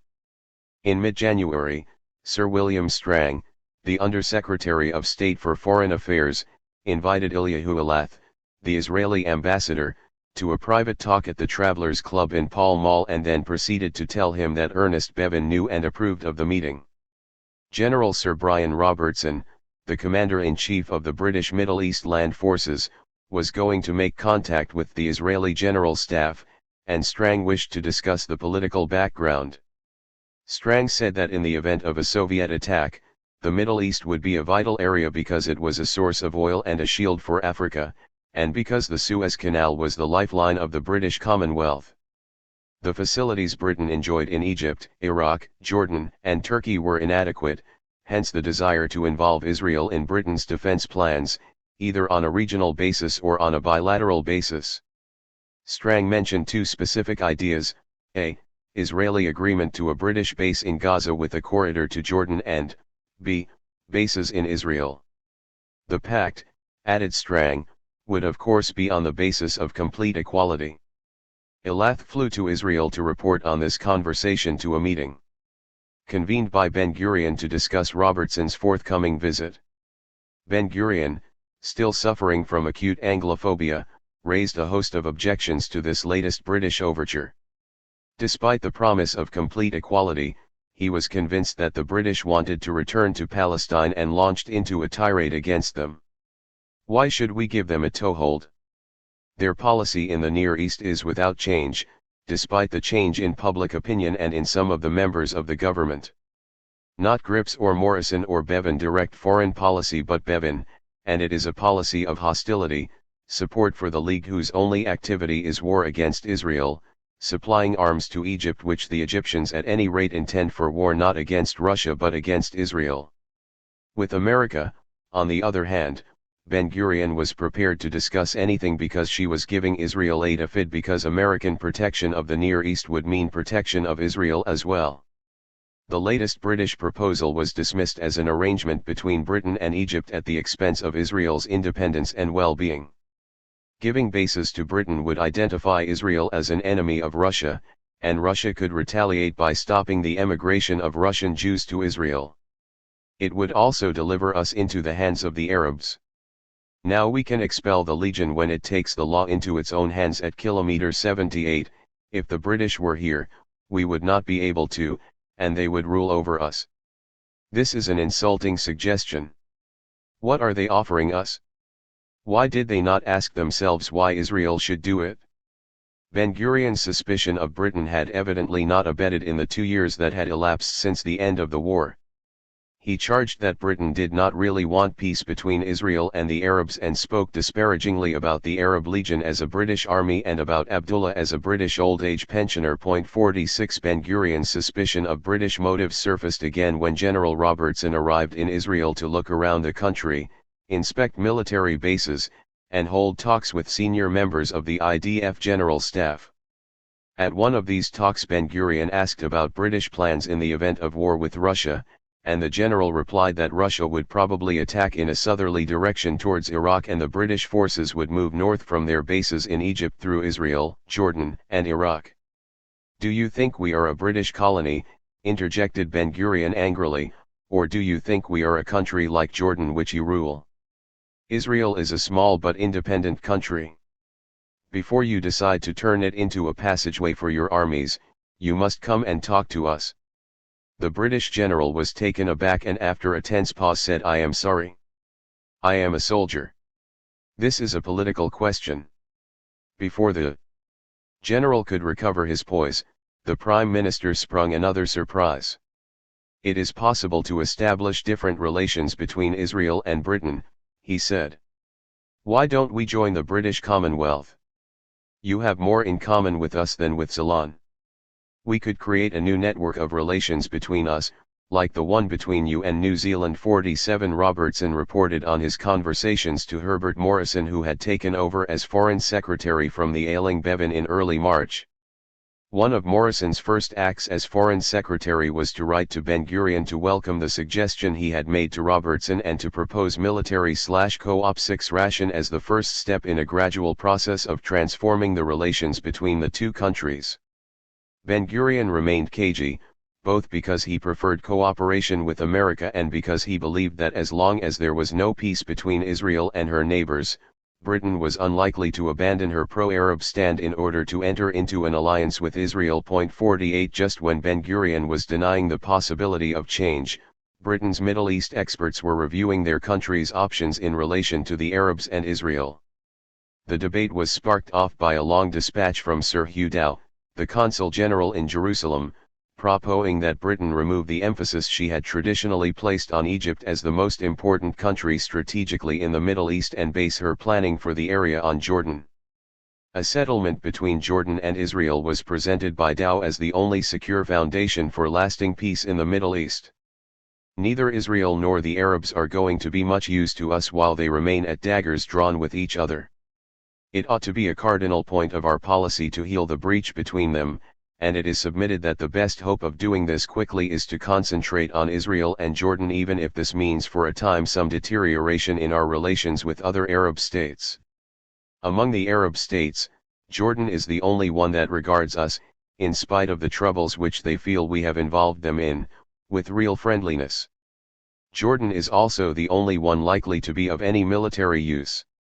It is the one whose borders march for the most part with Israel, and although it is on Jordan that has fallen almost the whole burden of the war with Israel, it is only Jordan's ruler who, in spite of setbacks and opposition, shows any disposition to make peace with Israel, and to realize that long-term interests dictate the resumption of friendly relations between the two states. We should therefore concentrate the help, military or economic, that we can give to Jordan. If we do that, and let both Jordan and the other Arab states and Israel clearly understand that we mean to stick by Jordan and help her if she is attacked, we should do more to encourage Arab unity than we can do in any other way. If we make Jordan strong and confident of our continuing help, the other Asian Arab states, with perhaps the exception of Saudi Arabia, will tend to group themselves round her.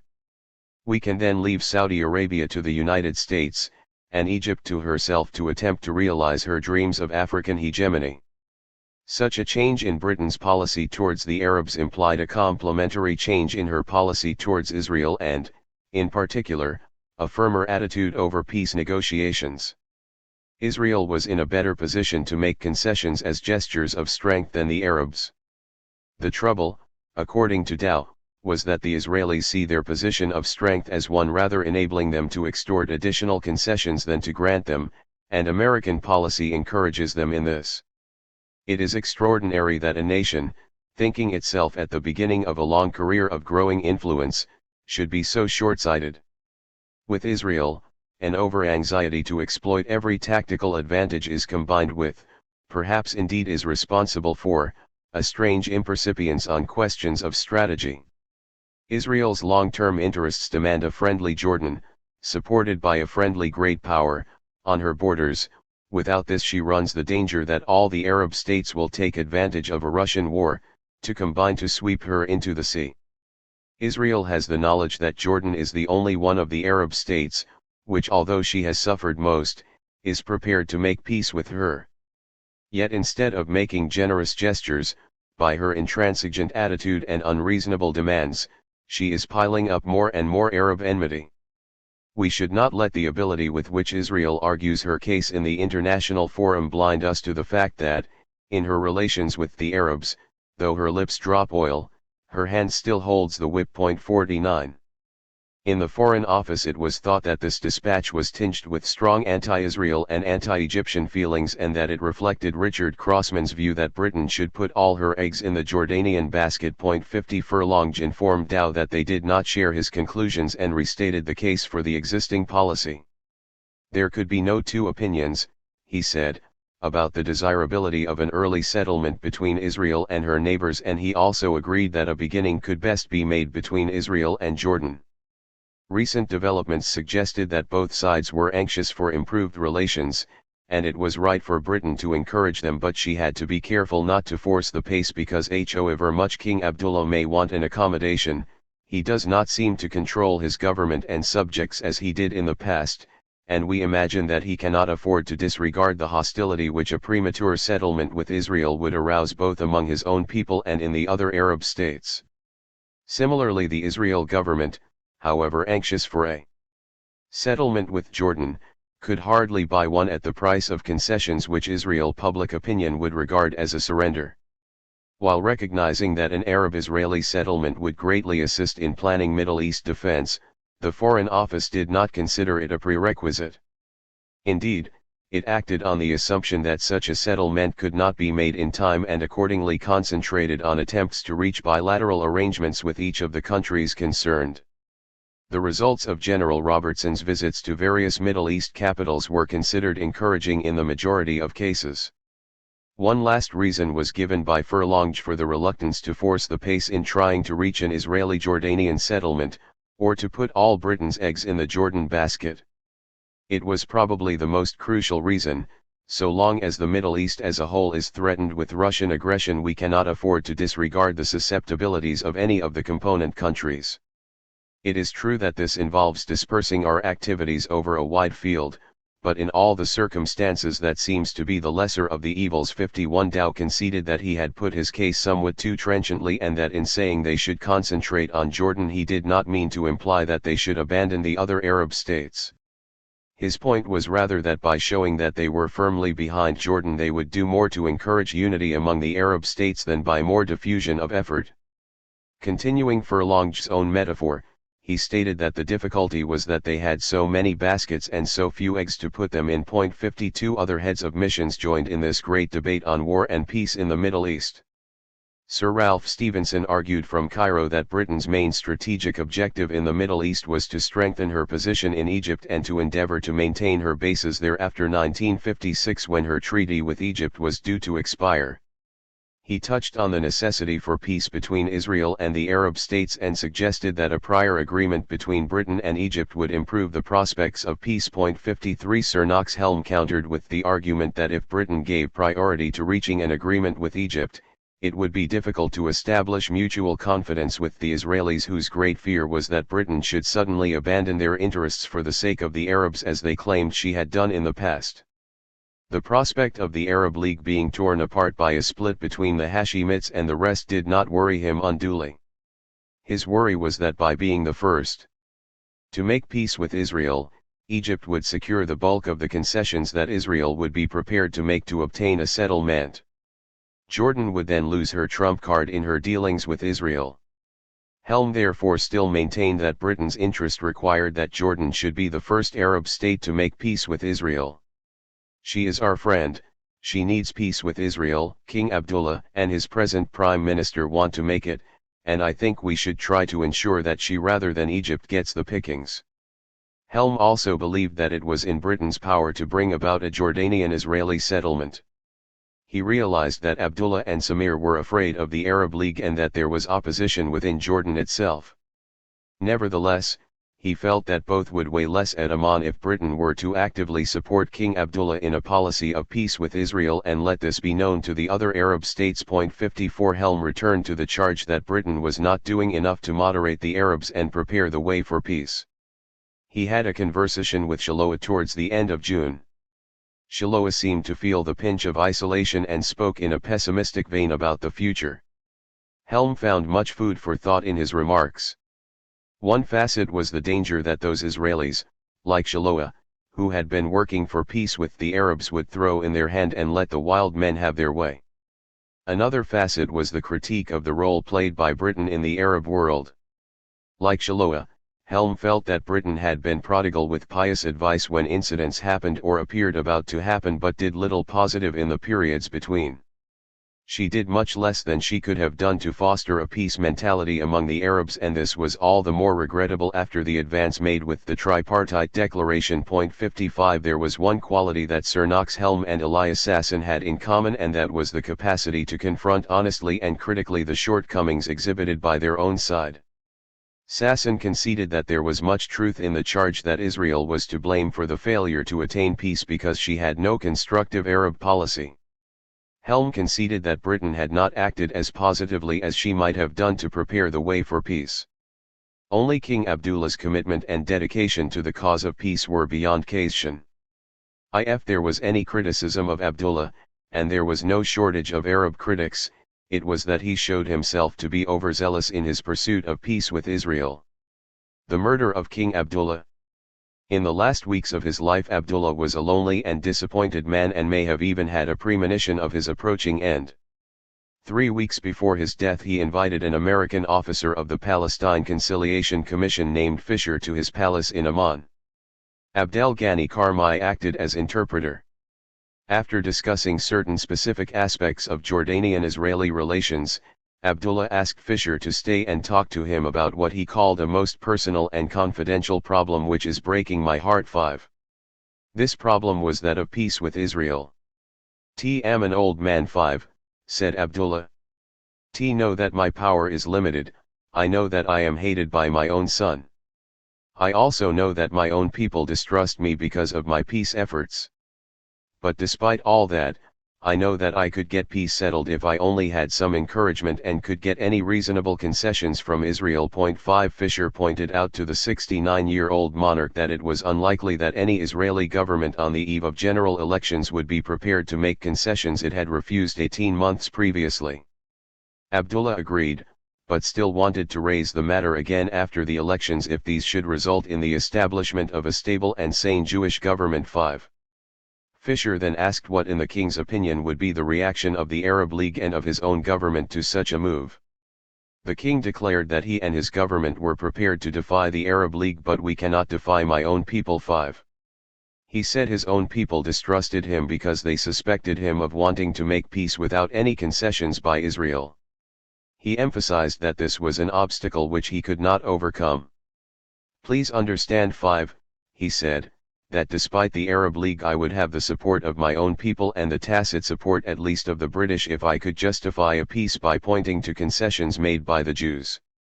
But without any concessions from them I am defeated before I even start." 5 Elaborating on the concessions that might be required by Jordan, the king spoke of territorial adjustments in the Triangle or elsewhere and of a corridor to the Gaza Strip which would become Jordanian territory.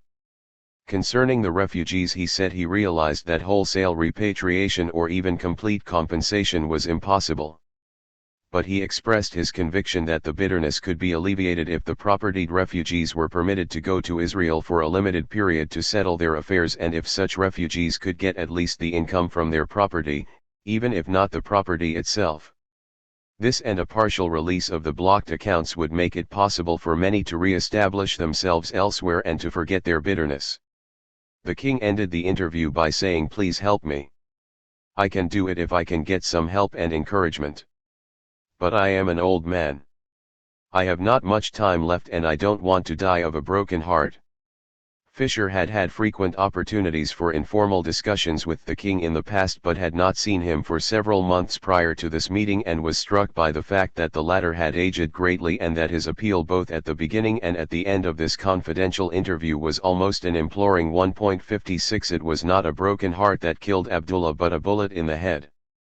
On Friday, July 20, 1951, he went to pray at the Al-Aqsa Mosque in the Old City of Jerusalem, accompanied by his grandson, Hussein, and an Arab Legion bodyguard. They entered the vast courtyard surrounding the Muslim holy places just before 12. First Abdullah visited the tomb of his father and then proceeded to the entrance of the great mosque where the Quran was being recited to about 2,000 worshippers. As he stepped across the threshold, the old sheikh of the mosque, a venerable ecclesiastic with a long white beard, came forward to kiss his hand. The king's guard fell back, and as they did so, a young man stepped out from behind the massive door of the mosque, pressed a pistol to the king's ear and fired a solitary shot which killed him instantly. The king fell forward and his turban rolled away across the marble pavement. The murderer continued to fire left and right but was swiftly done to death by the frenzied royal bodyguard. 57 The atmosphere in Jordan had reeked of murder and violence ever since the assassination of Riyad al-Sulh, the former prime minister of Lebanon, a week earlier. Reports of plots against Abdullah's life added to the anxieties of the Jordanian authorities and led them to step up security precautions. Sir Alec Kirkbride begged the king not to go to Jerusalem but to pray at the mosque in Amman instead, where he would be amidst his own people, but came up against Abdullah's fatalism. He smiled and recited an old Arabic proverb, "Until my day comes nobody can harm me, when the day comes nobody can guard me." 58 The American minister, who had called on the king on the morning of his departure to urge him to refrain from visiting Jerusalem where disloyal elements were said to be plotting and agitating, met with a similarly fatalistic response. 59 Nasir al-Din Nashashivi has hinted at British involvement in the murder of King Abdullah. Nashashivi, as his name indicates, is a Palestinian from the Nashashivi family. At the time of the murder he was personal secretary to King Abdullah and director of the Royal Broadcasting Corporation. Various statements are alleged by Nashashivi to have been made by the king in private shortly before his death about his hatred of the British, his refusal to forget how they had humiliated his father, their determination to keep Jordan small and dependent, and the proximity of the British minister's residence to the palace as a constant reminder of British occupation of the country. 60 But the theory that Britain was in some way implicated in the plot against Abdullah is completely without substance. Machinery for detecting crime and political intrigue scarcely existed in Jordan, and there was no forewarning of the murder. Kirkbride had no specific information about a plot against the king, but only a general feeling that stricter security arrangements and greater vigilance were needed to protect the king against his many enemies at a time of rising tension. The real question is why, despite the pleas of Kirkbride and the American minister, Abdullah insisted on going to Jerusalem for noon prayers on Friday. Nashashivi's explanation is that the king regarded al-Sulh's assassination as being directed against the security and stability of the kingdom, and that by going to Jerusalem he wanted to demonstrate that he was not afraid and that he was still in charge of the entire kingdom, including the West Bank. 61 There was one other reason for the king's determination to go to Jerusalem which only a handful of people knew about at the time and which has remained a closely guarded secret.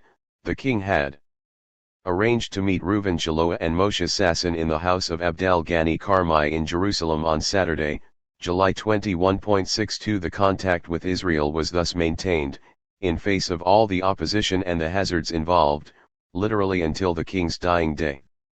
Yet it would be erroneous to conclude that King Abdullah was assassinated just because of his contacts with the Israelis and because of his well-known desire to make peace with them. The real background to the murder was the long-standing rivalry between Abdullah and the Husseinis. It is true that his opponents were opposed to a settlement with Israel, but this was not their sole reason for instigating his murder.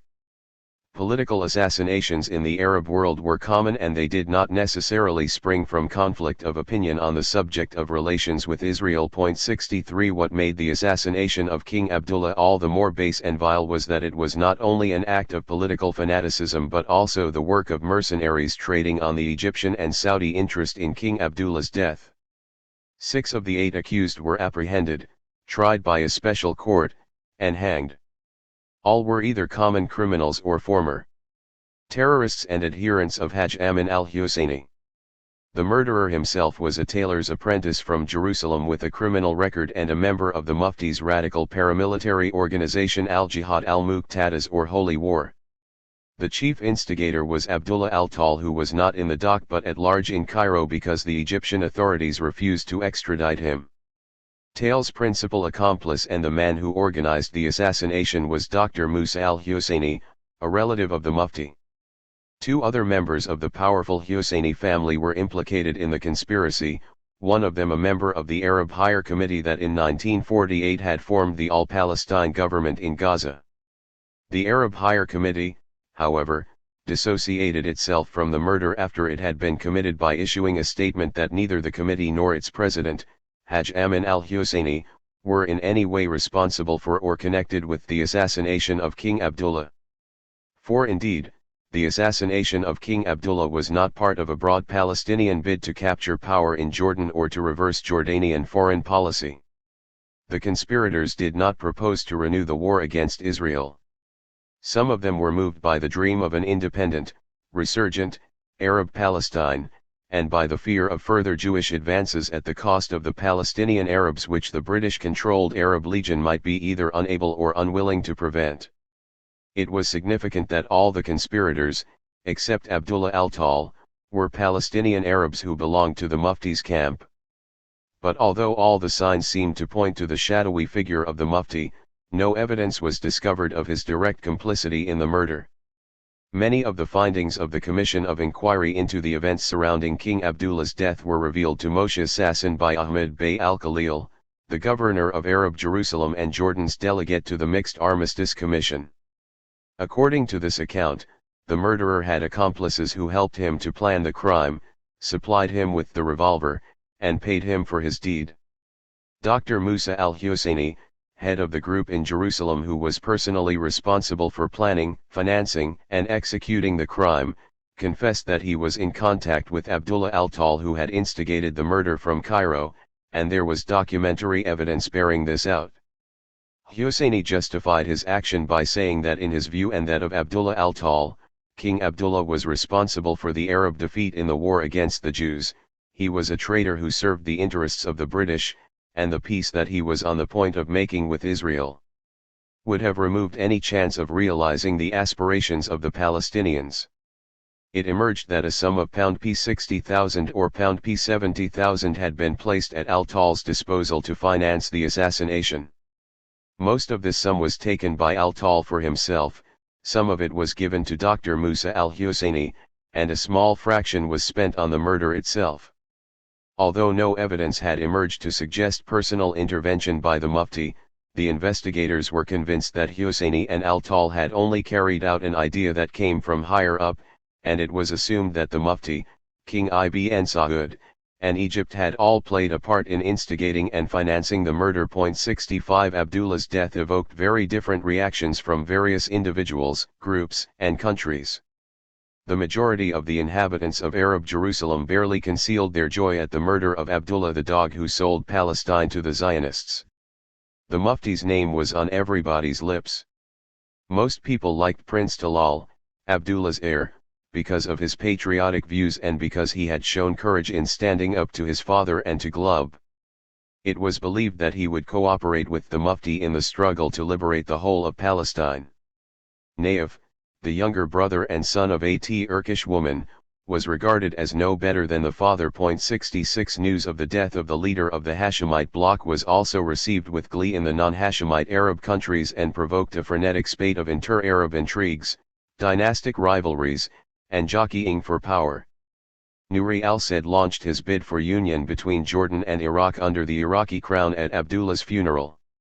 He backed the pretensions of Naif against the legitimate heir Talal, who was undergoing psychiatric treatment in Switzerland, and he sided with Tawfiq Abul Huda against Samir Rafai, who had tendered his resignation a few days after the murder. The Egyptian legation in Amman started agitating for the independence of Arab Palestine under a mandate from the Arab League, while the Saudi legation pressed for partition of the whole kingdom, the northern part going to Syria and the southern part to Saudi Arabia. 67 In British official circles there was genuine regret at the death of a loyal friend, a desire to preserve the integrity of the kingdom, and a fear that Palestinian influence would make Jordan more nationalistic and pull her away from the Western camp. Prime Minister Attlee told the House of Commons that Great Britain has lost a trusted friend and ally. His was no fair-weather loyalty. He stood by us in all circumstances and came unhesitatingly to our aid when it seemed that we had little to rely upon except our own faith in our survival. Winston Churchill recalled with pride the part he had played in appointing Abdullah as Amir of Transjordan and described him as a skilled and consistent worker for the peace and prosperity of that part of the world and for the interests and honor of the Arab peoples wherever they may be. 68 The question of Jordan's viability without Abdullah was raised in an acute form since it was the most artificial of the post-First World War experiments in state building. Some British officials were apprehensive that the scaffolding of the Jordan state might crack and advocated a union with Iraq. Kirkbride argued that union would never work and challenged the proposition that Jordan on her own would be viable neither economically nor politically. No one underestimated the gravity of the crisis for, in the words of Sir John Troutbeck, the principal prop has been eliminated. The sudden removal of King Abdullah upon whom we placed so great a reliance for our whole policy in the Arab world is surely bound to have serious repercussions. It is not merely one Arab ruler who has been eliminated but the man who held his country together almost single-handed and was at the same time our staunchest supporter in the whole area. 69 In official Israeli circles the reaction to Abdullah's assassination was one of profound shock and concern for the future.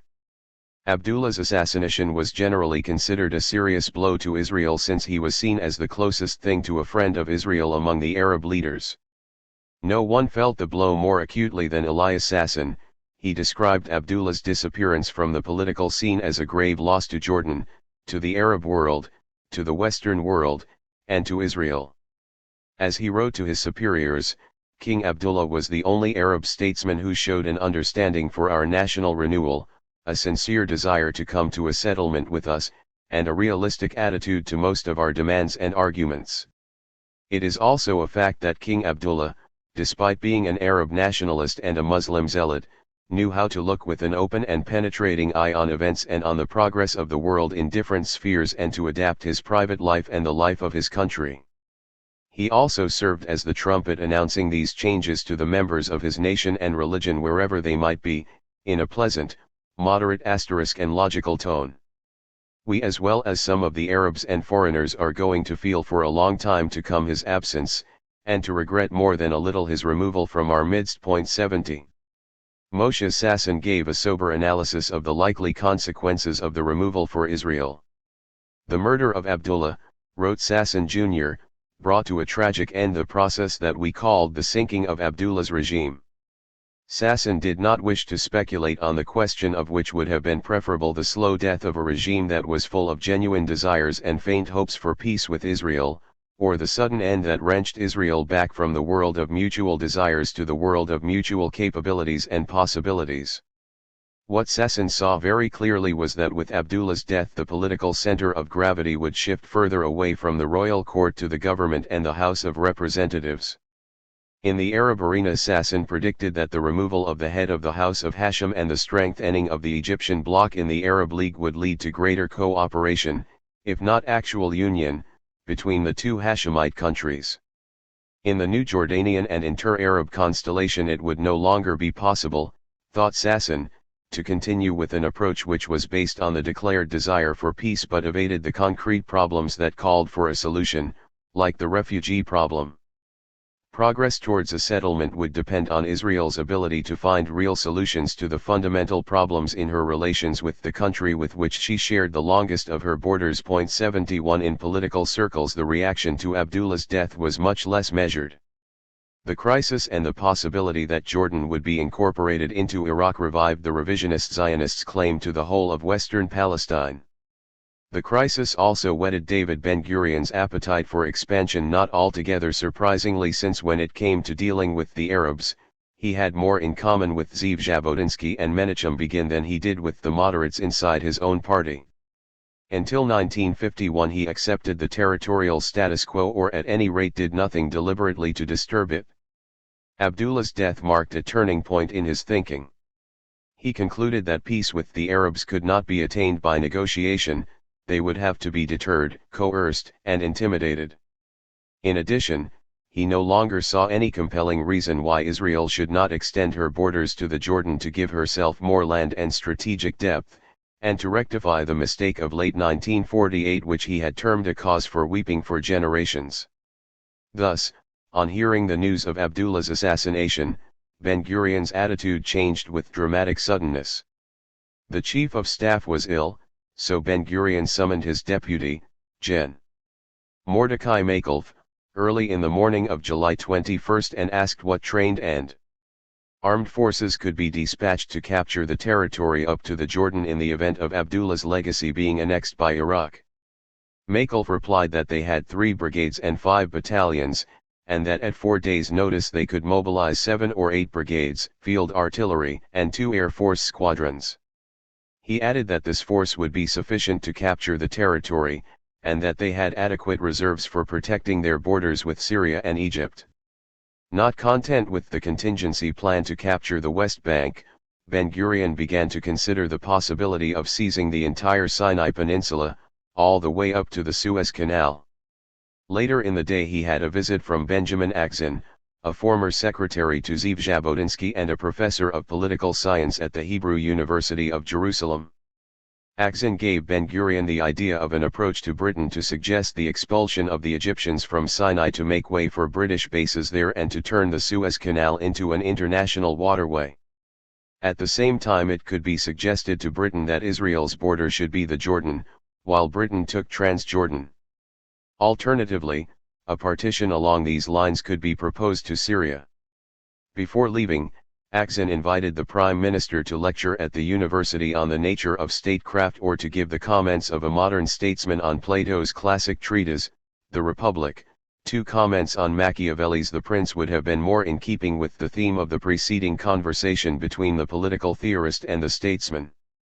The more Ben-Gurion thought about the idea of capturing Sinai with the help of the British, the more he liked it, especially since the Sinai Peninsula, unlike the West Bank, was not densely populated with Arabs. 2 days later he presented the idea to Moshe Sharett and Reuven Shaloah. Sharett suggested that they serve notice on Britain and America that a change in the status quo would raise grave questions. Ben-Gurion replied that the status quo had already been changed.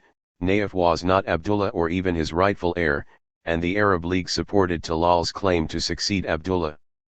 Instead, he said, first of all we must talk to Britain, because Britain needs us now in the Middle East. The trouble is that Morrison is a fox and is not to be trusted. Nor does he grasp the affairs of the Arab world.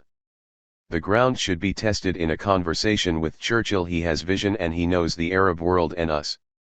It should be explained to him that we must reach the Jordan, and possibly Suez too, and turn the canal into an international canal. America is squeezing England out of Iran and is liable to do the same in the Arab countries, and there is a common interest with the English. If Churchill was receptive, Herbert Morrison could be approached. Later, Ben-Gurion thought it would be better if the approach to Churchill came not from Israel but from an English Jew. Shaloah suggested Isaiah Berlin, the eminent Oxford philosopher and admirer of Churchill, and it was decided to invite Berlin to go to Israel immediately to be briefed for this delicate mission. 73 But Isaiah Berlin was unable to go to Israel and Shaloah was sent to London instead. He spoke to a number of people but their reaction to Ben-Gurion's plan was less than enthusiastic. In the Foreign Office, reported Shaloah, no appreciable change has taken place yet.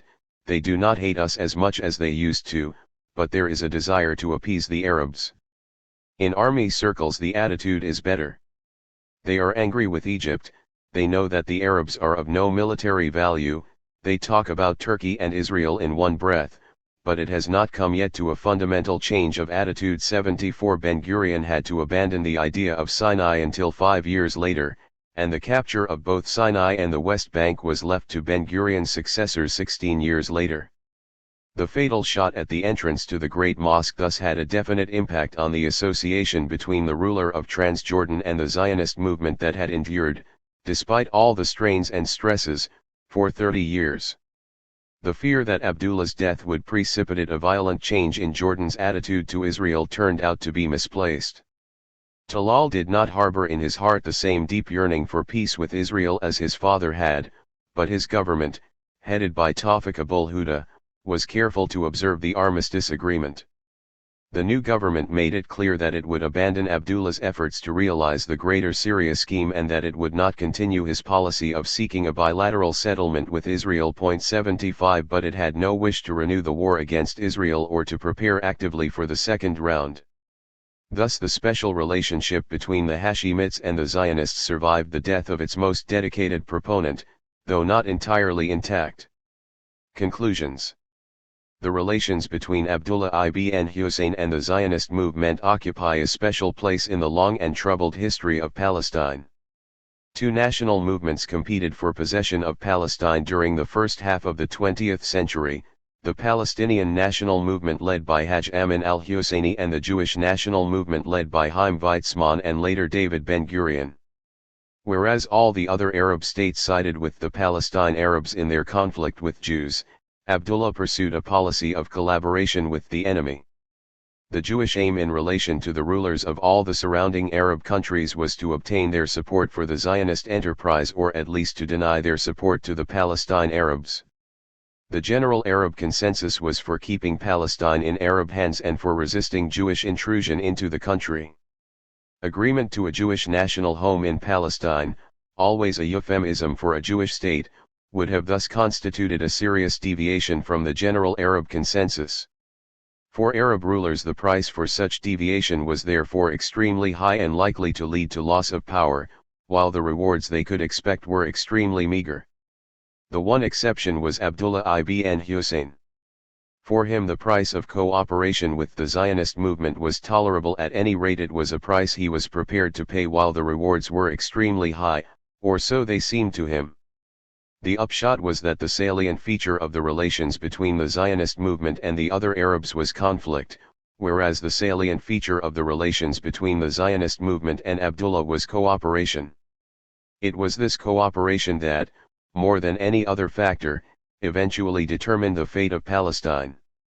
The political relationship between Transjordan and the Zionist movement was special in more ways than one. It was a relationship based on one man, Abdullah. It is no accident that the subtitle of this book speaks not of Transjordan and the Zionist movement but of King Abdullah and the Zionist movement. For it was not the Amorite of Transjordan or the Hashemite kingdom of Jordan but the ruler of this kingdom who alone was responsible for the formulation and conduct of policy towards the Jewish community in Palestine and later the state of Israel. Other individuals and institutions, like the government and parliament, were involved, but usually either as servants and emissaries of the king or as a pressure group working against him. The policy itself always originated with the king, who as far as possible also kept the actual conduct of relations in his own hands. There was thus an asymmetry between the two sides. On the Jordanian side policy was made by an absolute ruler, on the Israeli side there was a more democratic and institutionalized process of decision-making involving a government with collective responsibility and a modern civilian and military bureaucracy charged with the conduct of policy on a day-to-day basis. The Jewish leaders, for their part, were acutely aware that in their relations with their neighbor to the east they depended almost entirely on one individual, and they regretted that it proved impossible to develop normal state-to-state relations even after both countries had attained formal independence. But for the most part they accepted this exclusive link with the royal court as an unfortunate fact of life. Typical of this attitude was a comment made by Ben-Gurion in a consultation on Arab policy held after the Egyptian Revolution of Fuli 1952.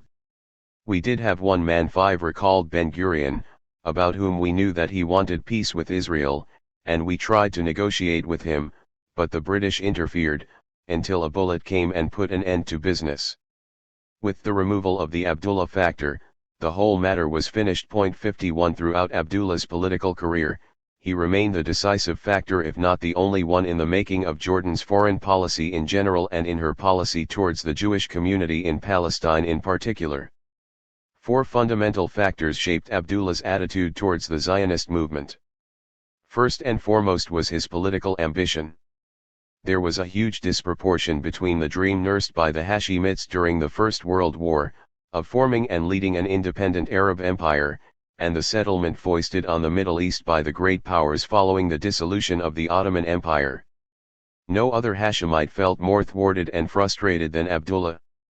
The Amorite of Transjordan was a very poor consolation for the failure to realize his far-reaching political aspirations. In the apt words of a contemporary, he was a falcon trapped in a canary's cage.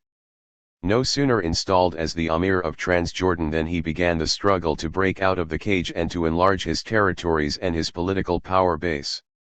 His aim was a greater Syria that would include Transjordan, Syria, Lebanon, and Palestine under his leadership. He worked towards this end consistently and indefatigably through a network of agents and sympathizers in all the countries concerned, but his efforts were not crowned with success. In the aftermath of the Second World War he lowered his sights to a merger between Transjordan and Palestine under his crown. Palestine was his last hope of turning his impoverished and peripheral desert kingdom into an entity of real weight in regional politics. He yearned for the possession of the whole of Palestine and offered the Jews autonomy within a united kingdom. When they turned down his offer he lowered his sights further still to the annexation of only the Arab part of Palestine. The second factor that influenced Abdullah's attitude to the Zionist movement was his estrangement from his Arab environment. Although Abdullah had been in the vanguard of the struggle for Arab independence as one of the commanders of the Arab revolt, he had progressively alienated the Arab nationalists by his subservience to Britain, and the rest by his schemes for territorial expansion and regional hegemony. His most immediate enemy was Hajj Amin al-Husseini, for though they shared a conservative social, political, and religious outlook, each one of them wanted to be the ruler of Palestine. King Abdul Aziz ibn Saud, who had expelled the Hashemites from Saudi Arabia, was a sworn enemy of Abdullah, and the dynastic rivalry between them was deepened by Abdullah's well-known dream of reconquering the ancestral kingdom of the Hijaz. King Farouk of Egypt was in direct competition with Abdullah for leadership of the Arab world, while Syria and Lebanon regarded the Greater Syria scheme as a threat not just to the status quo in the Arab world but to their own independence. One of the few things that united the Arabs, with the partial exception of the Iraqis, was in fact their fear of and contempt for Abdullah. A third factor that impinged on Abdullah's relations with Zionists as well as fellow Arabs was the British connection. Britain established the Emirate of Transjordan as part of the Sharifian policy devised by Churchill after the First World War, and she continued to exercise a controlling influence long after the grant of formal independence in 1946. For Abdullah, the British connection was both a source of strength and a major constraint. Without the financial subsidy from the British Exchequer and the British contribution in personnel, equipment, and training to the Arab Legion, his kingdom would have scarcely been viable. But this very dependence on Britain also meant that Abdullah had to defer to British advice. It seriously curtailed his freedom of action on matters of real importance, like Greater Syria and Palestine. Finally, Abdullah's general attitude to the Jews had some influence on his political relationship with the Zionist movement. Through cooperation with the Jews, Abdullah hoped to reduce his dependence on Britain and to strengthen his position vis-à-vis his numerous Arab opponents. Like other Arab leaders, Abdullah regarded Zionism as a powerful international force with financial resources, propaganda skills, and diplomatic leverage that the Arabs could not hope to match. Unlike other Arab leaders, he had no compunction about using the resources of Zionism to further his own ends. He was not infected by the visceral hatred of Jews and Zionism that were so common among the Arabs. On the contrary, his attitude was open-minded, flexible, and pragmatic. To him the Jews, with their energy, scientific knowledge, and organizational skills, represented a positive force for progress. He greatly admired their achievements in building for themselves a national home and saw no reason why their skills and energy could not be harnessed to the development of his own country. There was one other important motive for Abdullah's openness to the Jews: he hoped to obtain the financial assistance of which he personally as well as his country were in dire need. It was in the hope of boosting his income and in order to procure Jewish capital and Jewish skills for the development of his country that Abdullah offered to lease his land to the Jewish Agency in the early 1930s. The heads of the Jewish Agency, for their part, were not slow to recognize the value of Abdullah's friendship in breaking through the wall of Arab hostility and gaining legitimacy for their program. Although the negotiations for Jewish settlement on the Emir's lands in Transjordan were aborted by Palestinian and British opposition, the Jewish Agency continued to pay for the option on the lease in what amounted to a covert financial subsidy to lubricate the relations with the Emir and his aides.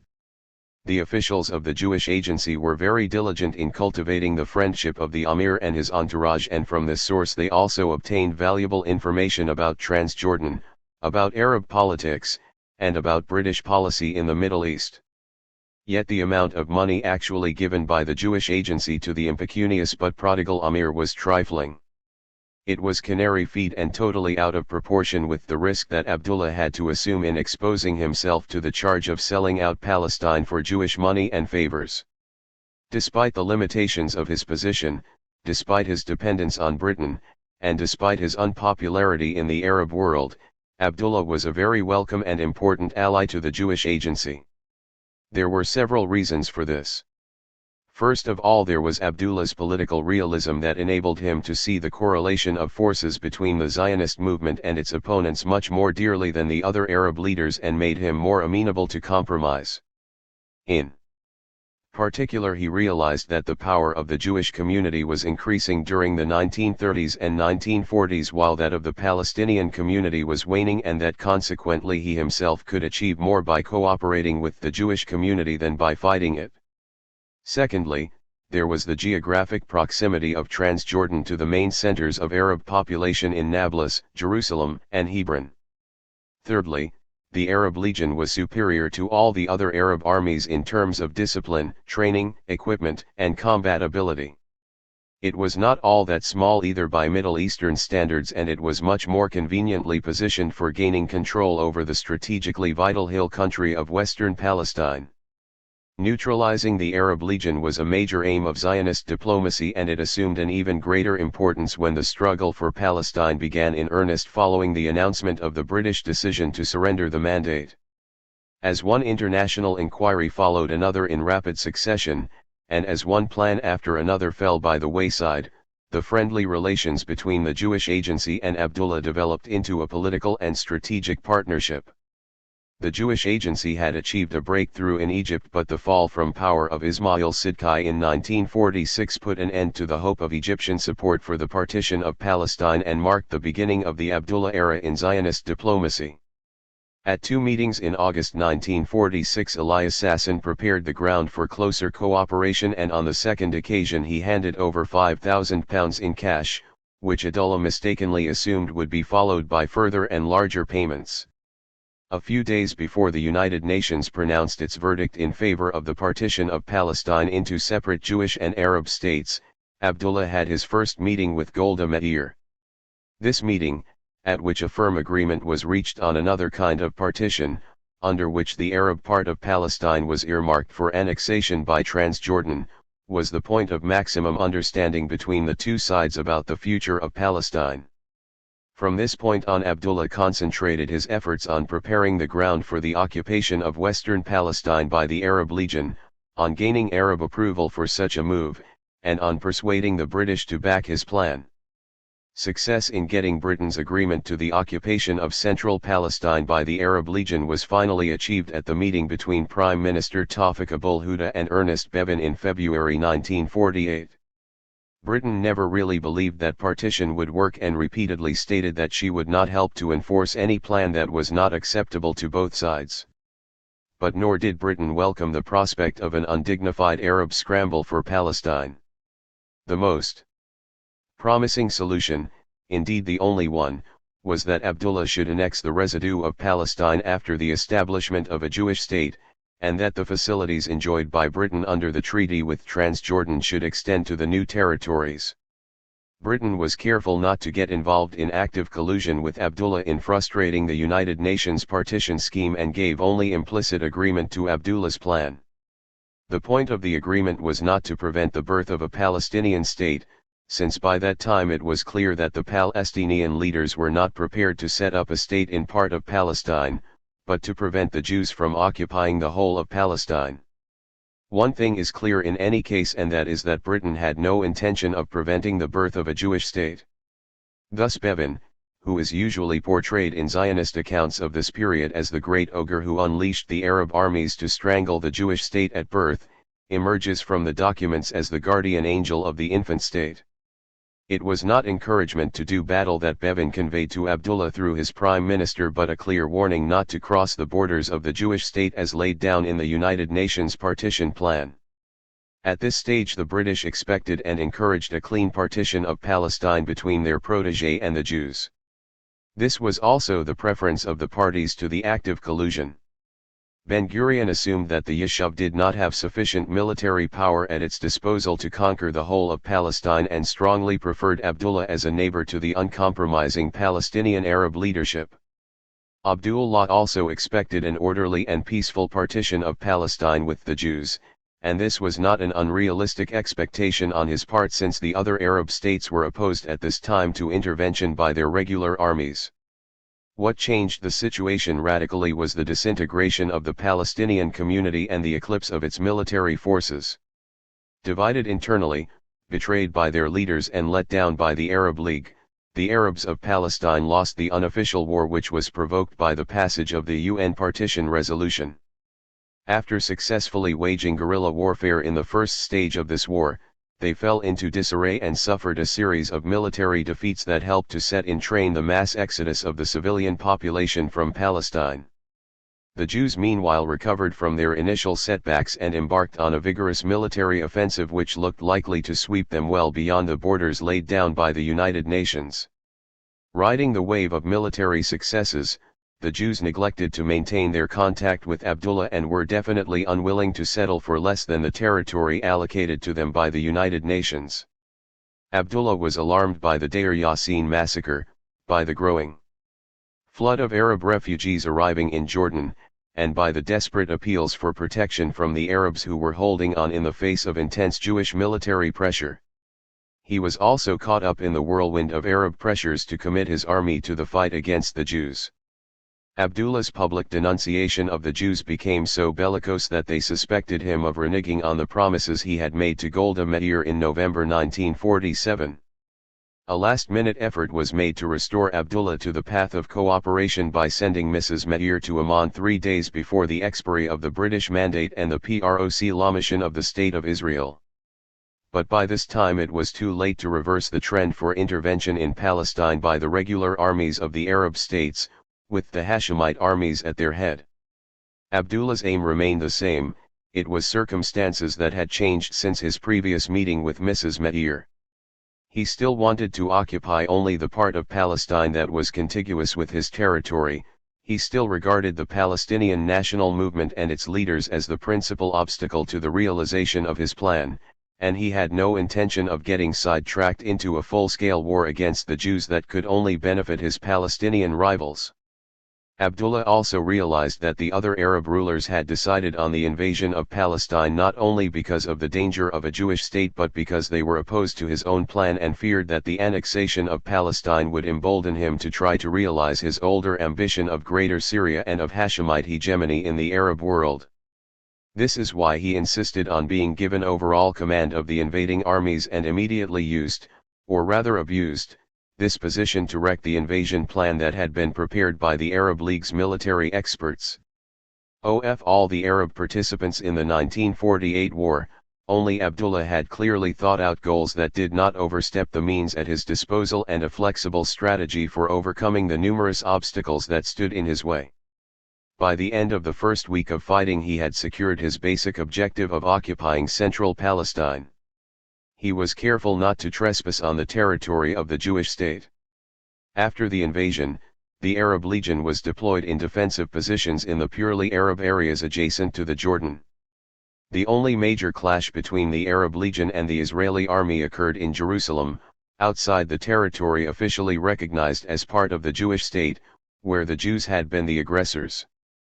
Despite this clash, the general strategic picture was characterized by limited objectives and mutual restraint on the part of the Jordanian and the Israeli war leaders. During the 10 days fighting in July, both leaders signaled by their behavior that they still wished to abide by the strategic accord that had momentarily been unhinged by the resort to war.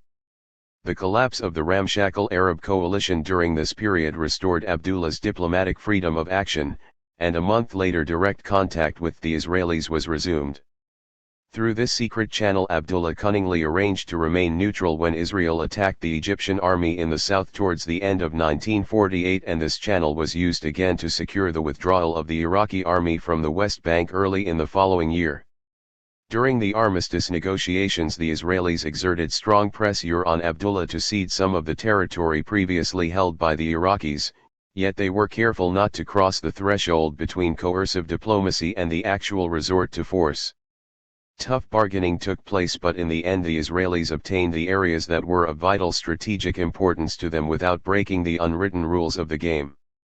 By stopping short of a challenge to Abdullah's principal gain from the war, the possession of central Palestine, they made it easier for him to yield on matters of secondary importance. In the final reckoning the Palestine Arabs were the principal losers in the 1948 war, while the Israelis and Abdullah were the principal beneficiaries. Collusion across the Jordan had yielded tangible rewards. Both sides emerged from the war in better shape and with greater assets than they had at the outbreak of the war. The Israelis had not only consolidated their independence but also enlarged the boundaries of their state. Abdullah had won additional land and population that went some way towards fulfilling his ambition of a greater Transjordan. Abdullah's achievements seem all the greater when his position is compared with that of the other Arab states and that of the Palestinian leadership at the end of the war. The end of the war brought no respite from the endemic inter-Arab rivalries that were in large measure responsible for the Palestine catastrophe. Indeed, they intensified in the aftermath of the war. Unable to close ranks in face of the bitter consequences of defeat, The Arabs indulged in mutual recriminations and a search for scapegoats that further weakened their position in the diplomatic negotiations that followed the war. Abdullah was singled out for the most vituperative attacks because he had accepted partition, because he was willing to trade on Palestinian rights, and because he was widely suspected of conspiring with the enemy against his fellow Arabs. Though he had done well out of the war, Abdullah was thus doomed to spend the closing years of his reign in bitter conflict with his fellow Arabs. Undeterred by Arab opposition, Abdullah embarked on negotiations with Israel. These negotiations reached a climax in February 1950 with the initialing of a peace treaty by the authorized representatives of the two sides, but by this time his isolation was so complete that he was unable to prevail on his own government to ratify the treaty. A further complicating factor was the annexation of Arab Palestine, which was enshrined in the Act of Union in April 1950. Only Britain and Pakistan recognized the union. The Arab League was resolutely opposed to it and now condemned him for the annexation of Arab Palestine as well as his negotiations with Israel. With his customary realism, Abdullah estimated that he could not simultaneously defy the Arab League on both issues.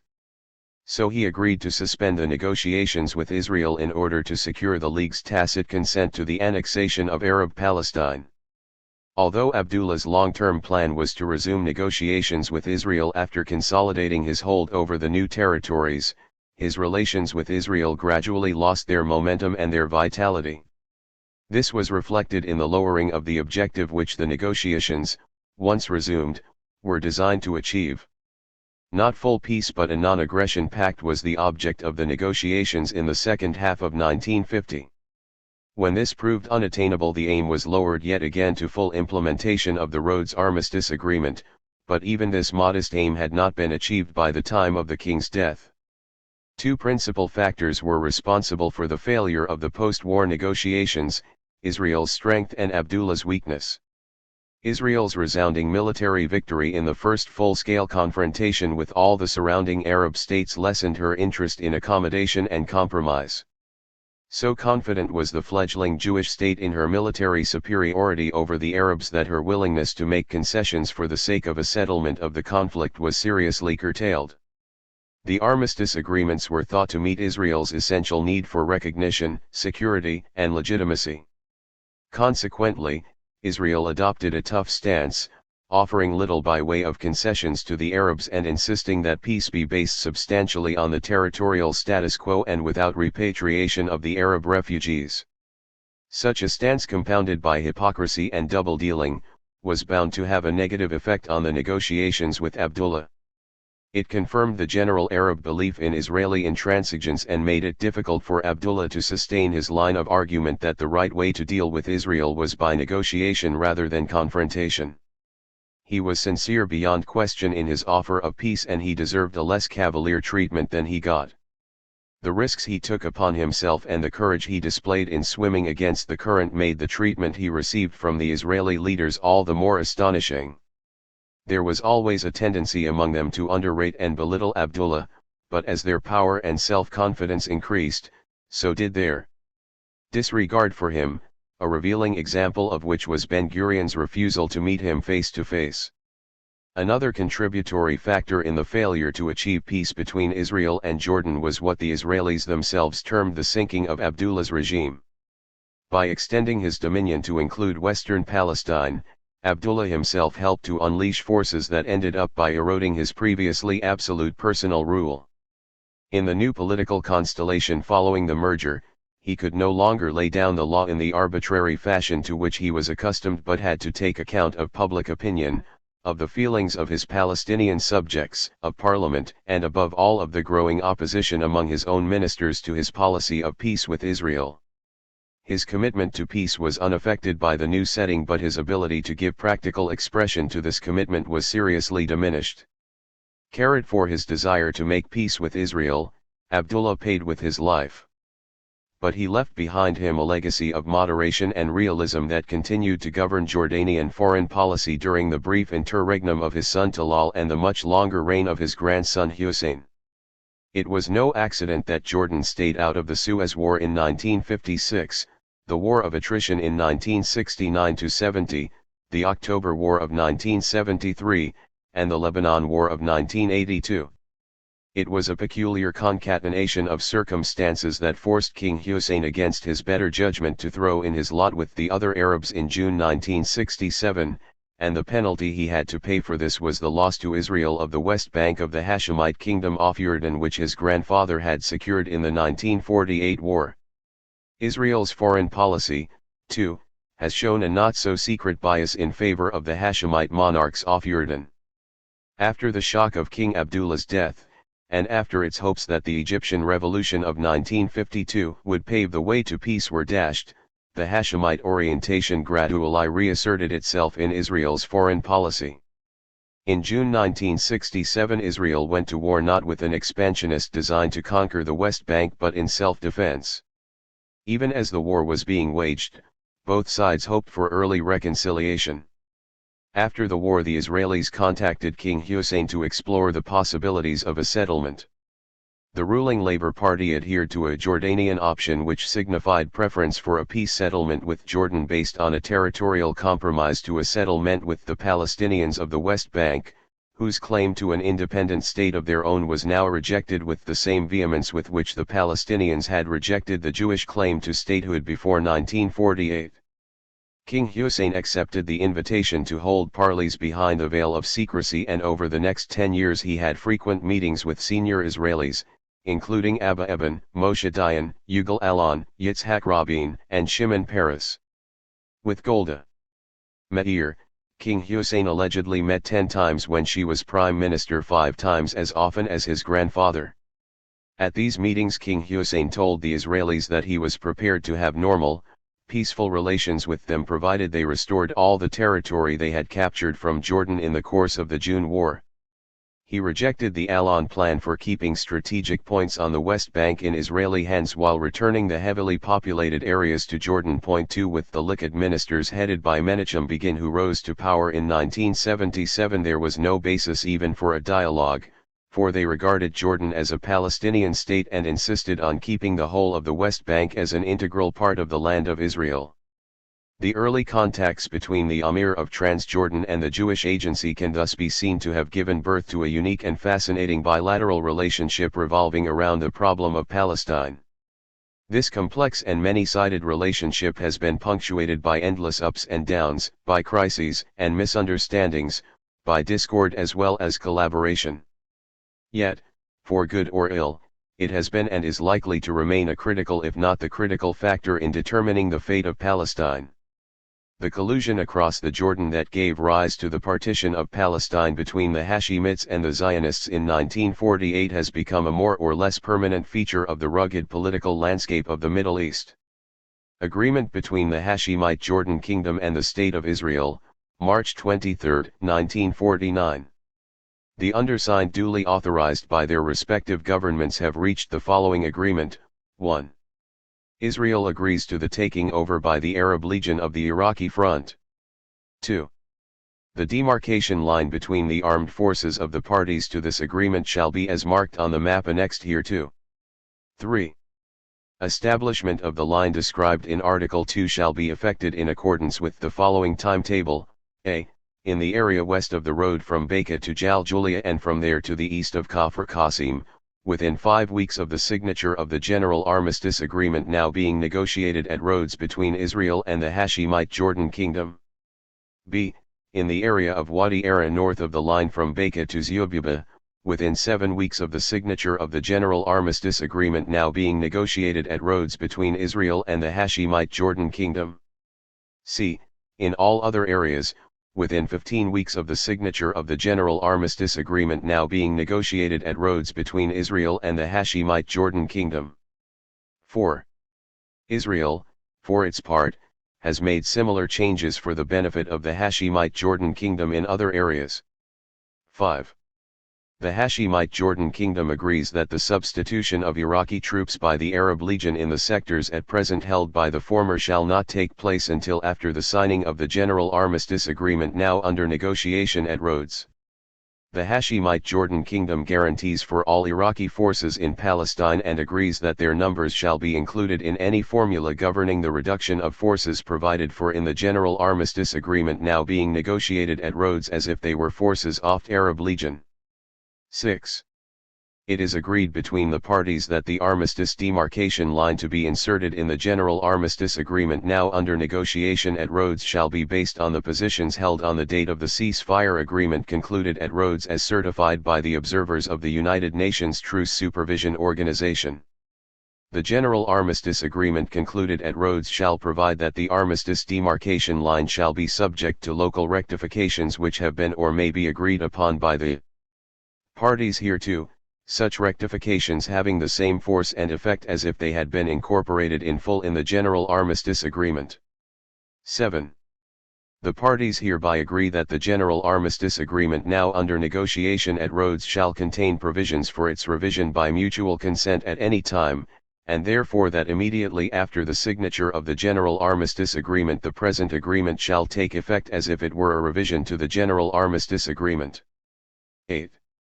In the case of villages affected by the terms of this agreement, their inhabitants shall be entitled to their full rights of residence, property, and freedom. If such villagers decide to leave, they shall be entitled to take with them their livestock and other movable property and to receive without delay full compensation for their land which they leave behind. 9. Israel will pay to the Hashemite Jordan Kingdom the cost of building 20 kilometers of first-class road in compensation for the road between Tulkarem and Kalkaliya. 10. The parties to this agreement shall establish a mixed commission which shall peg out the demarcation line provided for in Article 2 above. This commission shall consist of not less than 2 representatives of each party and of a chairman appointed by the United Nations Chief of Staff. 11.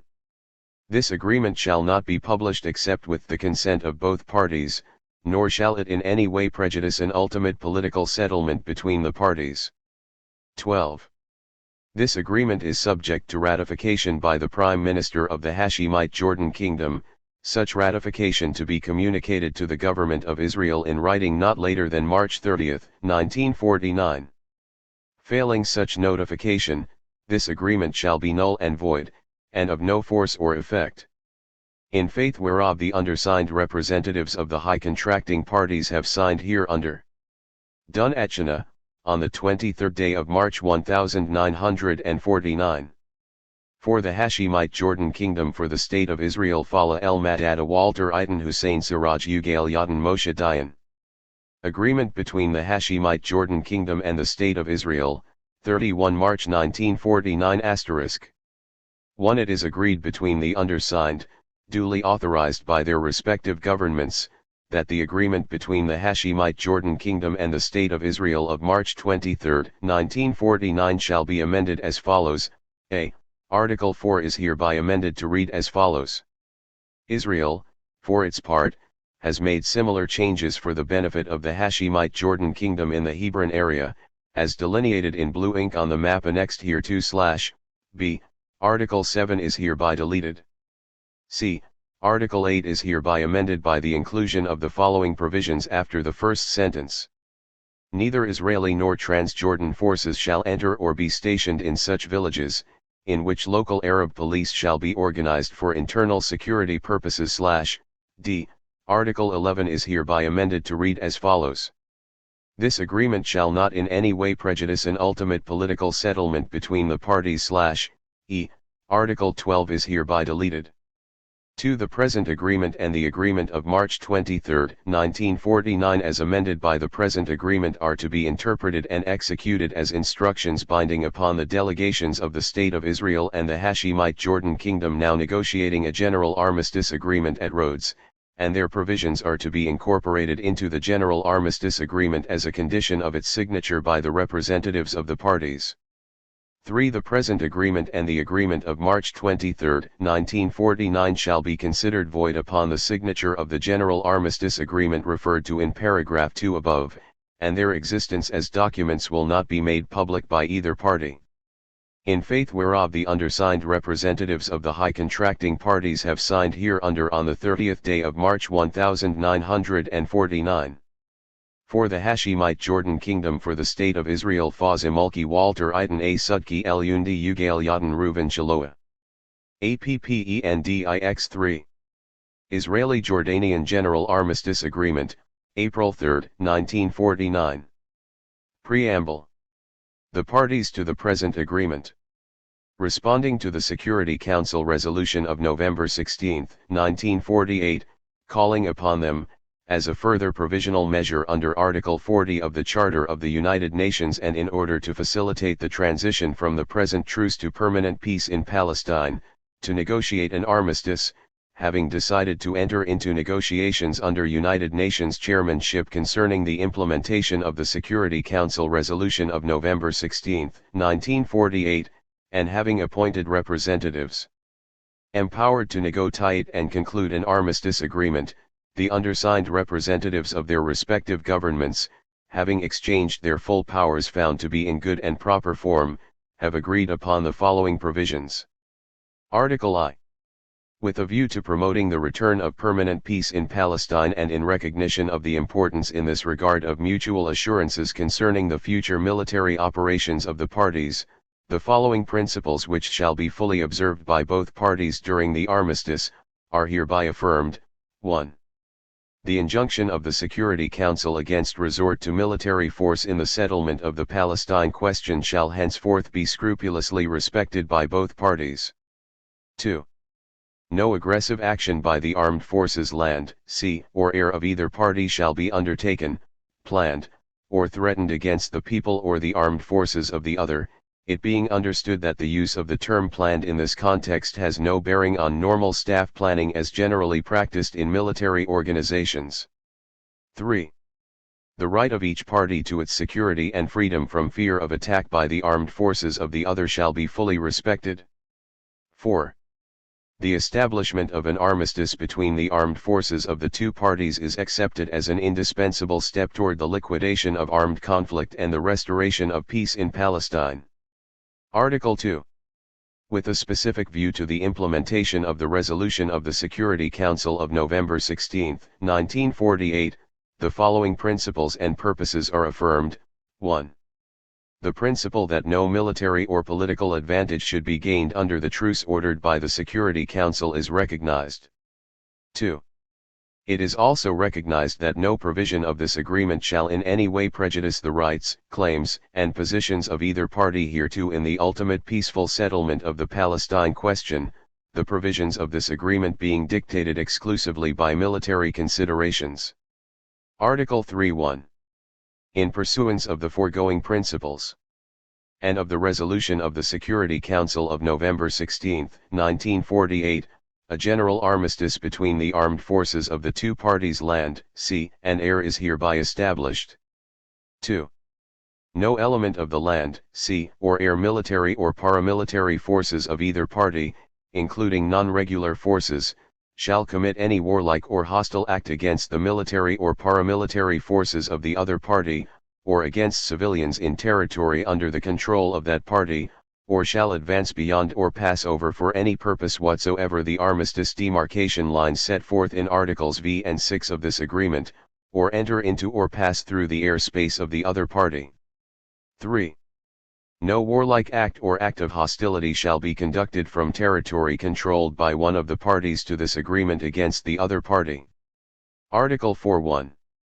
The lines described in Articles V and 6 of this agreement shall be designated as the armistice demarcation lines and are delineated in pursuance of the purpose and intent of the resolution of the Security Council of November 16, 1948. 2. The basic purpose of the armistice demarcation lines is to delineate the lines beyond which the armed forces of the respective parties shall not move. 3. Rules and regulations of the armed forces of the parties, which prohibit civilians from crossing the fighting lines or entering the area between the lines, shall remain in effect after the signing of this agreement with application to the armistice demarcation lines defined in Articles V and 6. 1. The armistice demarcation lines for all sectors other than the sector now held by Iraqi forces, shall be as delineated on the maps in Annex I to this agreement, and shall be defined as follows: A.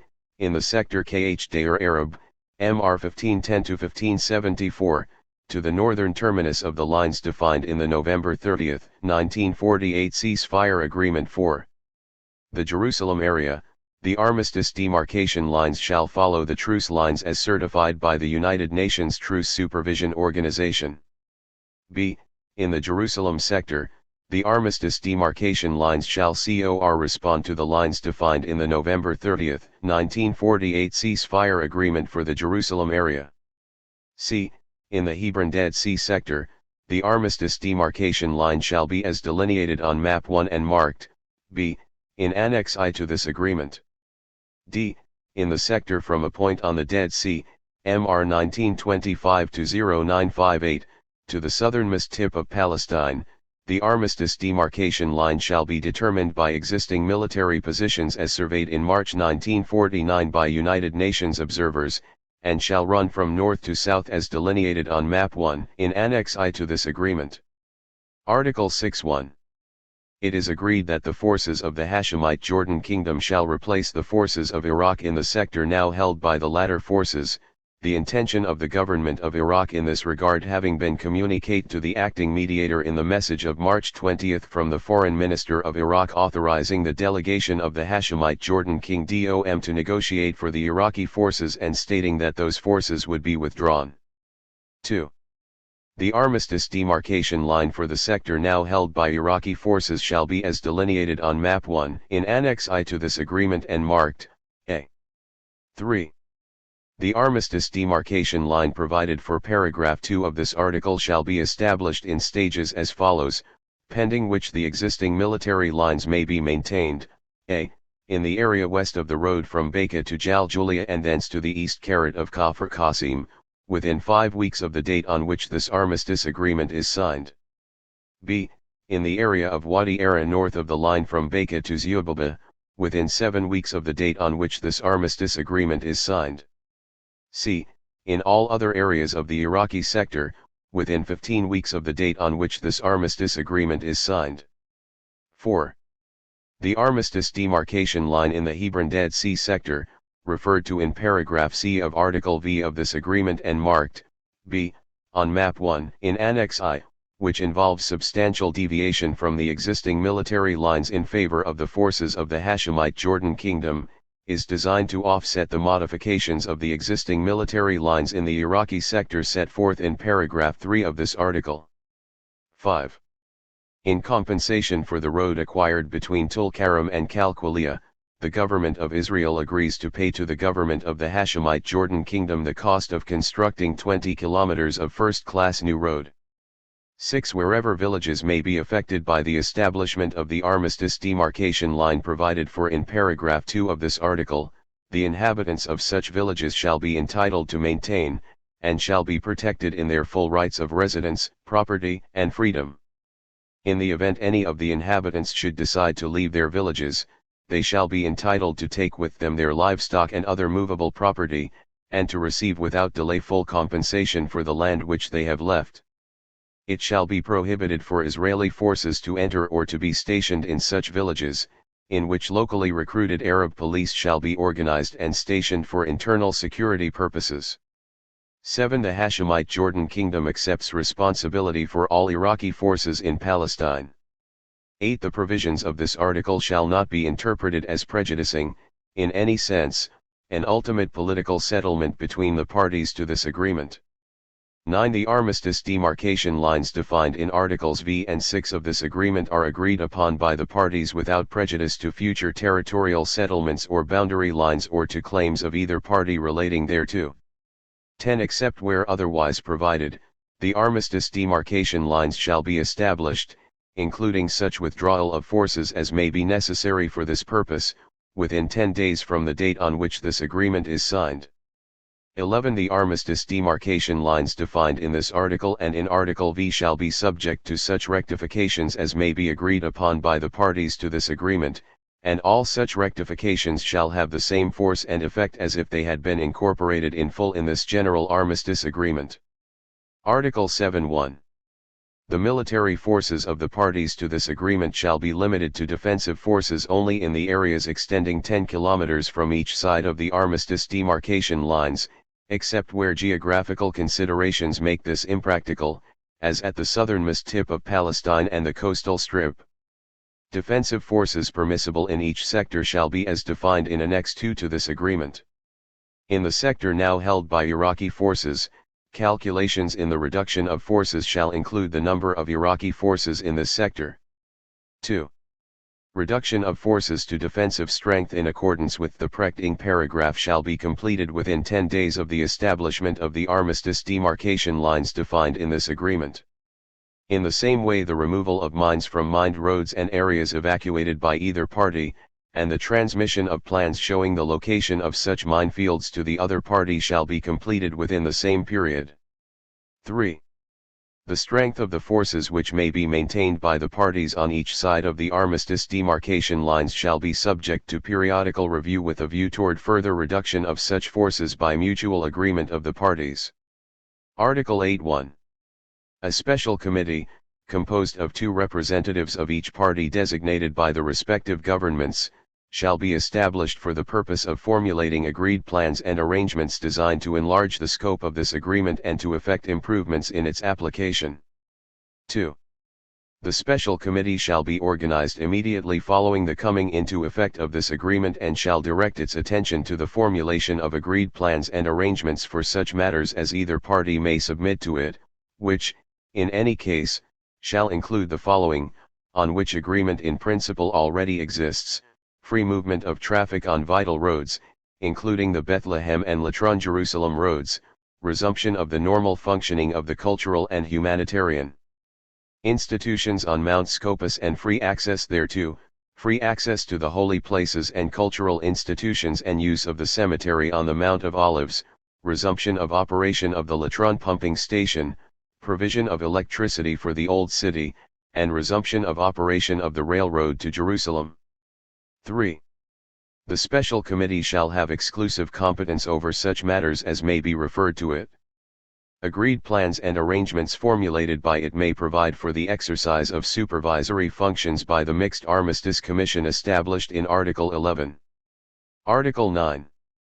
Agreements reached between the parties subsequent to the signing of this armistice agreement relating to such matters as further reduction of forces as contemplated in paragraph 3 of Article 7, future adjustments of the armistice demarcation lines, and plans and arrangements formulated by the special committee established in Article 8, shall have the same force and effect as the provisions of this agreement and shall be equally binding upon the parties.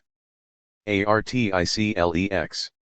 An exchange of prisoners of war having been effected by special arrangement between the parties prior to the signing of this agreement, no further arrangements on this matter are required except that the Mixed Armistice Commission shall undertake to re-examine whether there may be any prisoners of war belonging to either party which were not included in the previous exchange. In the event that prisoners of war shall be found to exist, the Mixed Armistice Commission shall arrange for an early exchange of such prisoners. The parties to this agreement undertake to afford full cooperation to the Mixed Armistice Commission in its discharge of this responsibility. Article 11. 1. The executions of the provisions of this agreement, with the exception of such matters as fall within the exclusive competence of the Special Committee, established in Article 8, shall be supervised by a Mixed Armistice Commission composed of 5 members, of whom each party to this agreement shall designate 2, and whose chairman shall be the United Nations Chief of Staff of the Truce Supervision Organization or a senior officer from the observer personnel of that organization designated by him following consultation with both parties to this agreement. 2. The Mixed Armistice Commission shall maintain its headquarters at Jerusalem and shall hold its meetings at such places and at such times as it may deem necessary for the effective conduct of its work. 3. The Mixed Armistice Commission shall be convened in its first meeting by the United Nations Chief of Staff of the Truce Supervision Organization not later than 1 week following the signing of this agreement. 4. Decisions of Mixed Armistice Commission, to the extent possible, shall be based on the principle of unanimity. In the absence of unanimity, decisions shall be taken by majority vote of the members of the Commission present and voting. 5. The Mixed Armistice Commission shall formulate its own rules of procedure. Meetings shall be held only after due notice to the members by the chairman. The quorum for its meetings shall be a majority of its members. 6. The Commission shall be empowered to employ observers, who may be from among the military organizations of the parties or from the military personnel of the United Nations Truce Supervision Organization, or from both, in such numbers as may be considered essential to the performance of its functions. In the event United Nations observers should be so employed, they shall remain under the command of the United Nations Chief of Staff of the Truce Supervision Organization. Assignments of a general or special nature given to United Nations observers attached to the Mixed Armistice Commission shall be subject to approval by the United Nations Chief of Staff or his designated representative on the Commission, whichever is serving as chairman. 7. Claims or complaints presented by either party relating to the application of this agreement shall be referred immediately to the Mixed Armistice Commission through its chairman. The Commission shall take such action on all such claims or complaints by means of its observation and investigation machinery as it may deem appropriate, with a view to equitable and mutually satisfactory settlement. 8. Where interpretation of the meaning of a particular provision of this agreement, other than the preamble and articles I and II, is at issue, the Commission's interpretation shall prevail. The Commission, in its discretion and as the need arises, may from time to time recommend to the parties modifications in the provisions of this agreement. 9. The Mixed Armistice Commission shall submit to both parties reports on its activities as frequently as it may consider necessary. A copy of each such report shall be presented to the Secretary-General of the United Nations for transmission to the appropriate organ or agency of the United Nations. 10. Members of the Commission and its observers shall be accorded such freedom of movement and access in the area covered by this agreement as the Commission may determine to be necessary, provided that when such decisions of the Commission are reached by a majority vote United Nations observers only shall be employed. 11. The expenses of the Commission, other than those relating to United Nations observers, shall be apportioned in equal shares between the two parties to this agreement. Article 12(1). The present agreement is not subject to ratification and shall come into force immediately upon being signed. 2. This agreement, having been negotiated and concluded in pursuance of the resolution of the Security Council of November 16, 1948 calling for the establishment of an armistice in order to eliminate the threat to the peace in Palestine and to facilitate the transition from the present truce to permanent peace in Palestine, shall remain in force until a peaceful settlement between the parties is achieved, except as provided in paragraph 3 of this article. 3. The parties to this agreement may, by mutual consent, revise this agreement or any of its provisions, or may suspend its application, other than Articles I and III, at any time.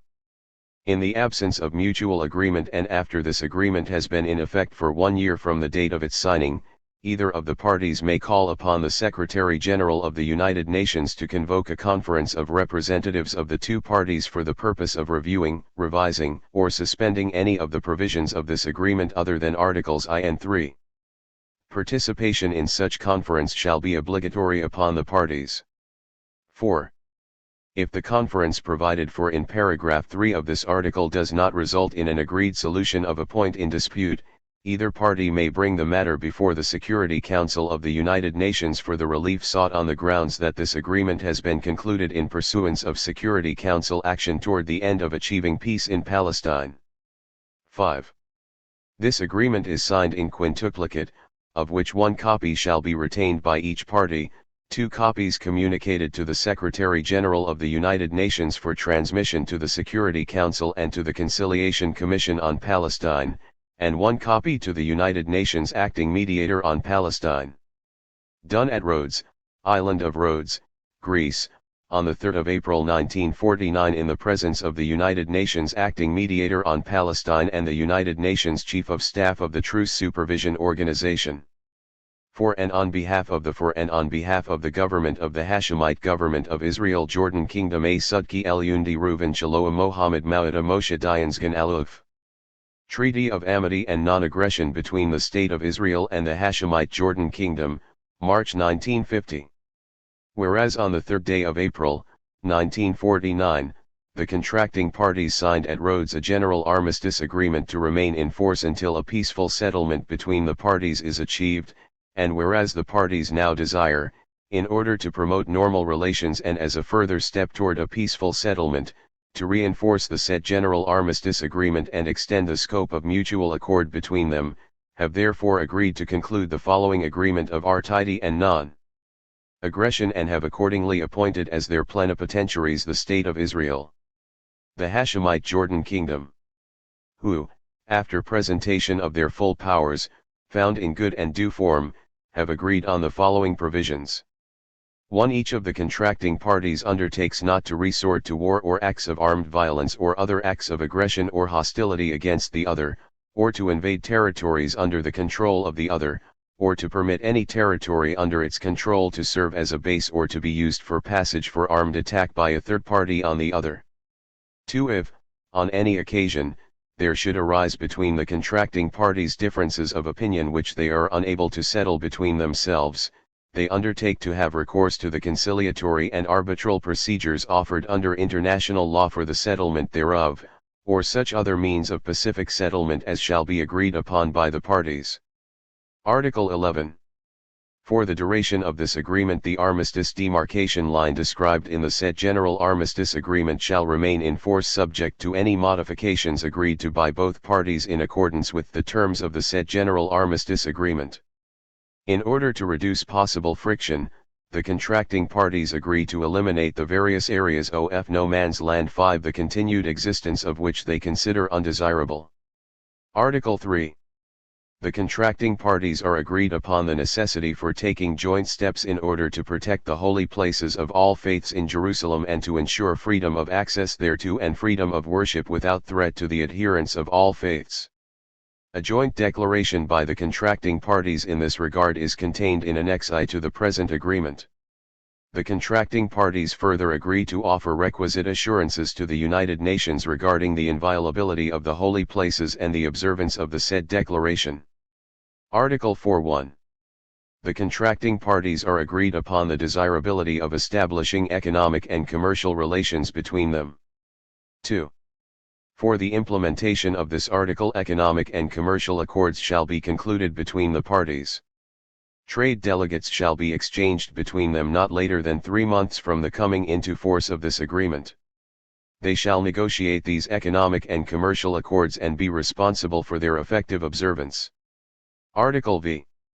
The contracting parties are agreed that all necessary steps shall be taken to ensure the resumption of the normal functioning of the cultural and humanitarian institutions on Mount Scopus and the use of the cemetery on the Mount of Olives and free access thereto, as well as the free movement of traffic on the Bethlehem-Jerusalem Road, in accordance with Article 8 of the said General Armistice Agreement. Article 6.1. Having regard to the purposes of this agreement and in order to implement its provisions and to formulate the basis for final peaceful settlement, the contracting parties hereby establish a mixed commission to be known as the Israel-Jordan Commission. 2. The Israel-Jordan Commission shall inter alia, a. Examine all territorial problems outstanding between the contracting parties. b. Consider and elaborate plans for the determination of rights to financial recompense and the assessment and payment thereof in respect of immovable property in Jerusalem which was abandoned by its owners as a consequence of the armed conflict. c. Examine ways and means for the settlement of the just claims for compensation of persons permanently resident in the territory of either of the contracting parties for property abandoned by them in the territory of the other contracting party. The Commission may consider the feasibility, in suitable cases, of the owners of such property in person, or by their duly authorized agents, being admitted to the territory of the other party for the purpose of settling such claims. Should this not be found practicable, the Commission itself shall prepare plans for the final settlement of these claims. d. Devote its attention to the question of the establishment of a free zone in the port of Haifa for the Hashemite Jordan Kingdom for commercial purposes. 1. Examine measures for the full resumption of operations by the Palestine Electric Corporation and by the Palestine Potash Company Limited. f. Generally supervise the proper execution of the present agreement. 637. Article 7.1. The Commission established pursuant to Article 6 hereof shall be composed of representatives of each party designated by the respective governments. 2. This Commission has the power to appoint such subcommissions as it deems necessary in order to make possible the expeditious completion of its task. 3. The contracting parties shall immediately nominate their representatives to the Commission, which shall hold its first meeting not later than 7 days from the coming into force of this agreement. Subsequent meetings shall take place upon the 1st and 15th days of each month thereafter, unless such dates fall on a Friday or on a Saturday, in which event the meeting will be postponed for not more than 2 days. 4. The Commission's headquarters shall be at Jerusalem. 5. The Commission and its subcommissions shall establish their own rules of procedure. 6. Members of the Commission and of subcommissions shall, while on the territory of the other contracting party, be granted the appropriate privileges and immunities. Article 8. The contracting parties agree that the Mixed Armistice Commission set up in accordance with the said General Armistice Agreement shall have no powers or functions in relation to the execution of this agreement. Article 9. This agreement shall enter into force immediately upon signature, and shall remain in force for a period of 5 years or for so long as the General Armistice Agreement signed at Rhodes on April 3, 1949, is in force, whichever period shall be the shorter. 638. Articlex. A copy of this agreement shall be communicated to the Secretary-General of the United Nations for transmission to the appropriate organs of the United Nations. Article 11. Nothing in the present agreement is intended to, or shall in any way, prejudice the rights and obligations which devolve, or may devolve, upon either of the contracting parties under the Charter of the United Nations. In faith whereof the plenipotentiaries of the contracting parties have signed the present agreement and have hereunto affixed their seals. Done in duplicate in the Hebrew, Arabic and English languages, all authentic, this day of March, 1950, corresponding to the day of Adar in the year 5710 since the creation of the world, and the day of Yumada Elula in the year 1369 of the Hijra.